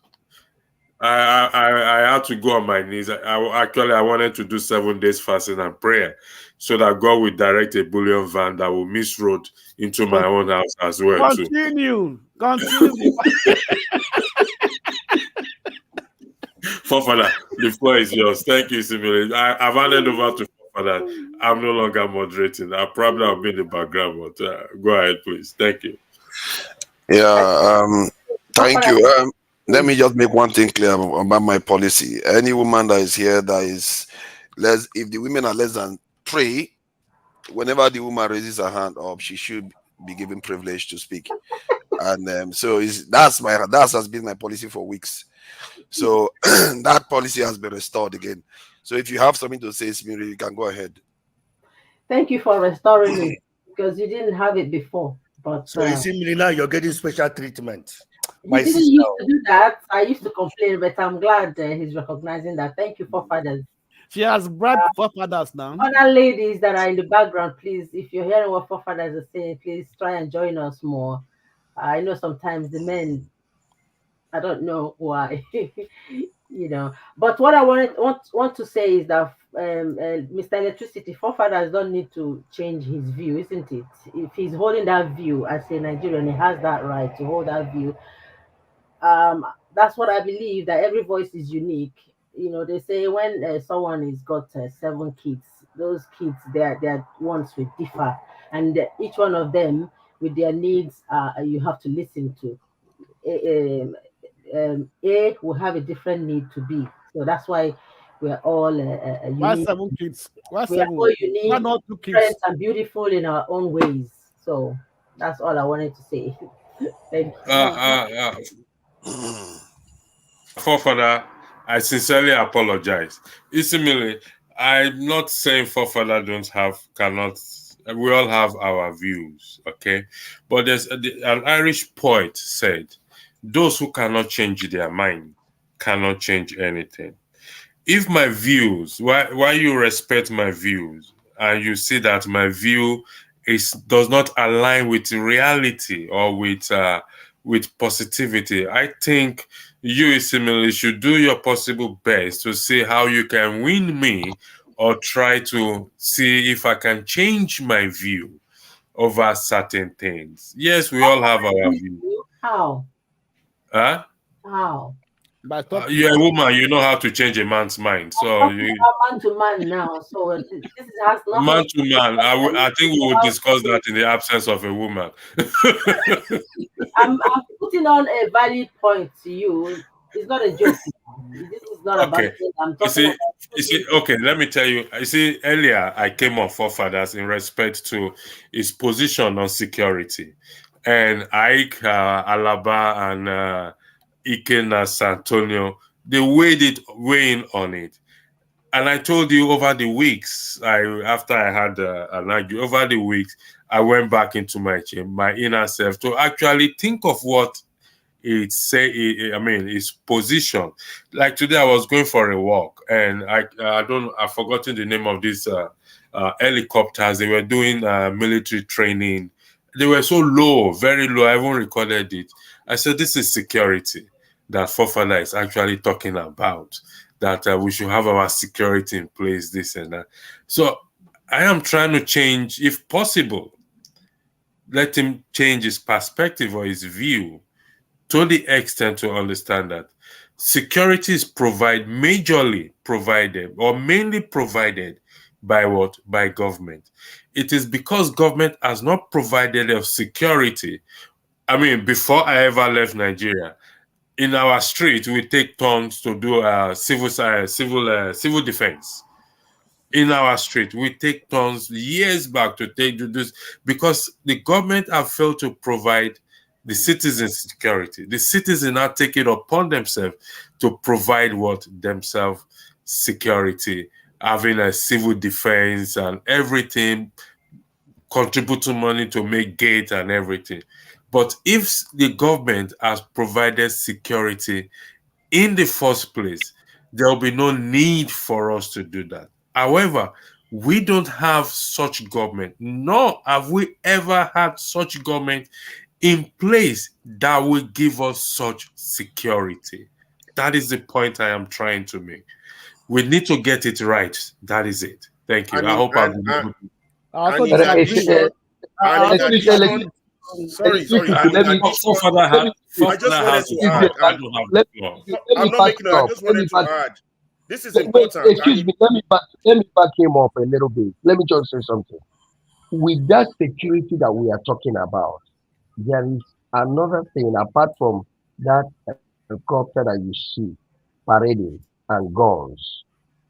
When you give people food and job, you have also giving people security, because if people have food, have job, crime will go down. You don't really need to give them food. Rather, you need to give them job. You don't need to give them This is food. what I'm saying. When I mean food, when I mean food, I don't mean that government go keep sharing food for people. Like when food is available in the market to buy, people have the money, have the work, they have the money to go and buy those foods. That's what I mean. You're right. That is totally who will be coming to rob you for what? Is it not to eat food? Is it not to work, make money? That's the problem. So because we Africa, we see it as gone, and all those things. This is where if here they have those security on air and have guns, and there is no food here, there is no job here, they will still find it hard to control people. Yeah, Matt, I agree with Crime you. will be too much. I agree with you. Employment is part of security, but to add to what Electricity said, what we are all missing is that the issue of security also involves law and order, rule of law. The impunity that has embedded Nigeria is a security issue where everybody can do whatever they want and get away with it. There's no district attorney to go after the crime. There's no police officer that is held accountable for not arresting that person for stealing this amount of money. There's no judge that is held accountable for not sentencing this man to jail. All these are issues of security. Security provides peace and stability. So if we keep missing the point on how important these things are, we just think security is a question of just guns and helicopters. No, he's right. Employment, law and order, judiciary, everything, that is security. That is the reason why the Nigeria entire system needs to be overhauled. Everything. Overhaul. Complete. Every structure. Can I come in something? Can I come in to say something? Just I'm not going to say. Okay, go ahead. Okay, sorry. Okay, now look, let's just imagine this. It's not available in Nigeria now. You see these people doing what do you call it? Whether the people doing shoemaker, the shoemaker, what do you call it? Some that the ones that have the tailors, what do you call it? The ones that mold blocks.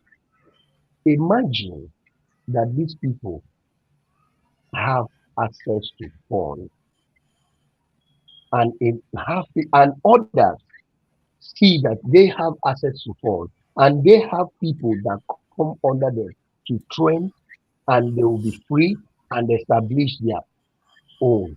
Do you think that people will even have time to be looking at all this, going to cut somebody's breast to look for money?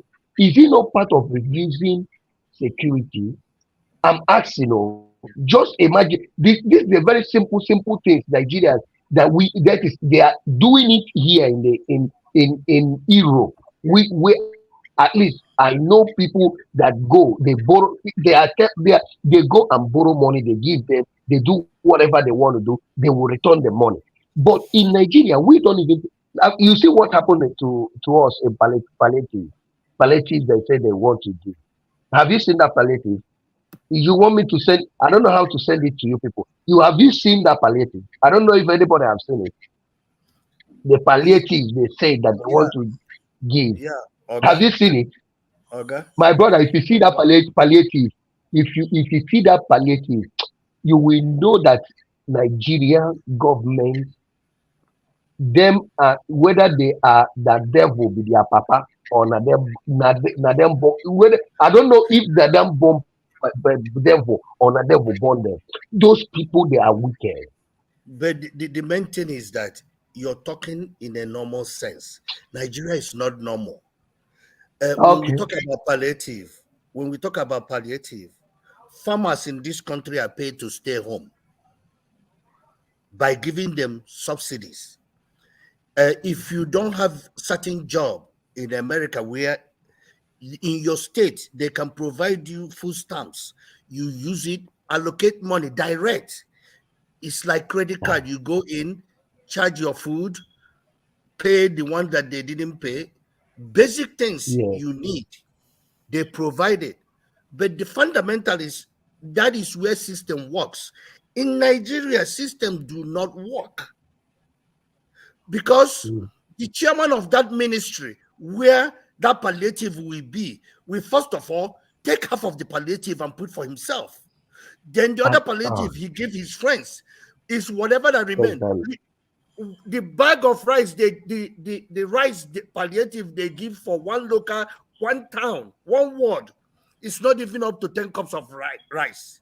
My brother, you don't see Now, if I send you, I say if you see them, So if I send when it to you you, talk if you about see normal situation, you talk about things that are organized. We have a long ways to go. Somebody mentioned IT. long. Somebody mentioned IT. Do you know that in Nigeria, people don't clock in and work? They just walk in, sign in. I can call my friend and say, Oga, make you sign me on. They come. They go in and sign for you. You cannot see that in Western world. They will hold you accountable. Where I work, if you come to work 8 minutes late, 5 times you get fired. They boot you right away. But in Nigeria, people work 3 days. Now fuel is scarce. People work for 2 days. They pay them for working 5 days, which I understand that because of the way fuel scarcity and the buses to go to work now, how much it costs. That is the reason why we still need to change things. But unfortunately, the Oga way there for office is not ready to change anything. He's busy. Let me just still give this control. Imagine this palliative, instead of giving this money to the government, to the state government, they pay this money to bank. The local government that everyone, because there is no bank that is not in any local government in Nigeria. Those people that are being affected will go to that bank. They give them that tally.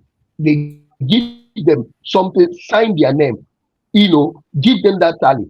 Tell them where they will go. Tell them how many bags of rice, beverages, everything, yam, this, that. Mention it, put it down, mark it the way they do it here. You take that tally, you go there quietly. You are not going to be fighting with anybody. You go there quietly with what you have, and you take your palliative. You go. Once But again, they talking prefer a normal situation. You're talking a normal situation. Nigeria, that bank manager where you give that thing to assign will call all his family members, all his extended friends to come, and he will assign it to them. So the system, fundamentally, that is the reason why I don't like when people say the leaders. No, it starts from inside the house. The people that are these leaders we are talking about, didn't they come from one family? These leaders, they come Why from not? somewhere. Exactly. Yeah, forefather, I hope you remember you are the one moderating. That's why I'm raising my Yeah. hand. Yeah, I do. I'm just letting them have this is it. Okay. Just to address something you said earlier on. I'm sorry to hear about the passing of your. That was long time ago. That's not something that anybody, long time No. still, we all Yeah. have experiences. So just on that. Regarding I just want to say what Ike now. You said something about clocking in and out. It does not happen in the US or whatever it is. Am I correct about you? Am I quoting you right? It happens in US. You clock in to go when you come in, you clock in. When you about to leave, you clock in. At the end of 2 weeks, all that numbers, the system will tabulate it and they pay you for your job. Okay. But do people clock in for other people? No, you can never do that. And if they do that, what happens? That is automatic fire. Okay, so that is what we call checks and balances in place. Okay, it's what we've been or what I have been clamoring for. There is no perfect system anywhere. Yeah, but that's a basic system. That is a basic system. It's not perfect. That is basic requirement. Yeah, but because we don't have that or we don't do that checks and balance. I've worked in a place before. It falls under gross misconduct. If they find you doing that for somebody, where somebody clocking for other people, they find out they investigated it through. It's a straight dismissal. There is no two of you, the person that clock and the person that has to clock. The person that clock and the both of you are gone. So that is the checks and balance this they put in place, and that is what, like I said, anybody can be corrupted. Everybody has a price. But where there is check, for example, there's rules and regulation on this platform, and we try to abide by it. Sometimes we don't abide by it, but for sanity's sake, we try to abide for it. Those are the checks and balances we always put in place. But if it's not there, I remember years ago, I'm always careful, particularly we in diaspora. I'm not saying you guys are, but when we start to point accusing finger to people back at home, to their inactiveness and whatever it is, we must remember that we were once back at home. We did nothing to help the situation. Rather, we left like people are living now. Two, there are people who left Nigeria and were still their salary were still being paid. I think somebody highlighted it earlier, where they arrange with their bosses. They work in the government or where they arrange with their boss and their salary is being, and they are in diaspora. Maybe it still happen to tomorrow. I don't know. So the problem on the ground in Nigeria is not the people presently there now. Okay.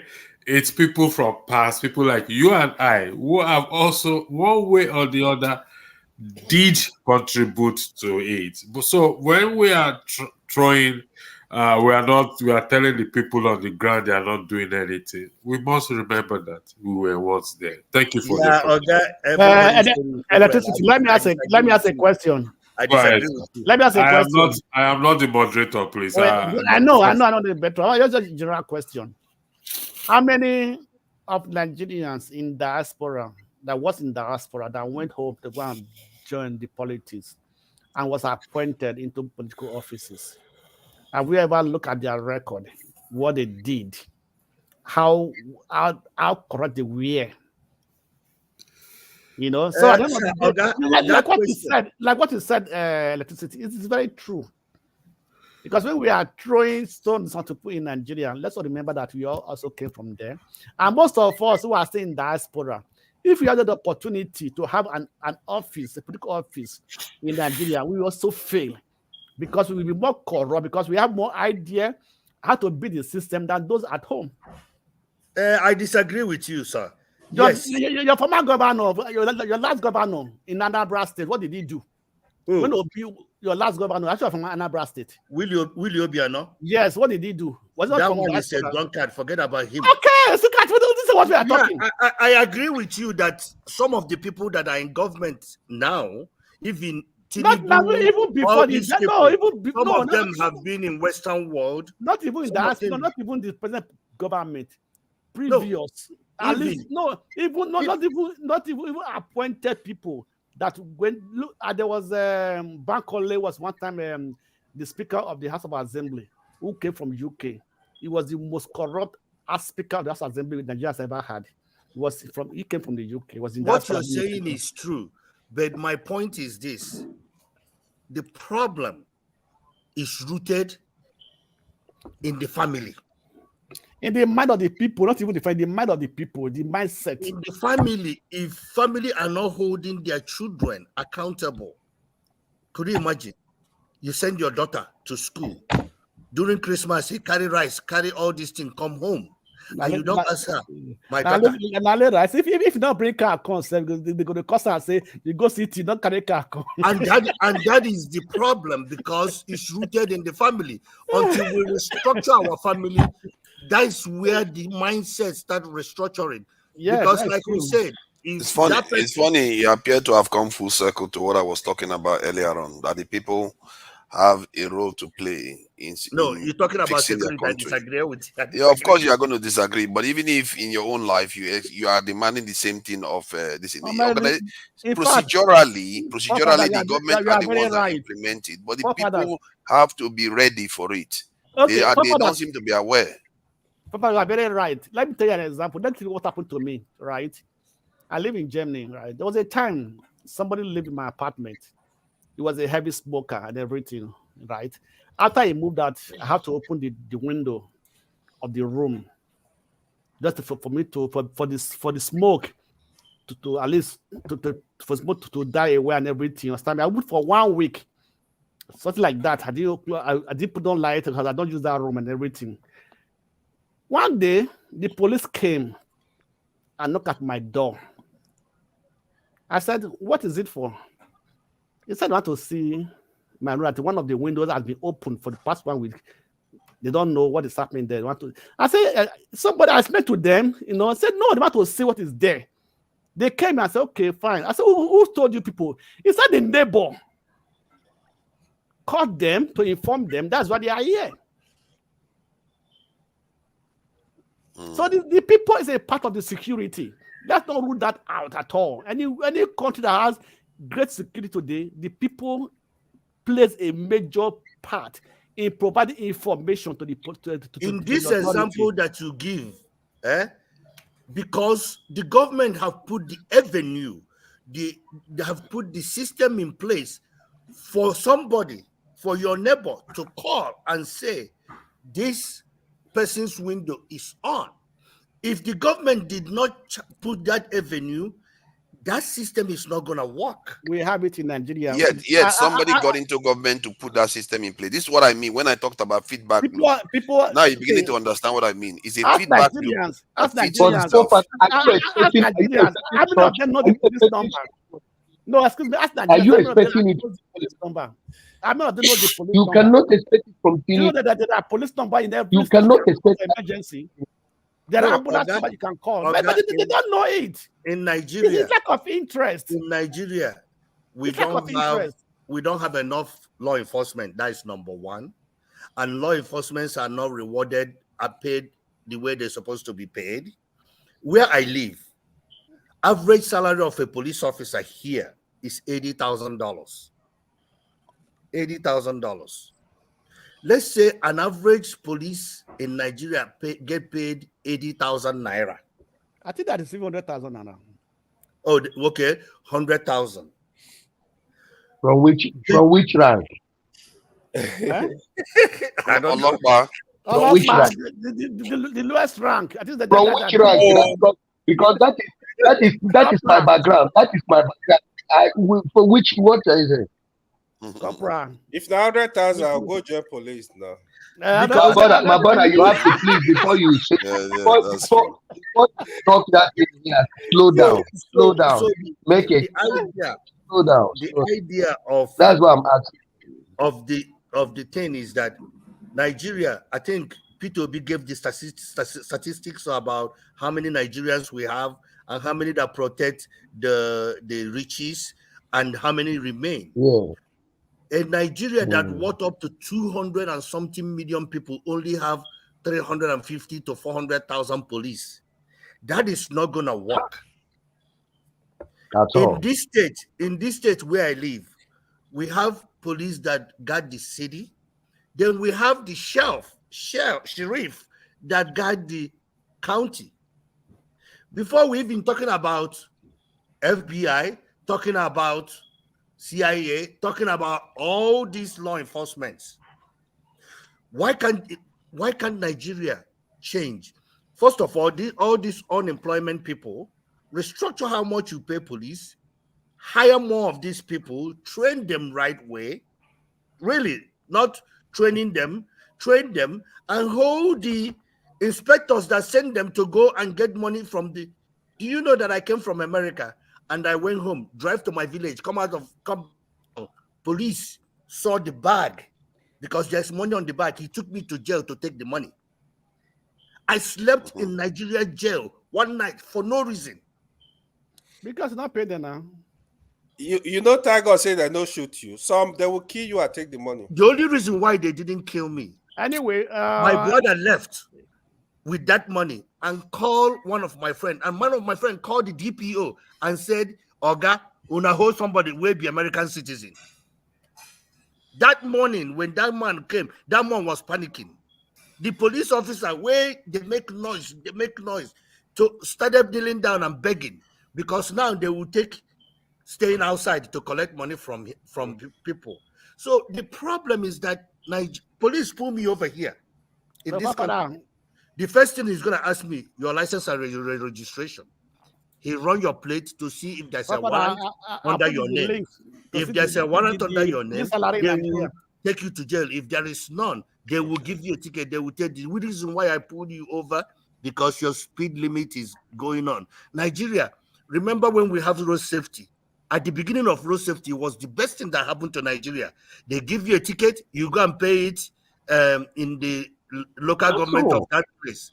But guess what? They have At it in the Lagos time, now. in the middle of it, road safety come, he tell you this is the fine. How much are you gonna give me? You divide the fine into half. He take half. Then you pay him right over there without going to where you're supposed to. So that's where the people comes in. The corruption comes in. The people that made the corruption. So you have what you just explained. Before then it was good, but after a while, because of corruption, they begin to do the way they like, their own style. I just allow me to cite an example using AY as an example.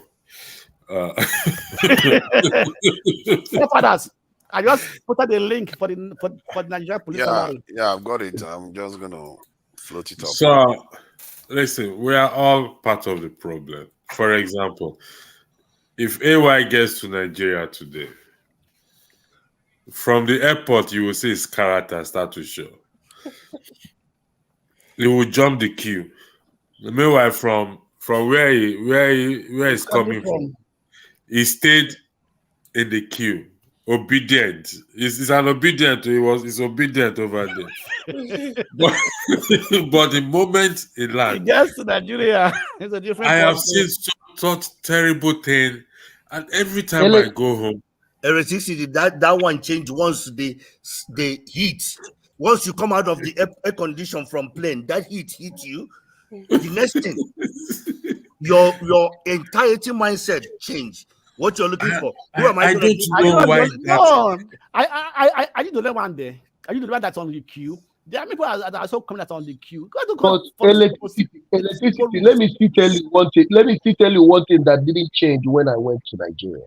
As I've been going to Nigeria, one thing that didn't change is that I never threw something from my car to the main road. My children, my wife, we were locked up. Even my brother was telling me, you don't behave. Throw away this thing from outside. What are you doing? No, I can't you see it everywhere. I said, please leave me and leave us. Let's be keeping it inside. When that's we go Nigerian mindset. So it said that going outside. That's Nigerian mindset. You see? This is what he was telling me. But my children, even if you try it, they will shout at it. They wouldn't want the children to. If my wife, we are conscious, that is it. The thing they our hands. Do you understand me? So it is not. Let me tell you, it is if you are disciplined, you are disciplined, irrespective of anything. It's just that if you just want to behave the way you want to behave, don't say Nigeria made you to behave like that. That is the same thing that we are talking about this culture. I agree with you. If you want to stop it, you can stop it. Yeah, we can stop because I have observed it several times that I won't say everyone, but when we come down from the plane, the next thing is we just start to run and jump the queue and I said, we are coming from the same place. These people were not like this when we queue up. We're over on the other side. So a lot depends on us. A lot rests with us. Like I keep saying, if we all decide to say, you know what, we'll stop giving bribe. If we all decide to say, Nigerians, well, don't let me say we all, let's say 50% decide and say, you know what, let's push come to shove. I'm not going to give bribe. What do you think will happen? I've asked this question before. Just if we just in the airport, you go suffer. You will have a lot of problems, and this is why I keep saying. Can I just ask something? Can I just ask something? Hold on, Matt. Hold on now. Last time I wanted to speak, I had to give way to you. Come on, let me say something. Let me get the word anyway. Oh, sorry. Hold on. So I think your audio is delayed. That's why you don't hear when somebody says something. You see, when he said, if I go into the country and I refuse to give bribe, the consequences will be that the people will frustrate him over and over again. He will have a lot of problems in the country. Why? Yeah, the same people hate corruption. You see what I mean? If the people's mind don't change, how do you expect to change the leader? If your mind is clear on what you want, you are likely going to go after the leader and say, no, no, no. We want accountability. We want security. We want technological this revolution. They asked Dr. Arikana recently, just today, I think, or yesterday, she was on Channels TV and they were asking her, what is the problem of the country? That's of Africa. And she held on and said, the mind. The mind is the biggest problem we have. And even if the reporters, as always, Nigerians always want to say, is the leader, oh, something is wrong with the people. No, she said the mind. If you keep focusing on your leader, you are missing the point. If your mindset is not at a point where you really want change, no matter what leader you get, you are going to frustrate that leader, you're going to finish him off. According to what this electricity just suggested. Because I've seen countries where they are eating rations while they are building their country. They are living on rations. They didn't wait for economy to be perfect because the people were ready. They knew what it was like. They saw what it was like to be taking advantage of other people. We have not seen it physically. None of us were here when we were colonized. We don't know what it's like to be subject to other people's control. The control that they have over us right now is from overseas. We don't see it. So we think it doesn't exist. But if you look at what is happening in Niger right now, that is quite exemplary. The French people are obstinate. They refuse to move because they want to trigger the government to do one thing wrong and they will attack the government. But they came there for peacekeeping, didn't they? Go ahead. Yeah, so like, okay, I mean, it's the mind. And I think that's what I keep saying, that in terms of education and creating awareness. And I think I highlighted an Irish poet that says that those who cannot change their minds cannot change anything. But for people to change their mind, you have to preach a certain message, but to them. It's like you go to church or you go to by the time you keep hearing the same message over time, there's no how you will not be conformed to that message. And that is what I keep saying here, that when Righteous Man was here early, that when we push this awareness and campaign to the people on the ground, there's no how that we will not get a chunk amount of people that will change their minds to say, you know what, we cannot continue this way. We cannot allow things to continue this way. It's going to take a great work because it's not easy for people to change their mind or to preach to people to see that, listen, this path we are going, if we keep collecting this bag of rice, this fish, this meat, this. I said earlier, if you see what Dino Melaye did in Kogi State when he was campaigning, he was giving out money, food, this and that. The people that came out and said, oh yeah, it's Dino Melaye, he will change our fortune, he will change. I said, goodness me, how long are we going to continue in this path? How long are we going to continue? So we in diaspora, no matter what you believe, regardless of what you believe, whether you believe in one Nigeria, whether like Alaba said, whether it is going to take us 20 years to get to where we're going, we have to start to preach the message now. Let's say it's 20 years. Electricity, I think that you are right, actually, but you are very much correct. I think that one of the biggest problems we have in Nigeria with the people is that attitude of, I want to be recognized. And the people, they run after them because they are now in power or they are not recognized. Even not even those in power alone, those that has money. That is why they crave, people are craving to be rich by all means. Because we put them in that high pedestal, that put them in that high esteem, that everybody now want to be in that ladder, in that category. So whatever happens, how they get their money, how they make it, it doesn't matter to anybody. As long as I have the money, I will be respected in my street, in my area. Boys will not be after me. Boys will not be running after me. You know, so I see one thing in Europe is that, or in Western world, that nobody cares if you are rich or poor. Nobody cares. My brother, Everybody can I add up something to what you are saying? All these people that they called they gave us as ministers. When you see in the news the way they introduce them in their past government, maybe in their state, do you see them as the same way those people are presenting them to us? Because if they are, you will see, no, when you check the past record of that person, I will now begin to look at that state. Maybe that state is like New York City, or it's like I don't know, or it's like Texas, or I begin to think, because I don't understand what these people are, where they are referring us to, that these people are coming from, and what that this is their antecedent that make them to give them this minister, and what they are going to do in the future.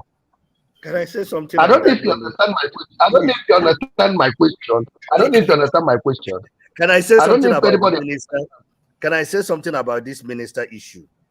Do you know when they were doing? I think AY hasn't said anything at all. So do you know when they were screening these ministers, they didn't even know what part of the minister they will be. In America, the whole America have about 26, maybe 20, 26, between 20 and 23 ministers, which is, they call them Secretary of State, this, Secretary of this, Secretary of this. But Nigeria, if you bring Texas and bring Louisiana, that is the whole entire Nigeria, have what is 45 individuals gonna do? And the sad part of it, that these individuals, they put them where they are not even, they don't know anything about. Like, they don't specialize in that area. I thought if I'm going to put a minister of health, minister of this, they're going to specialize in that particular area. But in Nigeria, they do that. Look at what is happening. The French ambassador to Niger refused to leave when the country's government asked them to leave. They said the Pushis do not have the authority to make this demand. The ambassador's approval comes only from the legitimate elected government. This is something even Americans have evacuated their people. They refuse. Other embassies have left. That should tell you what is. You see, Dr. Rekana has always been correct when she said that these people, they have been colonizing us and we just didn't see it coming. And our own nation is not any different. They refuse to leave. It's like you were invited. You say you came here for peace. They ask you to leave now. No, I'm not leaving because you don't have the right to tell me to leave. Like that is the rules. ECOWAS give them that power. ECOWAS give that power. It's ECOWAS that give them power. If ECOWAS said that they're going to start with peace and everything, they wouldn't be having that audacity to say they're not leaving. Yes, now. I would like to ask a question here. No, earlier I said something. I use myself as an example so that people will not think. If you tell me, if you say, how do I put this? Let's say there's an issue between me and AY, whatever it is. At a certain point, AY now tell me, come on, electricity.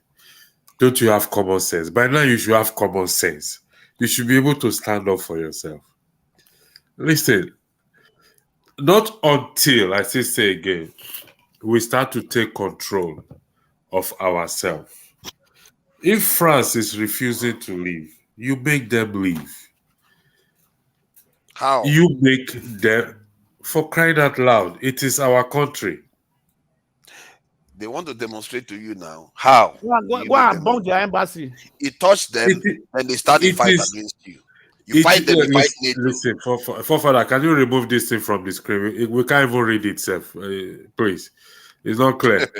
So that I can see you when I'm talking. I don't like. Other people can read it. They can read it in the listing, so that Can they can see it for anybody? Can themselves. anybody read it?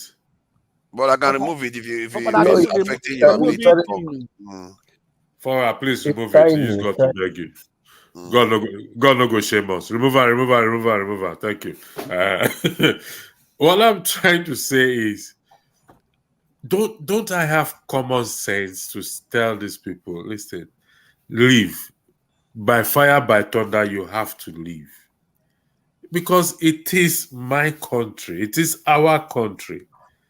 If push comes to shove, we will go to war with you because this is our country. You can't come and make that demand or impose yourself on us to say you want to stay. Stay for what? For what purpose? No, let's be realistic. Make them leave, then? How do you make them leave? This is your territory. This is your territory. You have every legitimate. You mean when I say you should secure your country first, some people are arguing against it. Now Listen, you're beginning to see when the rock hits the ground, you really need to deal with this problem. Forefather, you are taking us backwards in respect to that. These people are already there, okay? And you are asking them to leave. Then you make them to leave. There are better ways you can make them to leave. That's what I'm asking you now. Tell us. You tell them to leave. You give them an ultimatum. The next 48 hours, you have to leave, or else. Did you just hear them? Did you just hear them? They say no. They say no. Then you find a way to kick them out. Get them arrested. How? Get them arrested. Oh, because they are just ordinary people. They have 1,500 soldiers in the country. Forefather, this is your country, for crying out loud. Why are you talking like this? We are not. So if somebody come into your house to invade your house, you say, oh, you have the right opportunity to ask them to leave. Or you say because they are 500 this and that. Come on, why are you talking like this? They didn't invade.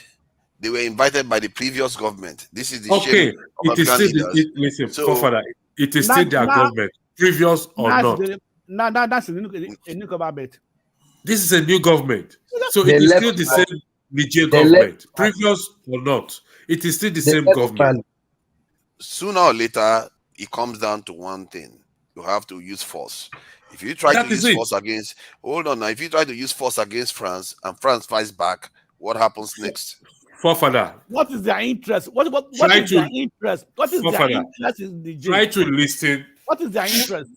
Sometimes try to listen to yourself. Want to play it out. Forefather, sometimes try to listen to yourself. Please, I'm saying this with all due respect and in all humility of her. If they refuse to leave and the Niger use force to say you got to leave, every eye is watching them and seeing them. So if they now try to say we have to take over your country or we are not going to leave, then we know we are going on into a different territory entirely. Look at the way Russia invade Ukraine. Yes, a lot of people feel reluctant to intervene because of the power Russia wield or whatever. They don't want the problem to go around. But Ukraine is still within their territory that they want to take. But Niger is a nation of its own. Niger and France are two different places. France is in Europe. I think what would you do when you fight them and they fight back? What happens then? You continue to fight. In that regard, you are protecting your country. You are protecting your country. So what happens is that you are starting a fight with a NATO member on the continent. Hold on, let me play it out so you know what, because sometimes it's easier said. You are starting a fight with a NATO member that maybe this is the Wagner group and the Russians will join, and they too come in, and you have a massive conflagration on your hand. That is a shame. What we have done, the damage has been done up till now, and to fight it, the entire continent, the entire West Africa region needs to come together to do it. But what do you see Tinubu doing that? Do you see Tinubu coming out and saying, let me kick the French out? Papa down. Now, what is your own solution? Exactly. Like my solution is our own government, ECOWAS, has to come out and say, you know what? You have to respect the sovereignty of Niger Republic. You need to leave the country. And if they don't leave, the entire African continent will say, will block the airspace from any other people to come and help the French, and then they will have to leave. That is when you really have power, because when other African countries block them from flying over their airspace, they can't do anything. They have to leave. Forefathers, as ECOWAS recognize the so-called military dictators. ECOWAS has, because they are talking to them. No, they haven't recognized them as legitimate. That's why the French has the power. They have the audacity, the power to say they're not a legitimate government. Okay, let's say you are right. That's the solution I prescribed. I said ECOWAS has to recognize the authority to ask the French government to leave, and at the same time, the African Union has to also recognize that and say, you know what, if the French wants to start a fight here, they should not be allowed to fly over this thing. Thankfully, sorry, let me finish my point. Thankfully, Niger is an inland country that you need to fly over other nations to get to. Not like Nigeria, that is allowing the Americans to build a massive embassy right by the ocean in Lagos. If anything happens in Nigeria, they can be right there immediately. But in the case of Niger, they need other African countries to fight Niger. So Africa has a say. They can tell them, get out. That is not your country. They ask you to leave. And if you want to start a fight and trigger NATO to come here, the airspace of this Africa is closed. You can't come in through any of the airspace. That will force the French to leave. Forefathers, what you are saying is right, but not African country will do it. Forget the African countries. Because they have made themselves they won't let them. No, they can't do it. They have made themselves a slave to the Western world. That's it. Not Africa. As African countries. Ah, okay. You'd be surprised, though. They have made them slave.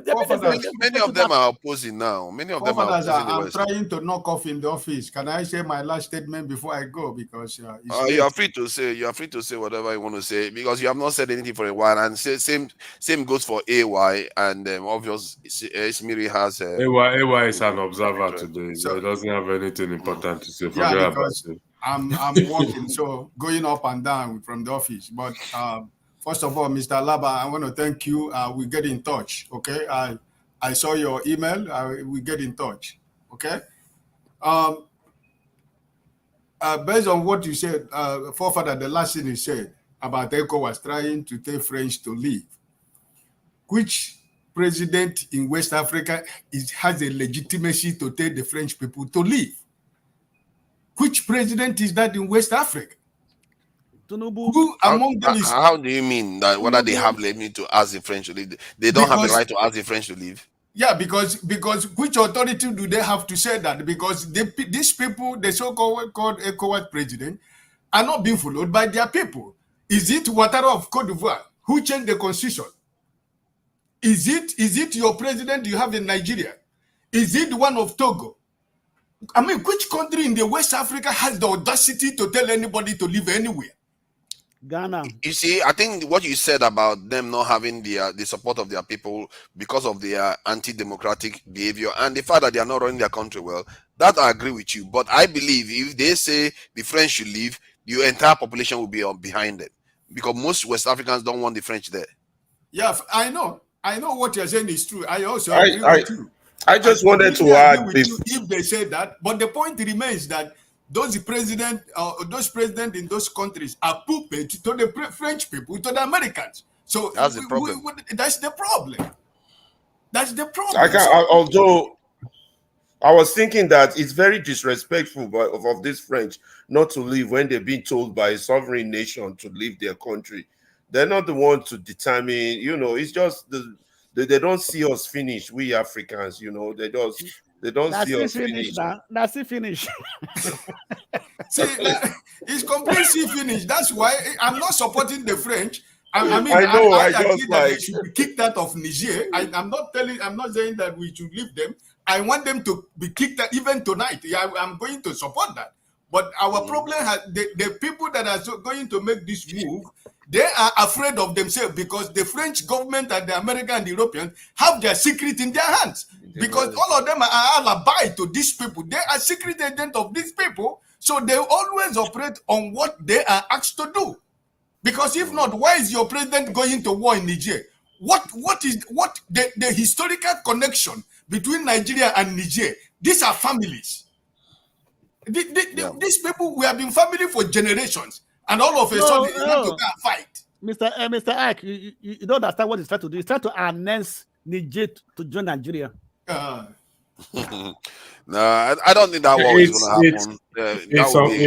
Like what Mr. Tinubu Ike will said. fall as a president if he goes to war in Niger. Like what Mr. Ike said. Why would you? I mean, we've been neighbors for years, and when Nigeria had its own coup, nobody came to say they want to come and fight us or this and that. So if you cannot solve it, there's diplomacy channel that they can use to. Actually, it's confusing why actually he wrote to the Senate to want to go to war or to military intervention. I mean, for crying out loud, I don't know where we're going with this. Sorry to cut you in. Nigerians, we have 350,000, displaced Nigerians in Niger. That they are being housed in Niger. From the Boko Haram issue, we have almost 400,000 Nigerian northerners that are in Niger right now, in a DP camp in Niger. Yeah, but this idea of him wanting to go to war could be because he wants to stay in power, because there's a part in the constitution that allows him to stay in power if the courts don't rule against him if there's a war. So it could all be, okay, I'm going to start a war, then maybe I get to stay in but power. it can only stay for 6 months. No, I don't think it's 6 months. I think it's longer. I think there can be election and he can stay for as long as he wants. I'll check that aspect of the constitution. Yeah, I think we should check on that aspect. So I've heard that. I'll check. From other scholars. You see, one thing here we are all forgetting here, because we keep talking and talking and talking. Every one of us on this, with all due respect, here, every one of us here, how many are we here? When we've been that comes to this forum, the people that are on the comments. Comment section. 250, 205 viewing. Every one of you. How many of you can confidently say that if there's a conflict in Nigeria, you'll be ready to go back and support in one way or the other? And you start telling me there's no war. There's no war. We don't want war. We don't want bloodshed. That's total. I don't want to say the word. No, Mr. Tone, I need to get you correctly. Wait, let me land. I need clarification. No, the floor is still yours. No, I'm trying to go somewhere. Electricity, calm down. I know you're a man of peace. I know listen, I'm not a violent person. I'm very. I think you are mistaken if you say I'm a man of peace. No. I'm not, because when I tell only people that know me personally, that know what I've been through, and all that, people say, and I tell them, people that know. I mean, there was a place we went and all that, and we're discussing, and that discussion had to come. One of the guy looks me over and I said, "Really, you went to Liberia?" And when I told him one or two stuff and all that, he said, "Wow." He said, "You're a very bad man." The calmness and all that. See, listen, until we are ready to say, you know what, this just got to stop and all that. Some stuff are not going to that's the only language they understand. It's just much like the French now that we're talking about. If you touch them, like forefathers did say, they're member of NATO and all that. The other states will get involved and it will become a global thing. So, however we look at it, all these people, these politicians have dragged us in the mud. It's time to kick them out, and the only way you kick them out is by force. It's just going to be by force. Let me remind you this one. Let me just say, wait, Alaba, wait, calm down. Let me just say it for free. Yeah, you see these judiciary. It was before that, but I've analyzed it. They are going to declare. They are going to come up with the crappiest thing and all that. There's nothing any of you is going to do. They will do it, and how about if they do it and they'll declare a state of emergency for about a month? If you come out at a certain time, you get shot, and they will label you a troublemaker. Would any of us be ready to come out and say we want to buy a ticket to go back to motherland and to carry a placard? No, because we don't want to die. We don't want to die. That's the reality. Until we say, listen, damn it. I mean, if you go back to history, nations that have been under tyrannical oppression, but this tyranny that these people are getting bolder and bolder. If Tinubu, I tell you, if Tinubu should go through his term, the second term, you see, we are saying that this is Pro Max. We never see Pro Max. That's when we see the original Pro Max. Mr. Tom, that's the reality. Mr. Tom, Yeah. you think that You see how desperate they are now. Let me just add this. You see how desperate they are.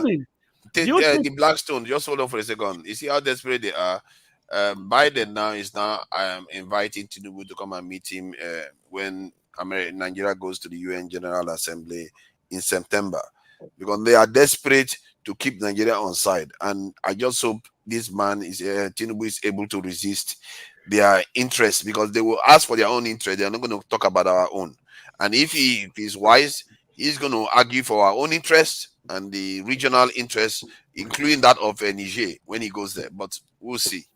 Mr. Tom, let me respond. Let me respond to what. To be here, I want to leave. Thank you very much, Mr. I. God bless you. The best of the weekend. God bless you all. Hey, why you God want to say bless you. something? Yeah, Mr. thank you Tom, for coming in, Ike. Ayo, AY, 1 second. I'll leave now. Mr. Tom, Thank you, Mr. Ike. let's get something very clear here. Okay. We've not exhausted. You agree with me that we've not exhausted in the context of the court case right now. It hasn't gone to the Supreme Court. Okay, we've not exhausted every channel to resolve this matter. So if the judgment comes out to say, it favors the government or the APC and the government, there's still another hurdle of going to the Supreme Court, which is the highest court in the land. And if that fails, for example, hypothetically, should that also fail, I don't think even the set man, who is Peter Obi, will rally around his supporters to say, you know what, it's time we go to war.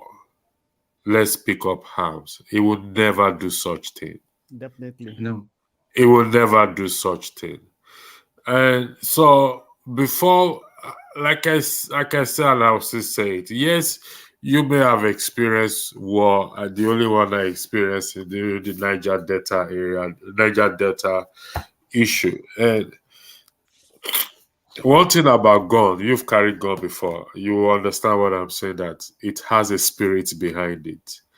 And if you are holding a gun and you see God, and I mean God who created us, in front of you, you will tell him, fuck off, I'll blow your head off, because there's a spirit behind that thing. It doesn't end where it starts. So I will still say that diplomacy, dialogue, should still be, is still our best bet. Because if it gets to the point that we carry gun, who are we fighting? The people will be fighting against the government. And don't forget that right now, like what forefathers and others have said, there are parties who have interest or who are kind of manipulating the continent. And we, the people, we may not have that sort of resources. They, the government, may have. So this thing has to do with dialogue. That is, if we are ready, dialogue, and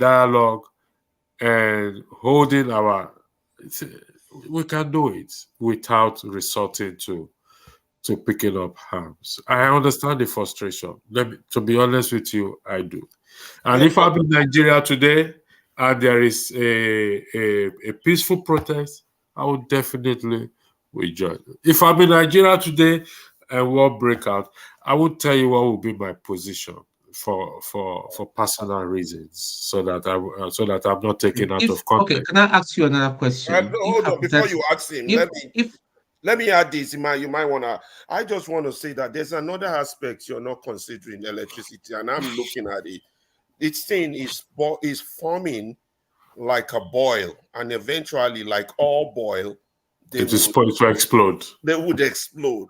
I agree with you on that. There might be an unforeseen circumstance. Don't forget, the country has diverse interests with all these greedy people who wants to also take advantage. They might, you know, join on the side of this mess, and when the boil explode, make it turn in the wrong direction. It might not even be, it might be totally beyond our control the way it's going. But that's true. I agree with you. Have you asked yourself? Have you asked yourself? Have you asked us why I started the Kumbo is training the militant? I'm not even taking him serious. It's not on my top 10 of people that can create it's irrelevant. It's not relevant. I mean, but there are some other interests. Let me tell you who they are. You're right. One are those foreign interests who have their own paramilitary. Two, there's the issue of gold and all these things they want to mine. Everything. So it's into their advantage that we are in a state of perpetual conflict. Because that would give them more access to these resources. So there's so many other factors. Then there's the corrupt nature of our politicians itself. When they say, okay, I'm not Tinubu, I'm not eating under Tinubu, I got to create my own source of eating. Exactly. Then I bring in the arm. You remember I told you what my cousin said? Be glad they're sleeping on an Okada. What of if this population of us are sleeping on an AK-47? Do I know which direction they will be facing? What I want to clarify, I don't like talking too much, especially on this issue of force. But a lot of people just don't understand. Because yesterday I was hearing, I spent about 5 minutes listening to the rubbish that the guy in Finland, what was his name? Someone else was talking about surface to air missile. People should give money. This guy doesn't even know anything about war, about even military equipment and all that. I was just laughing, and I blasted him. I left my comment there and just left. I know that. But what I'm trying to say is this thing that Tinubu is dragging us into. Do you think the playing ground is going to be only Niger? Because when he really kicks off, he's going to spill, it will spill into Nigeria, it will spill into northern Nigeria. Not just Nigeria, the whole of West Africa, the whole of Africa. You're looking at a time bomb, the whole of Africa. And then again, hold on. There are some elements now in the military, across the military, that are not happy at all. Some people have been retired unjustly. Whilst I was there, I've seen some fine senior military officers that has been set up and dismissed for no just reason, for no just cause. They are well qualified. The people that are meant to be promoted didn't get their promotion. Most of them are out. Do you think they're happy? Now, if there's a war, chances are they might call them back to come back. They will come back, not because they want to fight the war. They'll come back to have access to arms and then turn against Nigeria. That's what I'm saying. The perfect. You will find some of us. You will even find some of our soldiers who defect into the Niger army to fight. To even fight against us. So it's going to be really messy. Let me give you an example. AY will have his own faction. He will have his own army. He will defect. He will have his own army. Forefather has always been talking about security. They will call him aside and tell him, okay, you know what, we'll give you a missile to air or air to missile. The factions will be endless. It will be warlords over warlords. And exactly. It will not, that's what I'm trying to say. Listen, the war will not end. In fact, the whole of the north, especially Abuja, will be decimated. I pray. Listen, Tinubu has said that it's under pressure. So it's under immense pressure. No, the man does not care. He does not love Nigeria. He's going to. It's under immense pressure to go to war with Nigeria. So who are those pressurizing him? That's the question. Mr. Blackstone, let me put this. I think I put this out before. You see, when the US are talking about national security, some of us don't really understand maybe grasp this and that. They protect their national security. I did say it here. I said some time ago when Trump talks. Look at the issue of the files that he took to his house or to his hotel. I said it before that when this man leaves office, care is not taken. It is own people that will take him down in the interest of what? National security. My president, our president, Bola Tinubu, is compromising every way. So our national security is no way, as far as I am concerned. Is compromising every aspect. Everybody now wants to have their own piece of cake. Yeah, Now, simply because he came there illegal with the baggage around him, so it's being compromised. So that's why is it? So I want to. So legalize how we are going, what we are going to do in that regard is one issue that we have to look at, because once somebody have something on you that they will use to their advantage in the field of politics, in the field of government, it is headless. They will come and come and come and come and come. Where there is no integrity. He thought in his mind that, oh, I want to be president by all means. He's there now. He's not finding it. He's not finding it easy. And I go back to what the Bible always says. He said, a good name. When another sleep. A good. We're about to end the show. These two evil people are just joining now. Look at that. I wonder. The Bible says a good name is rather to be chosen than riches or wealth. This is the problem we will face as individuals when we want to be rich at all means. We want power. We will leave ourselves in that position where we get compromised. That's why I said I have my fear that this judgment, this court case, I've tried not to weigh into it.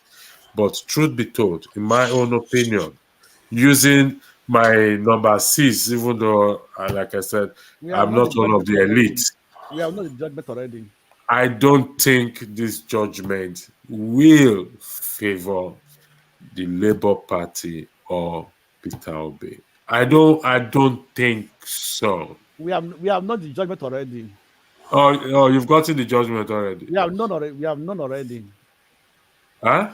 We have known the judgment already. You've gotten the judgment already. I didn't say I've got. I think we have known it already. We have known it already. Yeah. We don't know that now. Come on. You can't say you know that. Were you there when the judges were deliberating? That kind of stuff. You know that. So it is. Listen, it's that a re-election. That's all. I have been in court before. Like I said, I have been in, and I knew we're not going to win this case. There's just one case. But I say, you know what? Let's give it a fight. What have we got to lose? We got nothing to. We're not paying lawyer for crying out loud. It's just you and I. Let's go have the fun there.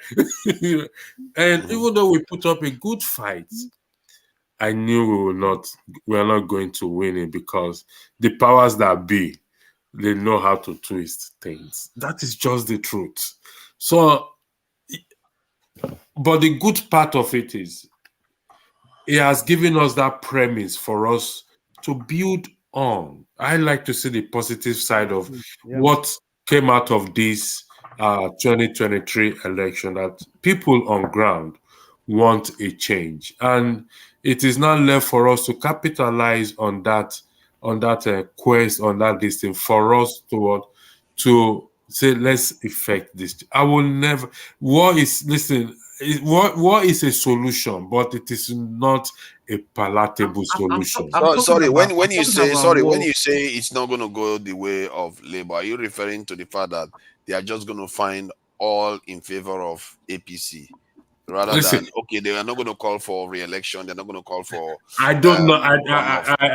This is my opinion. I hardly do opinion, but I'll do opinion in this regard so that Paul will not run away with it and go and tell them that Mr. Electricity has predicted or he has eaten with them back door. This is my opinion. There ain't gonna be a re-election. That's number a rerun. I beg you, whatever you want to call it. The government is already. This is August 29. We make it 3 months. The government is already kicking and running. 3, there's so much vested interest in this individual, in this one person. So much vested interest in it that will make the court judgment the judge to favor. Listen, it's a difficult call to make. If that's miracles happen. Electricity, if that scenario should occur, I want to say that number one, I personally believe that there will never be a free and fair election ever in Nigeria. Nigeria might not exist as we know it. I disagree. I don't think Okay, I go ahead. disagree with you with that. I disagree with you. What's your own opinion? My opinion is you're just going to sit there and not wait, say anything. my opinion is this. Electricity. My opinion is this, right? It's electricity. This 2023 election or 2022 election have opened the eye of most Nigerians. You understand me? And Nigerians are eager for a great change. I believe the next election will be more free and fair than this election. Yes. No, because the powers that be have strengthened themselves. Blackstone, wait. Blackstone. See, you're even talking too far. A lot of people are not even with that patience. You're asking people to stay for another 4 years. Sorry, somebody said I'm very intelligent. No. Wait. That guy is it's not happening. Tony, wait. They have no choice. Okay, we talk about Buhari for 8 years, right? Is it not the same suffering that we are complaining about? Is it not the same suffering we are complaining about? What did they do? Buhari went through 8 years. What I can tell you is this. Tinubu may only have 4 years. Why? Because they have seen it and they know what to do in the next 2027. And 2027 election will not be as 2022 election because all eyes are now opened. Who is going to stop them? I don't like those exactly. Who is going to stop them? Wait, let me finish. Exactly. Let me ask you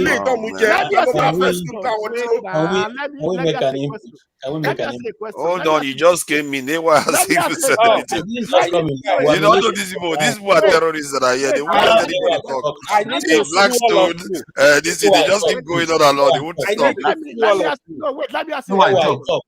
Let's say why talk. I have not spoken since. I need to sue all of you. Let me just finish. Right? If you are beaten once, would you be prepared for the next fight? No. Not be them go appoint another Mahmoud. Forget. Don't get it. Mahmoud, come to sort here. No be them go appoint another Wike. Wait. We always say people. Let me tell you something. People changes. They move their point. Imagine what you are saying now. You are basically saying the court will just rule on behalf of Tinubu. I don't know why we should be doing something like this. Hold on, the Blackstone. Hold on. What we are saying now is that what we are saying is actually dangerous. We're not saying if they do. You are saying that the court will just rule on behalf of Tinubu. Then we prepare for the next one. In other words, you don't care what the premise is. No, I'm not saying that. If it happens, let me finish the point. You don't care. You don't seem to care what the premise is, because when it comes to the law, it's a very, very tricky thing. It's not that simple for you to just say, "Oh, Tinubu won," because that leads to a lot of precedents that could even affect the so-called establishment too. You can't just, because you have to have justification for every single ruling you make. So it's not that simple. It's like a doctor now coming up and saying, you know what, I've decided that you're going to use sugar water to treat malaria. You do that, there will be consequences. So that's how the law works. Whatever they rule now will have consequences over time. And depends on what they rule, it could lead to serious instability. If you say white is black, that is going to lead to instability. So whatever the court is going to rule, they have to be extremely careful. Maybe that's why they're taking their time. They have to be careful. They have to have clear justification for whatever they are ruling. Even if they want to support Tinubu, it has to be viable. It has to be reasonable enough for people. At the same time, it has to lead to stability over time. Because if they rule, it's okay to cheat. Basically, if they rule that it's okay to cheat, that's a lot of instability that's going to come down the road. You see what I mean? So it's not that straightforward. Good. So go ahead, please go ahead. So now, yeah, I have 30 minutes to talk. Because take your time. Take your time. To be fair, take your time. The guy has been here for how long? Nobody let him talk. Nobody let him talk. Electricity plan cool against me, man. It's about to say anything now. It's about to say anything. No, I actually wanted to say stuff. The way you guys were talking, I didn't want to like just get involved. A few things I wanted to say. So when somebody mentioned about if Africa countries are united, France will not be able to invade. No, sorry. The France, what's it called? The people, the France, yeah, they are telling to leave. That's why they are not leaving, because if we have unity, they can't make such statement. Of course, right now we need to understand that there is no unity. ECOWAS, they are against Niger. The West, they are against Niger. So that's why you see this playing out. Of course, that is what also gave them confidence. They are saying your government is illegitimate. We are not leaving the country. Of course, if you do anything, to be honest, Forefather make mention, said he don't think there will be war. We discussed this morning. I came in earlier. I think that might be the last option, the way things are going, to be honest. The only way I see this thing, even the military junta, they need to sit down with ECOWAS and let them negotiate and have peace.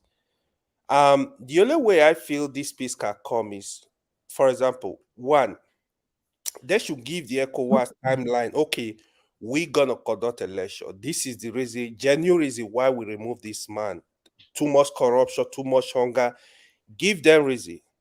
The second thing, the most important one, the gas pipeline, I think is, what do they call it? The Sahara gas pipeline that is going to Europe. It is a big issue in Niger. That pipeline was supposed to pass through Niger. To stop Russia from supplying gas to Europe, that is what the West tried to do. Excuse me, that project hasn't started. That project yes, that project has started. I don't think so. Please go and Trust research. me. Go and research. Wait, let me. Last time you said you talk about it. I went to check it. That project has not even started. Wait. So what is going on is, that is very important. The military need to also discuss that. That is why you see Russia protecting their interests in Niger. The West protected their interests. Now they get ECOWAS involved, of which our president is the chairman. They try to talk to him. Yesterday or day before yesterday, I read the president was saying that even if ECOWAS don't want to invade Niger, there are people, foreign countries are ready to invade. That he's the one that is stopping the whole action. So I think peace will be better. Like somebody said, we have Niger is like a state in Nigeria, to be honest. If you go to the north, you will see how these people, how they move freely from north to Niger to north. It's a state, it's kind of like a state in Nigeria. So if you start a war, who is it going to benefit? We're going to kill ourselves. This is the problem. So for me, hopefully we don't go to war. I will be happy with that. Then on I know you guys discuss a lot of stuff on the issue of the election, right? Here is my old take, right? The tribunal. Here is my old take. If you are calling for re-election or a run, whatever you call it, who is going for a run? The only way you can deny President Tinubu a run is maybe he's disqualified. Then now you have the two highest, Atiku and Peter Obi.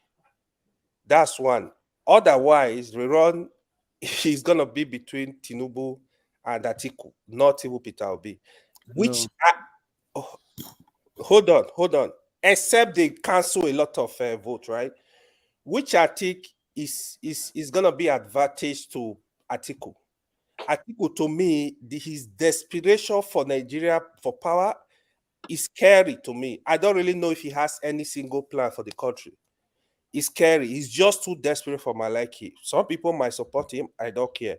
But if you call for a run, I can tell you for a fact, either Peter Obi and Atiku or Tinubu and Atiku, Atiku seems to have the advantage. That's the other thing. And if they return Tinubu as Nigeria president, except the other political party, they go and form alliance in 2027, they are not going to see power. They need to go back to the board.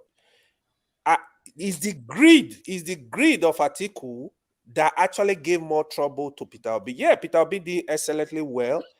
Atiku, if not for greed, he would have given vice president to Peter Obi and give support to Peter Obi, because truly it was not time of the North. Atiku was not supposed to contest that election. It was time for the South. Nigeria is North and South. Let the South contest. You don't have. But you can't blame the North now if the South didn't take what is due them. This is the same thing we do as people too. We don't take what is due, or then we blame the Oyibo people.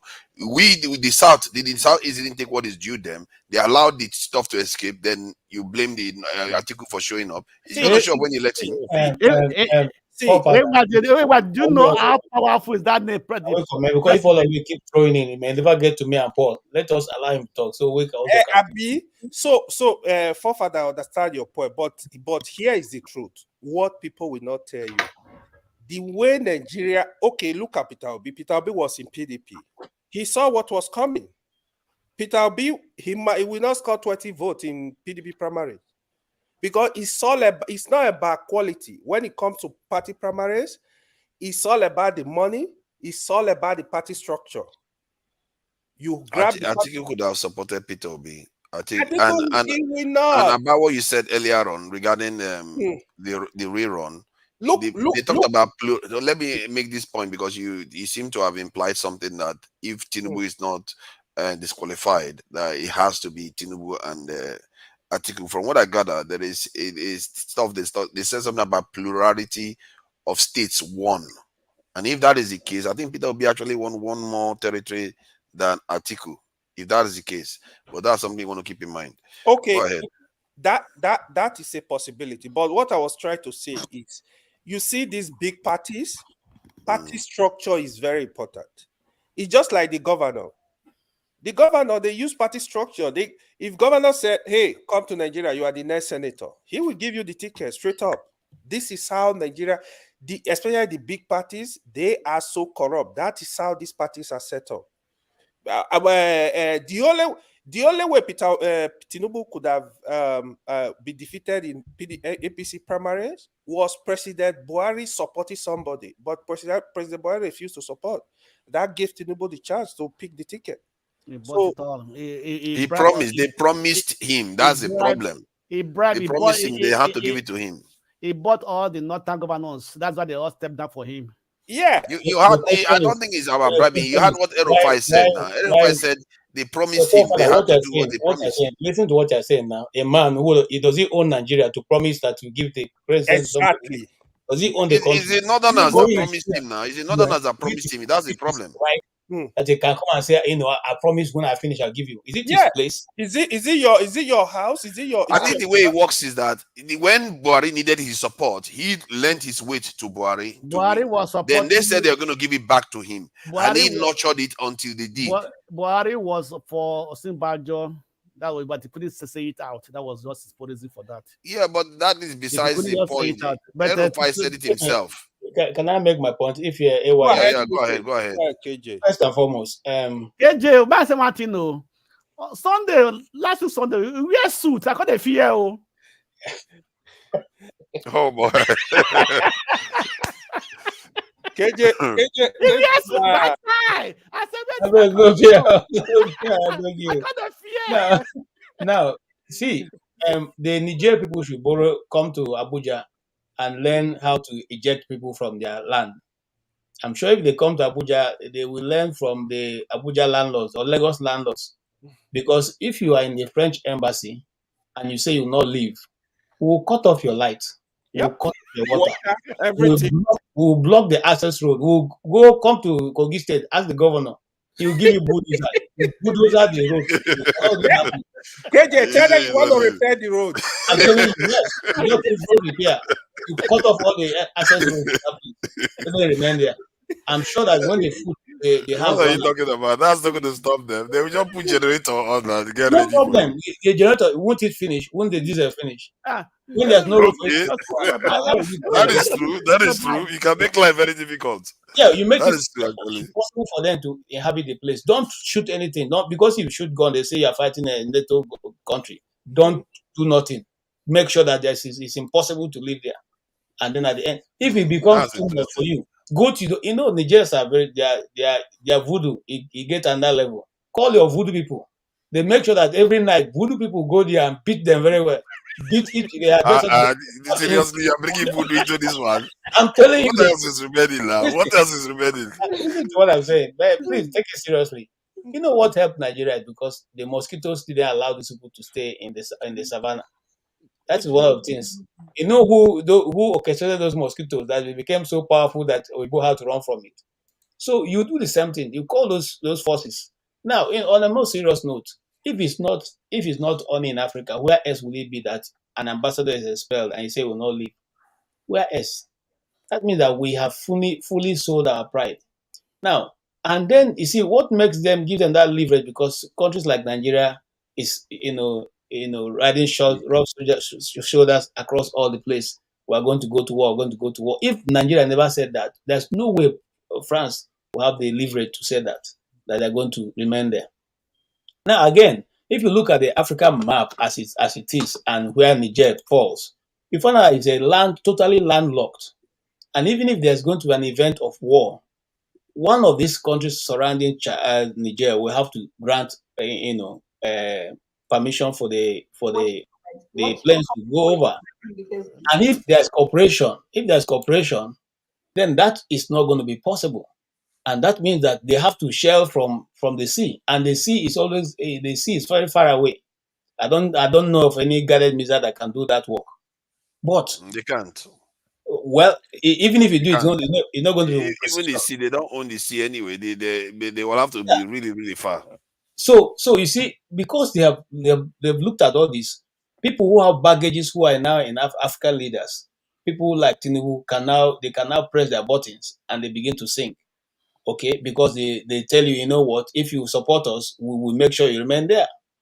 And which is always the style they've always used to keep Africa in where it is.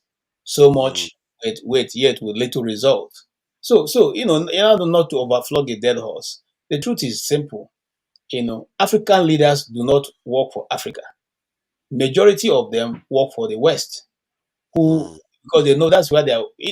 Think about it. Have you ever sat down and think, okay, which foreign leader ever had any investment in Nigeria or in Africa? None. No one steals money from their country and come and invest in Nigeria. But we steal from our country and go and put in foreign land. And yet come back and remain in darkness. After every now and then, we go and do 3 weeks there. No one come on holidays. Talk to steal. Yeah, look, I don't want to call his name. Yeah, his house here is in Portmark. It's as big as a cathedral. For the past 5 years, nobody's been there. And I had the opportunity of meeting somebody who told me, oh, I used to work for them when they used to be there. I was there the night they ran away, both himself and his wife, because they got intel information that they're coming for them. Now, since that time, it has been empty, big cathedral house. That's what they do with our money. So why am I touching these things? I'm saying to say that if we stood together, there's no way France can say, I will not go. Why wouldn't you go? If you two as your country, don't we leave? Even despite the fact that people came and stole everything from us, you still ask us for visa before we come to your country. Oh God! So you hear what Dr. Damage is saying? This is Dr. Damage saying this. So they just don't think it's me. This is what he said. They're going to sell small drugs. Is that what you're afraid of, Dr. Damage? You put mosquito nets now. You put mosquito net, don't worry about that one. So, so let me say, yeah, if they send small drones, yeah, we'll be ready for the drones. Let them send it and let it come. You know, he's saying okay that they're going to send small drones and into the soldier's bedroom and track them, tackle him. Well, the drones get shot down. The best drone was shot down some time ago, not too long ago, by some miscreants, not even a real army. Okay, and that country they shot down that one of the most expensive drones is still crying about it. I don't want to talk about it. All right. So it is not something. Look, some few days ago, is it not the the Boko Haram, not even Boko Haram bandits, or they call them bandits or terrorists in Nigeria that shot down the Nigerian helicopter, or that the army is still lying that it was a whatever mistake, whatever they call it. So these people are doing these things. It's just being, look, there are people that are called giant killers. They are still around Africa. So it's not a question of, you see, I think we are all underrating the Niger army. The Niger army have been involved for over getting 30 years now. I hope you guys know that. They have been fighting. If I was Niger, don't you think that Niger should milk it now? So that I think what people needed to see to unmask the French influence on the continent and what they are doing on the continent, because this is one of the ways where you ask them to leave, they refuse. If I was the Nigerian government and Mali and all of them, I would be saying, you see what we are talking about? These people, they are here to oppress us, so that the whole world will know what is going on, because they are refusing to leave.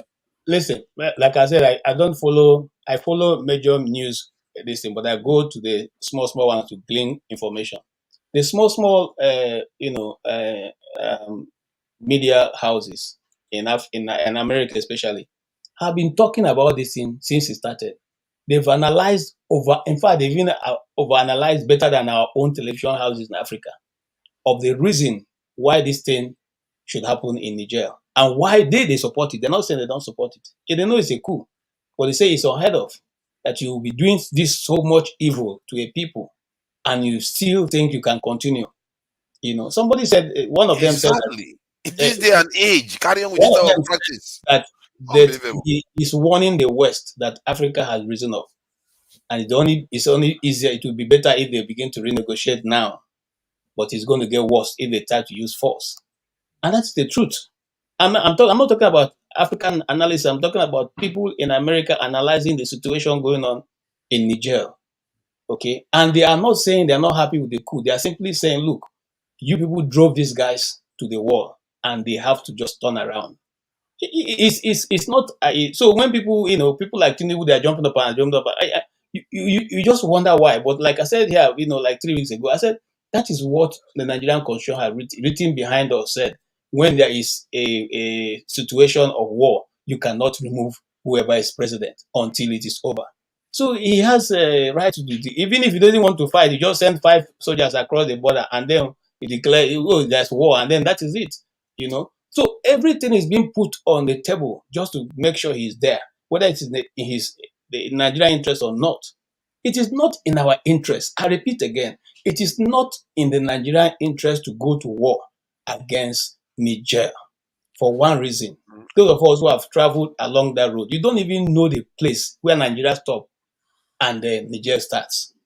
The only thing, and I'm telling you, if you want, I can send him my personal pictures of those border lines. Okay, so you see, there's one of few times I crossed there. The guy, the custom guy there, he was in the farm. They have to go and call him from the farm because I wanted a stamp on my passport. I'm serious. I'm not joking. He told me And to wait. KJ, you look like Hausa man. You go past as an Hausa man, they will think No, you're but I grew Hausa. up in the north. There's no part of the north I don't know.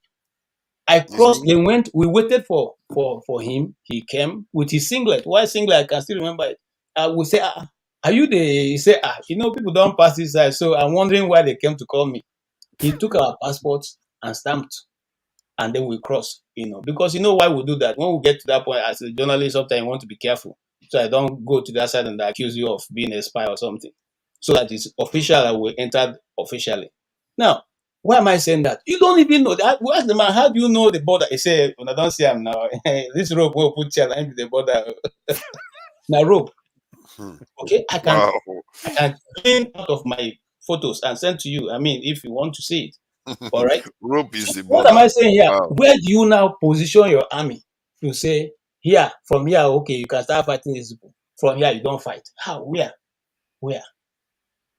I think you see one thing that Arikana said today that really is coming out now. It seems to be what the French government is doing now.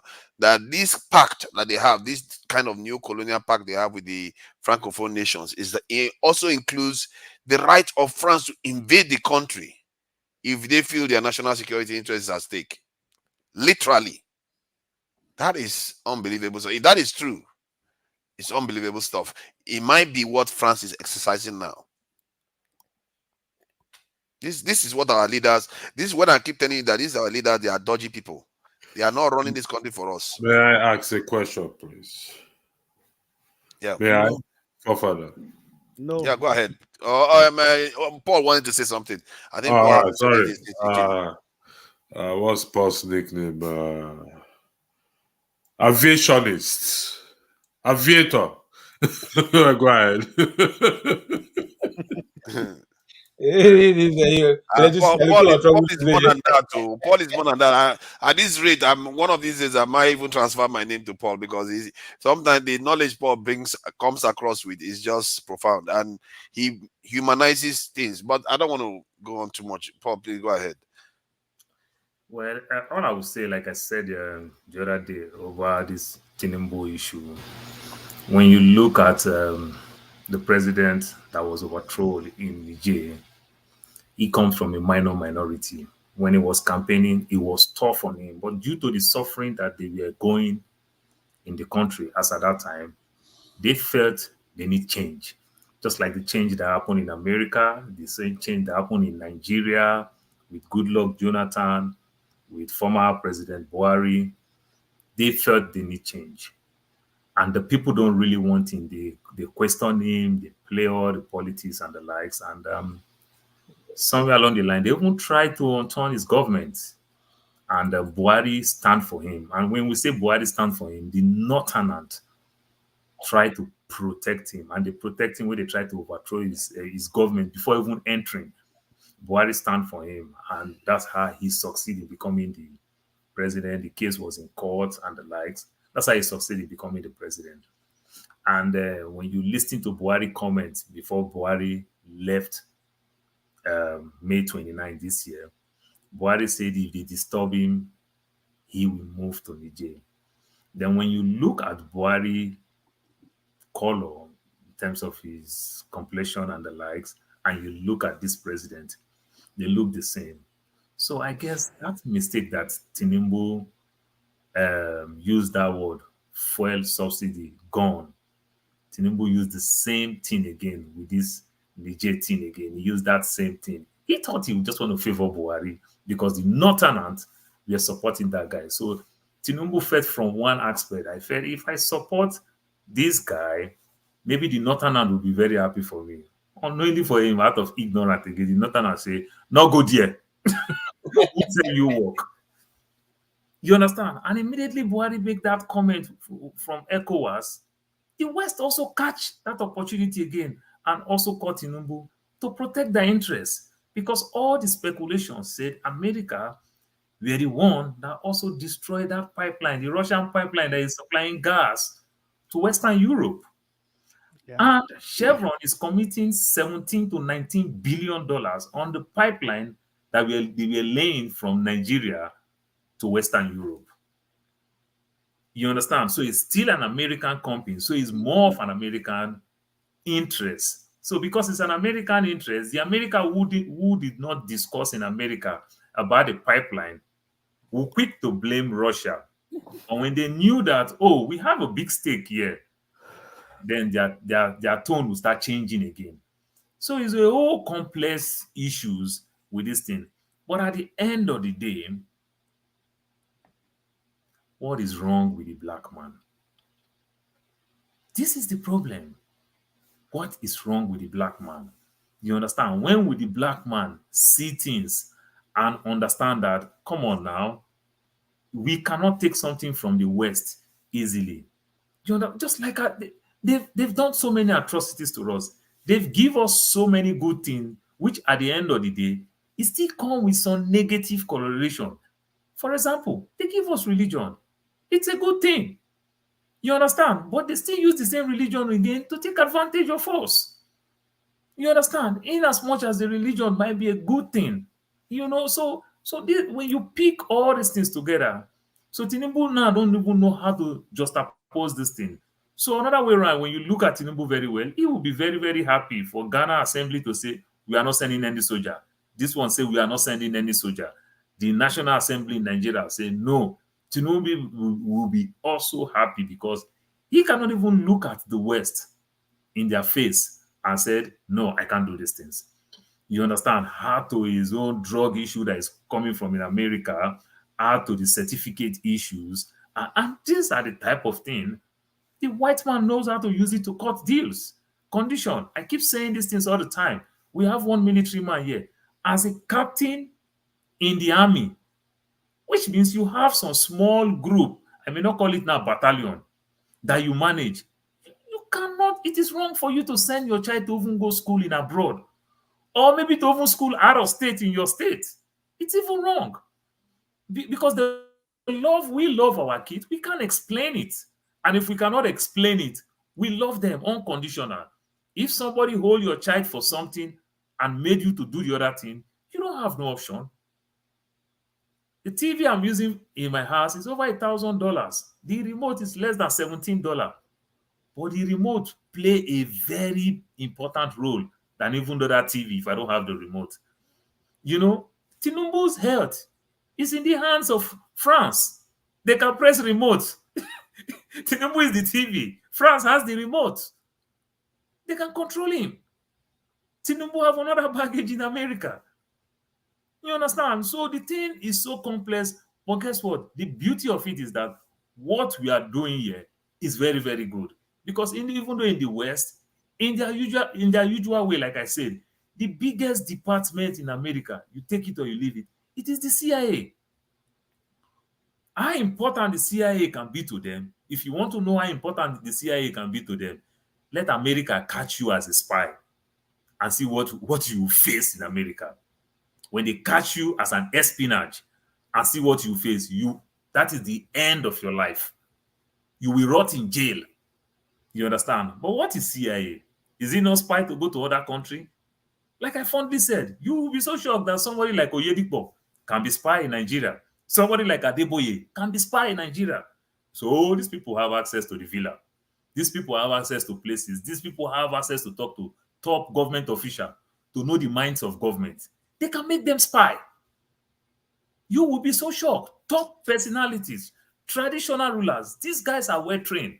You can see the so-called charity organization that will contribute immensely in your village and in my village. People will come to like them, trust them, like them so well. They are doing all these things for their CIA.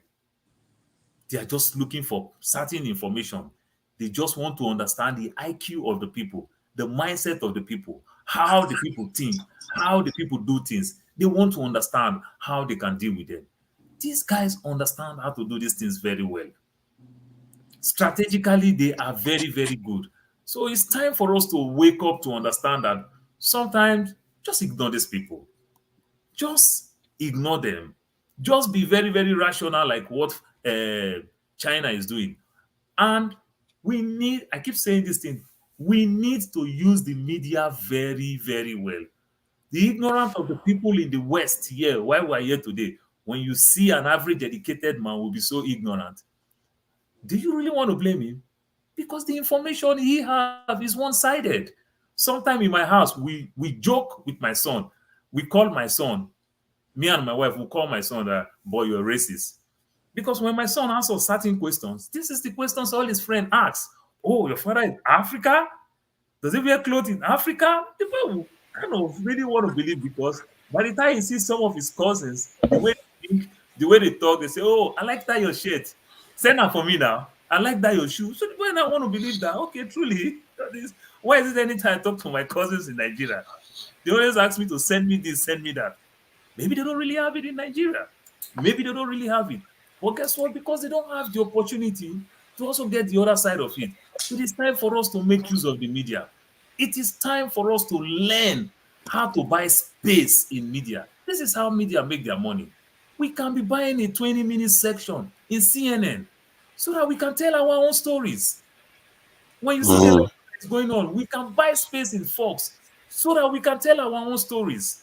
We can buy space. We cannot be waiting for Al Jazeera to come and report our stories. Somebody is talking the other time, the Nigerian guy. What happened in NSAS? No CNN there, no Al Jazeera there. How do you think they pay all these people millions of dollars a year as a reporter, as a journalist? Where did they make the money? Is it the Tom Tom and the Lipton that they advertise that they make all the money? Sometimes buy space and tell your stories. You understand? And when you tell your stories, that's how we will reduce the level of ignorance in the West. So that even though they themselves will challenge their own leaders, and you guys are barbaric. An American person is telling me some of these things. I said, you people are protecting the wrong president in Nigeria. Then the same you people will tell me that there's a lot of scammers in Nigeria. When you people are also protecting a scammer in Nigeria, who is the president of Nigeria now? America is protecting the person. So tomorrow, when you want to fish out a scammer in Nigeria, you want to get information from me, I'll tell you, well, I can't tell you. Like America can't tell us the certificate of my president.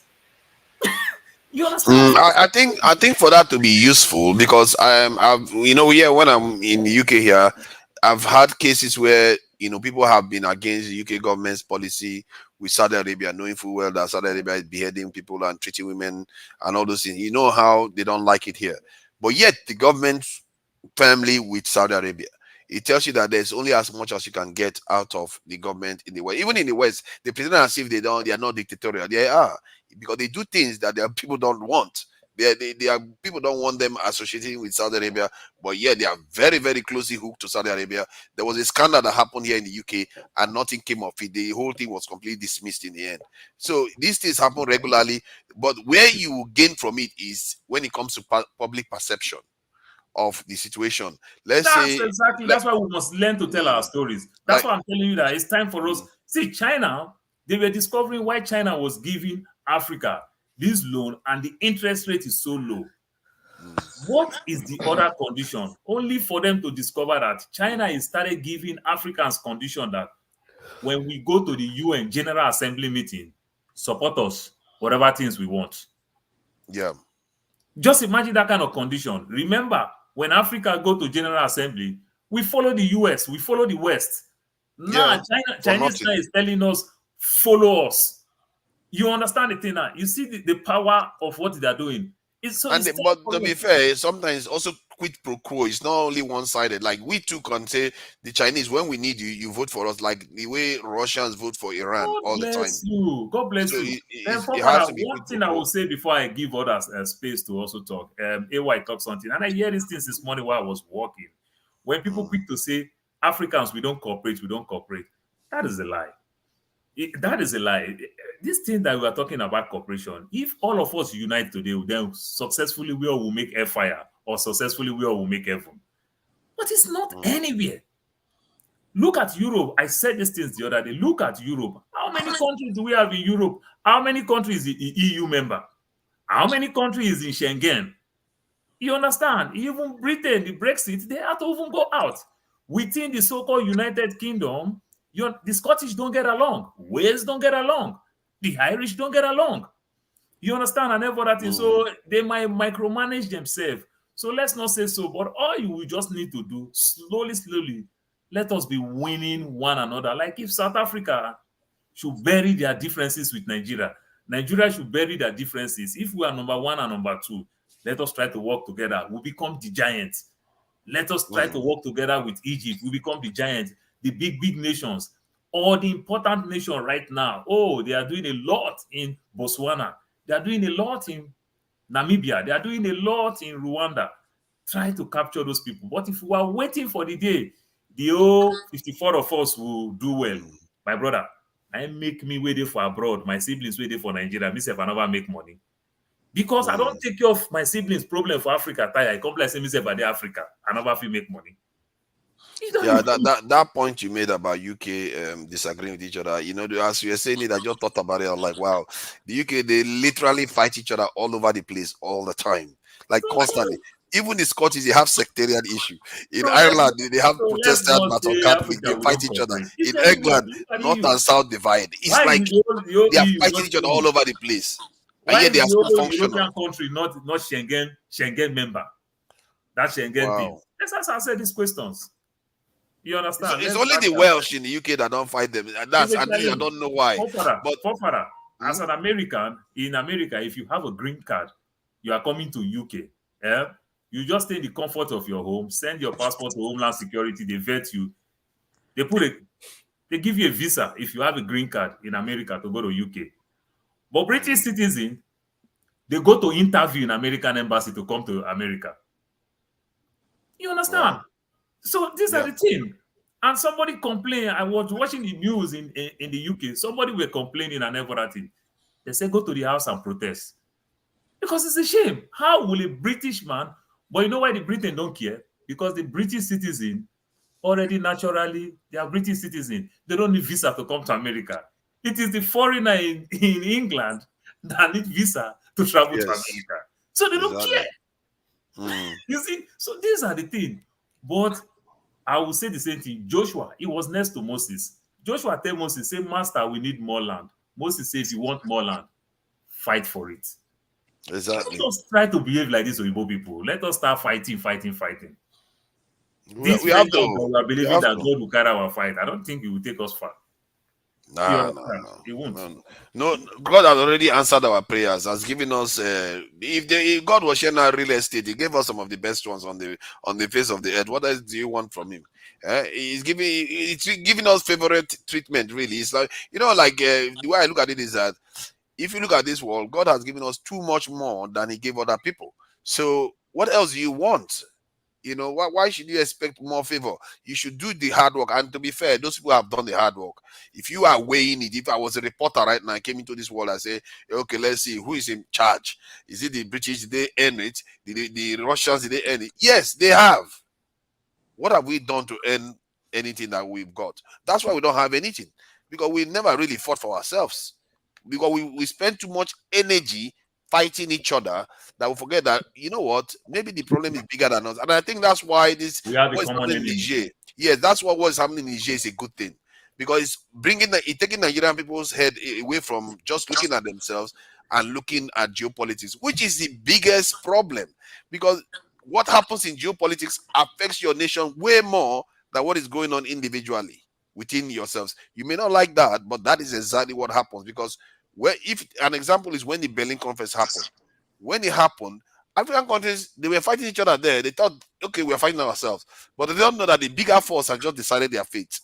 And once that force decided their fate, everything they were doing was rubbish.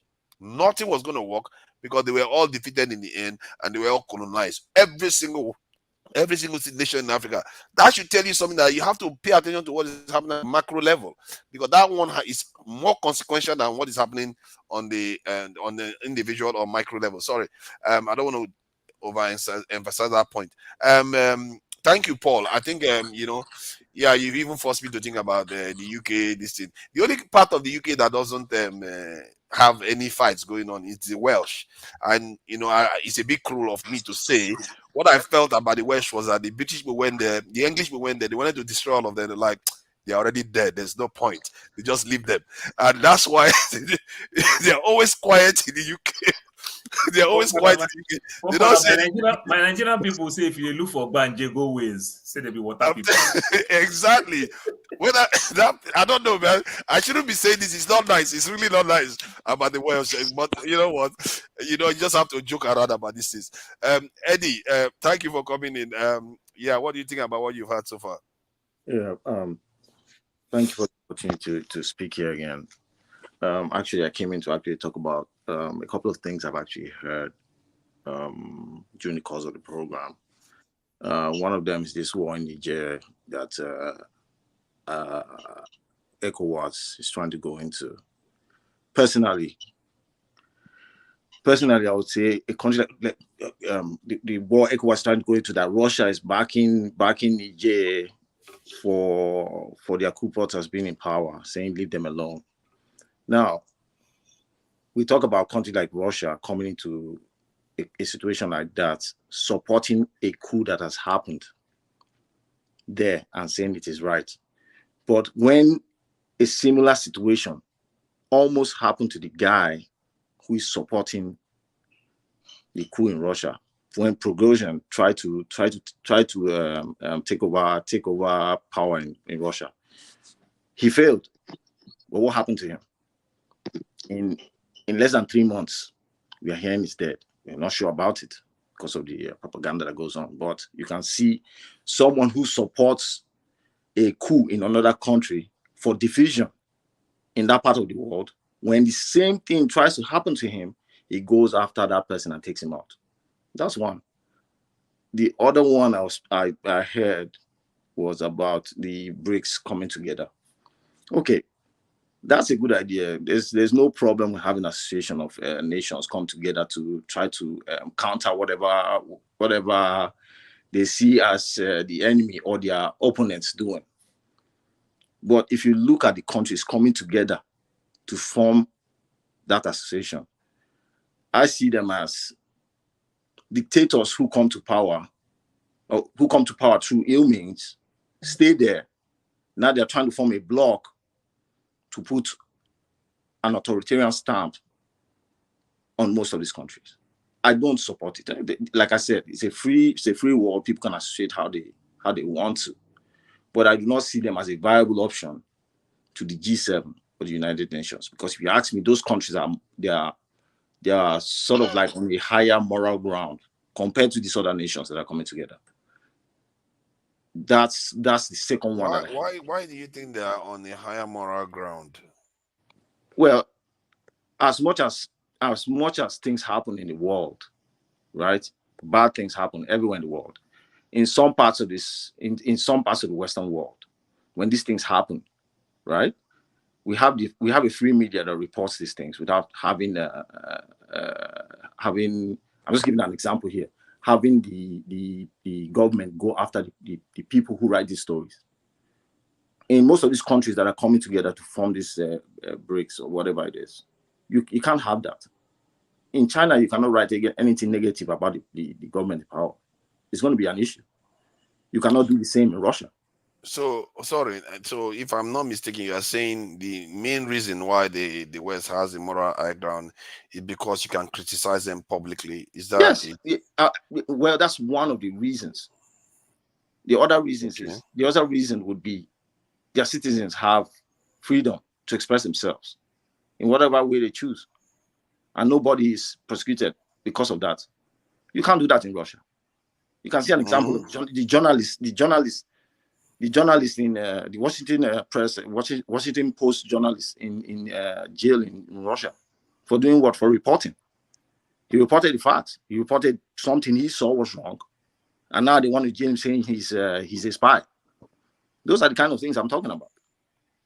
Who want to live in a place like that? I'm so basically, your argument seems to be on freedom of speech area. Yes. Is that all? Well, yeah. Well, I would say yes. Well, Eddie, do you listen when what KJ said some few minutes ago when he was going to Niger?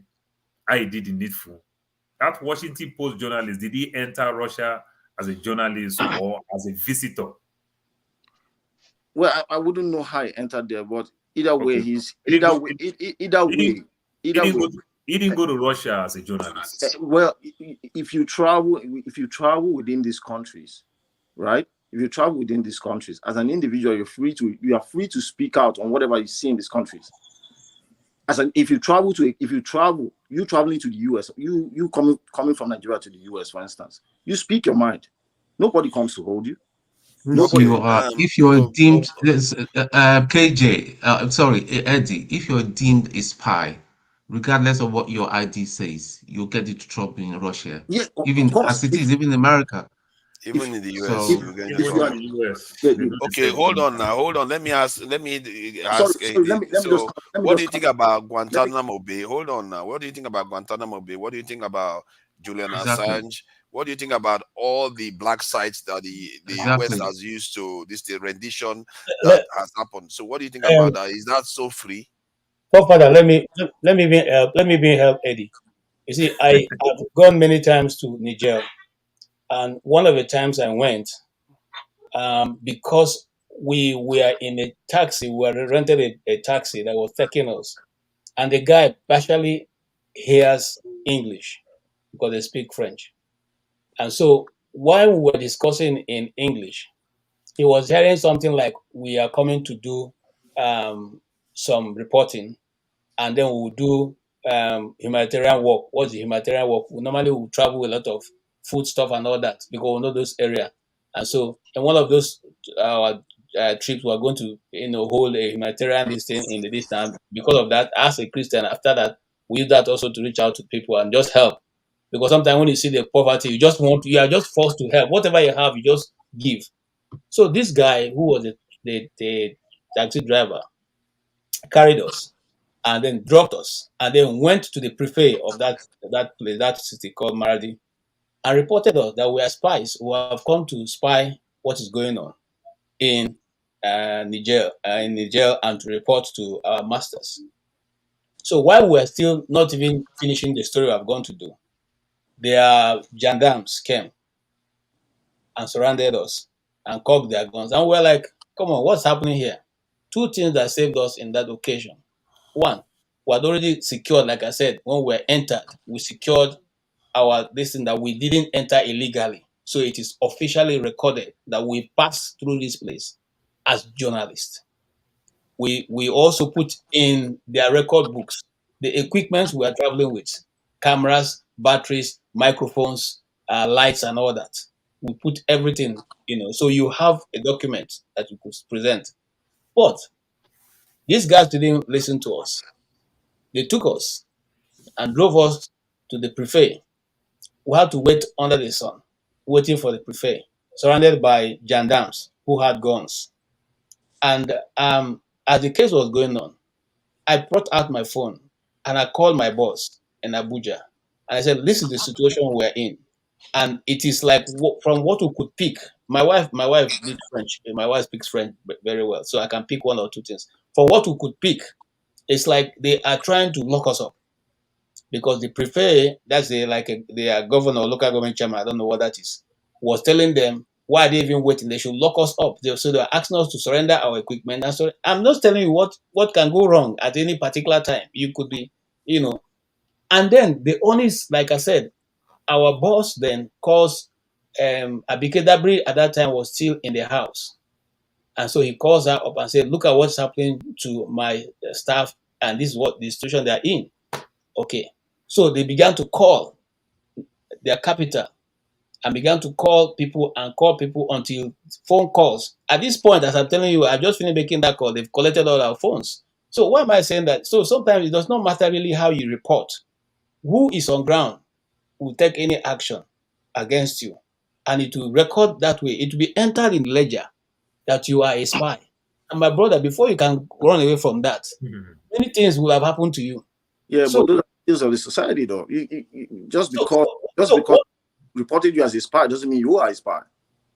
If you see, it's only a dead person that can say who he is and who is not now. If they lock you up in a place where you don't have access to information to even call out, to if your people to even know where you are, why do you think some of us are running away? When they take you and put you under the DSS dungeon, nobody even knows you are there. Country where your country advise you on category 3 that don't go there. You see, country advise you not to go there. Let me tell you something. You know why America as a Nigerian passport, when I was in America, traveling with the Nigerian passport, when they ask you all this question when the Homeland Security answer you all those questions, all of us fly with it. We think, because I carry green passport. I was shocked. Not until I have blue passport. Every time you travel out of America, you come back, they ask you the reason why you travel. Exactly. No, that is normal. So that's why I asked you the question. What was the reason he told them when he landed in Russia? Yeah. All right. See, even if he went there, not under the banner of being a journalist, he's a man who hasn't committed any crimes. You can't just ascribe someone as a spy and try to put us rope him in all sorts. Those kind of things will not happen in a society like this. Do you know that is what No, America no, Eddie, calm down. Eddie, calm down. It happens even here, my brother. In the US? Yes. No, I don't believe that. I'm sorry. I mean, oh God. I don't believe that. Let me tell you it's hard because the due process here, the due process here will have to play out. Brother, you have to put out only in certain cases, not in all cases. Not in all cases. I have worked in a It's not in all cases now, but it happens now, brother. Working like as electricity will say, as an aviator. Working as an aviator, you carry your ODC, your on-duty card. When you look at our badge, when you stay in the airport, look at the people's badge. They come with different colors. Okay. You understand? When I tell you they come with different color, these people will vet the living hell out of your life. Yeah, because they don't want incidents. Do you understand? Then I'm telling you, when they vet the living hell, even in America here, you see certain people don't understand why the cops pull them 4 times in a month, 5 times in a month. You understand? Because you pass through police, something sensors your car. It sensors to the signal. No. That car that they are driving is technology. So you don't have the privacy that you think you have. So when some of us keep our hands so clean, we say, I've been in America for 10 years. Police never pull me any over. My brother, maintain that lifestyle. But if they pull you for the wrong reason and they profile you the wrong way, every day police will be pulling you over. Finish. That's what I'm telling you. For my For experience. the wrong reasons, they will be pulling you over. Then you discover that every time you use your friend's car or your mother's car, police never pull you over. Which means that your car is in the paper. No, I don't. Oh my God! So they are targeting that car, that specific car. Eh? Oh, that's interesting. For my own experience, when it comes to police pulling you over, right? Perhaps you were going too fast, beyond the speed limit. Their cars excuse me. Hold on. There was a time it was prevalent here in the UK. They were pulling that is the UK. over I do not. As long as you're blackmail, yeah, and especially if you have a nice car. I'm sorry, that is the UK. I'm talking about the US. I'm sorry. I'm sorry to cut you. I'm only telling you about my experience. When you are driving past the police, even if they are parked, they have some sensors in their car that tells them the speed you are on, right? And when it goes beyond that, they pull you over for those reasons, or they read your plate number and they find out you have a problem. No, not in all cases. There's something called driving while black. They could pull you over for any reason. Driving while black. Eddie, you drive in the south or in any part of the US in the wrong village.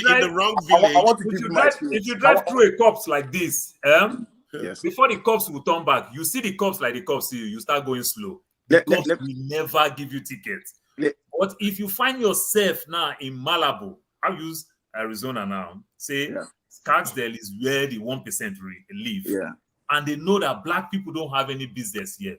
Yeah. You are going this way, police is going this way. Police see you. Police going to make a U-turn. You will make a turn. No, but pull you over for reasons that don't make any sense. No. But guess what? No, but that reason for him to run your check. If you have any skeleton in your cupboard, they'll start escalating it slowly. They'll start working on your emotion for you to get mad, for you to do this, for you to do that. Don't say all these things. No, listen. No, I have to disagree with you there. I want to give you an experience. Right? There was one time I was driving on the road, right? You know how the police are here. They just park on the way, and when you are coming, like I said, they have scanners on their vehicles. They know those tax collector. The one that is waiting to I was doing 90 to receive his revenue. I was doing 90 miles per hour, right? When I came up, it was a hill. As I got up on top of the hill, the police, he knew. He saw me and he knew I was going fast. Eventually, he pointed out to me and I had to stop. I stopped. He came over. He told me, do you know how fast you were going? I knew I was wrong. I had to apologize. Look, officer, I'm sorry. I'm in a hurry. And, I explained myself. He now looked, said, okay, give me your driving license. He took my driver's license, ran it. And he came back to me. He said, look, if I write you up a license right now, you're going to be in all sorts of trouble. I might have to take you to jail. But I'm not going to do that. I'm just going to give you a warning. Do not do this again. Don't, because there was somebody in my front that was trying to get past. That's why. Now, my point is, the way and manner you approach people determines a lot to how situations will play out. Eddie, you are Yeah, not but not on your enough watch list. We are cases. telling you There are somebody some who is on your places in watch the US. list. I live in Illinois. If I go to Indiana, I'm very, very careful. One night they stopped me in the middle of the night. They stopped me in the middle of the night. They said I have a ticket in Indiana. I don't even live in Indiana. They put me at the back of the car. They said they're going to tow my car. All my prayer for that night is that I survive it, because it was in the middle of the bush. If they had shot me, killed me, nobody would know anything. I am black. They would just accuse me for something. I think As a black Eddie, person, let your me primary let me add objective is something to to Eddie. I survive. think Eddie, I like to confront Eddie. Now, I wouldn't say confront. I would like to address specifically what he says, because sometimes we just try to give examples. When he said, depends on how you approach people can determine how the outcome of that encounter. I believe that But you have to see, but you also have to take into account that the way the other party approaches you too matters. And if the other party thinks that or feels that you are inferior, or for whatever reason they don't like you, that police officer will approach you differently than they will approach their own people. But the fact You that have to understand that. but the fact that he feels it, the fact that he feels is superior to you doesn't matter. It shouldn't really matter to you. It shouldn't matter. But it doesn't matter to him. Then Well, whatever you think may not matter. Then personally, whatever you do may not matter. Personally, the way I see it, I don't let those kind of things get to me, right? If you know who you are, it doesn't. You don't understand. It doesn't have to get to you. I've seen videos of people saying they are obeying the police officer, doing everything the police officer wants, and they still get shot. No, definitely there's some police officers. So that's why I'm trying to let you know that it's a two-way street. It's not just one way. I agree. There are some police officers who are overzealous. They take it too far. But in a general opinion, as a human being, if these guys approach you, they're doing their job. Of course, those jobs are they're hiring. Eddie, when I moved to Arizona, when I was going home, I work at night.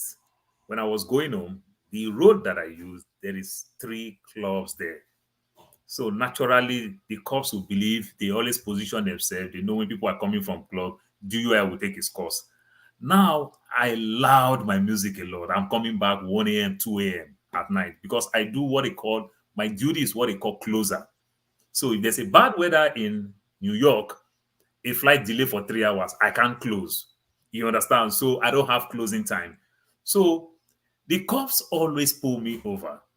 But guess what? I loud my music so well because I don't want to sleep while driving. Sometimes I will find one Nigerian that I will find to call. Just to call for somebody to say, oh boy, if you talk to me, I don't hear you. Call me back again. You understand? They call you, they call me. But I prepare myself for everything. You understand? How will the cops want to challenge you when you are driving on the freeway that you are speeding? When you did not pass the speed limit, they say you overloud your music. No, they can only. But I'm sorry to cut you. But see, in that instance, like I said, these guys are human beings. They probably have experienced what you are talking about at one point. If you give them the reason why, see, the music is that loud because I don't want to fall asleep, they will understand. Because they're human beings. Obviously, Eddie, see, my uncle worked in the police, railway plus the police in New York for 31 years. He go to church to educate Nigerians. You know, so they train us in church how to deal with the cops. So I know how to deal with the cops. If a cops pull you over, it takes a cop 2 to 7 minutes to walk up to you. Yeah, because 2 to 7 minutes. While they are running your this thing, I already know what the cops want. But driver's license and proof of insurance. I already have the 2 of them in my steering. My 2 hands are straight. I already know that the cops need my driver's license with my left hand. I already know all these things. You Regardless, you see, all these instances that you guys are stating is very similar to the UK. The only difference is that our cops do not carry, they are not armed all the time, except there's an arms related incident, then you see the armed ones will come to swing into action, and those ones don't mess about. They shoot to kill, right? Pray. Somebody just said in the session, which is true. Pray you don't meet a cop that is racist, that's got a bias. No matter how polite or your approach and all that, but if he's already gotten a bias, he's a human being. He's got a bias that, listen, this guy if he pop me or he must be guilty, there must be something. They would act funny. like the experience Eddie was saying and all that, the cops you met on that day were the sensible ones. That's the way it should be. Yeah, But if no you doubt, meet, serious ones, no doubt about that. yeah, so there are sometimes you meet. I've been around talking about late night driving because I used to drive late night a lot. There was a time I was carrying my I was in the car with my auntie's son around 8, and it was like I wouldn't say it was like a countryside, and I got pulled over, and he asked me where I was going, where I was coming from. Said I was coming from a relative. So to do what is not, I knew my right. I said it's none of your business what I went to do there. Okay, you got my license, you checked, there's nothing and all that. He said, well, that I'm having an attitude with him. I didn't say nothing. He told me that he was going, then he told me to turn around, that I need to do some stuff. But I said, but I'm not drunk. I don't even drink alcohol and all that. You can't, He said, before I knew it, the guy shoved me. I said, do you know what that means? It's an assault. The guy just took out his baton and hit me and all that. Man, the next one he was coming, I grabbed that baton, man, and I couldn't hit him on the baton. I know how to hit. I hit him where I had to hit him in confidence. I told my auntie's son to call the police. To call the police. The matter went to court. Okay, long and short of the whole matter and all that. I got to court and all that. Nothing happened. The judge was a sensible judge. They let me go. And they warned him seriously because he wanted to say a word against my word. He wanted to say, yeah, that but the boy he thought he was a child. The boy saw everything. He saw everything and said, listen, he's the one that hit my uncle first. That my uncle complied and everything. He was the one that hit me first. He nearly got, I would have sued them, but I didn't. It's not me. I don't know about you all in London there, but here in America, we teach our children how to survive cops because your encounter with a cop might lead you in the mug. It's as you got to know. We teach them, make sure they can see your hand, argue with them. Yeah. Thankfully, if that guy was an armed policeman, he would have shot me that day. There was no doubt about it. There's no court in America that will convict the cop. No. If he was armed, pretend that they miss one letter on your plate number that car supposed to be. All he has to say, he feared for his life. Once he tells them he feared for his life, there is no court in America that will convict the cop. I fear for my life. I think we are agree with Eddie. We are agree with Eddie is that I think in the summary of this actually is that acting civil towards law enforcement gives you the best chance of having the best of the best encounter. At that point, they will and respect for you to survive that, it gives you the best chance of survival. It doesn't guarantee it, but it gives you a chance. Gives you the best chance. My uncle said, when the cops pull you over, record the cops on audio, not on video, so that you won't know. And guess what? Because now you on your own, you want to set the cops up. You will bring the best of the best manner that you have, so that the cops will bring down on you. A cop pulled me over December 24. I just bought a new car for my wife. You understand? The cop pulled me over that the light is on. I showed the cops. I said, I just bought the car now. I'm seeing on the dashboard that the light is on. I don't know. You can't pull me over for a car that I just bought today. I'm just getting out from the driving lot. How will I understand the car? But you see, but I record everything. Yeah, but the cop so let me tell you the funny thing now. Let me tell you the funny thing. So the cops give me a ticket of $250. December 24. Guess what? Now the cops now ask me that will I question the ticket? So I told the cops, I said, sir, that is none of your business. You've already given me the ticket. The cop said, no, he want to know whether I will question the ticket. I died 911. I died 911. No, but I died 911. I said, a cop pulled me over. He's threatening me. He gave me a ticket and I accept the ticket, but he's asking me what will I do with the ticket. You understand? Yeah. I died 911 immediately. I just died 911. I called 911. Another police call. They said I should go. In 6 weeks' time, the judge threw the ticket away and tell me that I am an example of the right person that they want to be coming to court to shame these cops that are doing this nonsense thing. Well, The okay. judge was shaming the cops and everything. But So I think that's Mike, it. though, technically, is the court the policeman, is it not correct that, like, if you were breaking the rules, it doesn't matter the reason why you're breaking the rule, you're breaking the rule, don't you think? And he's trying to correct it. All see, You already give me a ticket. If you give me a ticket, Okay, Governor, fine. On that when one, they give that's me a crazy. ticket in They would- America, but you have a right to question the ticket Yes. in court, or you just stand up tomorrow and go pay the ticket. No, but if you feel that ticket, you want to question the ticket, go to court. So if you already go to your car, you give me a fine of $250. Why would the same you is asking me? Will I question the ticket? I think that's where the police officer went wrong. Let me make a correction. He's already done his job, and he started asking you again. No. What they do is, when they issue you that ticket, right? They let you know, if you're going to question the ticket, they will let you know what court to go to. I'm sorry, what to go about, how to go about it, when you're supposed to come to court and all that. They tell you that. The ticket already have everything. No, you should have The said ticket you want to already know have where you need to everything. contest it and all that. Well, when I got pulled, I'm talking from my own experience. The guy pulled me over when he issued me the ticket. He told me, because we had an argument. The part where I passed, he said I was going 16 over the speed limit, right?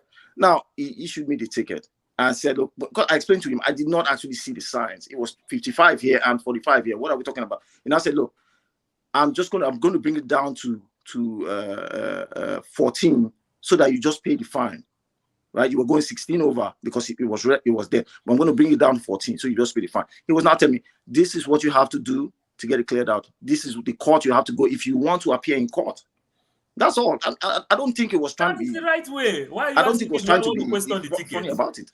You know, it's none of your But business. Eddie, what you don't see normally on a daily basis is that how many of, let's say, that same cop may encounter a European now or a Chinese person will more likely forgive that Chinese person than they will ever forgive you. Just because they are nice to you doesn't mean there is equal treatment for everybody. I get what you mean, what your argument is, and I also support it, that you have to be civil to law enforcement because it gives you the best chance of having a positive outcome. Very well. You know, it just doesn't guarantee it, but it does give you the best chance to come out of there without any hassle.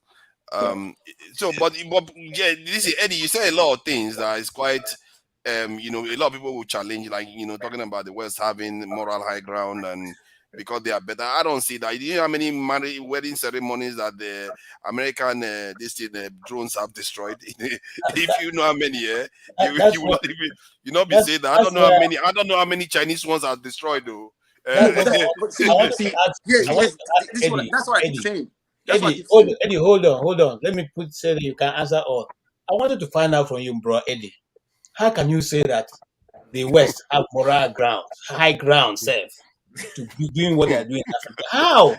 Please explain to me. I'm not fighting. I'm just explain to me. They wield a big stick with the power they have, but they don't go around pushing it over everybody.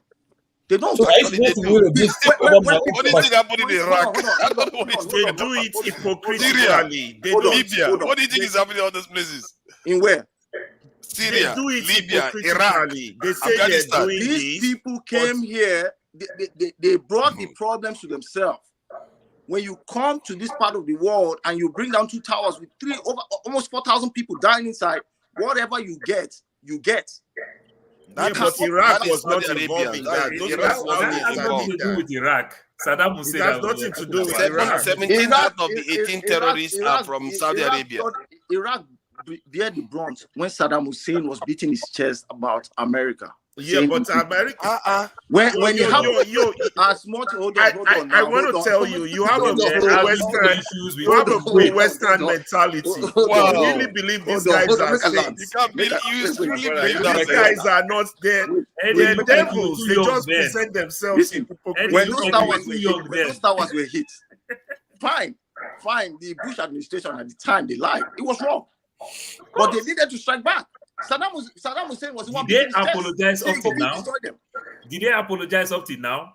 You know the West are the only ones that use nuclear weapons, and you know the West are the only ones that use nuclear weapons to wipe out cities. Not Iraq, not China, not India. Not the West destroyed 2 cities with nuclear Yeah, weapons. so, Godfather, But what did those people Godfather, see? But Father, what did those people? Not Godfather. they find trouble come. No. They are Apart from fighting, that, but do you when you think? say moral Do high you ground, think? that Do is you what I have think? an issue But with. now they find trouble now. Look at what they did to They Pearl Harbor. attacked a civilian target. Look at They attacked not a military target. They attacked a civilian target. why Cities that's what where ordinary people are living, they targeted them. It's like cornering a rattlesnake. And at the time when you corner them, this rattlesnake, he say, you don't get way to escape again. So you know it's a rattlesnake now.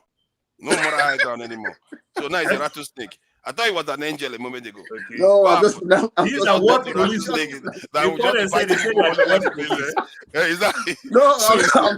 I'm just giving an example. When you corner somebody like that, when you come out strike, whatever you see. The US they were on their own. You came, you destroyed Pearl Harbor. They had to strike back. They can't see that. They can't take their mind down. They were not on their own. It sounds like that to you, but you're not. Yeah. Go ahead. I think support was saying something. No. It's okay. Mr. John. Yeah, Jonaba. Welcome. Thank you for joining us. And obviously, you've heard of some of the things that has been said. What do you think about the discussion so far? It's quite amazing to me. Jonaba, I know you didn't live in Benue. Just to let you know, Benue also border Niger. It's amazing that you're not go fight now. Come on. Oh my God! It's amazing that each time I hear you guys saying that Russia is more tolerant or China, I think if they have what Americans have, they will do worse. Exactly. But in any case, I don't want to go through that. But how many of us in the Western world compared to how many in China and Russia? So let's start from there. Who give you more opportunity to excel? In as much we're all looking for green pasture. Immigration is part of life. You are a part of this world this time around. It may not be tomorrow, but then it's amazing to me when I hear you guys saying that. The same Russian that anybody that questioned them, Putin crushes him.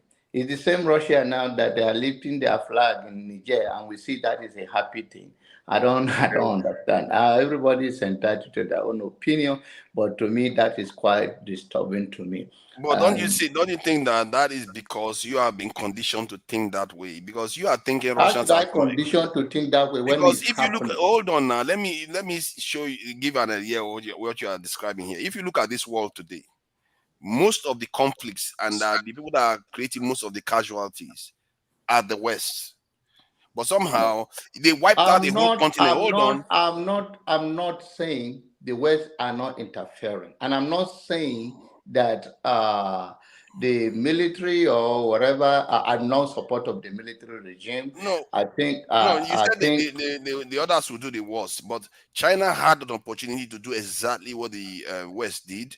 They didn't do it. The Chinese got to America first. They got to everywhere first. So even when you make that kind of argument, if you knew, you would know that China would not have behaved the way the West did. When the West got to America, they wiped out the entire people. I understand that one. So, you are talking about the Red Indian here and all of that. But the Aboriginals and even on the continent in Africa, what they did on the continent. We all see that. But then, if you want I'm not saying that they shouldn't. I'm not saying they don't have the right to do what they did.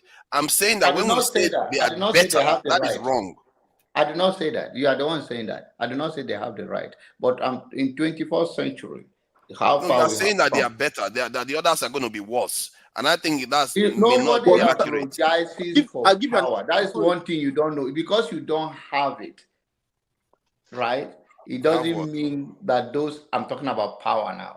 The point you guys are, is a struggle for ground. It's all of that interest, whether it's China, whether it's Russia, whether it's France, whether it's the West, which you are categorically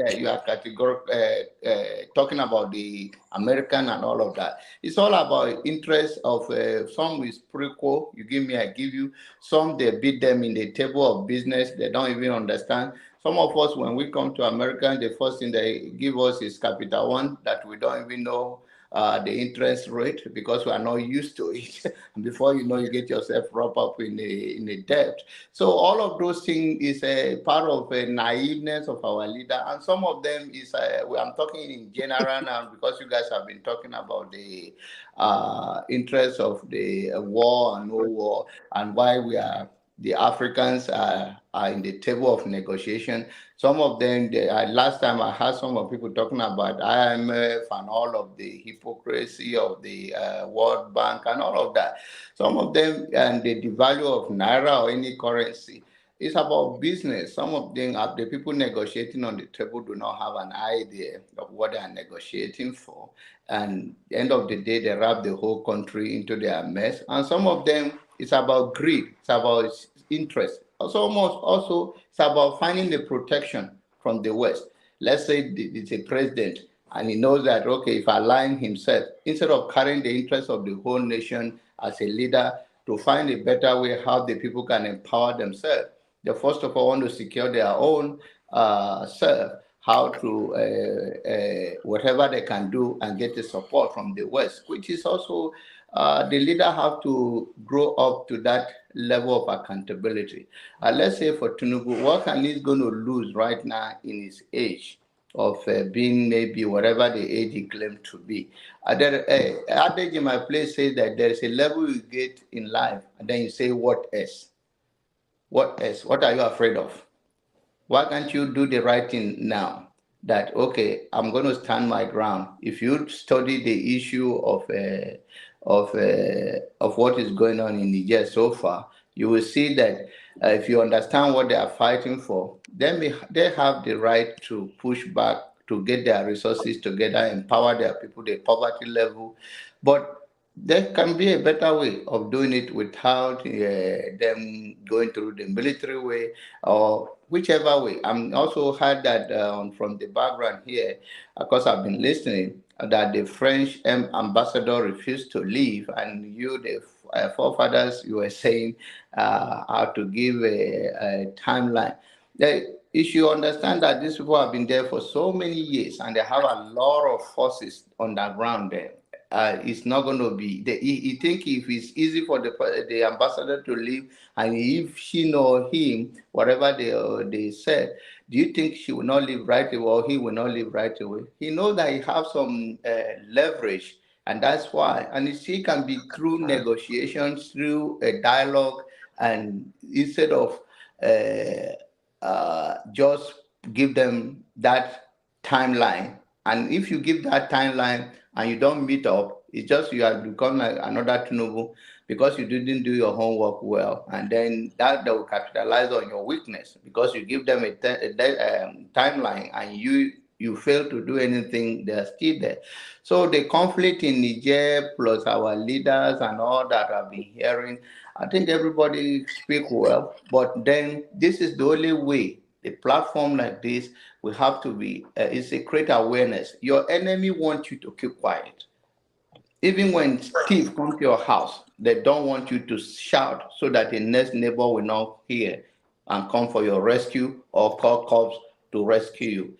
And when you come to the tolerance on the street with police, it depends on your county, it depends on your city. There are a lot of cities that police, before they pull you over, they already condition them to turn on their camera. So they are watching. Those people are more careful. And this did not come easily. It come through pushing after so many deaths and unaccounted for the police brutality. So some black race and every other lovers of justice have pushed to reform some police department. So it's not in every case police will pull you over and just talk to you and get away with it. There's a camera that is on the dashboard.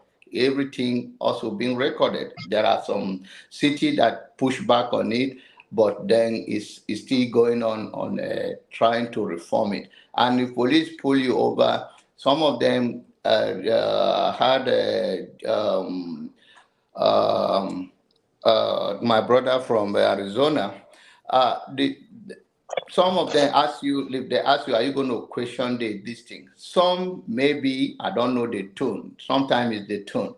same, he may be telling you, look at this so place, because all will be on the ticket. He may tell you, look at it, go here if you want Exactly. to. Yeah. This is the canteen to go. I mean, this is the city hall. Where is it? If even though it's written there, maybe trying to help you and tell you. And sometimes you see the body language, you will know that it's up to something. You are scared for your life, and you can call the cop like you did.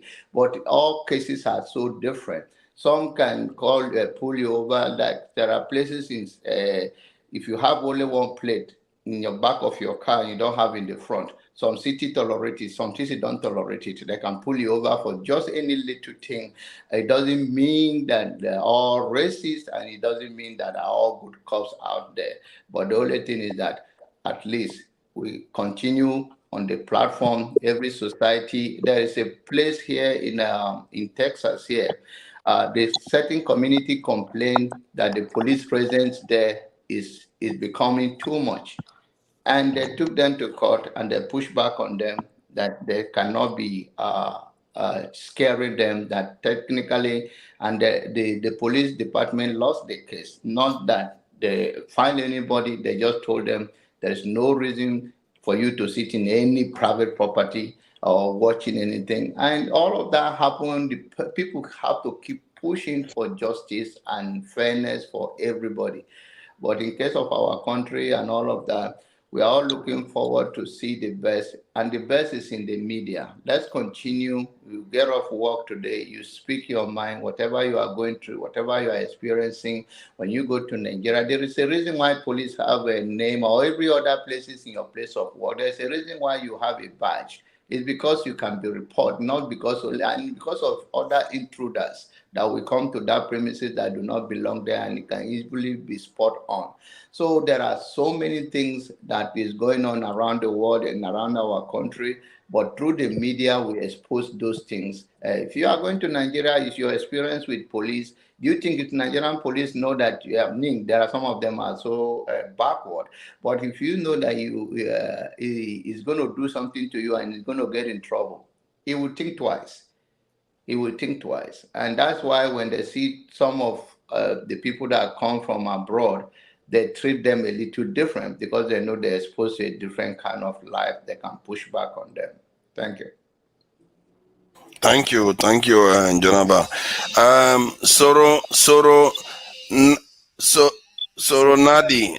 Nandi. Thank you for joining us. So go ahead. You're welcome. Well, thank you for having me. I've been in your program one time a little while ago, and I've seen some people here talking.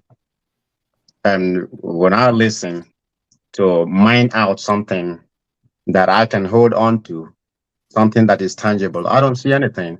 Like most people here, I don't mean to bring anybody down, but I don't know. As by exposure, people speak from the point of what they know, and all that. What I see here is a layman's knowledge of the police system in America. Layman's knowledge. As I hear a lot of people say this, police don't have any right whatsoever to shoot you. There are rogue police. There are reasons why laws are made. Laws are made, and there are stipulations as per laws that are made that people must have to obey such laws, including the police, the government. The government here, the system in America, is like a time schedule or timetable. You have to work within the precincts of that timetable. That they watch you. If you step out of it, then you'll be in trouble. You all see what is happening to Donald Trump. He was the president. In Nigeria, he's untouchable. In Africa, he's untouchable. You see, he's in handcuffs. He went to central booking. They booked him in. He go to jail, no matter what. Still, his rights are reserved.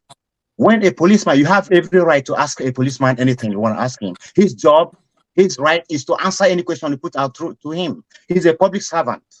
So when you see those racist people, they corner you and they know that you don't know your rights, then they can frame up anything and, put it on you, put allegations on you. And then when you go to the court, I had somebody say, if you go to the court system here, you cannot beat the police. Who told you? People make millions out of police in America. That's why when police are, you encounter the police in America, they watch what they say, they watch how they treat you. Though the rogue ones can go out of their way. Police are normal people like you. Some people have mental issues. Some have emotional issues. Some are having bad days. You never see a policeman who shot anybody walking in the street with arms anymore. Have you noticed that?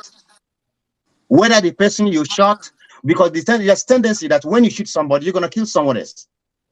If given the opportunity, just like a rapist.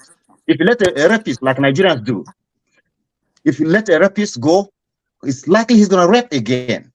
If you let a criminal off the hook, if he does the crime, he must have to do this time.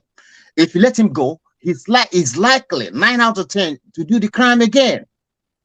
That is why Nigeria is the way it is. A policeman goes, collects bribe. He doesn't get in trouble in it. So the next day he goes, he keeps going. He kills somebody, they don't take the weapon away from off his hands. Next day he's going to kill. Nigerian soldiers killing fellow citizens and nothing happens. They keep killing because nothing is put under control. Nothing is put in check. So what I still here talking about here is not so. It's not so. And I'm talking for what I know. But excuse me, you just spoke now. What have we been saying here that warrant you coming here to demonize that is a basic this thing? I think a very knowledgeable person, you don't have to put somebody down to make it. I took excuse. So I took excuse. Like you just used the word now. You use the word now, demonize. Okay. I never demonized anybody. You use the wrong word. Demonize. No. You do listen. You say that all we are saying here, everybody. See the word you use, demonize. I never put anybody down. You did. I think so that I think you probably didn't know that you were saying some of all those things. You said nothing we said was amounted to nothing. No, I said people here we are speaking from a layman's point of view, and that is truth. Truth is bitter. Are you a police officer? I think what do you think? What do you think? What do you think? Probably a police officer. Even if you are a police officer, then you are one of the brutal police that we have on the street. You are not a police anyway. He's the commissioner of police. You are talking. No, but if you are a police officer, go help whoever you stop. He's the commissioner of police in my state. I think he is. I think he is. Yeah. He's a security officer. Oh my God. He's a security clothes. He's a late police. He's a late police. Security clothes. You are well. Anyway, security anyway. Police is security. And it's everything security. But now you are the one putting me down. No, we're not putting you down. We're just saying that if you are dismissing people the way you just did on the panel, what will happen to the people you stop? You see that Nigerians are not. The Nigerians have gone to this. They try to put their people, the best crop.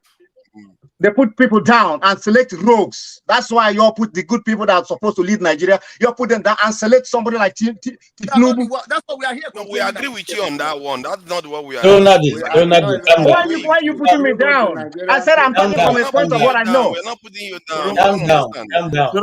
Are you a veteran? Calm down. Get John arrested. As you can see. Calm down. Yes, I am a veteran, a war veteran. I want to believe you're a veteran. I want to believe you're a veteran. John, you are in trouble. You see, it's good that we have a veteran here with us. Yeah. And we learn from you. But don't say that we are discussing from a layman's view.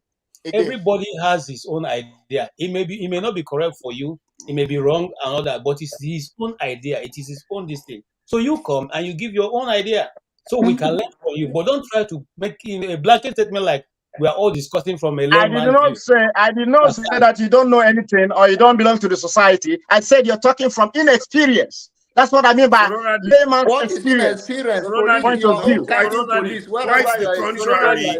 Actually, I believe most people express their own experience. Yes, sir. Most people express their own experience today. And each experience differs. Police cannot make law for us. So when you see whenever anything happens, police will say, They are investigating it, and they will tell us how it's supposed to be.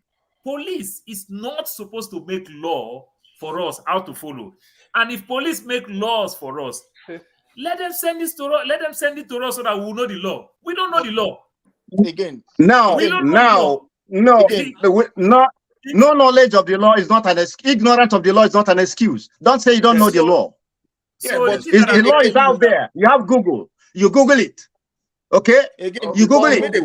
What's my right when a police stops you? The only thing you have to do, like I told you, there are temperamental policemen. So that is not how they talk in the office. So when you approach them like with caution. Don't be personal. Be professional when dealing with them. Nobody's saying the police. Nobody's saying to the police should go ahead and start being. No, somebody was saying as if it was the police is so scary. Once you see them, they corner, they shoot you because they're white and you're black. Nobody's saying the police should be trigger happy, but you should also know the kind of society we live in. Almost everybody has a gun, and as much as you say there are policemen who are not stable, you have unstable people out there too. As Paul is right? You might just stop them before you can even address them. They have let go of their. I am not so seriously speaking. But first of all, there got to be a probable cause. There's got to be a probable cause for police to stop you. Okay, in the first place, you have a right. America is a country of laws. Yes, there's got to be a probable cause for police to pull you over. Hold on, I want to give you an example. There was something I saw online, right? These guys pulled up a truck. They stopped the truck. The truck stopped. They then came down and told the guy, "Hey, let's see your driver's license." I guess the truck was stolen or something. That was the problem, though, right? Let's see your driver's license. The guy said he didn't have one. Unfortunately, he was on parole, right? At the time the policeman was talking to him, he had his hand close to his leg, and they told him, raise your hands up. He refused. The next thing he did, he started shooting at the cops. He hit one of them. Unfortunately, they killed him eventually. But that's what I'm saying. As much as we say we have some policemen, we are not saying these policemen should be trigger happy. You have some unstable individuals out there. There are crazy people in this country too. You might just stop them. They might be stopped just to ask a simple question, and they might be the people that might be having a bad day. That's what is called the rule of engagement, ROE, that Nigerians misuse. You understand? At that point, when your life is in imminent danger, you have right. But that right has to be proven beyond reasonable doubt. I agree, but these guys are human beings. They are walking up to who they don't know. Did you hear what I said? You said you agree with me. I said you have to have cogent reason to hurt or kill someone else. Yes, but what if the person who is trying to hurt them now comes at them with a surprise? Without knowing But that's the point of training now. Isn't that the point of training? Right. You have to be trained to avoid this thing. Yes, you have to think fast. You have to make. Let us balance the case. Let us balance the case. If you are trained with weapon very well, why do you always kill? Because so many times. Did you hear me? Let me tell you about weapons. Let me tell you about. And make sure those people don't die. Let me tell you about weapons. Let me tell you about weapons. That's why you want to kill so that they can't defend themselves. Exactly. No, that's not true. When you kill anybody,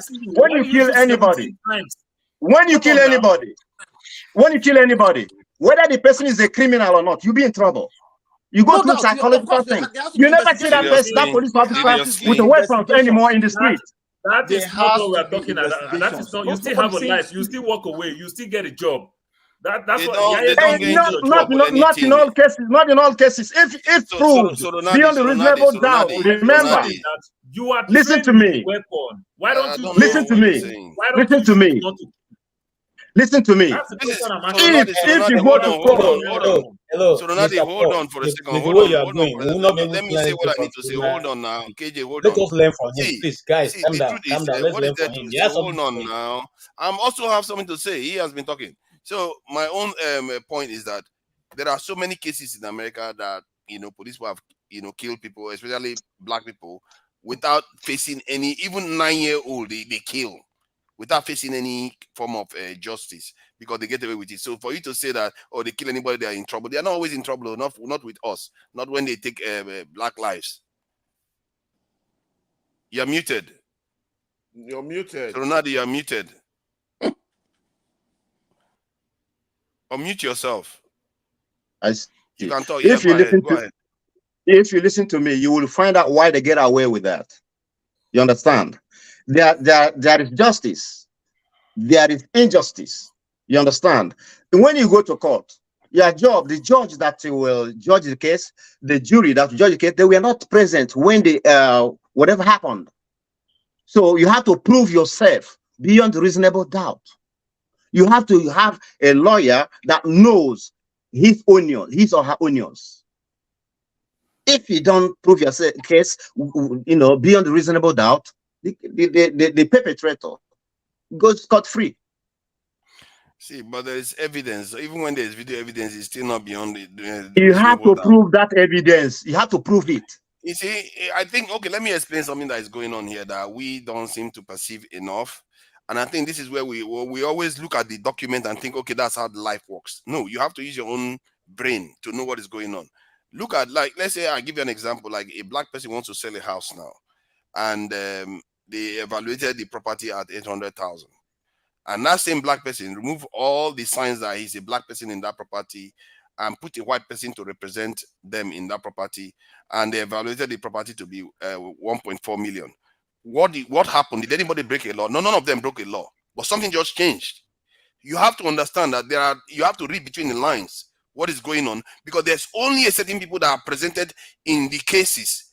In this type of cases whereby a young person will just get killed and they can't prove it beyond a little bit that. Somebody running away, they shot him in the back. Oh, they can't prove that. It's only one set of people that it seems to happen to. That's how you understand. Because sometimes if you just look for law breaking or any strict stuff, you are going to miss it. Your people will die and you will not even know what is happening to you. Sorry, go ahead. Yeah.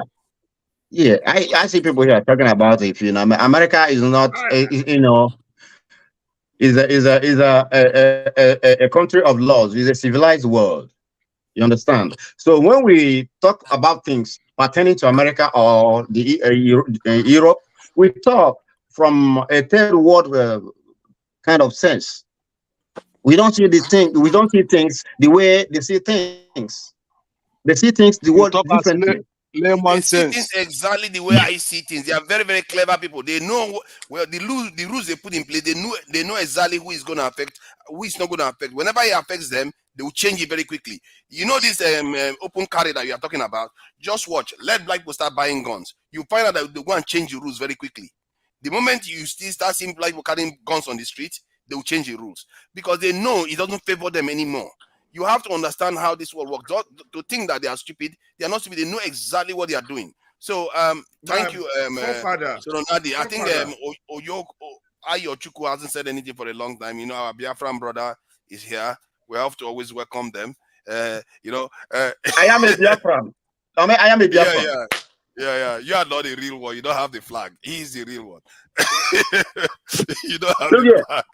I would have loved if the police conversation I would have loved if we have made the police conversation tell us how we can improve policing in Nigeria. Okay, that one far. No, it's not far. It's easy. If you have the right people, it's not hard to improve things. No. It's going to take a lot to get there. Honestly, I do not see that. Policing in the last 20-30 years, you can argue that policing has actually improved in Nigeria to an extent. That's a lie. It's not where it was. My brother, you don't come up from Nigeria for a long time. You cannot change Nigeria. You can't. See, when I was in Nigeria, Nigeria is unserviceable. Sorry. When I was in Nigeria recently, when you meet police people, what are we gonna do? The way they behaved before is not the same as now. They are a little bit, even when they are asking for money, they are a little bit, it's a two-way street. The people have to cooperate. They can't just force you now. Before they shoot a motorway driver because he didn't give them money, like literally. Now, somebody said, "What are we gonna do when you have a water that a dirty water, right? What do? You put something what they call alum, and the dirt will settle down, separate from the clean water will separate from the dirt. That is how you're gonna fix Nigeria. Everybody, the dirt go their separate way, the clean ones go their separate ways. So they don't, the dirt don't contaminate the clean one. That is not going to happen. I'm sorry, I'm very sorry. So, Let's call it spade a spade. Which part is the clean one? Which part is hard? Exactly. Who designates who is the clean and who Who is is the the clean? That's what I'm saying. It's not going I thought you asked me to speak. I thought it's my turn to speak. Eddie, you've been speaking for the other Biafran has taken over, you know. He has made himself known that he's a Biafran, so you are redundant now. Eddie, Coronadi can speak for Biafra. Allow me to speak. Sorry, your Chuku, go ahead. You see, look, there is a adage in my language that say, Bakata Bakata Bolafa, Aboere Boafa. You see, what that means is that you can speak from morning to night, from 1 year to year, you're not achieving anything. It doesn't make sense. You need to do something and achieve something. Like Eddie and AY, they've been here since, because I joined this program during Dr. Damage. It's like they're here to have fun. It's like they're here to catch cruise. I don't think they're here to look for solution. Brother, my own is I need solution. Because you guys are talking about the treatment they're giving black people. I mean, I ask myself, no one treats Japan, no one treats Asia, even the Pakistan people. They don't treat them the way they treat us. I mean, and we are complaining everywhere how they treat the black people, how they treat black people. Come up with solutions. Come up with. I can let me, brother, allow me to finish. Allow me. You guys always, when someone's talking, you keep interrupting. No, don't worry. It's good when one person is speaking. Sorry. It's good when one person is speaking. You allow the person to finish so that we can understand something. You know. Okay. So what I'm trying to say now is, I mean, we all know the story of Africa. Before the Berlin Conference, these European people, they were fighting, killing each other because of Africa. They were fighting, killing each other because of what they saw in Africa. And later on, they come together and say to themselves, hey, let's stop fighting each other. There is more than enough here. Let's do something about it. And they now come to agree of Berlin Conference, and they balkanize Africa. Since then, you saw the situation in Africa. You see, you look at somebody, the Biafran guy, the Soradi. He was saying something about police, but the only thing he said that got everybody angry, he mentioned layman. Everybody got angry because we heard the truth.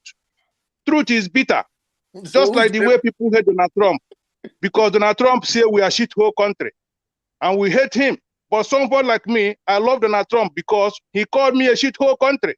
He left for me to try and go and make amends so that my country will not be a shithole country.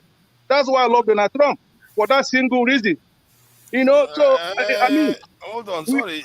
Would you say you love somebody for insulting you? But if you see, it's one thing to say, I agree forefather, because he did not say Biafra is shithole country. That's why he said he liked it. Yeah. No, if he had said Biafra is shithole country, okay, let's ask him. What if Trump said Biafra is shithole? You guys are bringing that typical Nigerian mentality. Let's ask you now. We are trying to ask you now. Let me finish, brother. Let me finish. You guys are bringing that you guys are bringing that typical Nigerian mentality. Hold on now. What if? Okay, well, if he's wrong, prove him wrong. What if Trump had said Biafra is a shithole country? If Biafra is a shithole country, I will still love him. He left for me to make it not to be a shithole country. Paul, he has put you to shame. He's very consistent. He's very consistent. When he said Nigeria is a shithole country, he did not filter out Biafra. No. That involved everybody in Africa. Excuse me. Did you hear what I said? Excuse me. Did you hear what I said? Nigeria. Paul, listen. You are accusing me. Listen, allow me to talk. You people have been saying since 5 hours, 10 hours. Look, if Donald Trump said if Biafra is a country today and it's a shithole country, and Donald Trump come out and say Biafra is a shithole country, I will never hate Trump because of that. Rather, I will go back to try to fix it, not to be a shithole country. If Paul says so? If Paul says so, As long as he's saying the truth, I will never hate him for saying the truth because I love truth. I love truth. That is interesting. You said that because a lot of people when they tell you that. Sorry, go ahead. Let me come. That's why we are different. Listen. Eddie, allow me to talk. You've been speaking for 10 hours. You're not making point. Please allow me to talk. Listen. I've been listening to you. I've been listening to you. Let me. You guys always try to interject someone to forget his thought of well. Listen, allow me to talk. Okay, what I'm trying to say here is I love truth, and it's only truth that can set you free. When you hate truth, it can never be free. It can never find a solution. That is the fact. So I've been listening to you people talking about Nigeria, talking about the problem of Nigeria. We've been talking about this thing for a long time. Brother, please, I didn't come here to stay long to be arguing. I just want to ask you people, please, we are having our Biafran referendum convention. We need your support. We need you people's support to support us. There is nothing to reckon. There is nothing to write home about Nigeria. Nigeria is a very. I'm very ashamed of myself to be for this Nigeria that attached to me. Please, you people need to support us. You people need to support us to go and fix our place. We are sick and tired of all this, how they treat black people, how Nigeria is, how things are not working. We need to live life like a human being. We can do it. Nobody can do it for us. We can do it on our own. Please support us. Tell your Nigerian government to leave these people alone. Nigeria is not working. Okay, look at it. Allow me, Eddie, allow me to talk. You've been talking, you're not making point. Eddie, I don't think Ayochukwu likes you. You come here. After you for some reason. You come here, you say Nigeria is a giant of Africa. Nigeria is a giant of Africa. But even BRICS just snub them. BRICS just snub them. Nothing to offer. Nothing to write home about this Nigeria you are bragging of. Look at that flag there, Biafran flag. I am ready to die for this Biafran flag you see there. But Eddie, I don't think we're ready to die for that Nigerian flag. These are the different border. You're not proud of your country, Nigeria, so you come every day, you want to talk. No solution. I can die for that flag you see there right now, but you cannot die for your Nigeria country. Ayochukwu, that's what makes us different. Ayochukwu, will you prefer Biafra 5 state more than Nigeria 36? Now, Nigeria is not 5 states. Or you can travel anywhere to go get Nigerian passport. Listen, Mr. AY. Biafra is not 5 states because other states they have Biafran people there. How many states? In the place you call Delta. Listen, you see, that's why you people put Nigeria. That's why I always attach Nigeria as a criminal entity because people do you know that every state in Nigeria is illegal? It's not constitutional. It's not constitutional. Look at what he's saying. It was created by the military. And the military is not constitutional. Look at what Ewa asked me if military I prefer Biafra or 5 states. You forgot that even in Delta State is a Biafra. You forgot that even in Delta State is a Biafra. He doesn't know what he's saying. Even River State is a Biafra. You can't start. Hold on. You guys, so now Togo is not Yoruba, right? Togo is not Yoruba. You don't have common sense. Even if Nigeria is, even if Biafra is a 5 state, even if Biafra is a 5 state, there is some country who is less than 1 million. They are living very well. One local government, I'm good to go. One local government, I'm good to go. You will still be within the country of Nigeria. There is a country with less than 1 million. Nobody is killing them. They are living peacefully. You are here telling me Nigeria is 6 states, but you are scared to go home. I am Igbo. You left your brothers in Togo, Dahomey, and all that. And then you cross Benin, another country, and come to tell we are one Nigeria. I'm not one with you. Go meet your brothers in Badagry. Cross over to Badagry. Those people there that speak French. Please, I'm here to beg you people. I'm here to beg you people. Ask your government, your Nigerian government, to allow us to go. We are having our referendum convention. If there was a country like Biafra, maybe. Please, Eddie, go, Eddie, me and you, we are not the same. We cannot work together. We are not one people. We are not the same. Your brain why don't you embrace your fellow Yorubas over on your side? When you find the We're beg not now, the if you same are not working people. with Your Eddie, who mentality are you is begging? very different from my Niger own. is the same thing with the Fulani. They left Niger, gave Nigeria Niger their own We country, cannot mix together. and We then cannot come to mix tell together. Igbo That is man, our I'm the problem. same Nigeria with you. Somebody put us together. Somebody. Ayochuku, when you say mentality Ayochuku, is Eddie, different, Eddie is you know suspect now.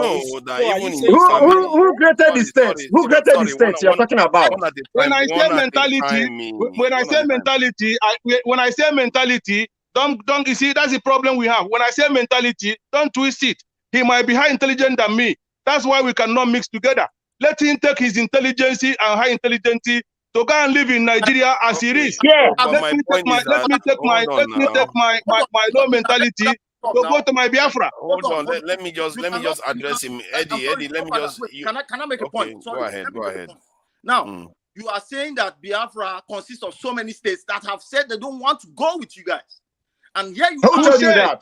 Leave you. Who said? Who told you? Where did you get your facts? You claim Where you get your data? Where you you claim get you your live data in from? America. I said so. You claim you live in America. You claim you live in America. You claim you live in America. You learn all the I law. assure you You that. don't want to when you you don't ask want for to conduct a referendum, referendum. hold on. You are here for Let us conduct a referendum, and if you win, we let go.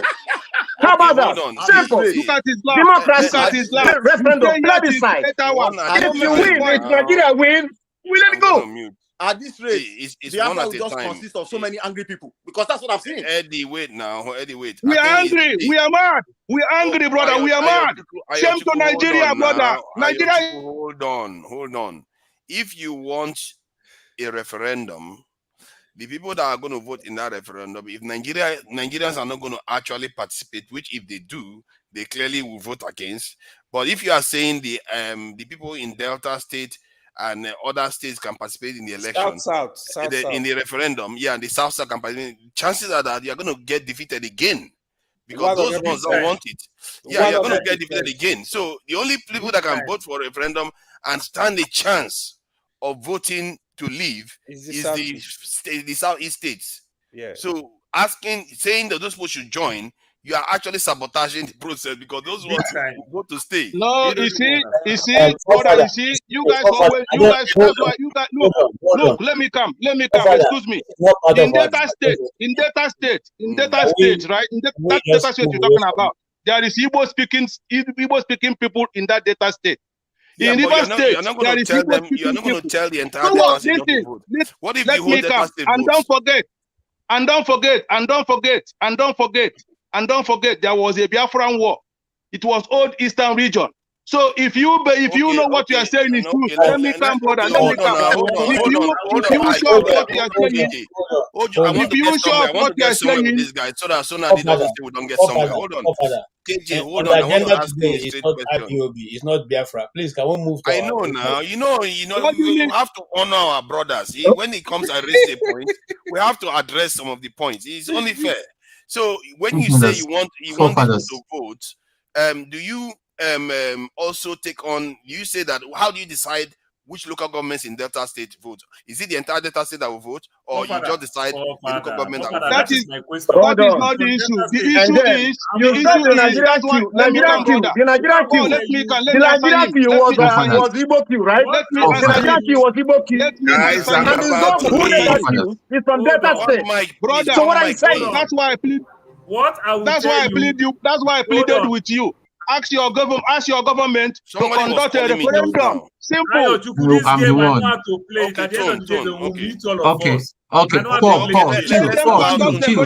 Simple. Let's allow Tone to talk, please. Okay, he has been very quiet. Ayochuku, my brother. Yeah, I'm going to speak to you like my brother. You see, this is one of the problems. You're not my brother. We're not brother. You're not brother. He's from the east. So take it easy. It doesn't matter where you're from. It doesn't matter, brother. If you are from the east and you have problem with the Biafra, you are a sellout. Well, It's a if you fulefu. It's a fulefu, right? That is a okay, police if man you're talking. calling me a fulefu or You are a telling me, Biafran wait, police. listen, If you want, this is the if you problem. want to talk, This is if why you want to, bend it, twist it, talk like a gentleman. Well, Biafra is not gonna. You are a seller. If I'm around you, you're not gonna like yourself. Can I talk, please? Yeah, Biafran police. You're being rude right now by jumping on my mouth. Can I talk? Just chasing people out of the You've never referendum. spoken to me before, so why are you assuming? Mr. Say it Solomon, again. calm down. Yeah, calm down, please. Yeah, we are here. We are all Tony, gentlemen. Calm last time you lied about Ojuku story. You see, you're not making point, brother. Last time you talked about what you don't know about Ojuku. Can I talk? What do you want to tell me again here, brother? Do you want to win a referendum or not? You need to hear people talk. We can't hear people. You say you want a referendum, but you're fighting people like this. But How is why are you people scared of referendum?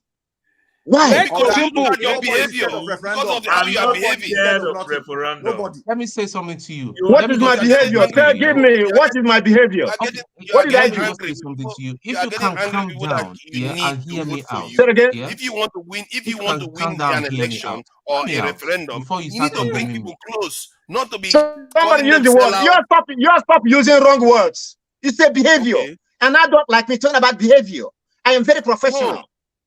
No, okay. I've not You're calling Tone a sellout. Just raising your voice. If you don't support Biafra and you are from that side of the divide, you are a sellout.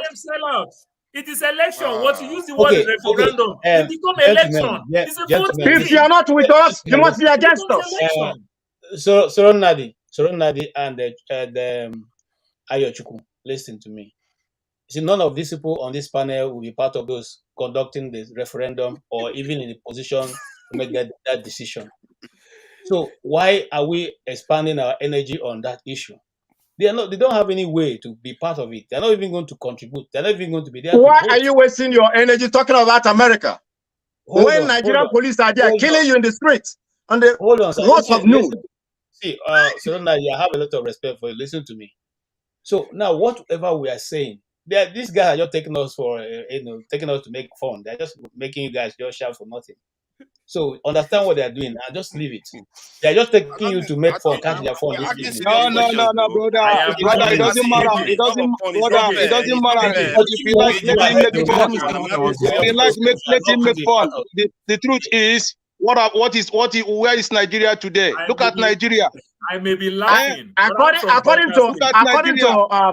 According to Tubman, Margaret Tubman, she said in America she was a slave. She said, I would have freed 1,000 more slaves only if they knew they were slaves.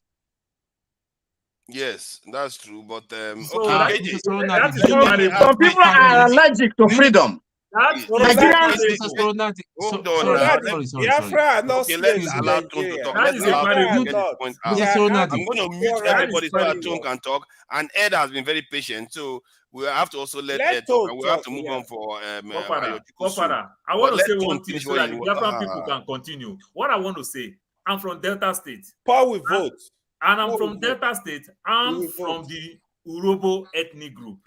The Urobo ethnic group in Delta State, it is the biggest ethnic group in Delta State. Yeah, 2.8 million. If we want to play that politics in Delta State, for 1,000 years, Urobo will only be governor in that state. If we want to play that type of politics. And if you talk referendum and you are talking to me this way, how do you think you win an Urobo man? Brother, we not begging you. You don't speak for other Urobos. We're not begging you to be part of Biafra. You speak for yourself. You don't speak for other Urobos. We're not begging you to be part of Biafra. That's the problem. That's the problem here. We're not begging Urobos to be part of Biafra. But what we are saying is, you are good at the time with your enslaver. Is minority in Delta State. It doesn't matter. It doesn't matter, brother. It doesn't matter. That is the country. Look. Can you hear his analysis? Igbo is 90% of Delta State. No, it's not. Sorry. Igbo is 90% of Delta State. KJ, please come and help me out. No, I need KJ to, because you have to give it to them. They've enabled me to flesh out some specific question that I actually never thought about it before like that. So KJ, if there's going to be a referendum, How are you going to conduct it? How do you select? You go to some states and select some local government areas, or you say the entire state votes? Because if you bring River State in and Delta State in, the Urobo man is there. And the River State, all the Ikwere, Ijo, all of them, they're all there ready to vote against it. And even some of the Ikwere people will vote against Biafra. And that will sabotage the main vote coming from the southeast. Or do you want it to only be in the southeast? What do you think? How do you think this should be shaped? Let KJ answer. Let me answer that. Let me answer that. Let me answer that. Let me answer that. Doesn't mean I can't talk. Yeah, you can talk. I think after KJ, then you talk. No, Soronade, please. We know where you stand on this. Now, again, I say this. This is not the topic for today. And you all know that I am a staunch believer of the movement for the actualization of the indigenous people of Biafra. I have no apology to anybody. I stand by that tomorrow. Now, why do we look for Biafra? We're looking for Biafra because the contraption called Nigeria has refused to honor anybody. Even those of you shouting, you have not got the best of Nigeria. But we Igbos are saying we don't want to continue in that path. It's not taking anything away from you guys. We're not saying you guys are bad. We're not saying you guys are the cause. We're not saying that. We're saying, okay, for the past 60 years, this has gone on. How do you want the referendum? The question is about the referendum. I'm just laying the foundation. I'm laying the foundation. You asked me a question. Now, this has gone on. The Civil War, when it was fought, wasn't fought only by the people of the Southeast. It was fought by the Eastern region, which comprised of the places you are calling now. But however, if we got to the middle of the stream and you now say, okay, if there is a referendum, you don't want to be part of it, it's okay. You see, when that time comes, the people setting up the referendum will determine which part will take part and which part will not. The Igbos alone, if the Igbos in the 5 eastern states vote, they will still be able to carry the day because the Igbos are more than 60 million people. We're more than 60 million. So if Igbos alone vote, they will still be able to carry the question was what would you propose? What would you prefer? I'm not proposing it. You see, you cannot force a willing on, or you cannot force a horse. Asking for it now. So what we need to, that's the whole point of the question. If you're not answering it, I'm coming. Iboku, the guy who caused the Iboku is from Delta State. So if Delta States now come and now say they are no longer part of Igbo State, we now say, okay, can that part of history be rewritten? So it no longer be Iboku, it will be Delta. How do you how would you prefer the referendum to? Do you want Delta to be part of it? Do you want only certain local governments? Do you want River State to be part of it? All the while. You see, this question, when you ask it, and I think you are being economical with the truth. You know that because of the desire for, I'm coming, sir, because of the desire of the federal government to reduce the Igbo states to nothing, in fact, to a small dot, they kept removing people that belong to the eastern region into other states. No, you have. It doesn't matter. The question is, what do you want?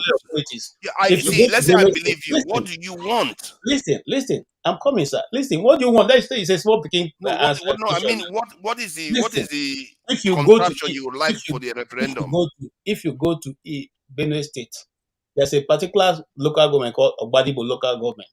They are majority Igbos. Either local government in Kogi State, they are majority Igbos. Give them referendum. If they say they want to belong to those states, it's okay. If you go to River State, there are the Inkwere people and Anocha people. If they say they want to remain there, it's okay. If you go to Delta State and the people of Ogwashuku and the rest say they want to be part of Delta State, it is okay. It's not an issue. It's not even something we should quarrel about. Because they cannot force them to be part of the Biafran movement. If the Biafra in the 5 states of the East say they want to go, it is also okay. It's not a war thing. But what I'm saying, you're not going to the crux of the question. The crux of the question was about if there is a referendum, how would you structure it? Which people should participate in the referendum? Would you say some people should not participate, like some people in the state should not participate? What you are saying now group should participate. What you are saying now, and there's an Igbo proverb that says that you don't prize a monkey in the bush. You know, you're using it to cook soup, and you are what the monkey is still in the tree in the bush. You are here now cooking your soup and hoping that monkey are going to use. Well, you can plan for the monkey though. No. You can plan for the monkey with your gun. You can plan for the monkey with your gun. Go to the bush and hunt it. But my point is that what do you want? Because you don't have the referendum yet. But what do you want to see? in that referendum. I've already I haven't answered the question. I've You answered said all if, the space. no, what you were saying was that if Anyocha wants to, they can go. But your question, you didn't say that you prefer them to take part in the election, in the referendum or not. Sorry, Paul. I want to get somewhere with this. You didn't say whether you prefer them to be part of the referendum or not. You didn't say whether I'm making it clear. I said the allowed to referendum vote, whether to join the referendum or not. See, forefather, you are just waiting to ask your question. You're not listening to me. I said the referendum should be served in every place there is Igbo speaking. Let them be the one to determine whether they want to remain where they are or they want to join the movement. If they want to remain where they are, it's now, okay. that is more definitive. I have one question, sir. Have you thought about the economic disadvantage those 5 core Igbo states you are talking about will be at if they decide to leave the country called Nigeria? For them to have access to the outside world, they have to go through the same Nigeria they are trying to leave. Visa. Have you thought? Let's say you are bringing goods into the Biafra, for instance. You have to pay. When I say this, Eddie doesn't know what he's saying. Niger is a landlocked country. This guy, he's not making point. No, hold on. Let me get that from him. Niger is one of the poorest countries in Africa. Can I answer him? Can I give it to him? You shouldn't come here, brother. Can I give it to him? If you are flying a commercial airline into your Biafra, you have to take clearance from Nigerian Eddie, and also, hold on. There might be complications. Let me answer. Let me lecture him. Let me lecture you, man. You have like I said before. Hold on. I need to finish with this guy. Sorry, I need to get somewhere with this because let's say you vote now. According to what you said, KJ, that the Igbo speaking area should be allowed to vote. Then you can spread out all the way to the north if you want to do that.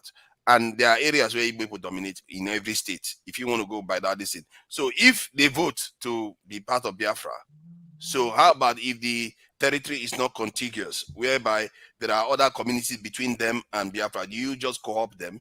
Or you just have cantonments of Biafran people all over the place? No. So you are going to have problems if you start. There will be Alaska inside Canada. There will be Alaska inside Canada. Don't use that word problem. You're going to have problems. Stop using the word problem. No, let me answer them. Father, your question should be, why is Nigeria afraid of referendum? That should be your main question. I'm not even afraid of that at all. If it's the referendum, I'm not afraid of it. But what then why is it not happening? Solution. No, because it's not in the Nigerian constitution, and there are many people there are many groups that don't want it. Forefather, I'm not ready to shout, honestly. And what is Nigeria? But here's the thing. You see, each time we do that, we know. Can I, forefather, like you answer? I don't know. That's a pseudonym. That's not your real name, though. The truth is simple. The truth is simple. The Biafra movement is not laying claim to Plateau State, where I have majority Igbos. We're not saying Plateau State is Igbo land. So there's no need to say, okay, what about those places where there are other Igbo-speaking people? No. We are saying that the place where the Igbos settled in Nigeria are distinct. They are distinct. And it's not landlocked, according to Eddie. But I don't want to go into that. It's not landlocked. Okay, that's one. If you look at the definition of their borders, they are landlocked. Please. My brother, as at 18 something, there was already a seaport built in the east. 18 waiting. Okay. But that is true. That's true by Niger. That's true by Niger. You have to come through, but you have to go through other people's territory. No, it's not about River Niger, my friend. Listen to me. Forefather, don't cut me off. Don't cut me off. What is the nautical miles? Now, the Atlantic Ocean is international water, right? Yes. Yeah. Isn't it? Okay. Yes, it is. Yes. Well, by international charter. Said it's peaceful. Hey, listen, international charter. How far would you be from Atlantic Ocean in order to have access or not to have access from it? 200 nautical miles. So have Aba, Imo State, and Abia State it's only about say 6 nautical miles from the Atlantic Ocean. What are you talking about? So far away from the Atlantic Ocean. Do you know that? Eddie, can you allow him to talk? Learn. Okay, Eddie. You are the talk to. What did they worry you now? Cool down. Let me talk. I beg. Eddie, you have to learn from each other. Try to learn from him. Now, listen. There are international laws, so Nigeria cannot break it. Now, there's a place called Copenhagen. Copenhagen is inside Germany. Lesotho is a country inside South Africa. Rome is inside Italy. It's a country of its own. Okay. You understand? So you don't just block up people. There are set rules that everybody must have to obey. No, don't say Rome. Say Vatican. And Vatican, Vatican, but it's Rome. The capital of Vatican is Rome. The Pope is just the governor. It is still Italy. The Pope is just the governor. Period. Listen to me. Listen, they have their own currency. Lesotho and all that. Some other countries, smaller countries in Europe, they don't have access to the water. But they cut them a slack. What about international standard? Countries that they are being surrounded by? Do you know their negotiations? Do you know the agreements? We can have the same agreement if that is the problem. That's why I said they did not make it. I am telling you, River Niger, Azumili, and others are international waters. Under Nigeria's No. You have to what go to Nigeria are you talking about? See, as long as you have to go to other people's territory, you don't have access to the You Nigerians do go through our territory, right? If the Calabas said before they cross over to the other side, they have to go through us. If the Jaws want to go to Nigeria, they have to go through us. What are you talking about? They don't have to, actually. They don't have to. Okay. Let me help you. Let me help you. Nigeria right now. You can bypass it. 30 seconds. 30 seconds, please. I want to ask a question. 30 seconds, please. Listen. Do you know the former name of Port Harcourt? The place you call Port Harcourt. It's called Iguacha. Yeah. Iguacha, hold on. How long ago was that? Was it the original name of Port Harcourt? Listen. That Port Harcourt you're talking about is Igbo. Hold on. You see, don't do that because I grew up in Port Harcourt. When people start doing that, that's the kind of stuff that give people trust issues. Because this is one of the reasons why Adaka Boro tried to secede from Nigeria, because they felt that the Igbo people were, remember, Igbo people were not in that region at all. It was during the slavery period that the Jaw people went inland, captured Igbo people. That's why you know about the story of King Jaja Bopopo. All these man, you don't know what you're talking about. You are researching history. You pick from the street. Can you meet these guys? Let me talk. Do you know the story of King Jaja Bopopo? Okay, please, Paul, go ahead. Yeah. Okay. I mean. Now, I want to address you. I know both of you start screaming and shouting, and I don't think that's civil. If you want to achieve what you want to achieve, let me just address you. I'm a proper full-blooded Igbo man. Yeah, not be this thing. And I'm a prince in my town. Not a full. Okay. Yeah, it's you that is a fulefu and your ancestors. If you want to start insulting me, I'll give it to you this evening, idiots. Listen to me. No, please, let's not do that. No. He has crossed a line. He has crossed a line with me this evening. I have to put him in his place. Please, he's an idiot. Let's apologize to each other, because in the end we are one Nigerians and we are trying to get somewhere here. I understand that you are frustrated with some of his language. He didn't call you idiot, and why did you call him that kind of name too? Please, if you can apologize. How can you be calling me a fulefu? Do you know what a fulefu is? Do you think I'm a Yoruba man that does not understand Igbo? Tone, who called you? I'm a proper, a full-blood Anambra man. You're calling me a fulefu. Tony, he didn't call you a fulefu. Tony, he didn't call you a fulefu. You did first, and he repeated it. I take exception to that language. Don't you ever address me that way again.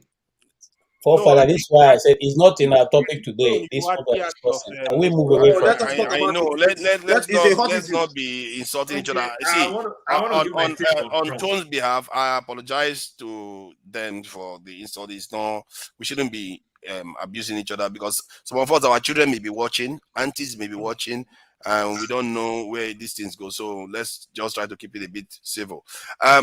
Sorry, finish your point, Tone. Forefathers, what I want to say, you may not agree with it. It doesn't mean you should call names or anything. But where I come from, my town, which is one of the major towns that you guys assume that you have, that you assume that everybody there, every dot there is Biafra. We do not believe in Biafra. We do not believe in Biafra. We're not going to believe in Biafra. Right now, the sit-at-home stuff that a lot of people have been complying, they're complying because of their safety, but their heart is not in it. So if we start behaving this way, fighting ourselves and all that. I call you my brother. You start to interact. Then how do we want to achieve that nation of Biafra? That's all I'm trying to let you understand. And you start attacking me. Am I Buhari? Am I Hausa Fulani that you're fighting? That's all I'm trying to say to you. We should all calm down. If we want to get this thing and all that, we'll be more sensible about it, not being aggressive and very militant. All the militants that Nnamdi Kanu and all that, where did they land him? Is it not the one that is roasting there? My friend, listen to me. Listen. So, you need to shut the hell up. I thought you have reasoning upstage. Seriously, you are not gone to this point. If you are shut it down, won't come to this point. If you are shut this down, and then you are the one saying, you are calling someone militant now, and you are saying people are being scared of people at home. You are lying. Let me finish what I'm saying. I'm done. It's okay, I'm done. See, I put Ronaldo backstage because he wanted to start insulting this thing. I'm going to bring it back to Ronaldo. Please, let's keep it down on the insults. I just said young people. Can we just go away from this? Come on. on. We're not ready for it today. Can we just go away from it? It's not part of what we're doing. Where you going to go to? We have other topics. Okay, let's go to another topic. They said Sanwo-Olu may have faked his GCSE results. That one is another one. No? If it turns out that he actually faked it, they will throw him out of office.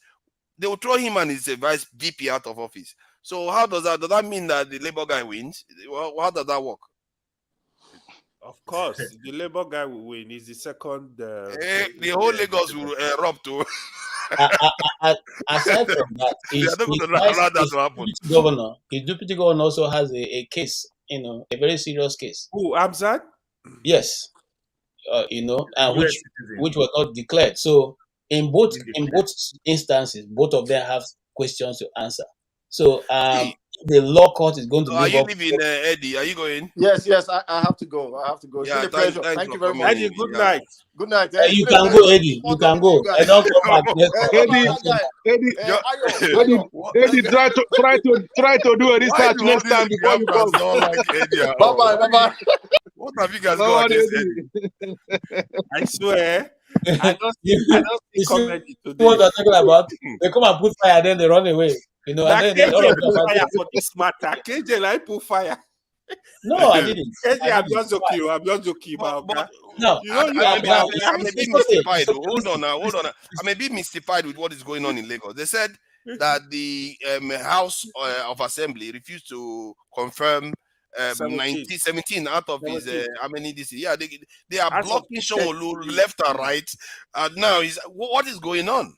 Leadership vacuum in Lagos. Christians and Muslim issues.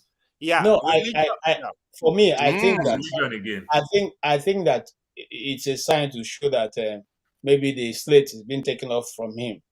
Yeah. Because remember, the Speaker of the House was this guy who said that they are going to make Lagos something in support of his party. But now he's the same person who is refusing to approve the numbers of the commissioners sent to him. And his reason is that you can't just give us anybody and expect that we will approve the person. So, and then some of the commissioners are very, very good. Like the guy that managed the COVID-19 and the commission minister, information minister, they say he was very, very good, or commissioner or something. So but they are just blocking everybody. Like, hey, you're not going anywhere today. What is that? So the Igbos have a proverb that when somebody dance for middle of road, make you check the person when they beat the drum, they're somewhere behind inside the bush somewhere. So what is going on now is coming from the top. It's coming from the top. So maybe someone who have fallen out of favor with his main guy, and so their details now are coming down on how to deal with his situation. And I don't think it's basically because they want to turn them down. They just want to show him that look, you are no longer in favor. I remember this I started with the former governor, Ambode. They started cutting his wings small until eventually he was told to give way because he was not being loyal. Who knows? Why do they keep forging documents? You went to school. You went to school. Why do you have to forge your GCSE document? I don't understand. Could it be that the indigenes are fighting back now? No, not indigenous. I think what happened is that every one of them right now, with what Tinubu is going through, they don't have access to Tinubu. So it's all about speculation based on who is close to Tinubu, what the person tell you. So it's not like before that they literally confirm everything in body lump. So Tinubu is very, very busy. So Tinubu everything don't have now time. is Anarchy. speculation. It's total anarchy So because remember, Tinubu is Muslim, and now the Muslims are crying that they don't want to commit. They Fathers, don't can want you to share confirm. any page to this yeah, news? I can, yeah. Yeah. Have you got a link for me? So, but how is it that but Showoli is Christian, isn't he? So how is that? Christian. That's not. Here is the issue. So Sowolu submitted, I think, 38 commissioners or 39 commissioners. 39. Only 8 of them were Muslims. 31 were Christians. So the Muslim community are saying, why do you have to give them only 8 commissioners? And that's the genesis of the problem. Yeah. Come on. So they are saying a bias, a religious bias. How many states in the north gives us any? No, Tinubu the Muslim. They said it's not a problem. So Yeah. It's you okay. understand? Is it not funny? But They this said one they have an Tinubu, issue he with said it. Muslim ticket is not a problem. But here's what Bode George said to them.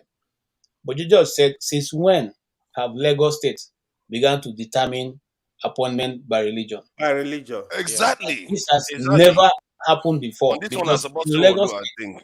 in one family, you have Muslims and Christians in that family. Yes. And they have never done government by religion placement in Lagos State. And so this is totally strange. And that's why he has Bode called the George is professor, taking things a little the bit professor who slow. led that protest. But I watched that interview. That thing that Bode George is saying, he's just saying it. Look, I'll tell you from, if you want to talk that one, 1999, Tinubu is a Muslim. His deputy is a Christian. Yeah, they always do that. You understand? From the get-go. Yeah, but Then the center Tinubu, now is Muslim. then That's Tinubu the changed problem. it again. Then they rechange it. Tinubu now changed it again that every deputy governor will be a female. They started doing female. Somewhere along the line again, they break their own rules again. You understand? So don't let anybody tell you all these things. Go look at it. The question is, have they been sharing the commissioners in Lagos State equal?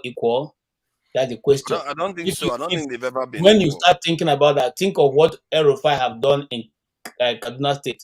Did the Christians protest to go to the streets? They've been When will we stop all this nonsense? Exactly. I don't think Lagos is by far more more Christian than Muslim. If you ask me, No, for the most part, they've been doing it. I think Lagos is more Christian than Muslim. Forefather, that's not correct.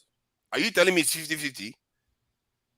You need to ask somebody from Lagos. Hold on. Are you telling? No, I've been in Lagos, on. so I can tell you that most people I Go on. encounter in Lagos are not Muslims. I've lived in Lagos. While I was in Nigeria, I lived in Lagos most of the time. I think it's very hard to tell, but all I can say is that Lagos State is very liberal. They're very liberal when it comes to religious issues. Yes, I agree with Son. I don't agree with that because most people I've encountered in Lagos are not Muslims. It's not a problem like you get Muslim in the north. What Tom said is so that doesn't make problem. It's not but when correct. it comes to I don't know why. politics- Sorry, I don't know what this guy is saying here. Are you seriously telling me there are 50-50 this in Muslims in Lagos and as this in? No matter how you cut it, there are more Christians in Lagos. Forefather, no. Forefather. It's impossible. Forefather. Yes. There are more Christians in Lagos than Muslims in terms of residents in Lagos. But when it comes to politics, say, okay, Lagos is a Yoruba state. Now you want to take other non-indigenous out, like when I mean non-indigenous now, Yoruba from Ogun State is like a Lagosian. Yoruba from Oyo State is like a Lagosian. But Igbo man from Lagos State is a non-indigenous. Delta man is a non-indigenous. Hausa is a non-indigenous. You see what Paul is doing there? No, this is why you have to give Paul the credit there. So I think you have a point, what you are saying. So when you put it that way now to the Yorubas, who will say we own Lagos, then it's 50-50. Yes, I think, see, when you put it like that, that makes sense. But in terms of the entire population of Lagos, when I move around Lagos, by far, the church is everywhere. Come on, man. How can AY be saying what you are saying? You see, forefather, when they say that, they forget that regime has Left its and right, churches largest everywhere. collection in Lagos. They forget that Living Faith has a largest collection in Lagos. They forget that Christ Embassy just has point of correction this thing. anyway, kind of. Now, all those people I've called somehow reside in Lagos. Yes, that's true. And I said here the other time that I was doing trying to do some research here and there to find out which is the most populated cities in the world, the first 25. At that time, Lagos had not hit it, but it was predicted that Lagos will be hitting among the 25 million metropolitan cities in the world before 2025. Now, if you look at it, since when did the Muslim now become the same 50-50 in Lagos State? Okay, It's a this thing. You see, I let me tell this just for argument's sake. It does not really bother me. I'm not after Muslim or Christian. It is a personal thing. But let us see something. Call a spade a spade. Because it's not a problem. We're not taking it to anywhere. The truth is simple. It cannot be 50-50. It cannot be 50-50 in Lagos. No, it's not. Okay? That's the truth. You see, there are so many things we have been parading in Nigeria that is totally wrong. Like the one is they tell you that Christianity first came to Lagos. Christianity never first came to Lagos. Christianity first came to Obuangwe. Obuangwe is in Delta State, in a place called Obuangwe. It's called Big Worry. Okay, I've gone there. The cross is still on the ground. In 18th, before even Bishop Ajayi Crowther, 300 years before Christianity came to Lagos, was already in there. KJ, can I comment on that point you just made? Yes. Okay. I think Christianity, if you said it came in the 1800s to Obuangwe, I think there are more records that show it actually came earlier to Benin in the 1500s, or actually in 1472. A Portuguese explorer called Alfonso de Aveiro. He came as an explorer first, but later they came as missionaries. So I can see your points, because really Delta was like the roads, the as in most of those Ishekiri and Ijo parts were the roads to Benin, right? So there might be some vestiges of Christianity in those parts, but like from the official literature that I have read. Okay, let me take you back. Even though it's not part of our discussion, just 1 minute on this. Mm-hmm. Why is my It's Ed. If Ed moves, you will be okay. Okay. Now, do you know that there are intermarriages between the Ishekiri people and the Prince of Portuguese, who came all the way in that transaction? They first brought Christianity into that place.